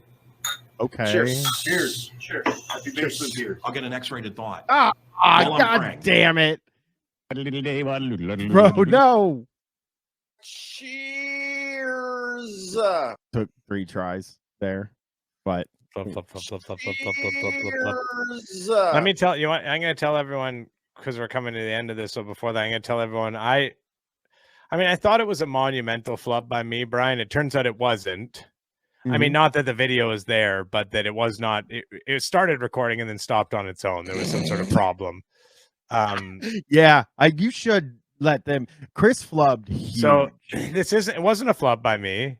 Massive flub. It turns out it wasn't a flub by me because no, Brian, I'm actually being honest that it really wasn't like something like it stopped recording on its own. So it's like there's a little portion out is recorded and then it stopped when I didn't have anything open. It just stopped recording. So I thought I never pressed it, but I did. But anyways, Brian came on and we did a fake interview with the fucking guy, Brian Slayton, who was like authored the Texit bill and everything. And we did a prank on him and then it wasn't recorded. Yeah, we did. We have no video from it. Can you believe that, everyone? It really hurt. In all seriousness, I talk about it, but if Brian did something like that, I wouldn't make fun of him in a flub way because it's like for my channel and it's like very sad and how I earn my living and I like need the footage, you know? So it's like, it's not just some silly little thing that we can laugh about. It's like, thankfully I had enough footage this week, but it really, in a different time, it could have left me like in a real, shitty spot. And I thought I had did a dumb thing and I really beat myself up over it. He did. I was really, really upset with myself about it. But anyways, we still got a great episode coming out this week anyways. So I will say this. I thought I fucked up a little bit too. So I mean, you were good. You were really good on it, Brian. No, I was bad. But I get you're being nice. Brian was really good on it, and Brian and I are going to do another one soon. So yeah. I felt okay. Here we go. I was so nervous. Like I was telling my wife when I finished, I ran into the bedroom and was like, I am shaking. I was like shaking. Yeah. Because I'm so nervous when it comes to confrontation. All right. Yeah, wasn't it? Yeah, it was a little confrontational, I guess. It's true. Well, not really. You're just reading disgusting stuff about how you took too much nutmeg and you started shitting everywhere at your friend's house. Hey, what's this? You see where I'm pointing the mouse? Yeah, it's like a tattoo. Is it? The skin tone is really like. Did he get a tan tattoo? Yeah, no. He got like that's all yellow and like that's all part of one big sleeve tattoo. Okay. Yeah. How clean is that? That's nice. That's a real. That's a nice. It's a nice beer. Come on, dude. We're gonna write that down. Come on, brother. That's a nice. These are the kinds of guys who you're hanging out with. Say, very nice. Oh yeah, my wife. Here we go. My wife and I are going to Thailand. Okay. How clean is that? That's nice. That's a real. That's a nice. It's a nice beer. My wife. No, did he say it? Did he say it? Said my wife. No, come on. Is that? That's nice. That's a real. That's a nice. It's a nice beer. My wife. Oh, that's good. That's a good drinking beer right there. I hate it when Opie says it's a good drinking beer too. What else do you fucking do with beer? I do not know why. This is sort of a good drinking beer. I like you drink it down and it's sort of like nice. It's like very wet on your mouth. It's a nice. My wife. He just said it. I would have that with a little, I don't know, plate of chicken wings there. Chicken wings and pretzel, yeah. Without the chicken shit. No shit? No chicken shit wings? No. They don't sell wings at We should bring chicken shit bingo to Get Parts here. You think the city would have oh, why don't we do cockfighting down here? Oh, Robert, that was a lot. You know? Well, a lot. Oh, Like- maybe just do chicken. Yeah, Robert, come on, man. It wasn't that funny. Nah, come on. Shit fights. Yeah. You know? This is. What do you think, Robert? I like it. This is good. It's nice. It's crisp. It's like you said, it's good. This reminds me of a marathon beer. This is something I think you can start at noon on a Saturday. Yeah. And go through till 26.2 of them. Yeah, absolutely. Go 12 hours. So more than that, 24, right? What 2 an hour. the fuck are you talking about, Robert has a drinking problem, I think, possibly.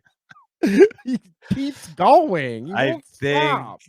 yeah, we know the video is stuttering medieval drywall. The reason is because I think Opie uploaded it to YouTube with the wrong frame rate. I'm not even joking. I actually think that's the reason why, because we're watching other videos and it's not happening with the other videos. Yeah, it didn't happen on Mancow or the Greaseman or Greg Brady rapping.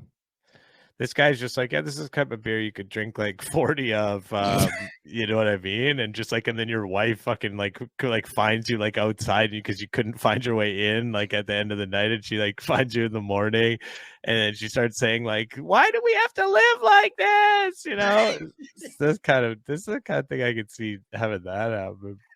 Your Thai wife also, and make sure you say that. Math. And you'd be, you know, you'd have to take an Uber home, but you wouldn't be stupid. Right. Taxi, yeah. When did you realize you were lost in your story there? When I was thinking about how drunk I'm looking for a cab to get out of here. Go back to your room. Okay. I like drinking in the basement at Get Parts. I do too. I do it a lot. It's nice because I'm not a people person. This speaks to me. You're not. Right? All right. What did we drink today? So we had the dead guy and we had the Palatine Pills. Dead guy from Rogue. Right. They actually made a whiskey out of that beer. Oh, hello. Oh, really? Yeah, Robert. Is it? It's not good. I like the honesty. Beer itself is good. But it looks like he's wearing a Fez hat or something, It's a right? bishop's hat. As a former Catholic, Right.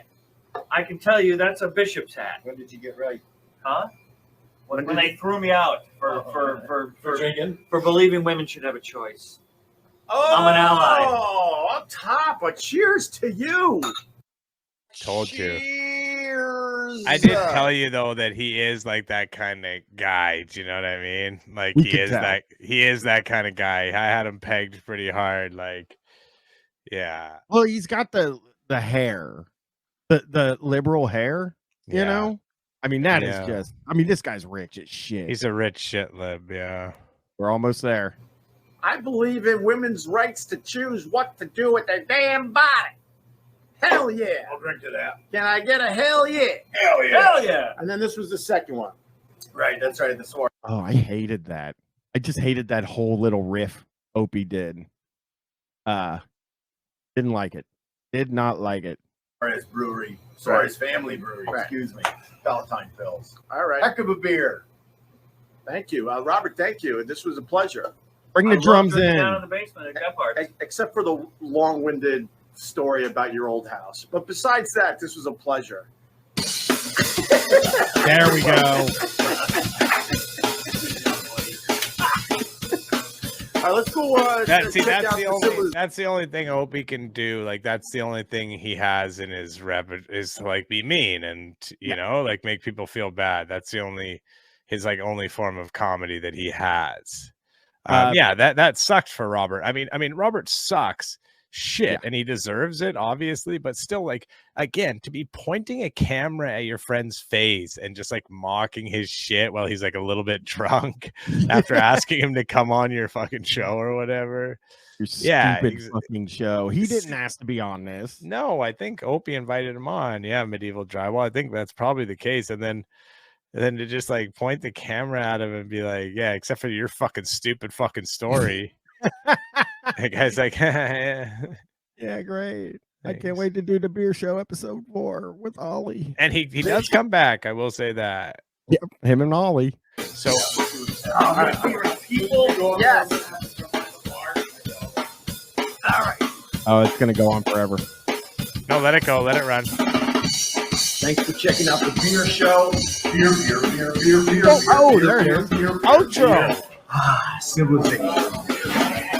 Oh shit. See you next time. So it's a popular bar. All right. I think so. That's over. Where was it?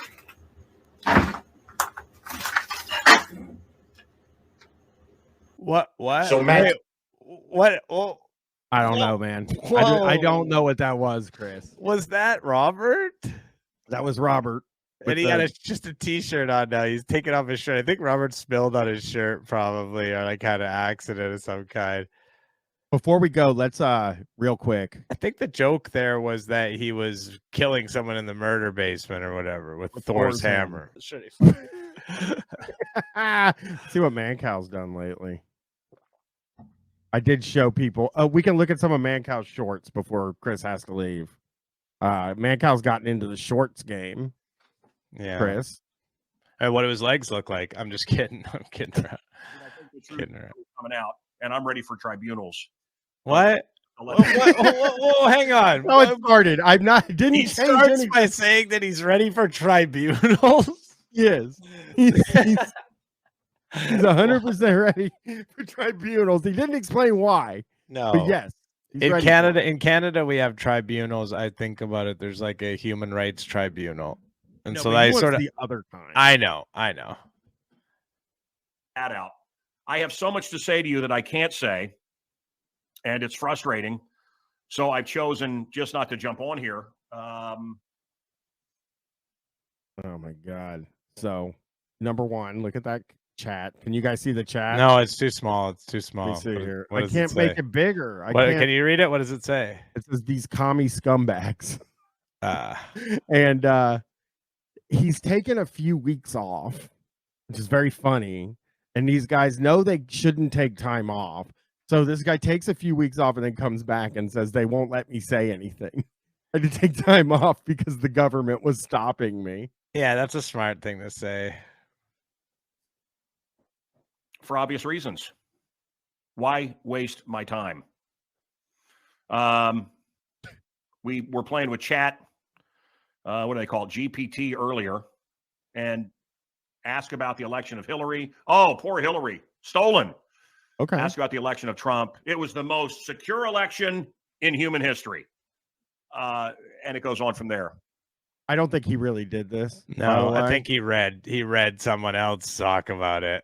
Yeah, I don't think he knows what Chat GPT is. I don't think he knows how to use it. For sure. Yeah, I there's just no way. I think it didn't work. I don't think Nudie knows how. So look, we're going to have robots watching us that are, you know what, let's start the show. This was all chit chat here. I'm back from Japan. Arigato to all of you that are there or not there. Do I need to cut him saying arigato? Wait, the way he's starting these, it's almost like he doesn't know how to clip them out properly. And he's like clipping them from the wrong place. And let's start the show. But I think the truth is really coming out. I must sound been saying to some of you, but I've never had anything delivered in 2 hours, and I ordered over the internet. So it happens all the time. And do I sound like an idiot? I order stuff every day, but it doesn't come in 2 hours. And of all things, yes, that Pioneer biscuit gravy. Okay. Probably the biggest story of the day is China and Saudi Arabia. Of course, we armed Saudi Arabia. It's perfect for the Chinese. And I had one general tell me a couple of years ago we should have. He's saying he talked to a general, Chris. Yeah. Not going to name any names here because this type of thing, if I name names, I can actually get in trouble for. So I'm going to leave this one vague. I mean, it's the same thing he does with the third in charge of Yelp. Yeah. It's like there's there is a third in charge at Yelp. Mm-hmm. He's never said the guy's name. No, he never will because I think he could get that person in trouble. And so this way he just sort of says it and it could be a few different people, you know? Yeah, it's just it's hard for me to figure out, like, again, maybe there are like 2 or 3 third in charges at Yelp. Yeah, I think that's true, that it's like probably it's not so cut and dry, the org chart, I would say. There is somebody there. Because there's like vice presidents probably, you know, or like a board, and then you would like, so who knows? Yeah, but there is somebody there. That's the thing I think about, is he never says the guy's name, but there is technically somebody there. And it makes me think he's lying about that particular interaction, you know? Yeah. Oh, here's one from the vaults. Chris Farley. Wow, this one says Chris Farley.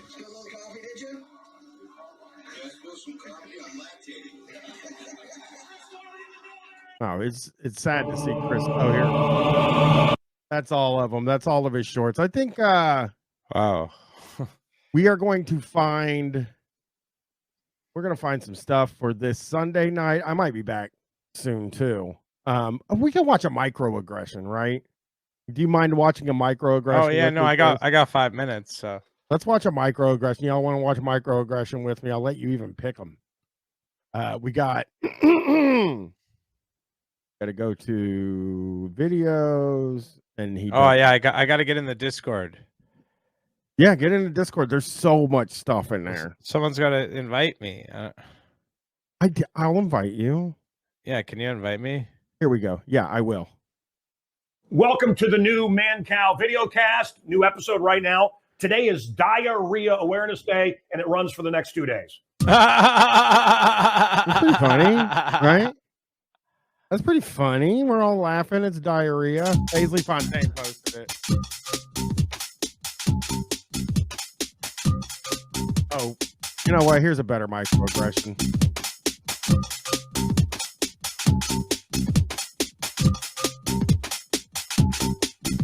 This is my Bible, and it's the truth. It's God's written word. Do you really believe? Yes, I really believe. Yeah. And you believe a snake? Yeah. I don't know what it looked like, but I believe it was reptilian. It walked upright. Yeah, it was something that doesn't exist anymore. There's lots of creatures that don't exist anymore, like woolly mammoths. I grew up where they found the biggest woolly mammoth deposit in history. I don't see them around. My whole life, they've tried to destroy the Bible by paper cuts. Well, that town didn't exist. And then they find a rock. Ella Fitzgerald said, I can't believe he got it out from under the computer. You remember that, Chris? Oh, yeah. Oh, yeah. Yeah, he doesn't understand allegory, corrupt version. I think it's quite clear if you've been listening to him for a while that he doesn't understand things like that. It's so funny that he thinks that the allegories are all real. Like Noah's Ark literally was 2 animals of each species on a boat, and he doesn't get like any of that. A coin or something. Oh wow, it's really true. Everything in this is true. Something really weird about this Bible. It's the most beautiful Bible put out by Vincent Price, sold at Sears in the 70s. It's absolutely gorgeous. If you want to get a great Bible, find this online. It's cheap. The Vincent Price Bible from Sears. And I'll tell you something else. Hang on. No, don't move it. Don't move it. That's so. You don't have to move the camera. Check this out. What? One of the best cookbooks of all time. Vincent Price's cookbook. Okay, so Vincent Price made a Bible and a cookbook. So and yes, from Sears. What was Vincent Price up to? I don't know. I never heard of any of those things. I didn't know that he was like so big that he was like making his own Bibles. Like that seems wild. I know who. Sorry, Vincent I know Price. who he is. I know who he is. I just mean I didn't know that he was like up to this kind of thing. Yeah. Dr. Fives, the horror movies. People say to me, Mancow, how can you be a Christian? I had a woman yesterday contact me via Instagram, and I love hearing from everybody. I love talking to folks. I love it. How can you be a Christian and have pretty woman? You got pretty woman. What do you remove that? I love this idea that fellow Christians think they can tell me what to do. Oh, good.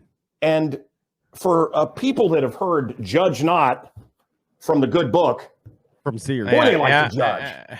He's good. That Sears book. Pulling it out. Stop putting it away.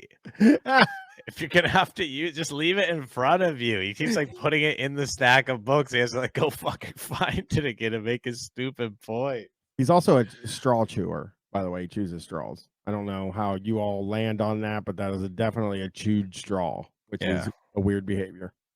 Christian folks, where in the Bible does it say that pretty women are evil or bad? Why can't I look at a pretty woman if it's not with lust and go, she's beautiful? I have daughters. I have a wife. If it's not with lust, why can I look at a beautiful women and when it's not at lust? It's definitely with lust, I think. Yeah, look at this guy. Every single look of his is with lust, I think. You know that shirt he wears? These shirts he wears are like $700. That's very cool. It's fucking cool to like buy just the most hideous, expensive shirts. People who do that are so fucking cool, man. Yeah, I'm more the Vincent Price thing. It's the cookbooks. Yeah, people are saying he had like a cooking thing or whatever, but it's the Bible thing that really kind of putting out your own Bible is really weird. With Sears. Really weird. And people saying the pockets of the Amazon logo. I want to tell you guys a little story about 2 years ago. I bought a cowboy shirt because I had to go to a wedding and I don't own any button-up shirts. I mostly just wear t-shirts all the time. So I bought a cowboy shirt and it had those pockets on it.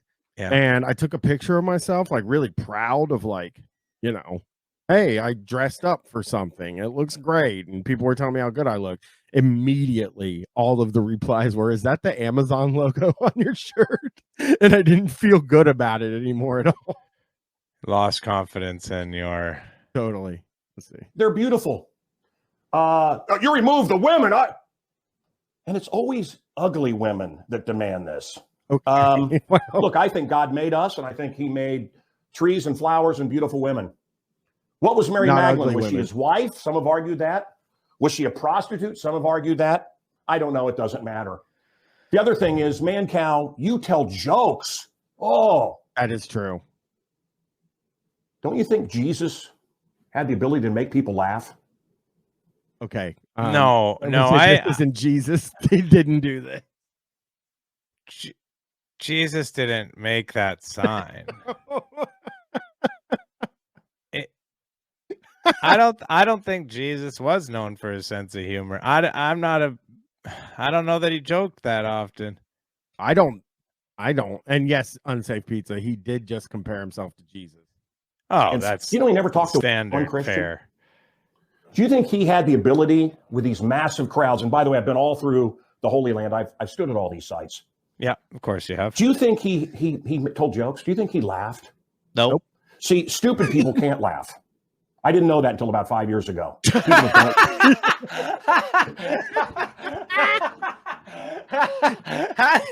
How did he learn that? He's like 50 years old. He learned that fact. I don't know how. I'm cutting that out. I have to clip that. I mean, that's really a good clip. This is a good time to end, I think, too, because I have to run. So I will clip this. I'll put it on the soundboard soon. And again, thanks to everybody in the Discord for doing the emotes and stuff like that. Poochie and Dirk, I modded some people and they handled all the stuff for me. So I really appreciate that. Yeah. And we're gonna get this thing doing the you know what I mean. We're gonna get the emotes and the yeah. We'll get everything figured out. We'll sit down one day when we have a bit of time in the next little bit here, and we'll just like get it all set up. So then you have all the emotes. We can get some sound alerts going, even some subscriber messages. Like you can have things pop up and sounds play when people subscribe and gift subs, and it can be fun. You obviously have a lot of sounds and stuff to pull from. So that is the goal. Yeah, and hey, Black Lodge Barista subscribing with Prime, getting in under the wire. Thanks for subscribing. Cheers. I will learn OBS. That's the one that's got to play when people subscribe.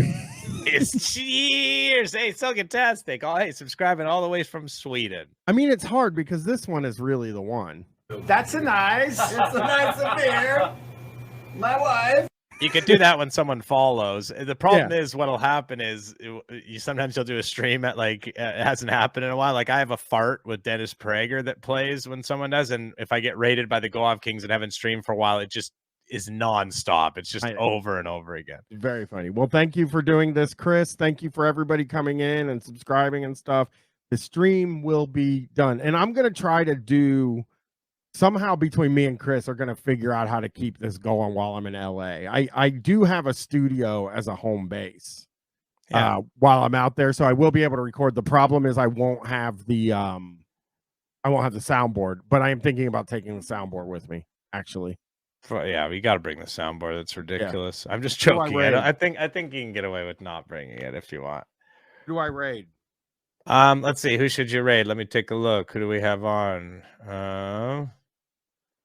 Doo-doo pee-pee poop. There's nobody that I really know that's on, I don't think. So anybody in the chat, who do you guys have? Who's a good person that we could raid? Let's raid it up. Let's raid.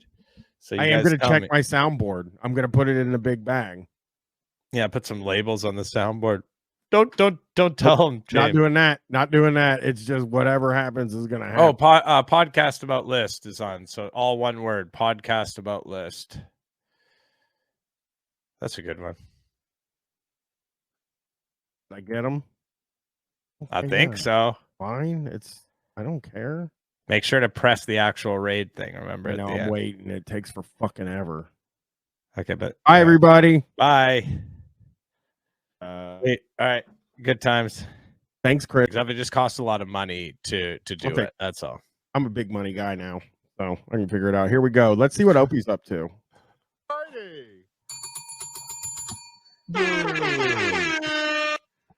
Get up those super chats, folks. It's time to show Opie what is this? What is this? I don't know. What the fuck is it? What is this? He's been doing this for this is the new beer show. From what I can fucking tell. I Googled he abandoned the beer show. When was the last beer show episode? The last one we did was the last beer show. Does anyone ask him about it? Have you seen any talk of what happened to it? I don't know. Here's this. Good morning, GH. Let's try this. Well, why is he talking to a potato? I don't know. I can't figure it out either, dude. I have been trying and trying and trying to figure out what this is. And I watched the whole video. I still don't know what it is. I've been looking for it. I called him GH, which is what Kenny used to call him. Yeah. Let's Club Soda Kenny. Good morning, GH. Cardiff, I don't know if we're going to do it 2 days in a row because such a buzz about yesterday with you and the vegetables. And then if I put you on today, sometimes the buzz wears off, sir. Do you understand how this works? I do. Okay. All right. What do you got today? But I'm wearing a hat. There was so much buzz, too, about the original vegetables, right? Now, yeah, I think somebody has a good corrupt version says, I think he might have been bad business for Gebhardt's. Yeah, I think they might have sort of gone and had a meeting or whatever and realized hey, this is not having the effect we thought it would. This is actually really fucking weird though. He's figured out some app thing that he can do a voice, he can do this with, but who's doing the voice for it? I don't know. Oh, here it is. This is the first video that I saw. This is the first of these that I saw. T1 42 liking the former Opie and the veggie medley. Thank you, T1. For what Thank are you. those? Wait, why are you thanking T1 for for the money he gave me? trying to help. I like anyone that supports Opie. Are you like a co-host now? No.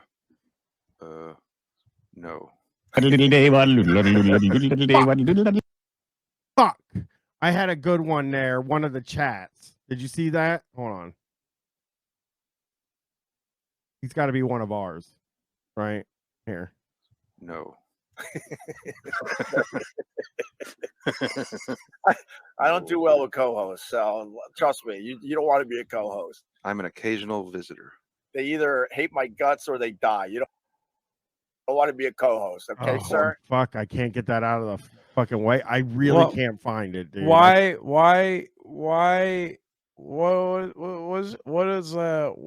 is this? He's doing full streams like that? Yeah. I don't know what it is. I'm trying to like. Oh, did someone die? Well, Carl Ruiz died. Robert hopefully died.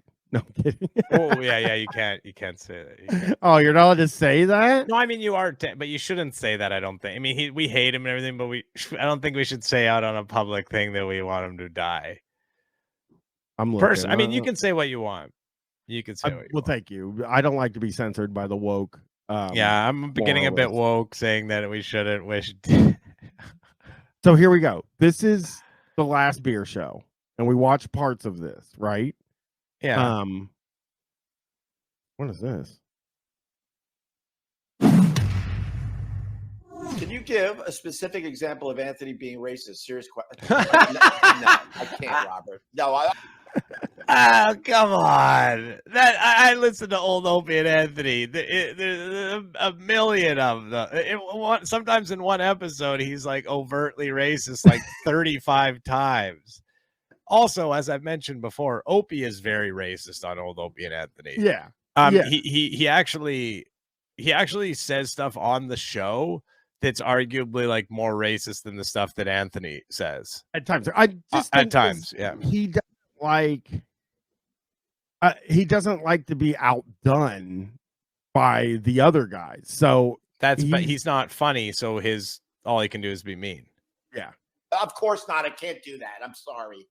No, there's no examples of that anywhere. How old are you, Steve? 25. Black male in Chicago, that's 25. Congrats.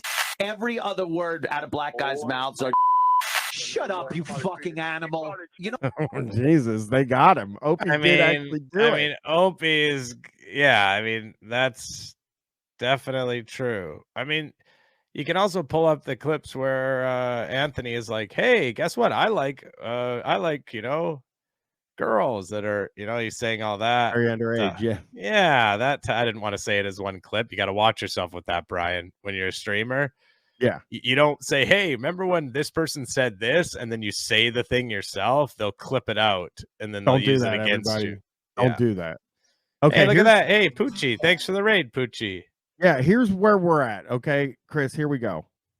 This is the first video with the vegetables. Shout out to Poochie. Hey, Poochie, how's it going? Here we go. So I'm not sure about these accusations I've heard about me ripping people off, but is there a real thing between you two? Yes. Why? Because you guys are fighting for the same audience, the same views. Yes. There's a big market out there for. This is the worst thing I've ever seen in my entire fucking life. I have no idea what this is. And who are the people doing these voices? I know. I looked them up. They have a Twitter, but the Twitters only have 23 followers. So I'm like really fucking confused. Oh, wait a second. They have names? Cardiff, Condiff, and something else. Cardiff Electric is one of them. I know that.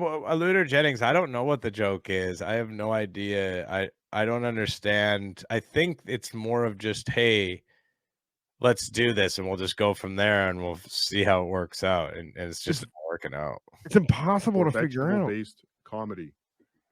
And I want to own it 100%. 100p, as they say. Oh, wow. Okay. Opie's got a cute dog. I got to say. Are you a big Opie's dog fan? I've never seen it before. It's my first time seeing it, and it's lovely. It reminds me of Milo. Hey, Milo. Get your freaking dog in here. Let's get Milo. Let's see if Milo will come in. Maybe I'll go get Milo. I should go get Milo. Hang on one second. Okay, I'm gonna look for something here to find something to fucking. Oh, forgot all about this. One of Chris's guys is here.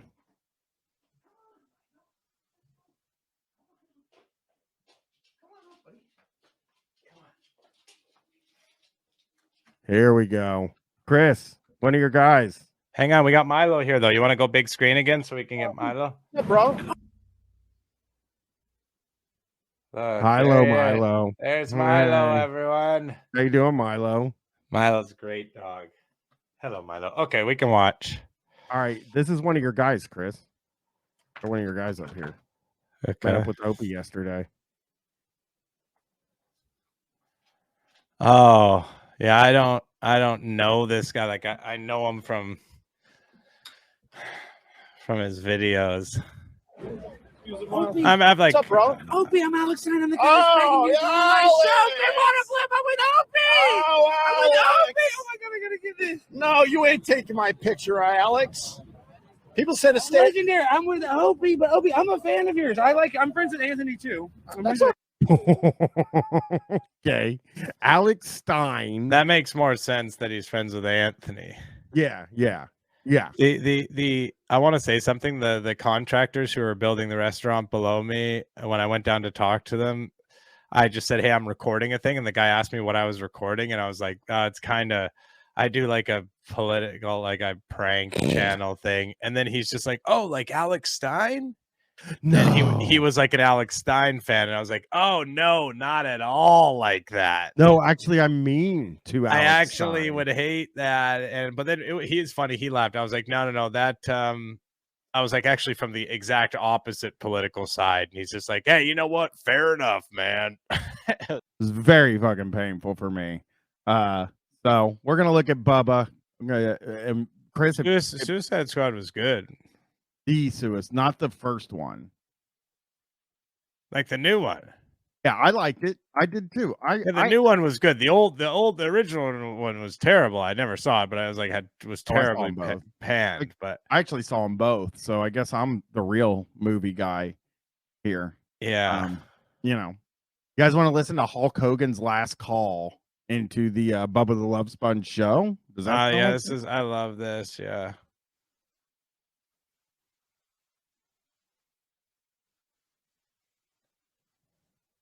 Oh, this isn't Hulk Hogan.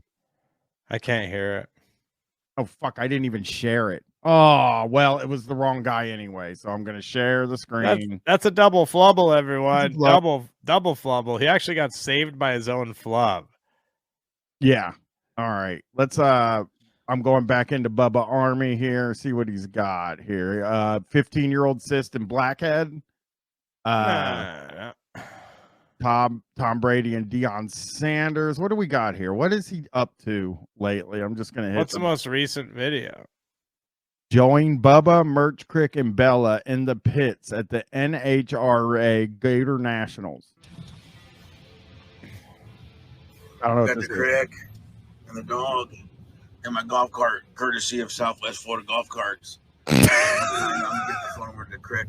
We're just kind of listen. Nobody hustles like this guy in regards to like he has a fucking golf cart sponsorship. Yeah, he sounds rough today. He doesn't sound like he's doing well. Internationals. This is people trying to get in. Okay.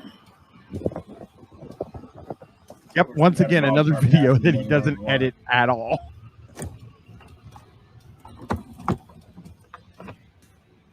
That's a good question from Crispy. Is that golf cart a dually? I doubt it. They don't make those, I don't think. That's too bad. He should have one. I'm trying to run through here a little bit, maybe get through some. Okay. All the fathead stuff. He does seem bad. Who would watch this? I mean, yeah, even a Bubba Army member, like, why would they? It's just him driving around. Go to Southwest Golf Carts. Go to flgolfcart.com. He just is still doing the golf cart quiz. It's really mostly an ad for the golf cart. It feels like It does. It does. It feels felt like. Let's see. What do we got here? Do. Why does he have a Welcome to Beetlejuice Bubba's thumbnail? food review. It's just a straight food review now because it's not necessarily a drive-through. Uh-oh. Sometimes we go to Wait a restaurants. minute. 10 days ago, do you think he's not doing the drive-through anymore for any specific reason? Well, that was right around the time. You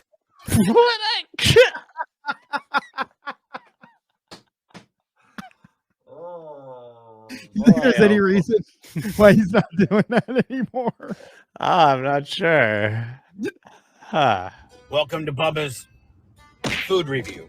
It's just a straight food review now because it's not necessarily a drive-through. Sometimes we go to restaurants, and so here it is: Kentucky Fried Chickens.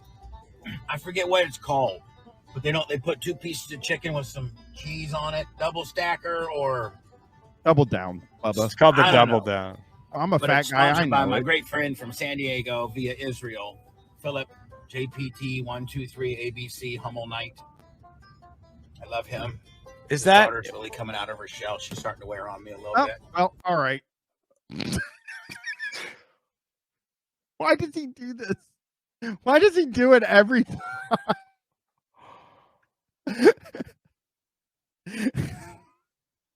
Is the worst. But dude, did man. he? Was that? Did he say Philip Knight? I don't know. He said a guy, and then he said his daughter. No, I know, but I think like Philip Knight. I just watched the Nike Air movie, and Philip Knight is the CEO of Nike. Was that good? It was really. I mean, it's a big ad for Nike. So, Yeah. you know, if you got to get past that and not be like, you know, you got to accept that. But it was a well done movie, very entertaining. Here's one where Bubba gets the cops called. Hootie Owl. The Bubba calls aren't on NEAS. I didn't put it up there. Yeah. I want to do that actually. All right, let's here we go. We are going to go to a playlist here. I'm just going to pick from random one of these videos, and it's about that time we do it, everybody. We're going to look at God, Guns, and Automobiles. Really give it a good look. Good look here. You guys playing hangman or tic-tac-toe? No, we're trying to work a car deal. Oh my god! Oh my god! The way he enters the fucking scene is so unnatural. He like comes in way too fast. Like, can you back it up? He comes in way too fast, man. Like, it's not the way anybody walks up to a situation. Okay. You guys playing hangman or tic-tac-toe? Look it out! That's not how somebody. This guy just can't even act like a normal guy at all. No. He's not normal, Chris. Oh my god. He came fucking running in there. It Yeah, seems like he was too far away, maybe getting a drink of water or something. It's honestly, no, I think he's just on camera. He's like put his arms directly down by his side, didn't move them at all, and just like fucking came in like so hot. He scurried up. That's a good way to say it, disgraced mayor. You guys playing hangman or tic-tac-toe? Look at him!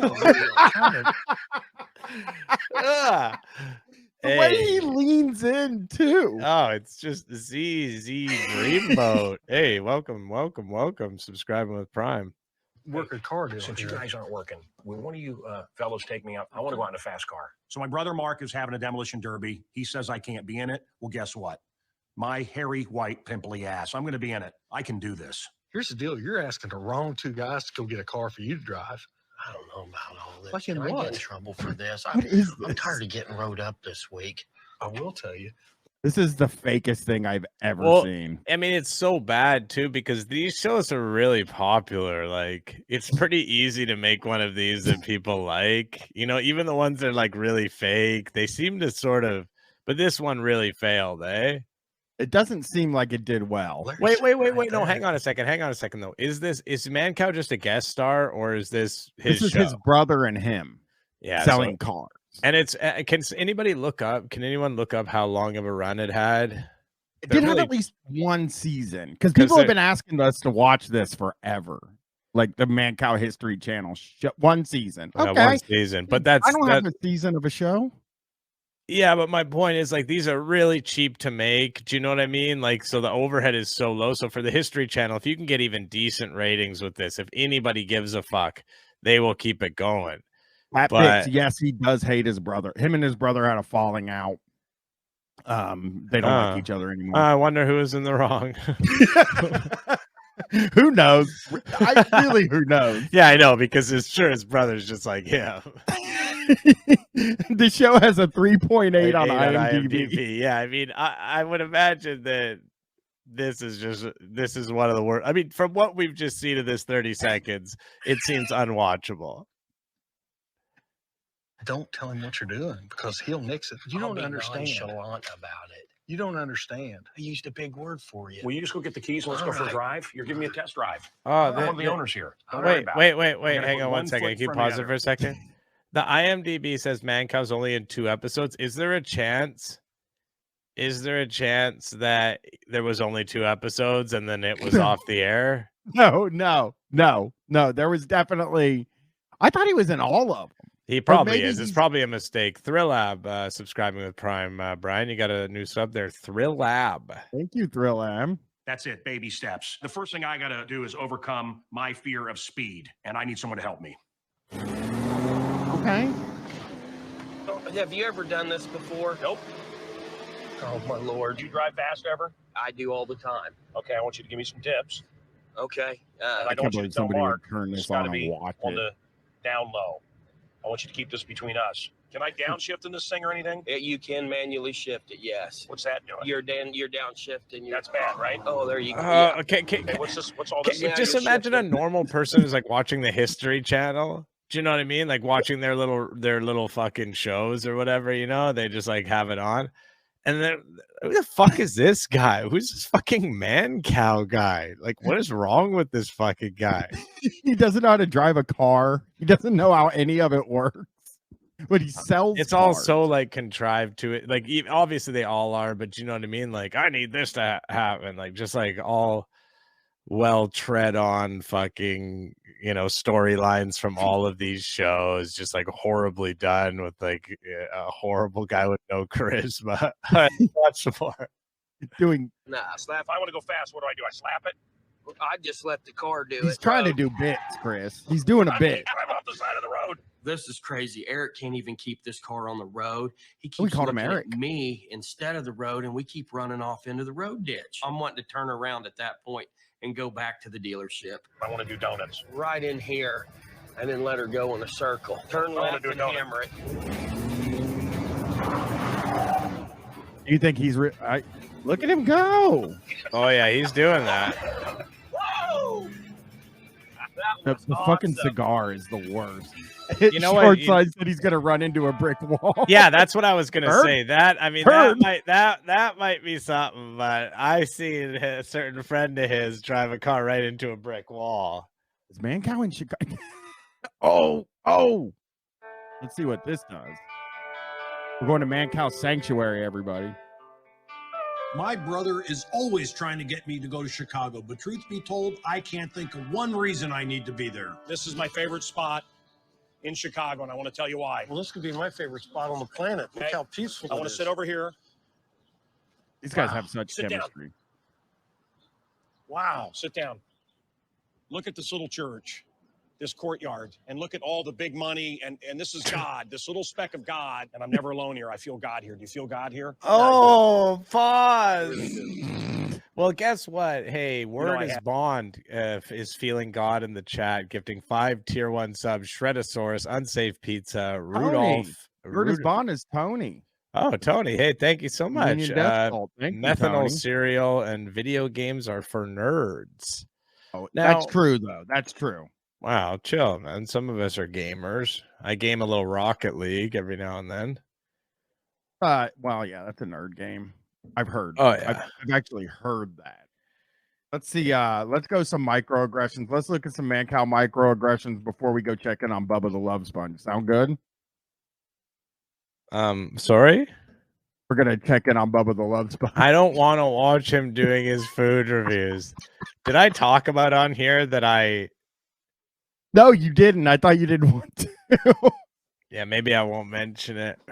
Well, it's good. What do you want to say? Listen. I'm gonna say something. Just don't say it outside of here or anything. But I did call Bubba the Love Sponge, possibly, or maybe someone called Bubba the Love Sponge and asked him, "Hey, how come you act so creepy on your videos?" And it sort of took over his whole show one day, and he spent 1 hour and 30 minutes trying to justify all of the weird comments he made on these videos that we watched here. And it was really wild. And maybe, just maybe, a blind lawyer named Jim Lockwood, who I used to call about his swords, sent me a text message in the middle of all of it and said, "Hey, I listened to Bubba the Love Sponge and I'm listening right now and you're not coming off well." And then I realized that, oh shit, this guy Jim Lockwood is blind and he can't see the girls in the video, so he has no point of reference to know if the girls are underage, so he doesn't understand. And then he said, "Oh, you know," he started saying all of this, a bunch of shit to me about it. And then I told him that I was going to post the video up with his text messages, and then he apologized. Anyways, none of that happened. But well, let's see Mancow talk about lust.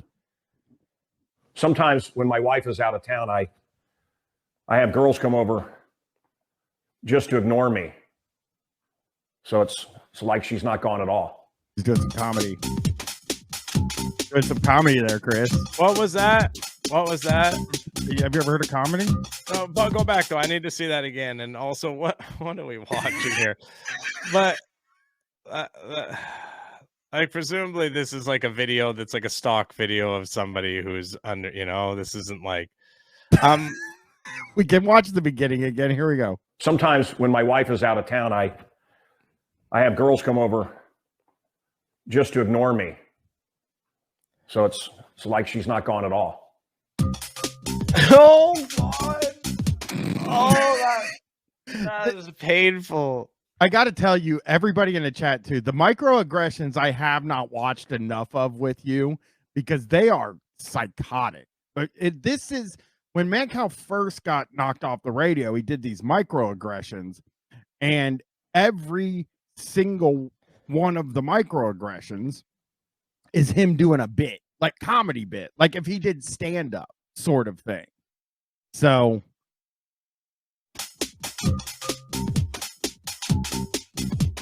I don't think Mancow forges signatures. He knows too many people, the Munsa.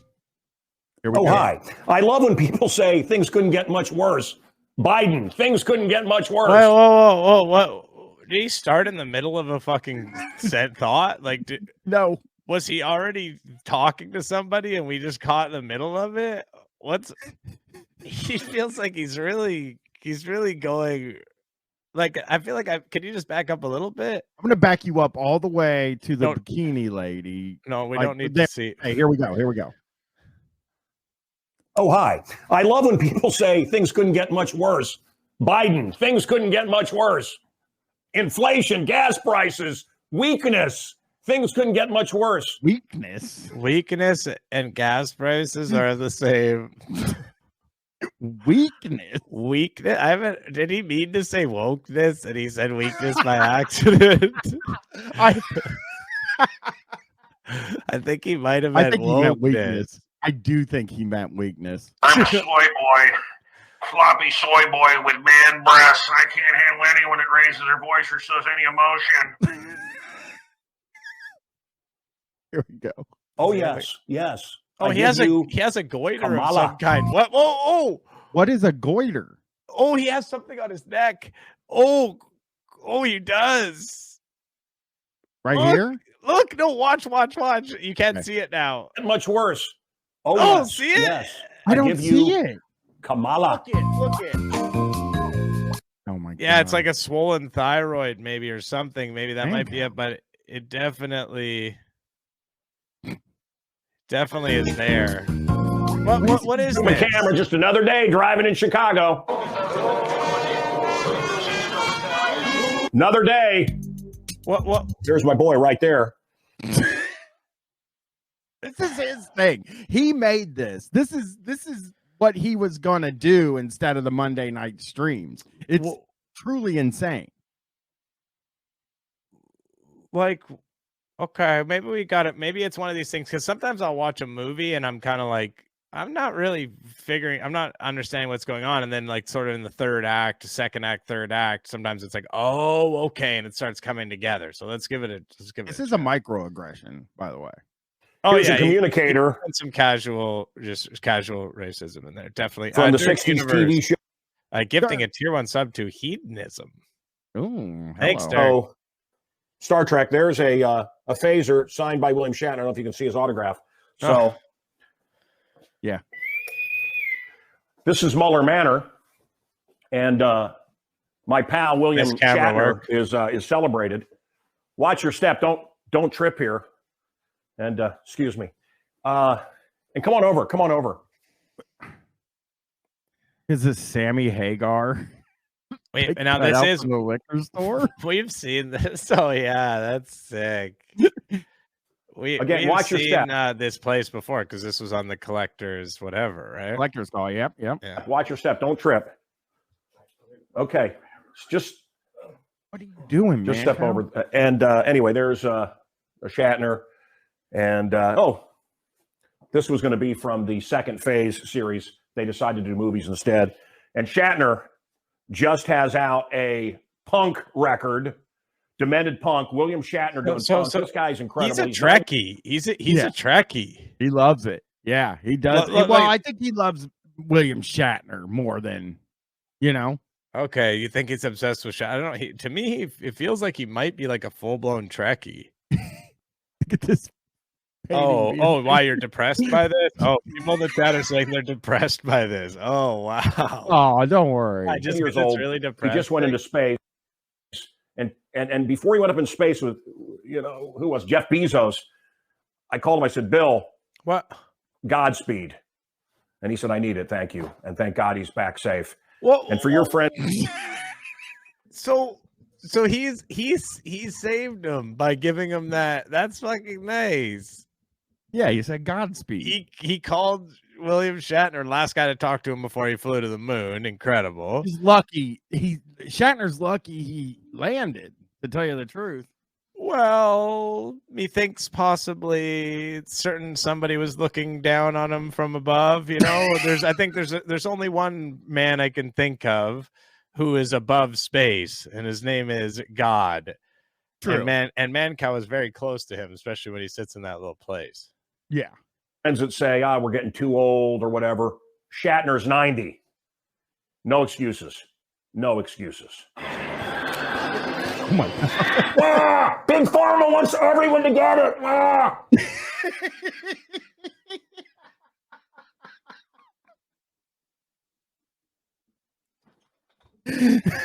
Shark Baits gifting a tier 1 sub to Carrie Adkins. It's more money. Give it to your babies.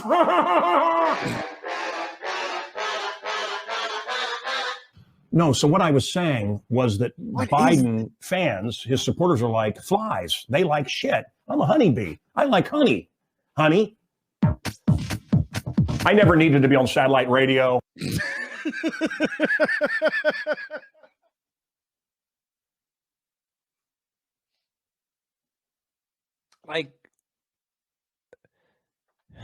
Yeah, this is like because he's responsible for all of the production and everything, and he's trying to do production, and what he's trying to do is like make like a viral, like he's like kind of going the Opie, he's trying to do like TikTok kind of style, like and the what he thinks is kind of cool nowadays, but he doesn't really get how to do it. None of it has made there hasn't been a full thought. I think that's the thing about these microaggressions I notice. It's just like he just like says a bunch of stuff and then cuts. and then shows some stock footage and then says some stuff like But that's what he thinks is cool. Like kids like that random, like the random shit. You know what I mean? Like that's what he's going for. It feels like. I mean, Alabama made denim. Asked how long I think it took to make. I have to hope like a day. Yeah, I think he probably works on it. It's tough to say with all of the. No, it's more than a day because you think about all the shooting and everything as well. And yeah, no, it's more than a day. Yeah. I was able to be clever and get people to read between the headlines.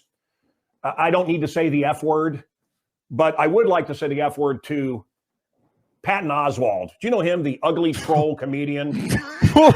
Wait, what? What the fuck? I happen to have met Patton Oswalt. I did he's not. an extremely nice guy. Oh, I've met him once too. He's whatever. I mean, he's just like he's a comedian. It just seems. I guess he's probably said some vac stuff, maybe like pro. Oh, sure. But he just got mad all of a sudden. Though. It just I was not expecting him to go after Patton Oswalt there. That was not what I was expecting. Because the only names we've heard so far are Kamala and Joe Biden. Yeah, and people who want vaccines. You know, I mean, he does look bad as well. Like for him to like be saying, "Oh, you look like a troll" or whatever, dude. Patton Oswalt, at least he's willing to walk around without sunglasses on.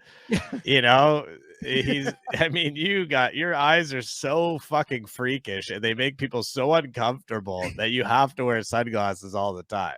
Short shine. I have not figured out why it's called lust, other than the bikini lady. Yeah, it's the bikini ladies, I would say. Totally unfunny. He's now on Curb Your Enthusiasm. So he begged me to get on my radio show when I had the #1 show in Oakland, San Francisco, San Jose. I'm sure his agent called and said, "Hey, he's coming to do a gig. Could he come on and do the show?" Yeah, I'm sure that's what. No, and I'm sure it wasn't him directly. It was Put him on, gave him a career, and then he signed a deal with another show. I'm sorry, I can't do your show anymore. So, hey, Rat Tattooey, go yourself. He signed a deal with another radio show? I think he did. I think probably it was when your shows stopped being good and popular and nobody wanted to do it anymore. Because he did. Patton did Opie and Anthony, right? Like, is that who he signed with? Did he sign the exclusive? Signed to be a guest on Opie and Anthony. And I think he did all the shows. I think he did Howard as well. You know, I think he was like a famous comedian who was in movies and stuff. You know, he would go on radio shows. He would go do tours, and he would go to radio shows in different markets and go on them. And it's funny. Robin Banks said, "Why would anybody want to talk to him?"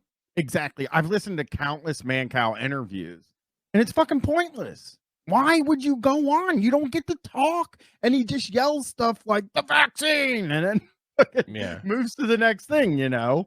Just doesn't listen to you talking at all. It's just like nodding, thinking about what he's going to say. Yeah. Yeah. The Munza's right. Patton didn't get named mayor of Amsterdam, which Mancow did get that, and was supplied with a few hundred girls to have an orgy. Like officially mayor of Amsterdam? Mayor of Amsterdam gave him the key to a city and set up an orgy for him. I remember that. I remember that. People. Yeah. What is he doing? Goethe in Faust talks about selling your soul. Oh, no. I have a weakness. My weakness is lust. I don't cheat on my wife, but I get the opportunity. What are you being tempted by? Trust me. But I get the opportunity. The line where he says, "I get the opportunity" was incredible. Mr. Mojo says, "So glad I'm gay right now." I mean, he's just like, yo, I don't cheat on my wife, but I want everybody to know girls are willing to, they were trying to do it with me. I don't believe him either. No. Definitely not. If your temptation is heroin, you're going to have all you want in this world. Mine, it's a smorgasbord. But, oh boy. By the way, it's smorgasbord. Hated that he said smorgasbord. That's how it ends. That was it. And then we'll look at some more microaggressions. That was so weird because what it seemed like was that the whole thing was a big intro. Yes. And then he said lust. If you're like me, you you have something that you are. My big thing is lust. And it sounded like that was going to be the video, but then it just ended. Yeah. Here's one. Joel Osteen, best-selling author and preacher for the world, joins us tonight on the Mancow Vidcast. Wait a minute. Whoa. I'm a tech wizard, and I would say something happened there. Did you guys catch that? That was World joins us tonight on the Mancow Vidcast. That was not. That was done. That was after. That was in post. He did that one in post. That was put in post. Why did he do that? It didn't come through the audio, maybe. Yeah, because I think he says vidcast. If you look at his mouth, I think he does podcast. Yeah, let's see. Can we watch one more time? Sorry, everyone. I'm famous for for the world joins us tonight on the Mancow Vidcast. No, I think he does say vidcast. He says something else like no. He's not saying vidcast or podcast. He's saying something with an R in it. I'm gonna go back one more time here. Joins us tonight on the Mancow Vidcast. Oh, you're right. Radio show. He says radio show. Okay. He's saying radio show. He's saying radio show. He's definitely saying Mancow radio show. Yeah. And then he changed it to vidcast on there. Yeah. Yeah. Seamlessly though, he's changes it seamlessly. We can only tell immediately. Hey, it's Mancow. We're in Houston, Texas. This is where the Rockets, a pro basketball team, used to play. The Summit, the Compact Center. It's huge. There's 45,000 people in here cheering like they're at a rock concert. But what are they here for? They're here for a preacher. His name is Joel Osteen. We're going in right now to meet him. He's not wearing glasses. Where does that name sound familiar? Oh, yeah, from the news when he wouldn't let anybody come stay it, right? That's the guy who's like particularly bad even for those guys. Yeah. So we got Ron Jeremy versus the radical Islam sinners and saints and the cutest creature on earth. We have Dust of the Dead, Eagle Man, and Yes. Oh, this will be good. I bet it won't. It will. I think this will be good. And then I will go and look at Bubba and see if he has something that won't offend Chris. Well, I can only say so there was some conversation about. I can only be on for 20 more minutes, then I have to eat dinner. But okay, I'm staying on probably. Maybe I'll eat and then come back and see if you're still here. I'll fuck around. I was offered to take over for Howard Stern on 11 or 12 stations. I'll never forget. Was it Joel Hollander sitting in New York, and he said, "We're going to have David Lee Roth take over for Stern." I said, "Great," and then I'll take over for David Lee Roth. You don't want to take over for Stern. You don't want to take over for Mancow. It's been a disaster at WLS. You don't want to take over for Rush. I don't know the guy that took over for Rush. I haven't heard it. I probably never will. But okay, it's Clay Buck and Clay and Buck Sexton, Clay Travis and Buck Sexton. That's I like how this guy is like. I'm gonna do David Lee Roth on Shocktober next year. I think he's not really a shock jock, but I want a reason to listen to David Lee Roth. Yeah. Yeah. After the guy, when they brought me to Chicago, they said, "Yeah, we'll get rid of Brandmeier. We'll put you there." Something like that. Maybe it was Steve Dahl or something. One of those losers, one of those hacks. And I said, "Yeah, no." Wait, is that mic not plugged in? I don't think it is because I think you'd hear it when he's moving it. Yeah. I mean, it's just a shitty, like, fucking whatever it's called, like a snowball or whatever those things. Yeti. Yeah, Lou Bega Freak. I think he lasted like 5 or 6 months. Oh, I'll take the. He does have a lav. Yeah, he has a lav. Yeah, he's not using that mic. Why? The Rock Station, because you can win big there, and it's let them shed the audience, and then you take over. So, anyway, the guy that has taken over for Rush, it's a fool's errand. Do you have a teenage son or daughter? May I recommend Richard Box, Jonathan Livingston Seagull? In the 70s, this was this was every hippie had to have this. What is he doing? Who was it? Neil Diamond did a whole album on this. He sang as the seagull. But the message is great. Leave the cowards, the buzzards, the crows behind and fly high. Okay. Fly high. I'm not. There you go. Fly high, Michelle. Mega Freak. There you go. Some people say Al Jolson, Caruso, I think maybe Wagner, the greatest artist that ever lived. Well, I wonder why you picked Wagner. Wait, what are these? What is this a list of? Picked an odd favorite. Al Jolson. Actually, Chris, he just came in with this. I can start it back here. We can. Al Jolson, I only know as the blackface guy. Yeah. Yep. Some people say Al Jolson, Caruso. I think maybe Wagner, the greatest artist that ever lived. I'm a fan, obviously. Obviously, yeah. You and Hitler, sir. Both big fan. By the way, I don't think he's ever listened to Wagner. David Caruso. Is he talking about David Caruso? Caruso, the great Caruso. He's like, oh, yeah, right. The I only know Beatles? David. Huh? I don't know. I had Back in the USSR and Day in the Life. I think those are the lyrics. And I had it in my hands. And they were $50,000. And I went to two friends and I said, we're going to make money on these, $50,000 for both of them. He just he does this shit. Like he's like buys these weird old things. Like collecting is his thing now. USSR. He's just what?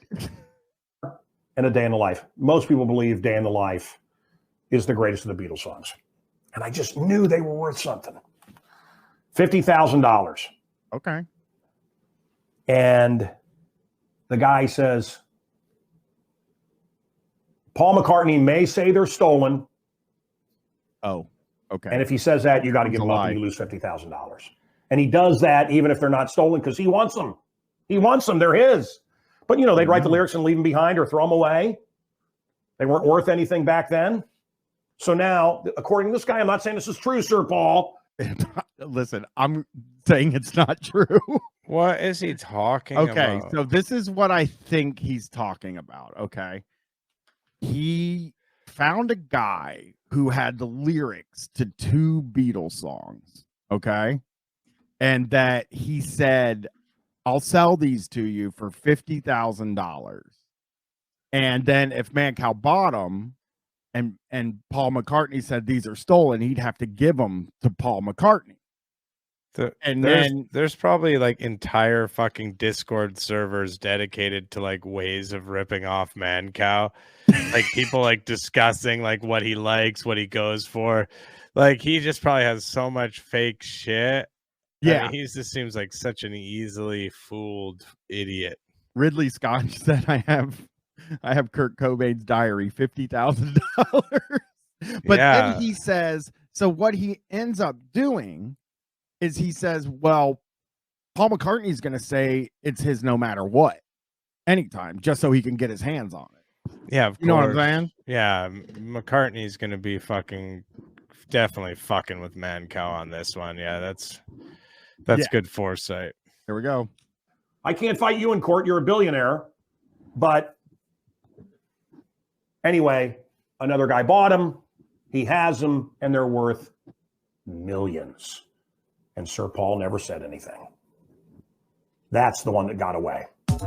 Okay, you didn't. I'm here in Pinnell. Ah! Pinnell Island off the This guy looks so bad here. Joe's fucking. Why is he like doing all that shit? Why is he doing the camera like that? He does look fucking crazy here. He looks like Bam Margera here. List of St. Martin because I spoil my wife. Hey, here's a question from my gourmet quiz. What food never spoils? What food, one food never spoils? What is it? Honey. Which reminds me, honey, wait for me. That was pretty good. Country, rock, polka, rap. I hate rap. What's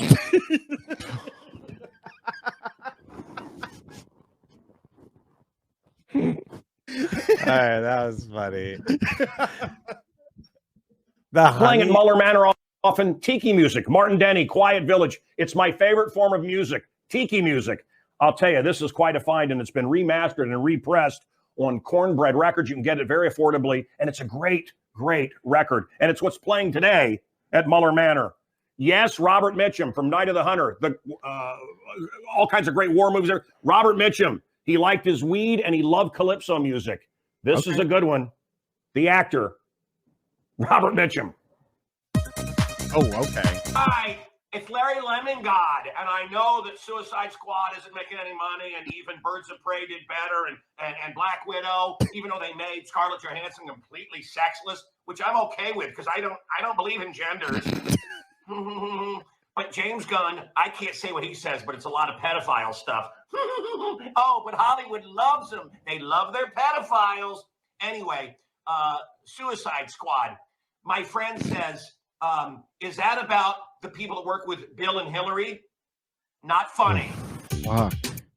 Fucking shit. That was fucking painful. And you're going to have a bunch of purple-haired girls in hot tubs with a bunch of pink-haired guys playing Fortnite. That's what you're going to have. Right? Hello. Oh, hi, Bubba. Is it me? Yeah, I don't know. This sounds like potentially another radio show. Oh, no. I just am on a microphone. I'm calling in from my computer, so that's probably why, but I'm just a regular guy. Oh, Blitz, can you tell them? You can tell this is far different than a typical cellular line. Right.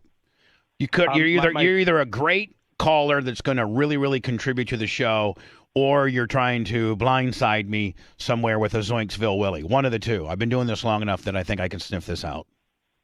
All right, fair enough. I'm not trying to blindside you at all. I was watching some of your food reviews on YouTube. The half the sandwich, not just a bite. By the way, a new one gets posted today at 5. I did the double down from Kentucky Fried Chicken. Oh, very cool. That's exciting. I was curious. I watched 2 of the videos, and I noticed that in 2 of the videos you commented on how attractive the underage people working at the drive-thru were, and I'm just curious if you why you're comfortable posting publicly that you are sexually attracted to potentially underage workers. And I'm not. Do we know how old they are? No, well, you comment on that. You say you think they're underage, but if they aren't, then you're not saying it. But if they are underage, you're not saying it. But if they aren't, then you're saying they're sexy. There you go. Do you think that's appropriate? I think that I pretty much just put a little disclaimer on there, and obviously they were probably attractive enough to be close to potentially a legal age, and I would never, ever condone anybody doing anything with an underage person. But obviously 18 and 19-year-olds are not illegal. So if indeed they are that age. You do feel comfortable saying that publicly then, even with all the, and the spontaneous, and what you mean with all the trolls like you that try to get us canceled and what have you? Go get that video and complain on it. I'm not. Go get that video. I'm asking you like a man, sir. I'm coming to you like a man and asking you. I'm not complaining anywhere. I'm not trying to get anything taken down. And I answered you like a man. Okay. I don't have a problem with saying if that person is under 18, then they're not attractive. But if they are over 18, they're attractive. Blitz has said the same thing when he sees co-eds at University of Tampa. All the time. Oh, okay. So you guys think that's a good way to be? No, listen, in the spontaneous world that I live in, probably some things that I should say I shouldn't say, but that's just the nature of the beast. And yes, it's probably not the most responsible thing to say, and I should probably see, what we should probably do is... So you're attracted to potentially underage people? Is that safe to say? No, buddy, I'm not. I am attracted to hot chicks, 15 seconds over 18. Sure, absolutely. And then you're actually filming them and putting them up on the internet. You don't have the camera on yourself. You're filming these potentially underage people and putting their images up on the internet and commenting on how sexually attractive they are. And you and your audience and your co-hosts think that that's a cool and good way to be. Yeah, I know. We're not trying to condone anything for anybody under the age of 18, buddy. I'm not going to sit and hang up on you. I'm going to let you get all of it you can in there. Yeah. Buddy. Maybe this guy's upset you haven't done a poutine review yet. Oh, because I'm Canadian? Well, I'm just saying, buddy. Like Anna, did I not completely sniff it out? Yeah. That he was going to try to zoinksville me. What's your point? What are you getting if to? If this was a prank, wouldn't I have said something? Like, I'm just asking. We didn't say it was a prank. And the reason why you're running me through a computer is because you're recording me, and I don't give you the permission. Why would I have to record you? I'm just telling that I'm not giving you permission to use this conversation on anything that you put. I don't need your permission. Do you know how this stuff works? I don't need your permission. I can use it if I want to. It's a phone call that you're putting out publicly, and I don't need your permission to use it. You sound stupid when you say that. Okay, there. Well, I mean, I've never, ever proclaimed to be the smartest guy in the room. Now, you know that. I mean, give me that one. At least give that to me, sir, please. No, I got you, man. Hey, listen, I used to listen to you back in the day. That's why I said it was genuinely a little bit alarming to hear the way you discuss potentially underage. Listen, bud. On your camera. Let's be honest with each other, man on man. Okay, let's just be. Yeah. Now. Truly, if you think that you're trying to get me in a big zoinksville, Bubba likes underage girls deal, I'm just going to talk to you like a guy. I'm going to talk to you like a dude, okay? Okay. You and I are obviously adults, correct? Correct, right. Yes, sir. And if you and I are at the beach and we see a couple chicks walk by and they are younger, I mean, listen, would you at least agree that everybody that I made that potential comment on is certainly not 12 or 13. Bubba, there's one girl you made the comment on who is definitely underage, and I would definitely say was in no. Yes, definitely. I can send you the video if you want. It was the last one that I watched. I'd love to. Just tell me which one it is. I'll go find it. Which one? What is it? Let me go find it for me when he tells us who it is. Okay. Which one? I mean.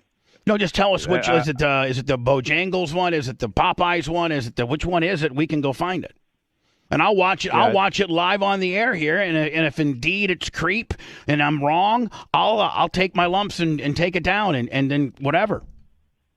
But anyway, if you and I are dudes, we're back at the beach, and a couple chicks walk by, and we don't know if they're freshmen at the University of Alabama or they're seniors at Gibbs because it's you can't really tell. And I turned to you and I said, "Man, I don't know how old she is, but if she's of age, whew, wow." Now, yeah, I think most stop going to the beach with you. I'd probably stop going to the beach with you. Okay, buddy. All right. I think most dudes are kind of. Well, how about this? How about this, Bubba? You're a guy and you're walking on the beach, and you have your daughter with you, who's 15 years old, and some guy who's nearly 60, a big red tomato-looking guy like you, walks by and says, "Hey, if your daughter is of age, then she's attractive." You think that guy is going to be really happy with you? No, I don't think that he would. Comment to your friend and calling out to the person and their family is completely different. You're good with it. You're good. Oh, cool. It's not. It's like he's clearly joking. It's not like he's going after these people and trying to hit them up and get their number. So. He pays your salary. All right, buddy. Yeah. Listen, buddy. I don't know what to tell you. Hey, listen. Don't watch the video. Give me the video in question because I would like to pull it up, and we'll actually walk through it right here on the show. I mean, there's the most recent one. I mean, there's one at Arby's, but I mean, you do a lot of reviews at Arby's. Do you want me to send it to you? Do you want me to send you the video? Which one is it? You said you just watched it. Which one is it? I mean, just show, buddy. I'm trying to be as transparent as I as transparent as you need me to be. Probably, I think I'm actually being more transparent than you've prepared for. Give me the video, and I will put it up and play it for everybody to be able to judge. Right now, without being edited, I don't need you to send it to me. Tell me the video. We have better access to them than you do, and we will play it right now. Okay, there's one that's at Arby's. So, do you want me to? You just said he does tons of them at Arby's. What date? Can you give us a date? Give us a date on the video. Give us timestamp, please. What day was it? Which food was it? Which food was it? What's it titled? What's it titled? We can probably pull it up by title. Well, I mean, like you said, you are correct. I was not ready for you to be this open with it, and so no, I don't have the video up in front of me. Hold on. So let me do this. Buddy, let me just do this. My phone lines will be available. Okay. So go do your due diligence, write the information down, and then call me back. I'm here till 10 o'clock. Call me back. Okay. And tell me, Bubba, this is Johnny Canadian with whatever. Whoever you want to identify as. Yeah. And this is and give me a list of the videos that you find problematic, and maybe even and we will play them live on the air. And if you got something here, I'll take it like a man. Okay. Okay, I appreciate that, Bubba. Good man. And again, we're here till 10 o'clock Eastern. Sounds good. All right, bud. Thanks. Bye. Well, the last Arby's one, there wasn't a young girl in it. God, I can't. I'm trying to. There's another Arby's one that has no young girls in it. Well, he's gonna. I know. I was looking through the Arby's one. Hello. Yes, sir. I was just calling to one, try to get that little sissy boy that was just trying to tell you you're a petty off the phone. Right. And two, any grown man who is not a petty can look at a young child, because I have two, a boy and a girl, and go, that's a good-looking kid, whether it's a boy or a girl. I look at 16-year-old boys and say, man, that's a good-looking kid. Listen, I can look at Walker and say, you know what? That's a good-looking baby. That Now I'm getting I'm so sorry. I guess everyone that tells me my kid looks too cute, I'm going to fight him. You can say, that's a cute kid. That's a cute kid. Yeah, you can. He's just trying to twist your words, bro. He's just trying to twist your words because he's jealous and he's a little woke woman. That's what he is. I appreciate it. Thank you, buddy. It's funny because, like, everyone's happy to comment when someone's ugly. Like, oh, that's an ugly teenager. Or, like, how many times ugly. how many times But if you say, like, oh, that's an attractive person, they have, like, a nice face or whatever, they're a beautiful girl or whatever, then it's like, oh, now you're a pedophile. But if you call them ugly, then you're not. What are you going to say, like, oh, I'm not sexually attracted to that girl because she's gross, because she's ugly? I mean, if you look at that show we're watching on Netflix, Sex Lives, I mean, I can say that Cooper and Brad, both men, I'm not a gay man, nothing against those that are. Mm-hmm. But I can say, both of those guys are pretty damn good-looking men. Dr. Diaco's a good-looking man. Yeah, but it's Jimmy like Clevis is a good-looking this guy man. is like walking around pretending that like we're somehow blind to attractiveness until the day the person turns 18. Right. Like, I could see a girl who's 16 and be like, she's really beautiful. And, and she's like, whatever, kind of like hot now because she's developed like a woman. But, that I'm going to do anything or I'm going to suggest someone else do something. Haven't we discussed that we find that Sophia, Dr. Diaco's daughter. Right. I was not going to bring that up, but that's great. Well, we can bring it up because we have brought it up. Are we going to be like intellectually honest and be like, yeah, we have eyeballs and we can see that she's a beautiful girl and she's developing into a woman, and then fair game when she turns 18, whatever. Right. So anyway, hello.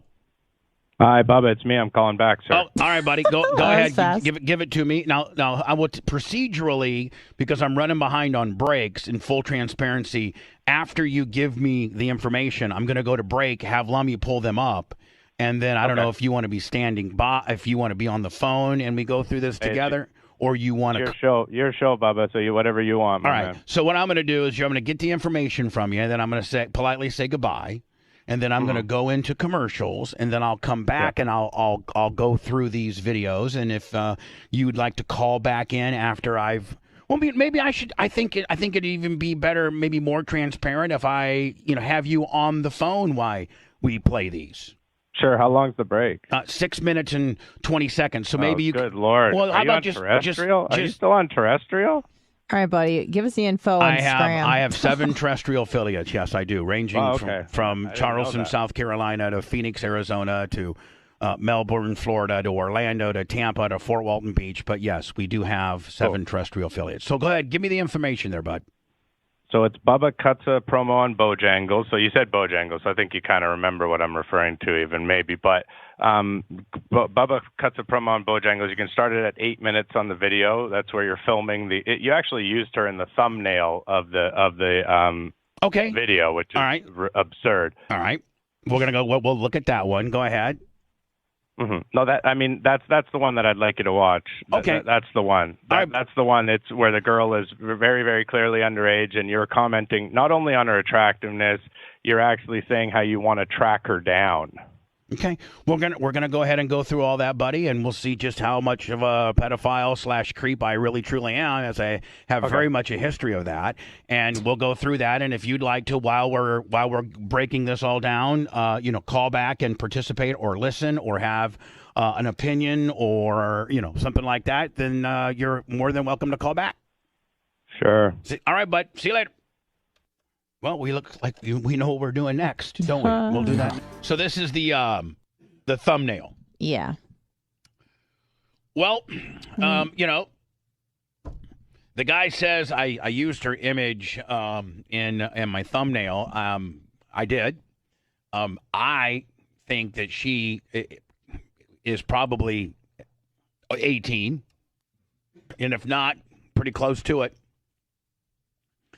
And I am, in full disclosure, film and tell them I'm filming for my food channel. Do I not? Mm-hmm. And Blitz, you know, I mean, I'm in a public place, and they're working a public drive-through. But like, even if she's 12, you're not sexualizing her in this thumbnail at all. Like, No, it's the only thing I'm doing is showing a girl that works at Culver's, right? That has her drive-through set on.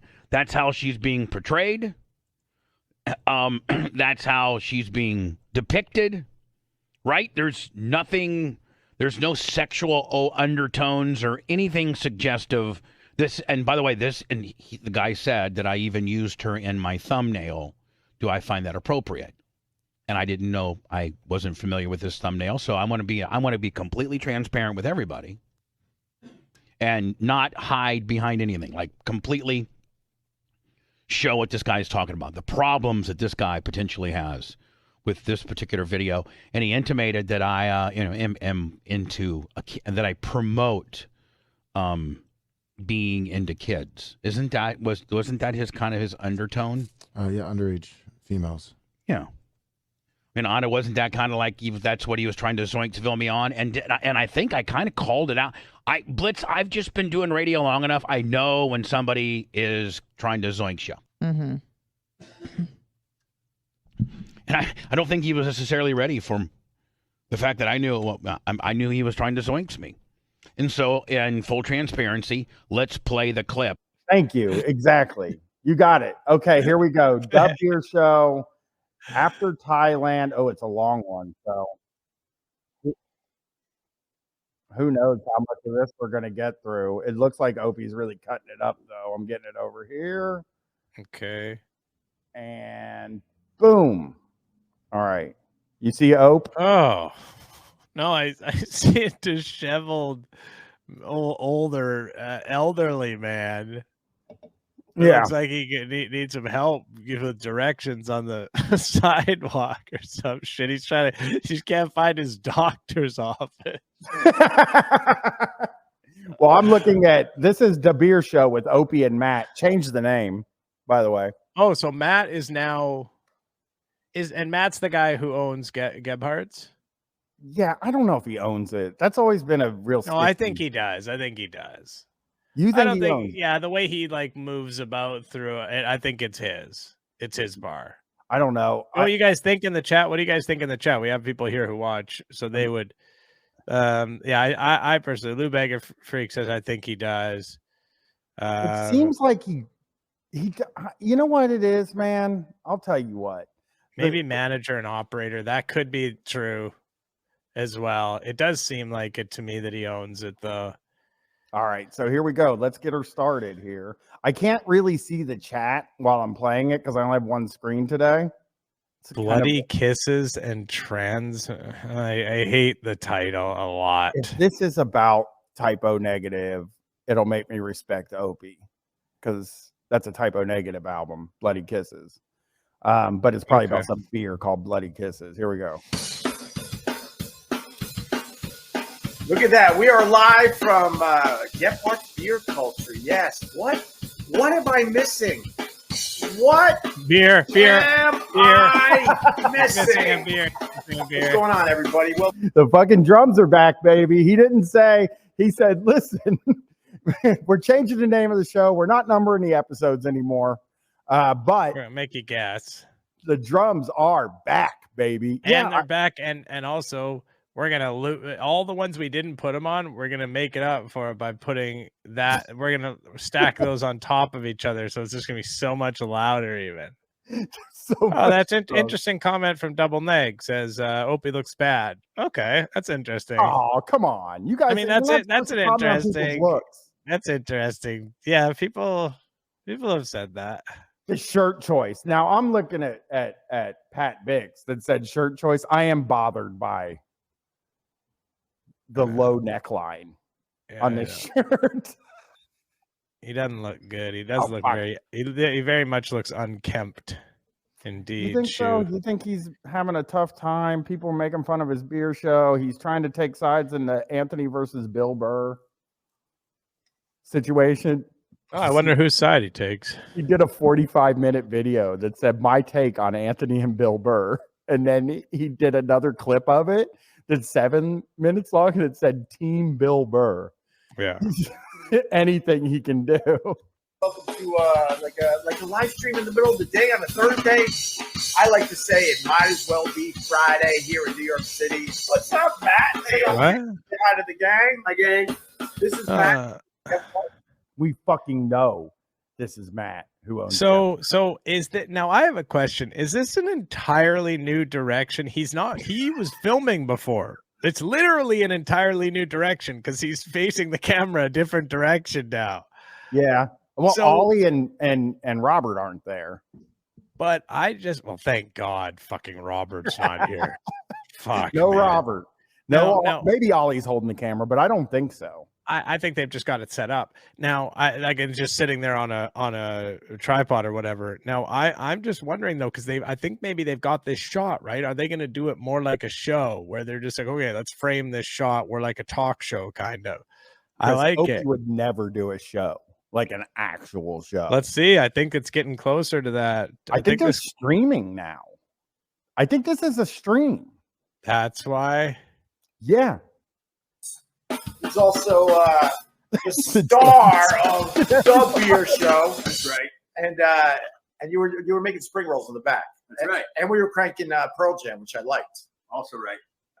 And I told you that I've added Indifference to my top 5 Pearl Jam songs. That's Oh great God, music.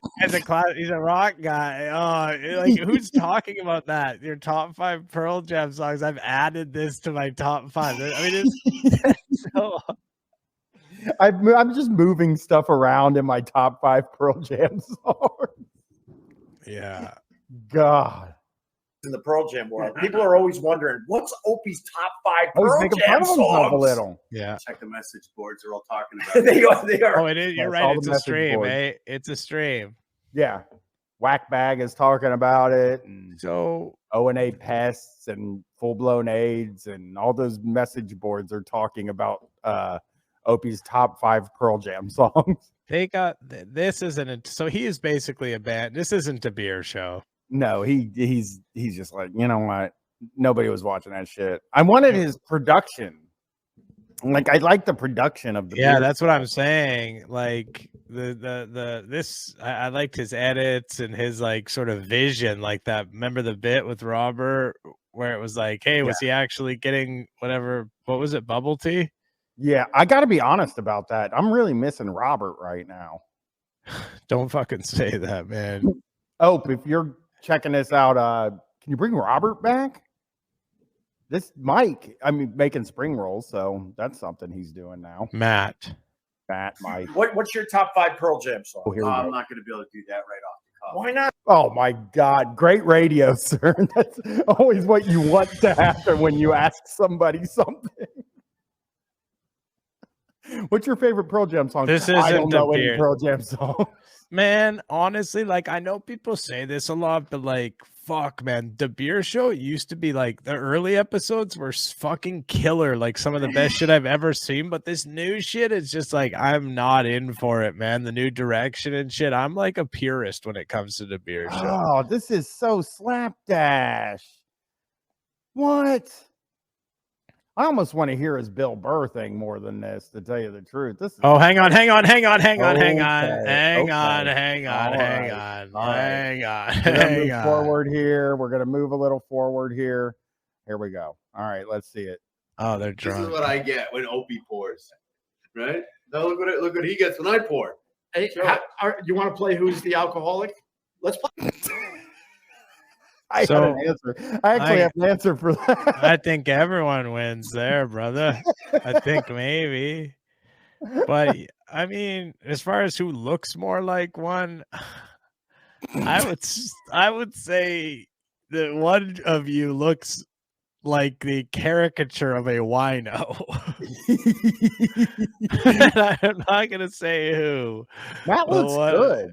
Matt looks like taken care of. He probably works out. He grooms his beard. He's wearing a shirt that fits him. He's like, he owns a bar and he's like hangs out with Opie and drinks all day and shit. It's like Thursday in the daytime. So he probably has a bit of a drinking problem, but it seems manageable. And I mean, honestly, I think Opie, I don't get the feeling like, who knows though. He looks terrible, Chris. He does look like it could be getting the. Who knows though? I have no idea. Let's see. Play Who's the Alcoholic. Ready? 1, 2, 3. Lift up. These guys. And that's with an additive. Cheers. Cheers. Cheers. Holy shit! What's up, man? Who's here? This is my buddy. This is my buddy Ben. That was wait. You see how he hit him on the head? Go back. Opie gets hit in the head here. Cheers. Opie gets hit in the head here. This is fucking I wish I could play the cheers. See what Opie does? This is what I get when Opie pours. Guys. Right? Now look what he gets when I pour. Hey, you want to play Who's the Alcoholic? We get to hear the cheers again. Cheers. Holy shit! What's up, Watch man? Watch this hit. This is my buddy Ben. Where's he go? This is my buddy Ben. We I met when can't our see kids him. were in, Ben's coming together, in. I think. Now he's creeping around. There he is. This is I my bet buddy you- Ben. Oh my Oh, God. by the way, I don't have friends. They don't think I have friends, man. So. Oh God! That's the saddest. That's the saddest thing. That's the saddest thing I've heard in a while. Acknowledging that most of the people watching this are like compound media people. Well, just know the fact that he's like saying like, and see, people say I don't have friends. What about this guy who like recognized me and walked by and like would not even come inside? True. Like that guy did not even come inside the door. He just like waved. And that was like him proving to people online, the trolls, that he actually has friends in real life. And he's like That's 60-year-old man. He is like, do you think that the guy that's commenting on the screen is one of ours? Because his name is former Mancow producer. And I wonder if he's one of ours. No, That's I my don't think question. so. I think it's just, shock jock fan. I thought I was the What's only going one. on, brother? Not much. Oh, he's in. He's in.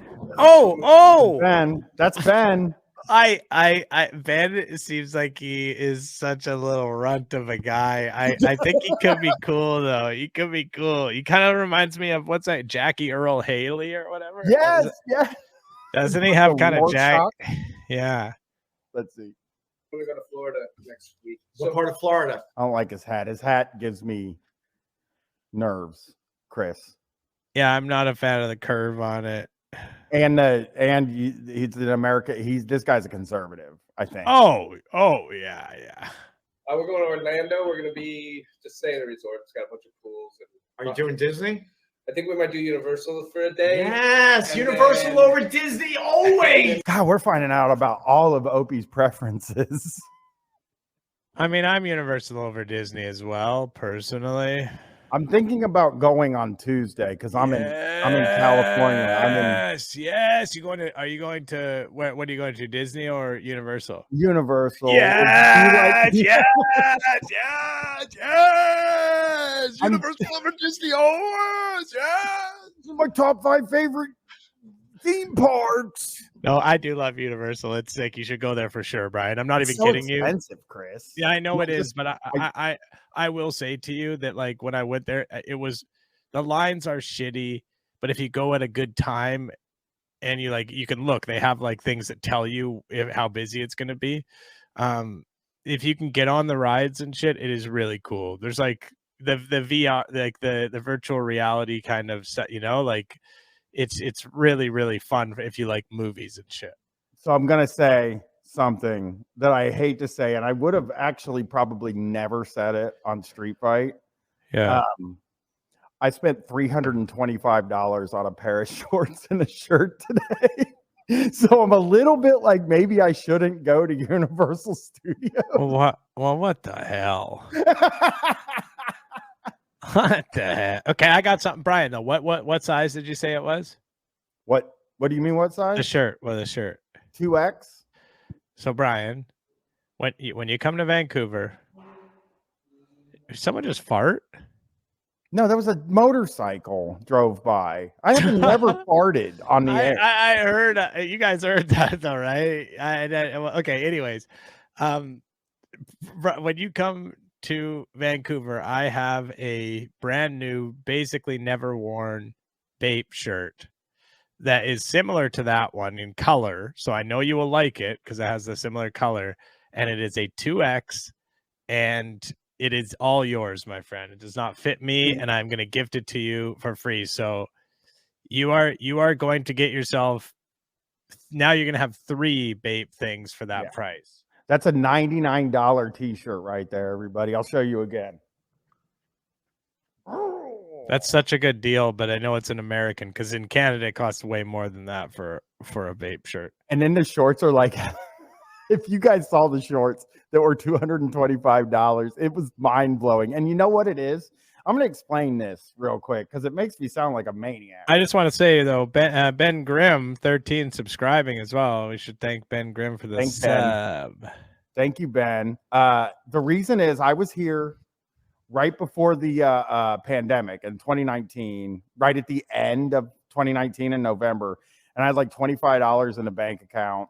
And I was walking into all of these like hypebeast stores and stuff like that and just being like, man, I wish someday I could just buy something like this.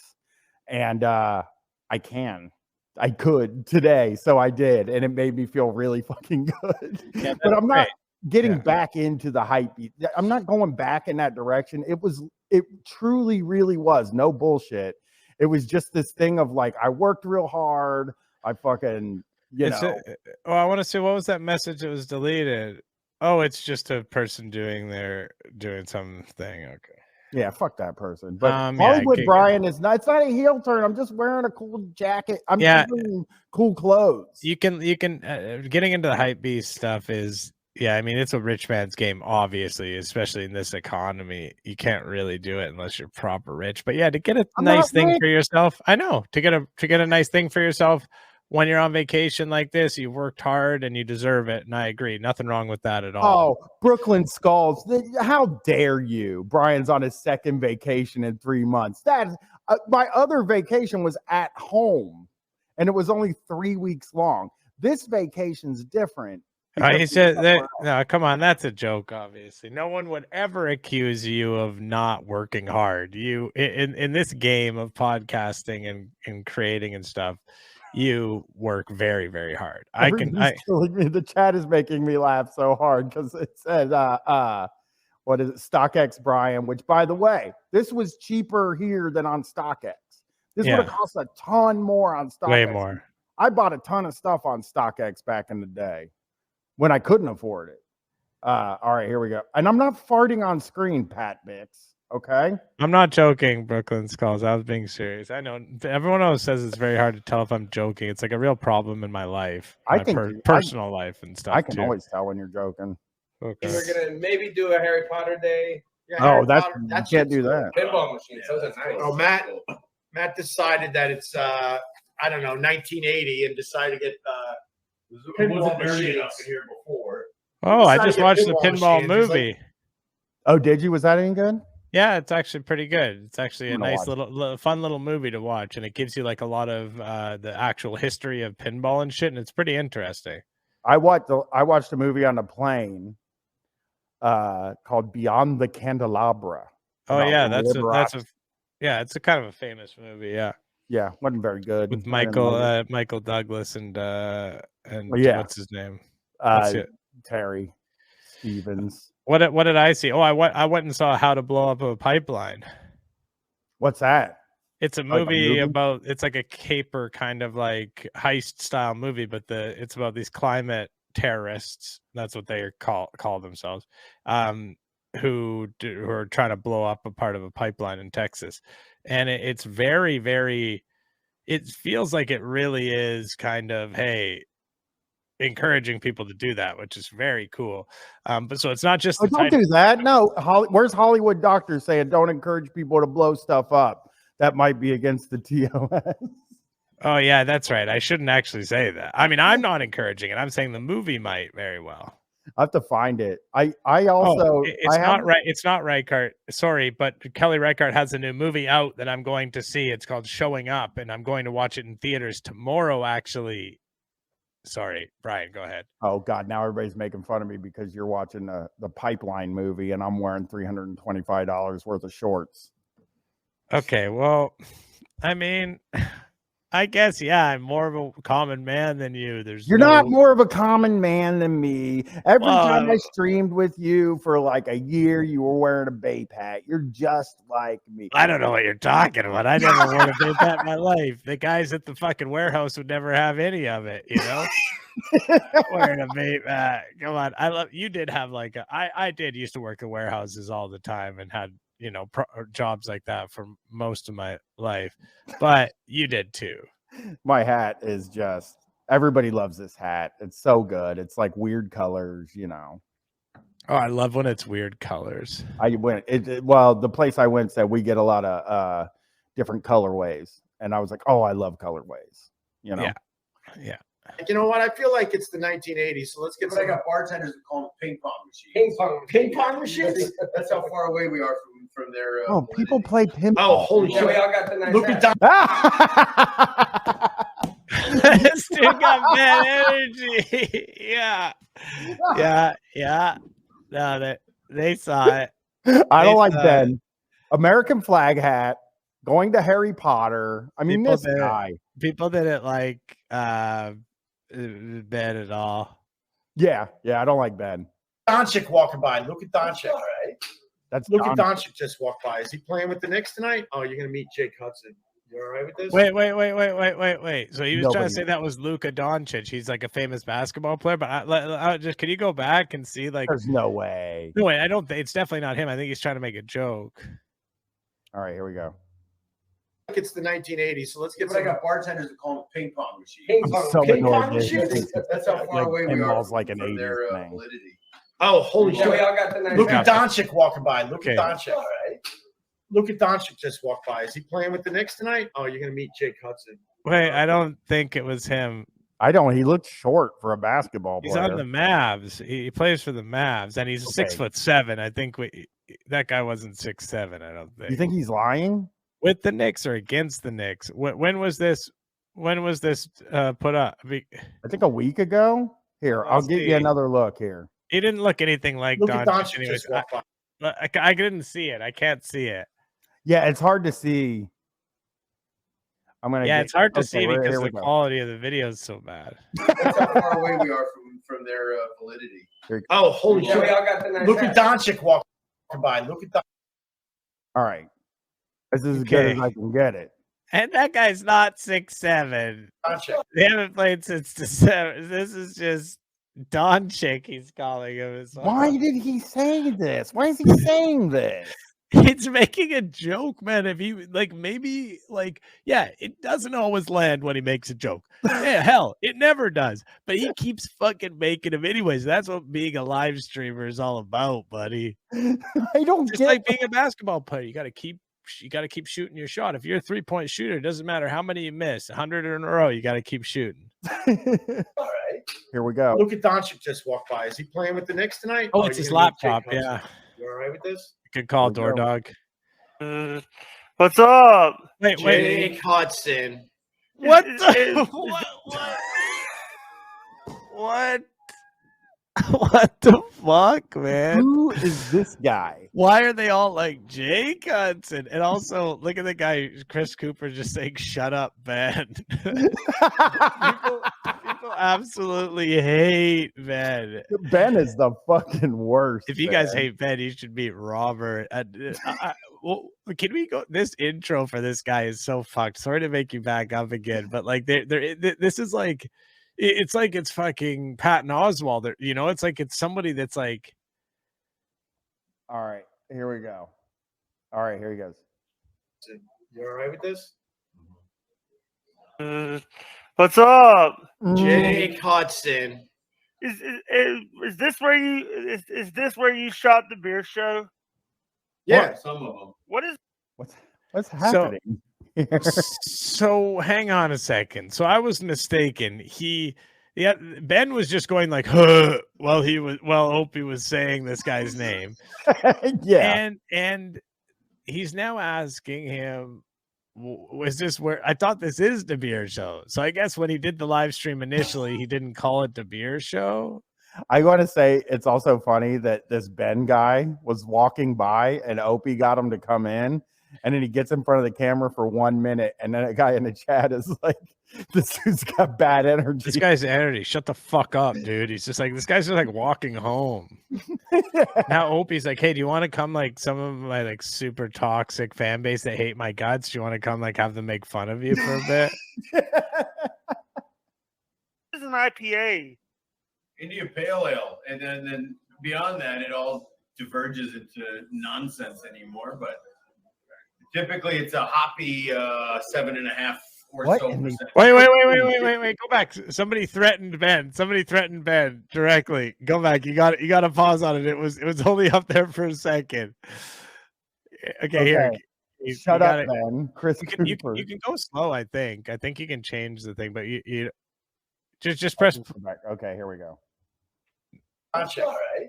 Oh, No, you went way too far. Way too The far. Knicks tonight? Joe, Yeah. Some of them. what is an IPA? Okay. India Pale Ale. And then beyond that, it all Okay, get ready. diverges into nonsense anymore. But Next typically one, it's a I think. Yep. No. Next one. hoppy 7. Hey man, I'm gonna kick your ass. From Jack. I hate Ben. Fuck Ben. I'm on Jack's team. 7.5 or so percent beer. Jake does circles in his double wide to keep the Yeah. electric on. Hey, can I ask you a question? Oh. What is a good beer for steak? What's a good beer? For steak. What's a good beer for steak? What is this guy? What is going on here? He's just a regular, I guess, like view. You know, he's like somebody in the chat. I guess that would be my guess. Maybe he's a super chatter or Why is something. he walking around his house? I don't You're know. notice having a this? nice juicy steak. That's What is that's it? actually Chimay Blue.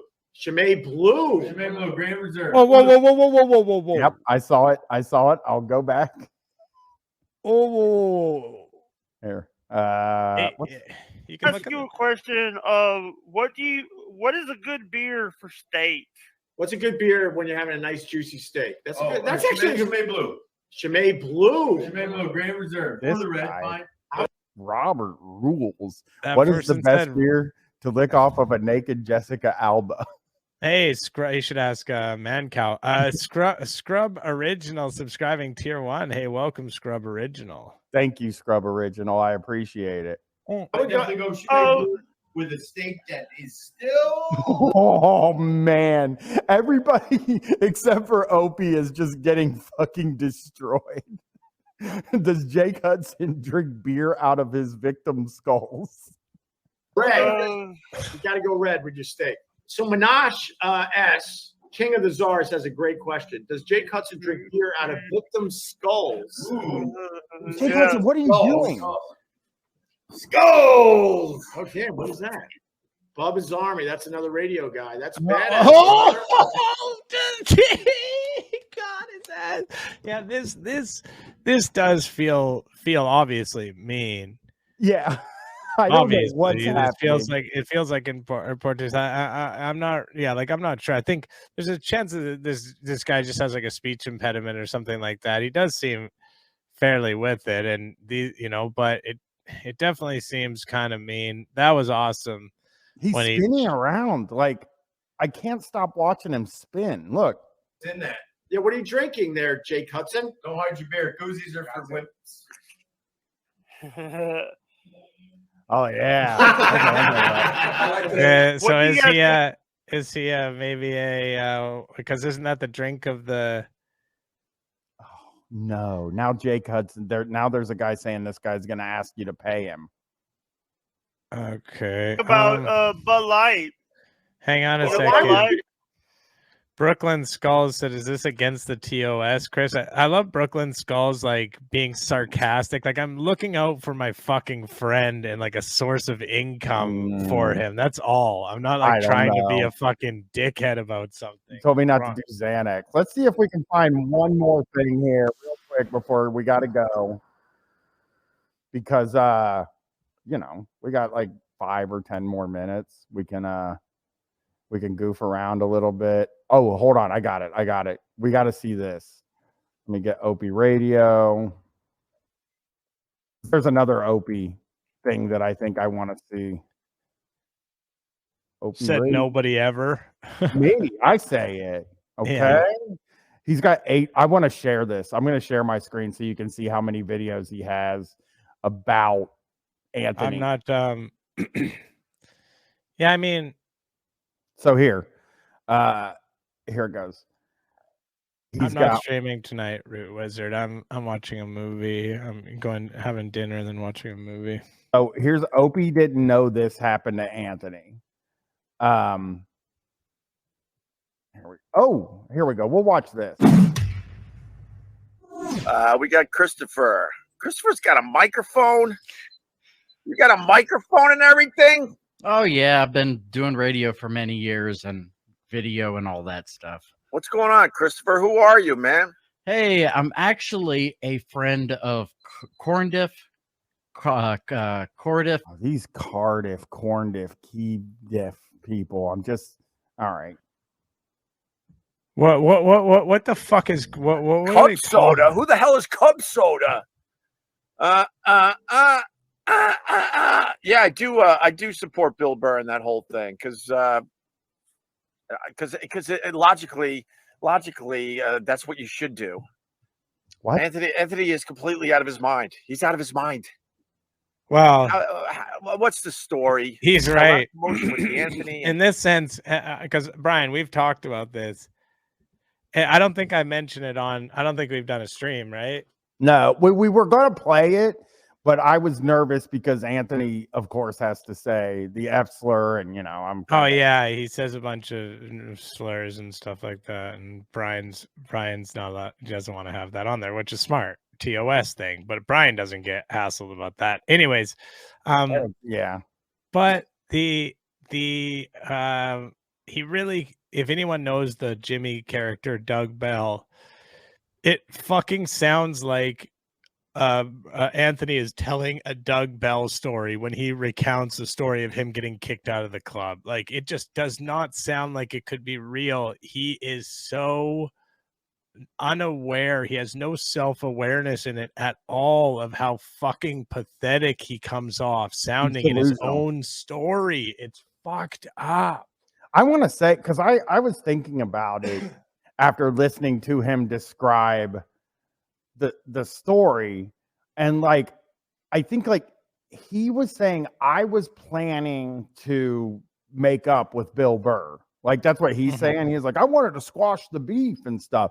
But it's like Anthony has been sicking people on Bill Burr's girlfriend because she's black for like 2 years now. Yeah. And it's like, it's not up to you to squash the fucking beef, dude.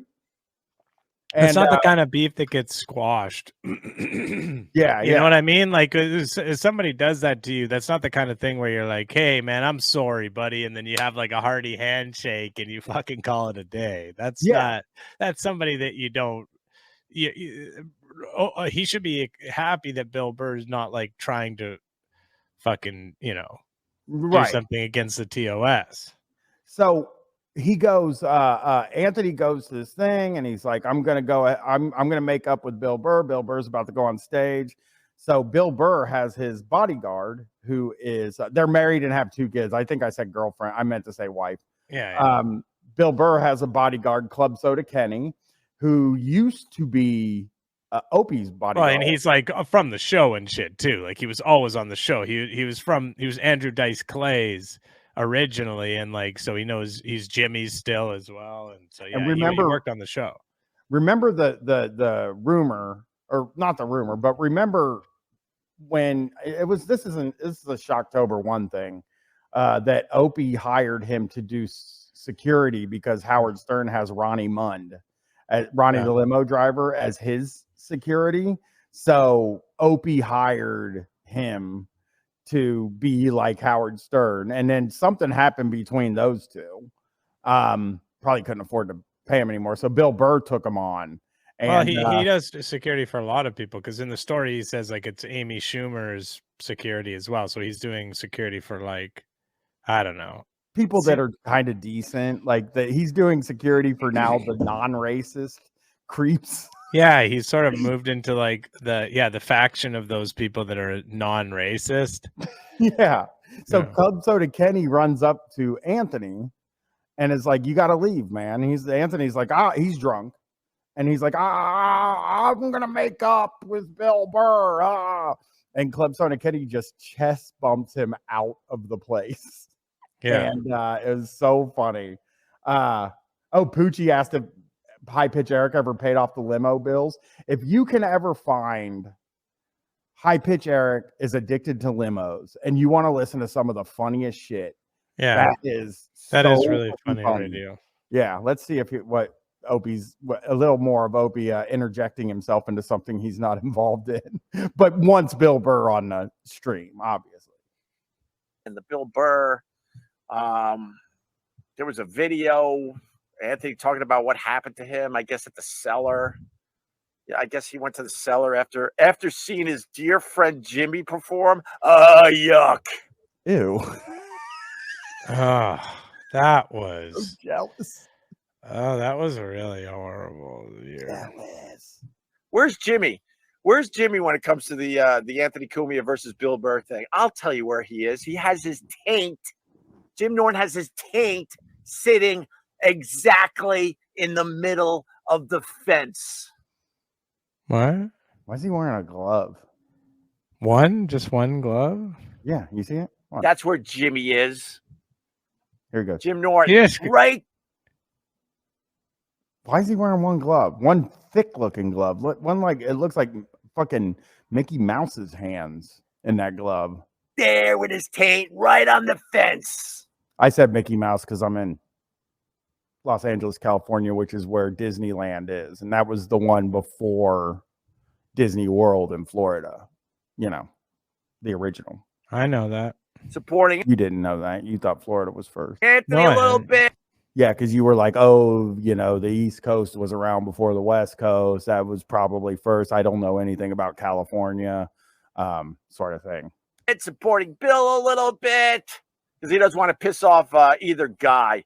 So stupid Jimmy and his dumb fat taint is sitting right there. Oh, God, just stop, man. I gotta go. All right. I can't hear him trying to be a shock jock now. Trying to like continue to do this fucking like his disgusting be a showman. He doesn't have any charisma.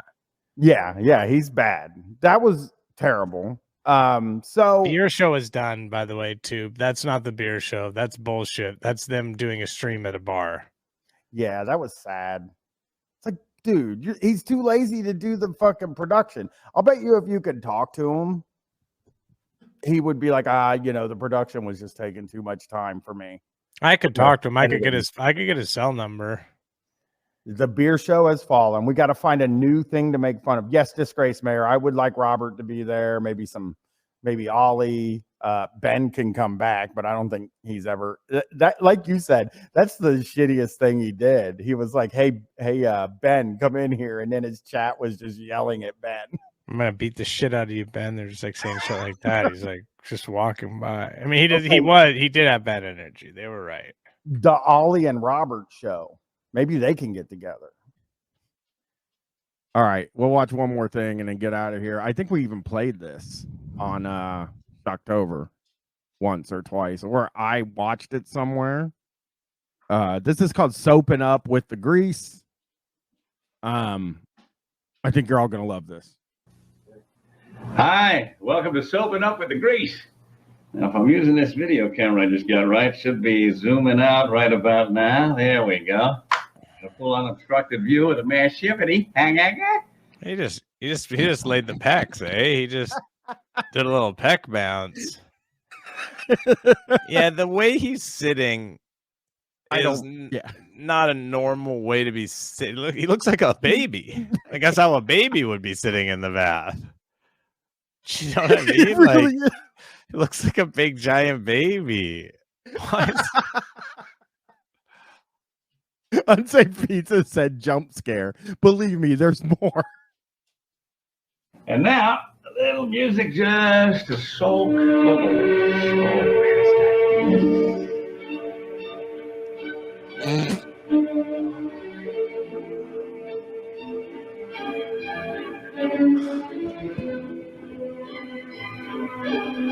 This is good.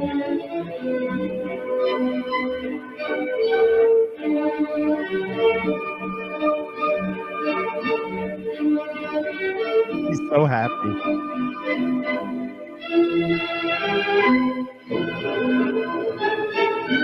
Oh, look at him go.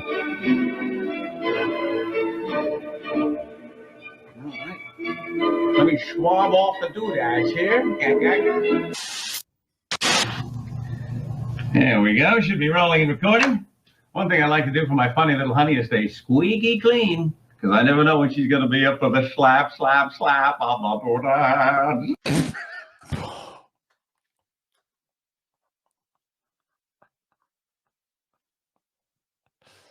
Slap, slap, slap on the doodads. Yeah. I am definitely 100% going to be cutting slap, slap, slap on the doodads for the. That's a respectable street. Yeah. For some reason, this makes me want to make some toast, and then afterwards, who knows what you do with the toaster.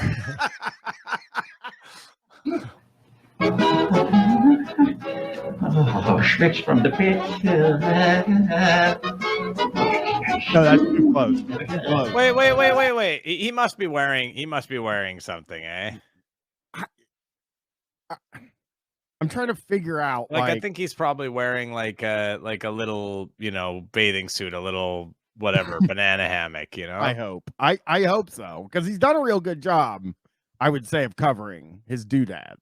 Yeah. Slap, slap, slap on the doodads.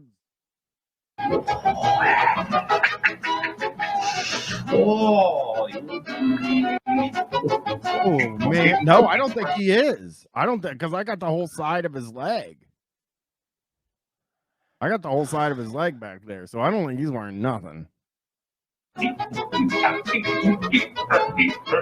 he must be. Look. No, he is. I just saw it. Saw it. Good. He's wearing a white thing. He's wearing a white, yeah. Yeah. Oh my God!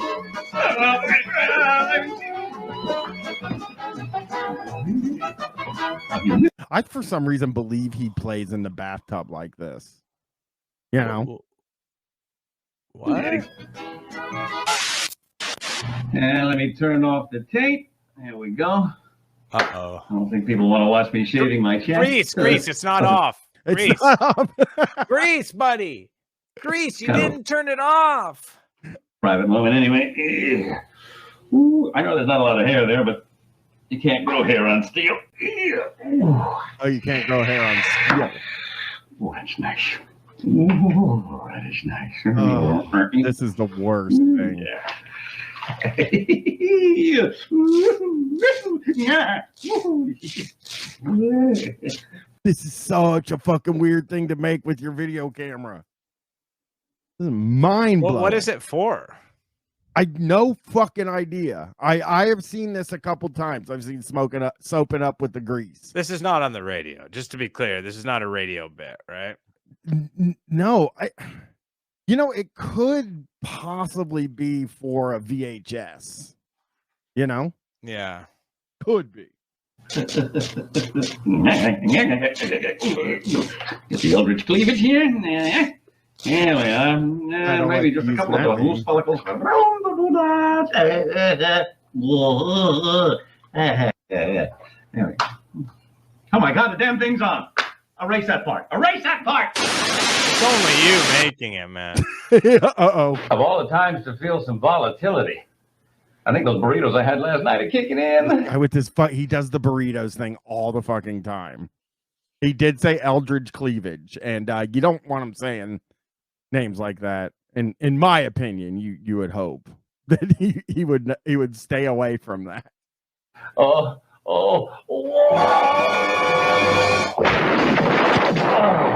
Okay, so he was not wearing anything there.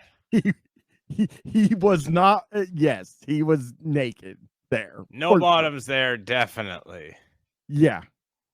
Idiot. I think I just launched the Democrat. Wait, what's that post? What's that? Somebody posted something from David Draymond, and why am I blocked by David Draymond? It says I'm unable to. I'm not, because I've been really nice to him. He said, "Ladies, please stop doing the duck face in pictures. No one really digs it. It looks awkward as hell. It's not attractive. Stop it, please." LOL. So it's a Draymond. That's a Draymond original. He definitely blocked me. Why did he block me? He's doing comedy. Did you say something mean to him? I don't know. I'm gonna look. I don't even remember talking. I'll let this play while we.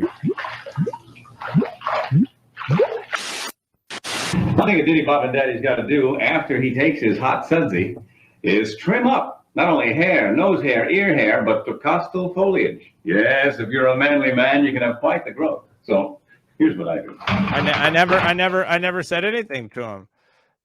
There's no. It might be something that has to do with me and John, maybe. Does he have his DMs open? Can somebody tell me his DMs open? He does. He does. Oh, then I probably sent him a DM.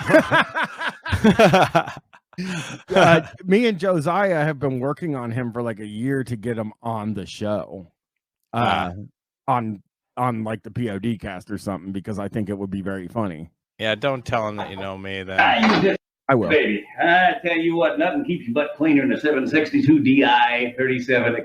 He's doing this in a hotel room, by the way. Yeah, it does appear as if he's in a hotel room right now. He's playing in the bath at a hotel with his camera. Breast model. I mean, this puppy is hot. You just crank that thing and you feel the power. Isn't that? Oh, don't do that. That Don't make do your it in pants a fit tight a hotel. little bit, doesn't it? Come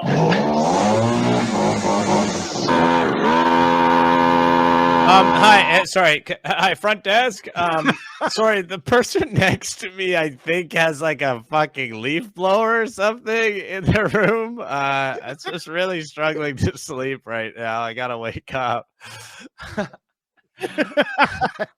If I was in the room next to this, I would be so furious. So furious. I think this is a good. Let's save this. Let's say. Whoa.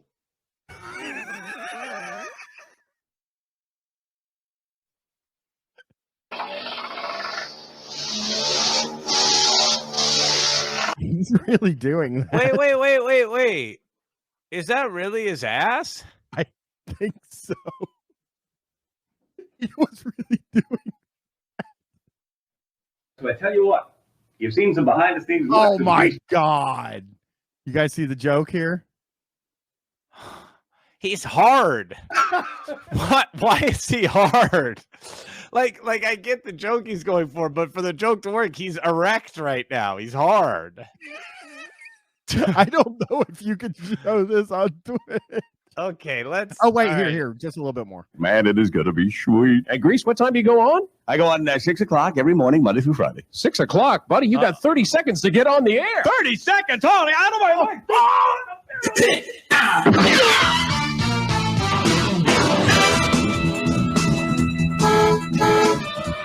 All right. Oh, all right. Well, I think. All right. I mean, this literally has 11 more minutes. Yeah. I mean, well, there's probably some other funnies here. Here he is doing something.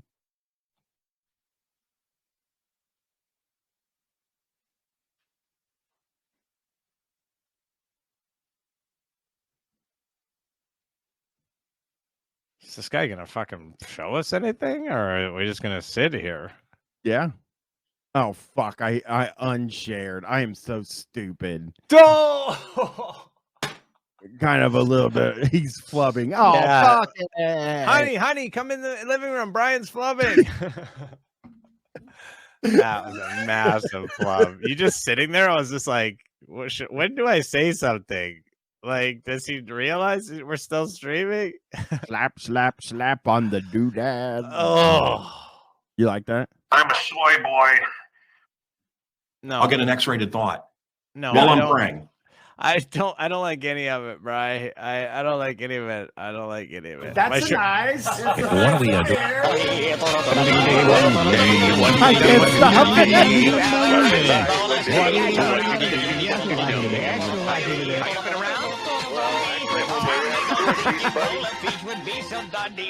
Would you like some tuna fish?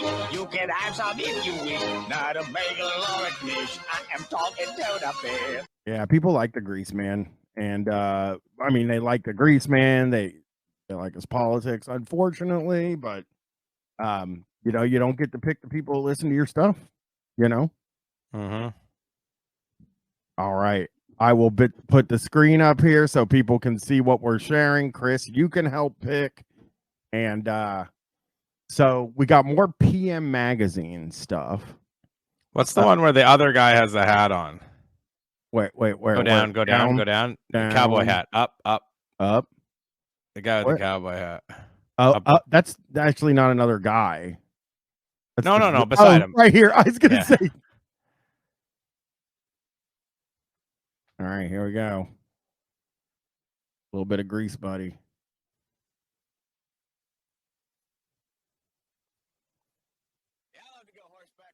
So quiet. I know. Is there any way to turn it up? That's is max that I can give it. When I sit Oh, that was steed. So that was just the audio at that point was just that. So they weren't mic. They didn't have him mic'd. No. The mic was on the. Go back. Sorry, the mic is on the camera, so you just literally can't hear him. Yeah, I did. Yeah, here we go. First of all, the longest title card. Oh God, yeah. I thought you hadn't pressed play. That's why I come out here to camp wear a ducker. Just the kind of thing that relaxes me after a long day of shrieking. And especially this time of year. It's just so pretty. But you know, when I sit astride a good steed, I always get the feeling that I have lived another life. A life as Johnny Abilene, bounty hunter. Could you imagine you turn on the fucking PM Magazine to see what's going on in the news and Oh, it's happening again. The most notorious bad guy in all the West. And I always tell him about the time I was tracking Pecos Pete for a big reward. I'd been on his trail for days, and I was hot and tired. okay. This probably has like a really funny payoff too. Okay, yeah, one side, one channel.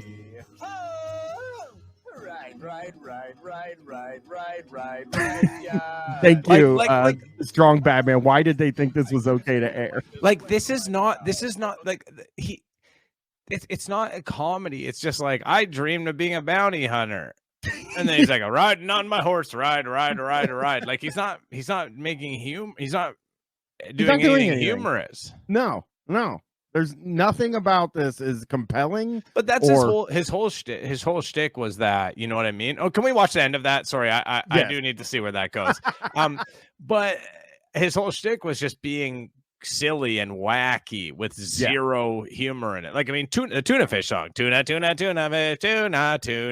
You know what I mean? Like, some people think that it has to do that it's a euphemism, but we don't think it is. I think that the tuna fish thing is more about protein for lifting weights than it is about pussy. And also, strong Badman he's not doing anything funny, but maybe he did some funny stuff and we just couldn't hear it because the audio is so bad. Pete jumped out from behind a bush. You've hounded me for the last time, he said. You're in big trouble. And he pointed a 6-gun right at my But he didn't point it at you. He pointed it next to you. I would probably tried to see if I could get the gun on him. Don't shoot me, Pecos, please. He said, no, shooting's too good for you. I don't want to waste a bullet. You see that feeder bucket my horse just slobbered off? Why didn't they put some oats in there? He said, eat out of it. Well, what could I do? He was pointing his 6-gun at me. That guy's small as hell. Holy shit. That's a little fella, eh? His son.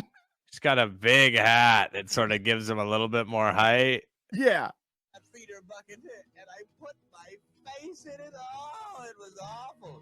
Eating that hay and the oats were so dry. Well, there's no oats. Yeah, there's no oats. This is just like basically Somebody eating made a mistake and put oats on the bucket by accident instead of hay. But we can see that there's no oats. Ugh.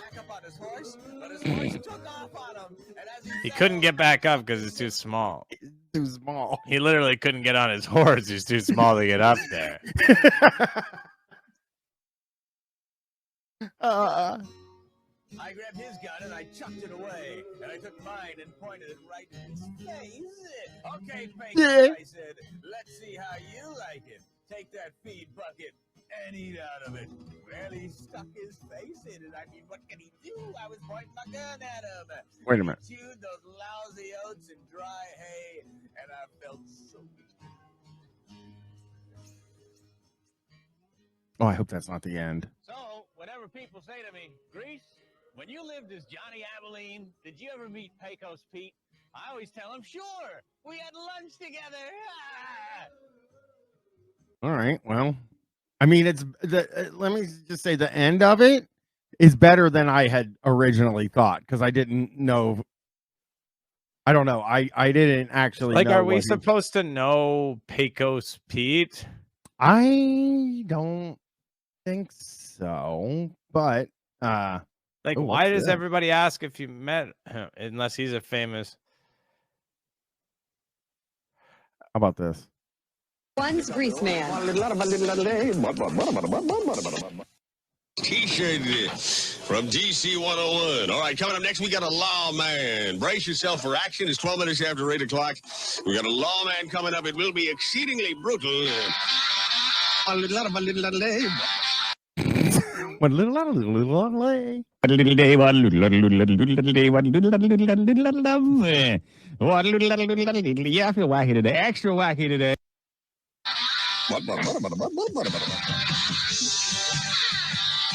Oh no.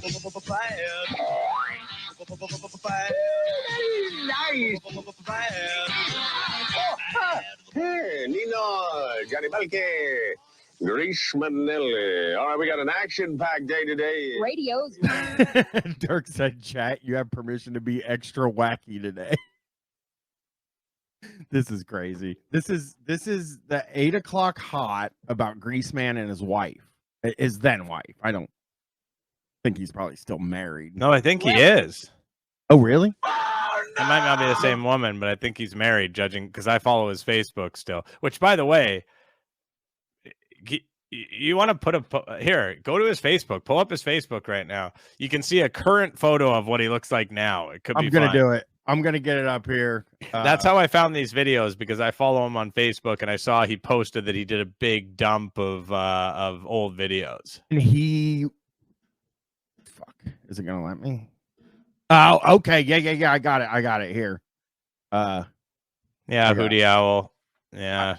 I got Sorry about that. What? Well, just the Hootie Owl saying he hates you for introducing. There's Greaseman. You know, Greasemanelli. No violation. And that What's the matter? You haven't been right since St. Patrick's Day. I feel guilty. I think I may have committed a marital violation, and that's really been eating at me. Oh yeah, what's that? Well, he went to bed. Oh no.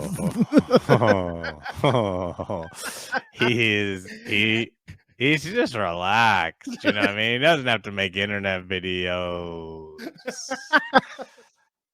Doesn't have to make internet videos still. Let's play a little bit more. Everyone's really upset in want the to see us chat. drunks down here carry it on, but when you went to bed, we stretched a big sheet across the living room.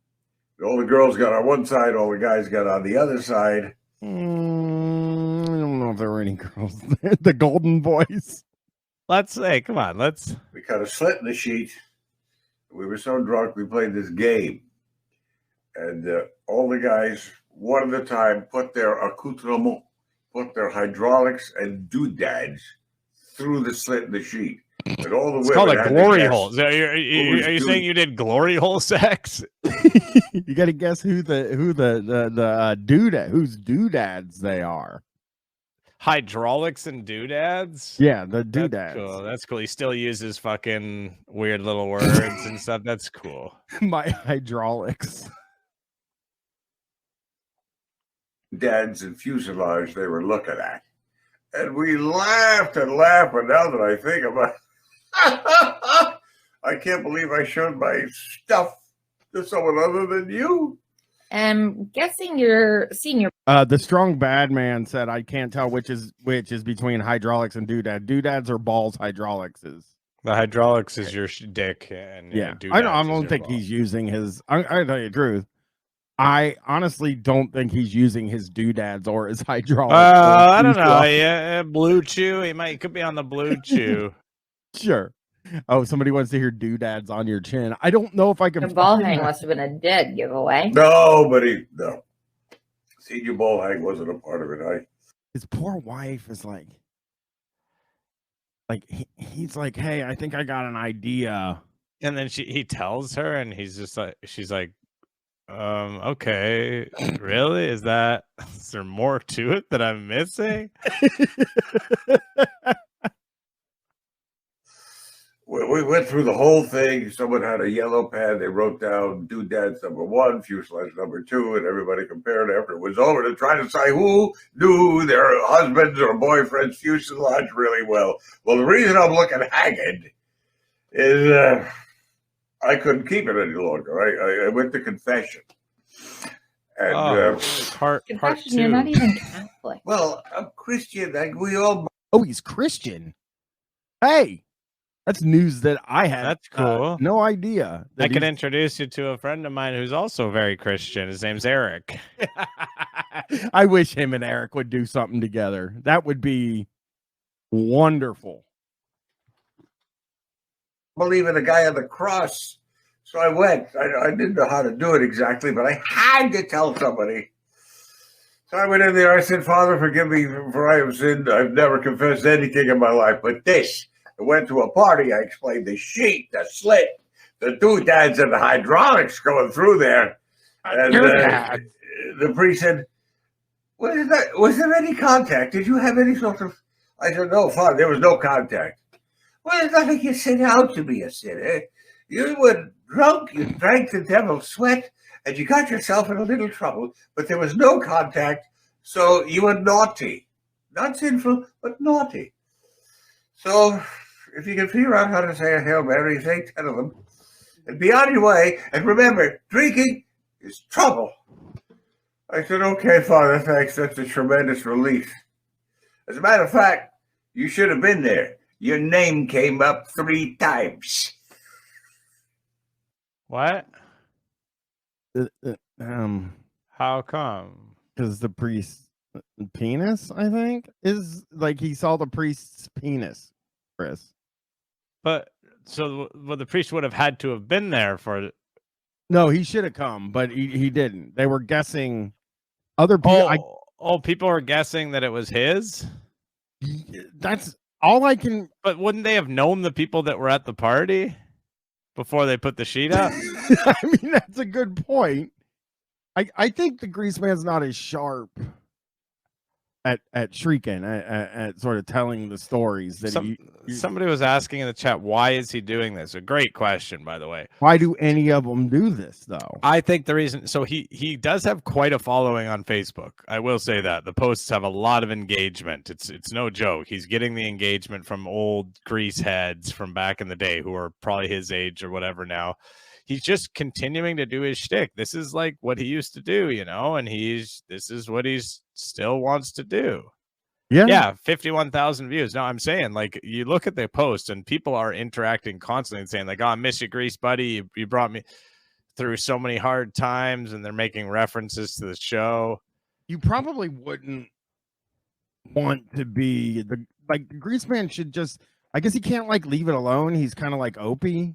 Like, they just can't fucking let it go because they should be done. They should be happy. You know what I mean? Yeah. With life and Oh. But I don't know if the Greaseman should be happy. I mean, he maybe had that career and everything, but it sort of ended, with him being fired for extreme racism. And that's kind of what he's mostly known for, his legacy. Did you happen to see the chat when they see what I'm about to share? Like Unsafe Pizza said, Brian, no. Oh, fuck off, man. Fuck off, dude. $80 tickets. Okay, maybe not. Okay, I mean, I could maybe even still pay the $80. I just mean it's just then you're actually giving him a considerable amount of money. That's the only you want it. But what you do, what I used to do, because I would sometimes have to pay money to bad people, is that you match that with a donation to a charity that they would hate. It's sort of a good way to offset it if you don't, Well, yeah. Here we go. Well, big Patreon Brian can fucking write that off on his taxes, so it's not that generous. Lou Beggar Freak says that's like 25% of a pair of shorts. Mm-hmm. Oh, you could also you could do a chargeback as well.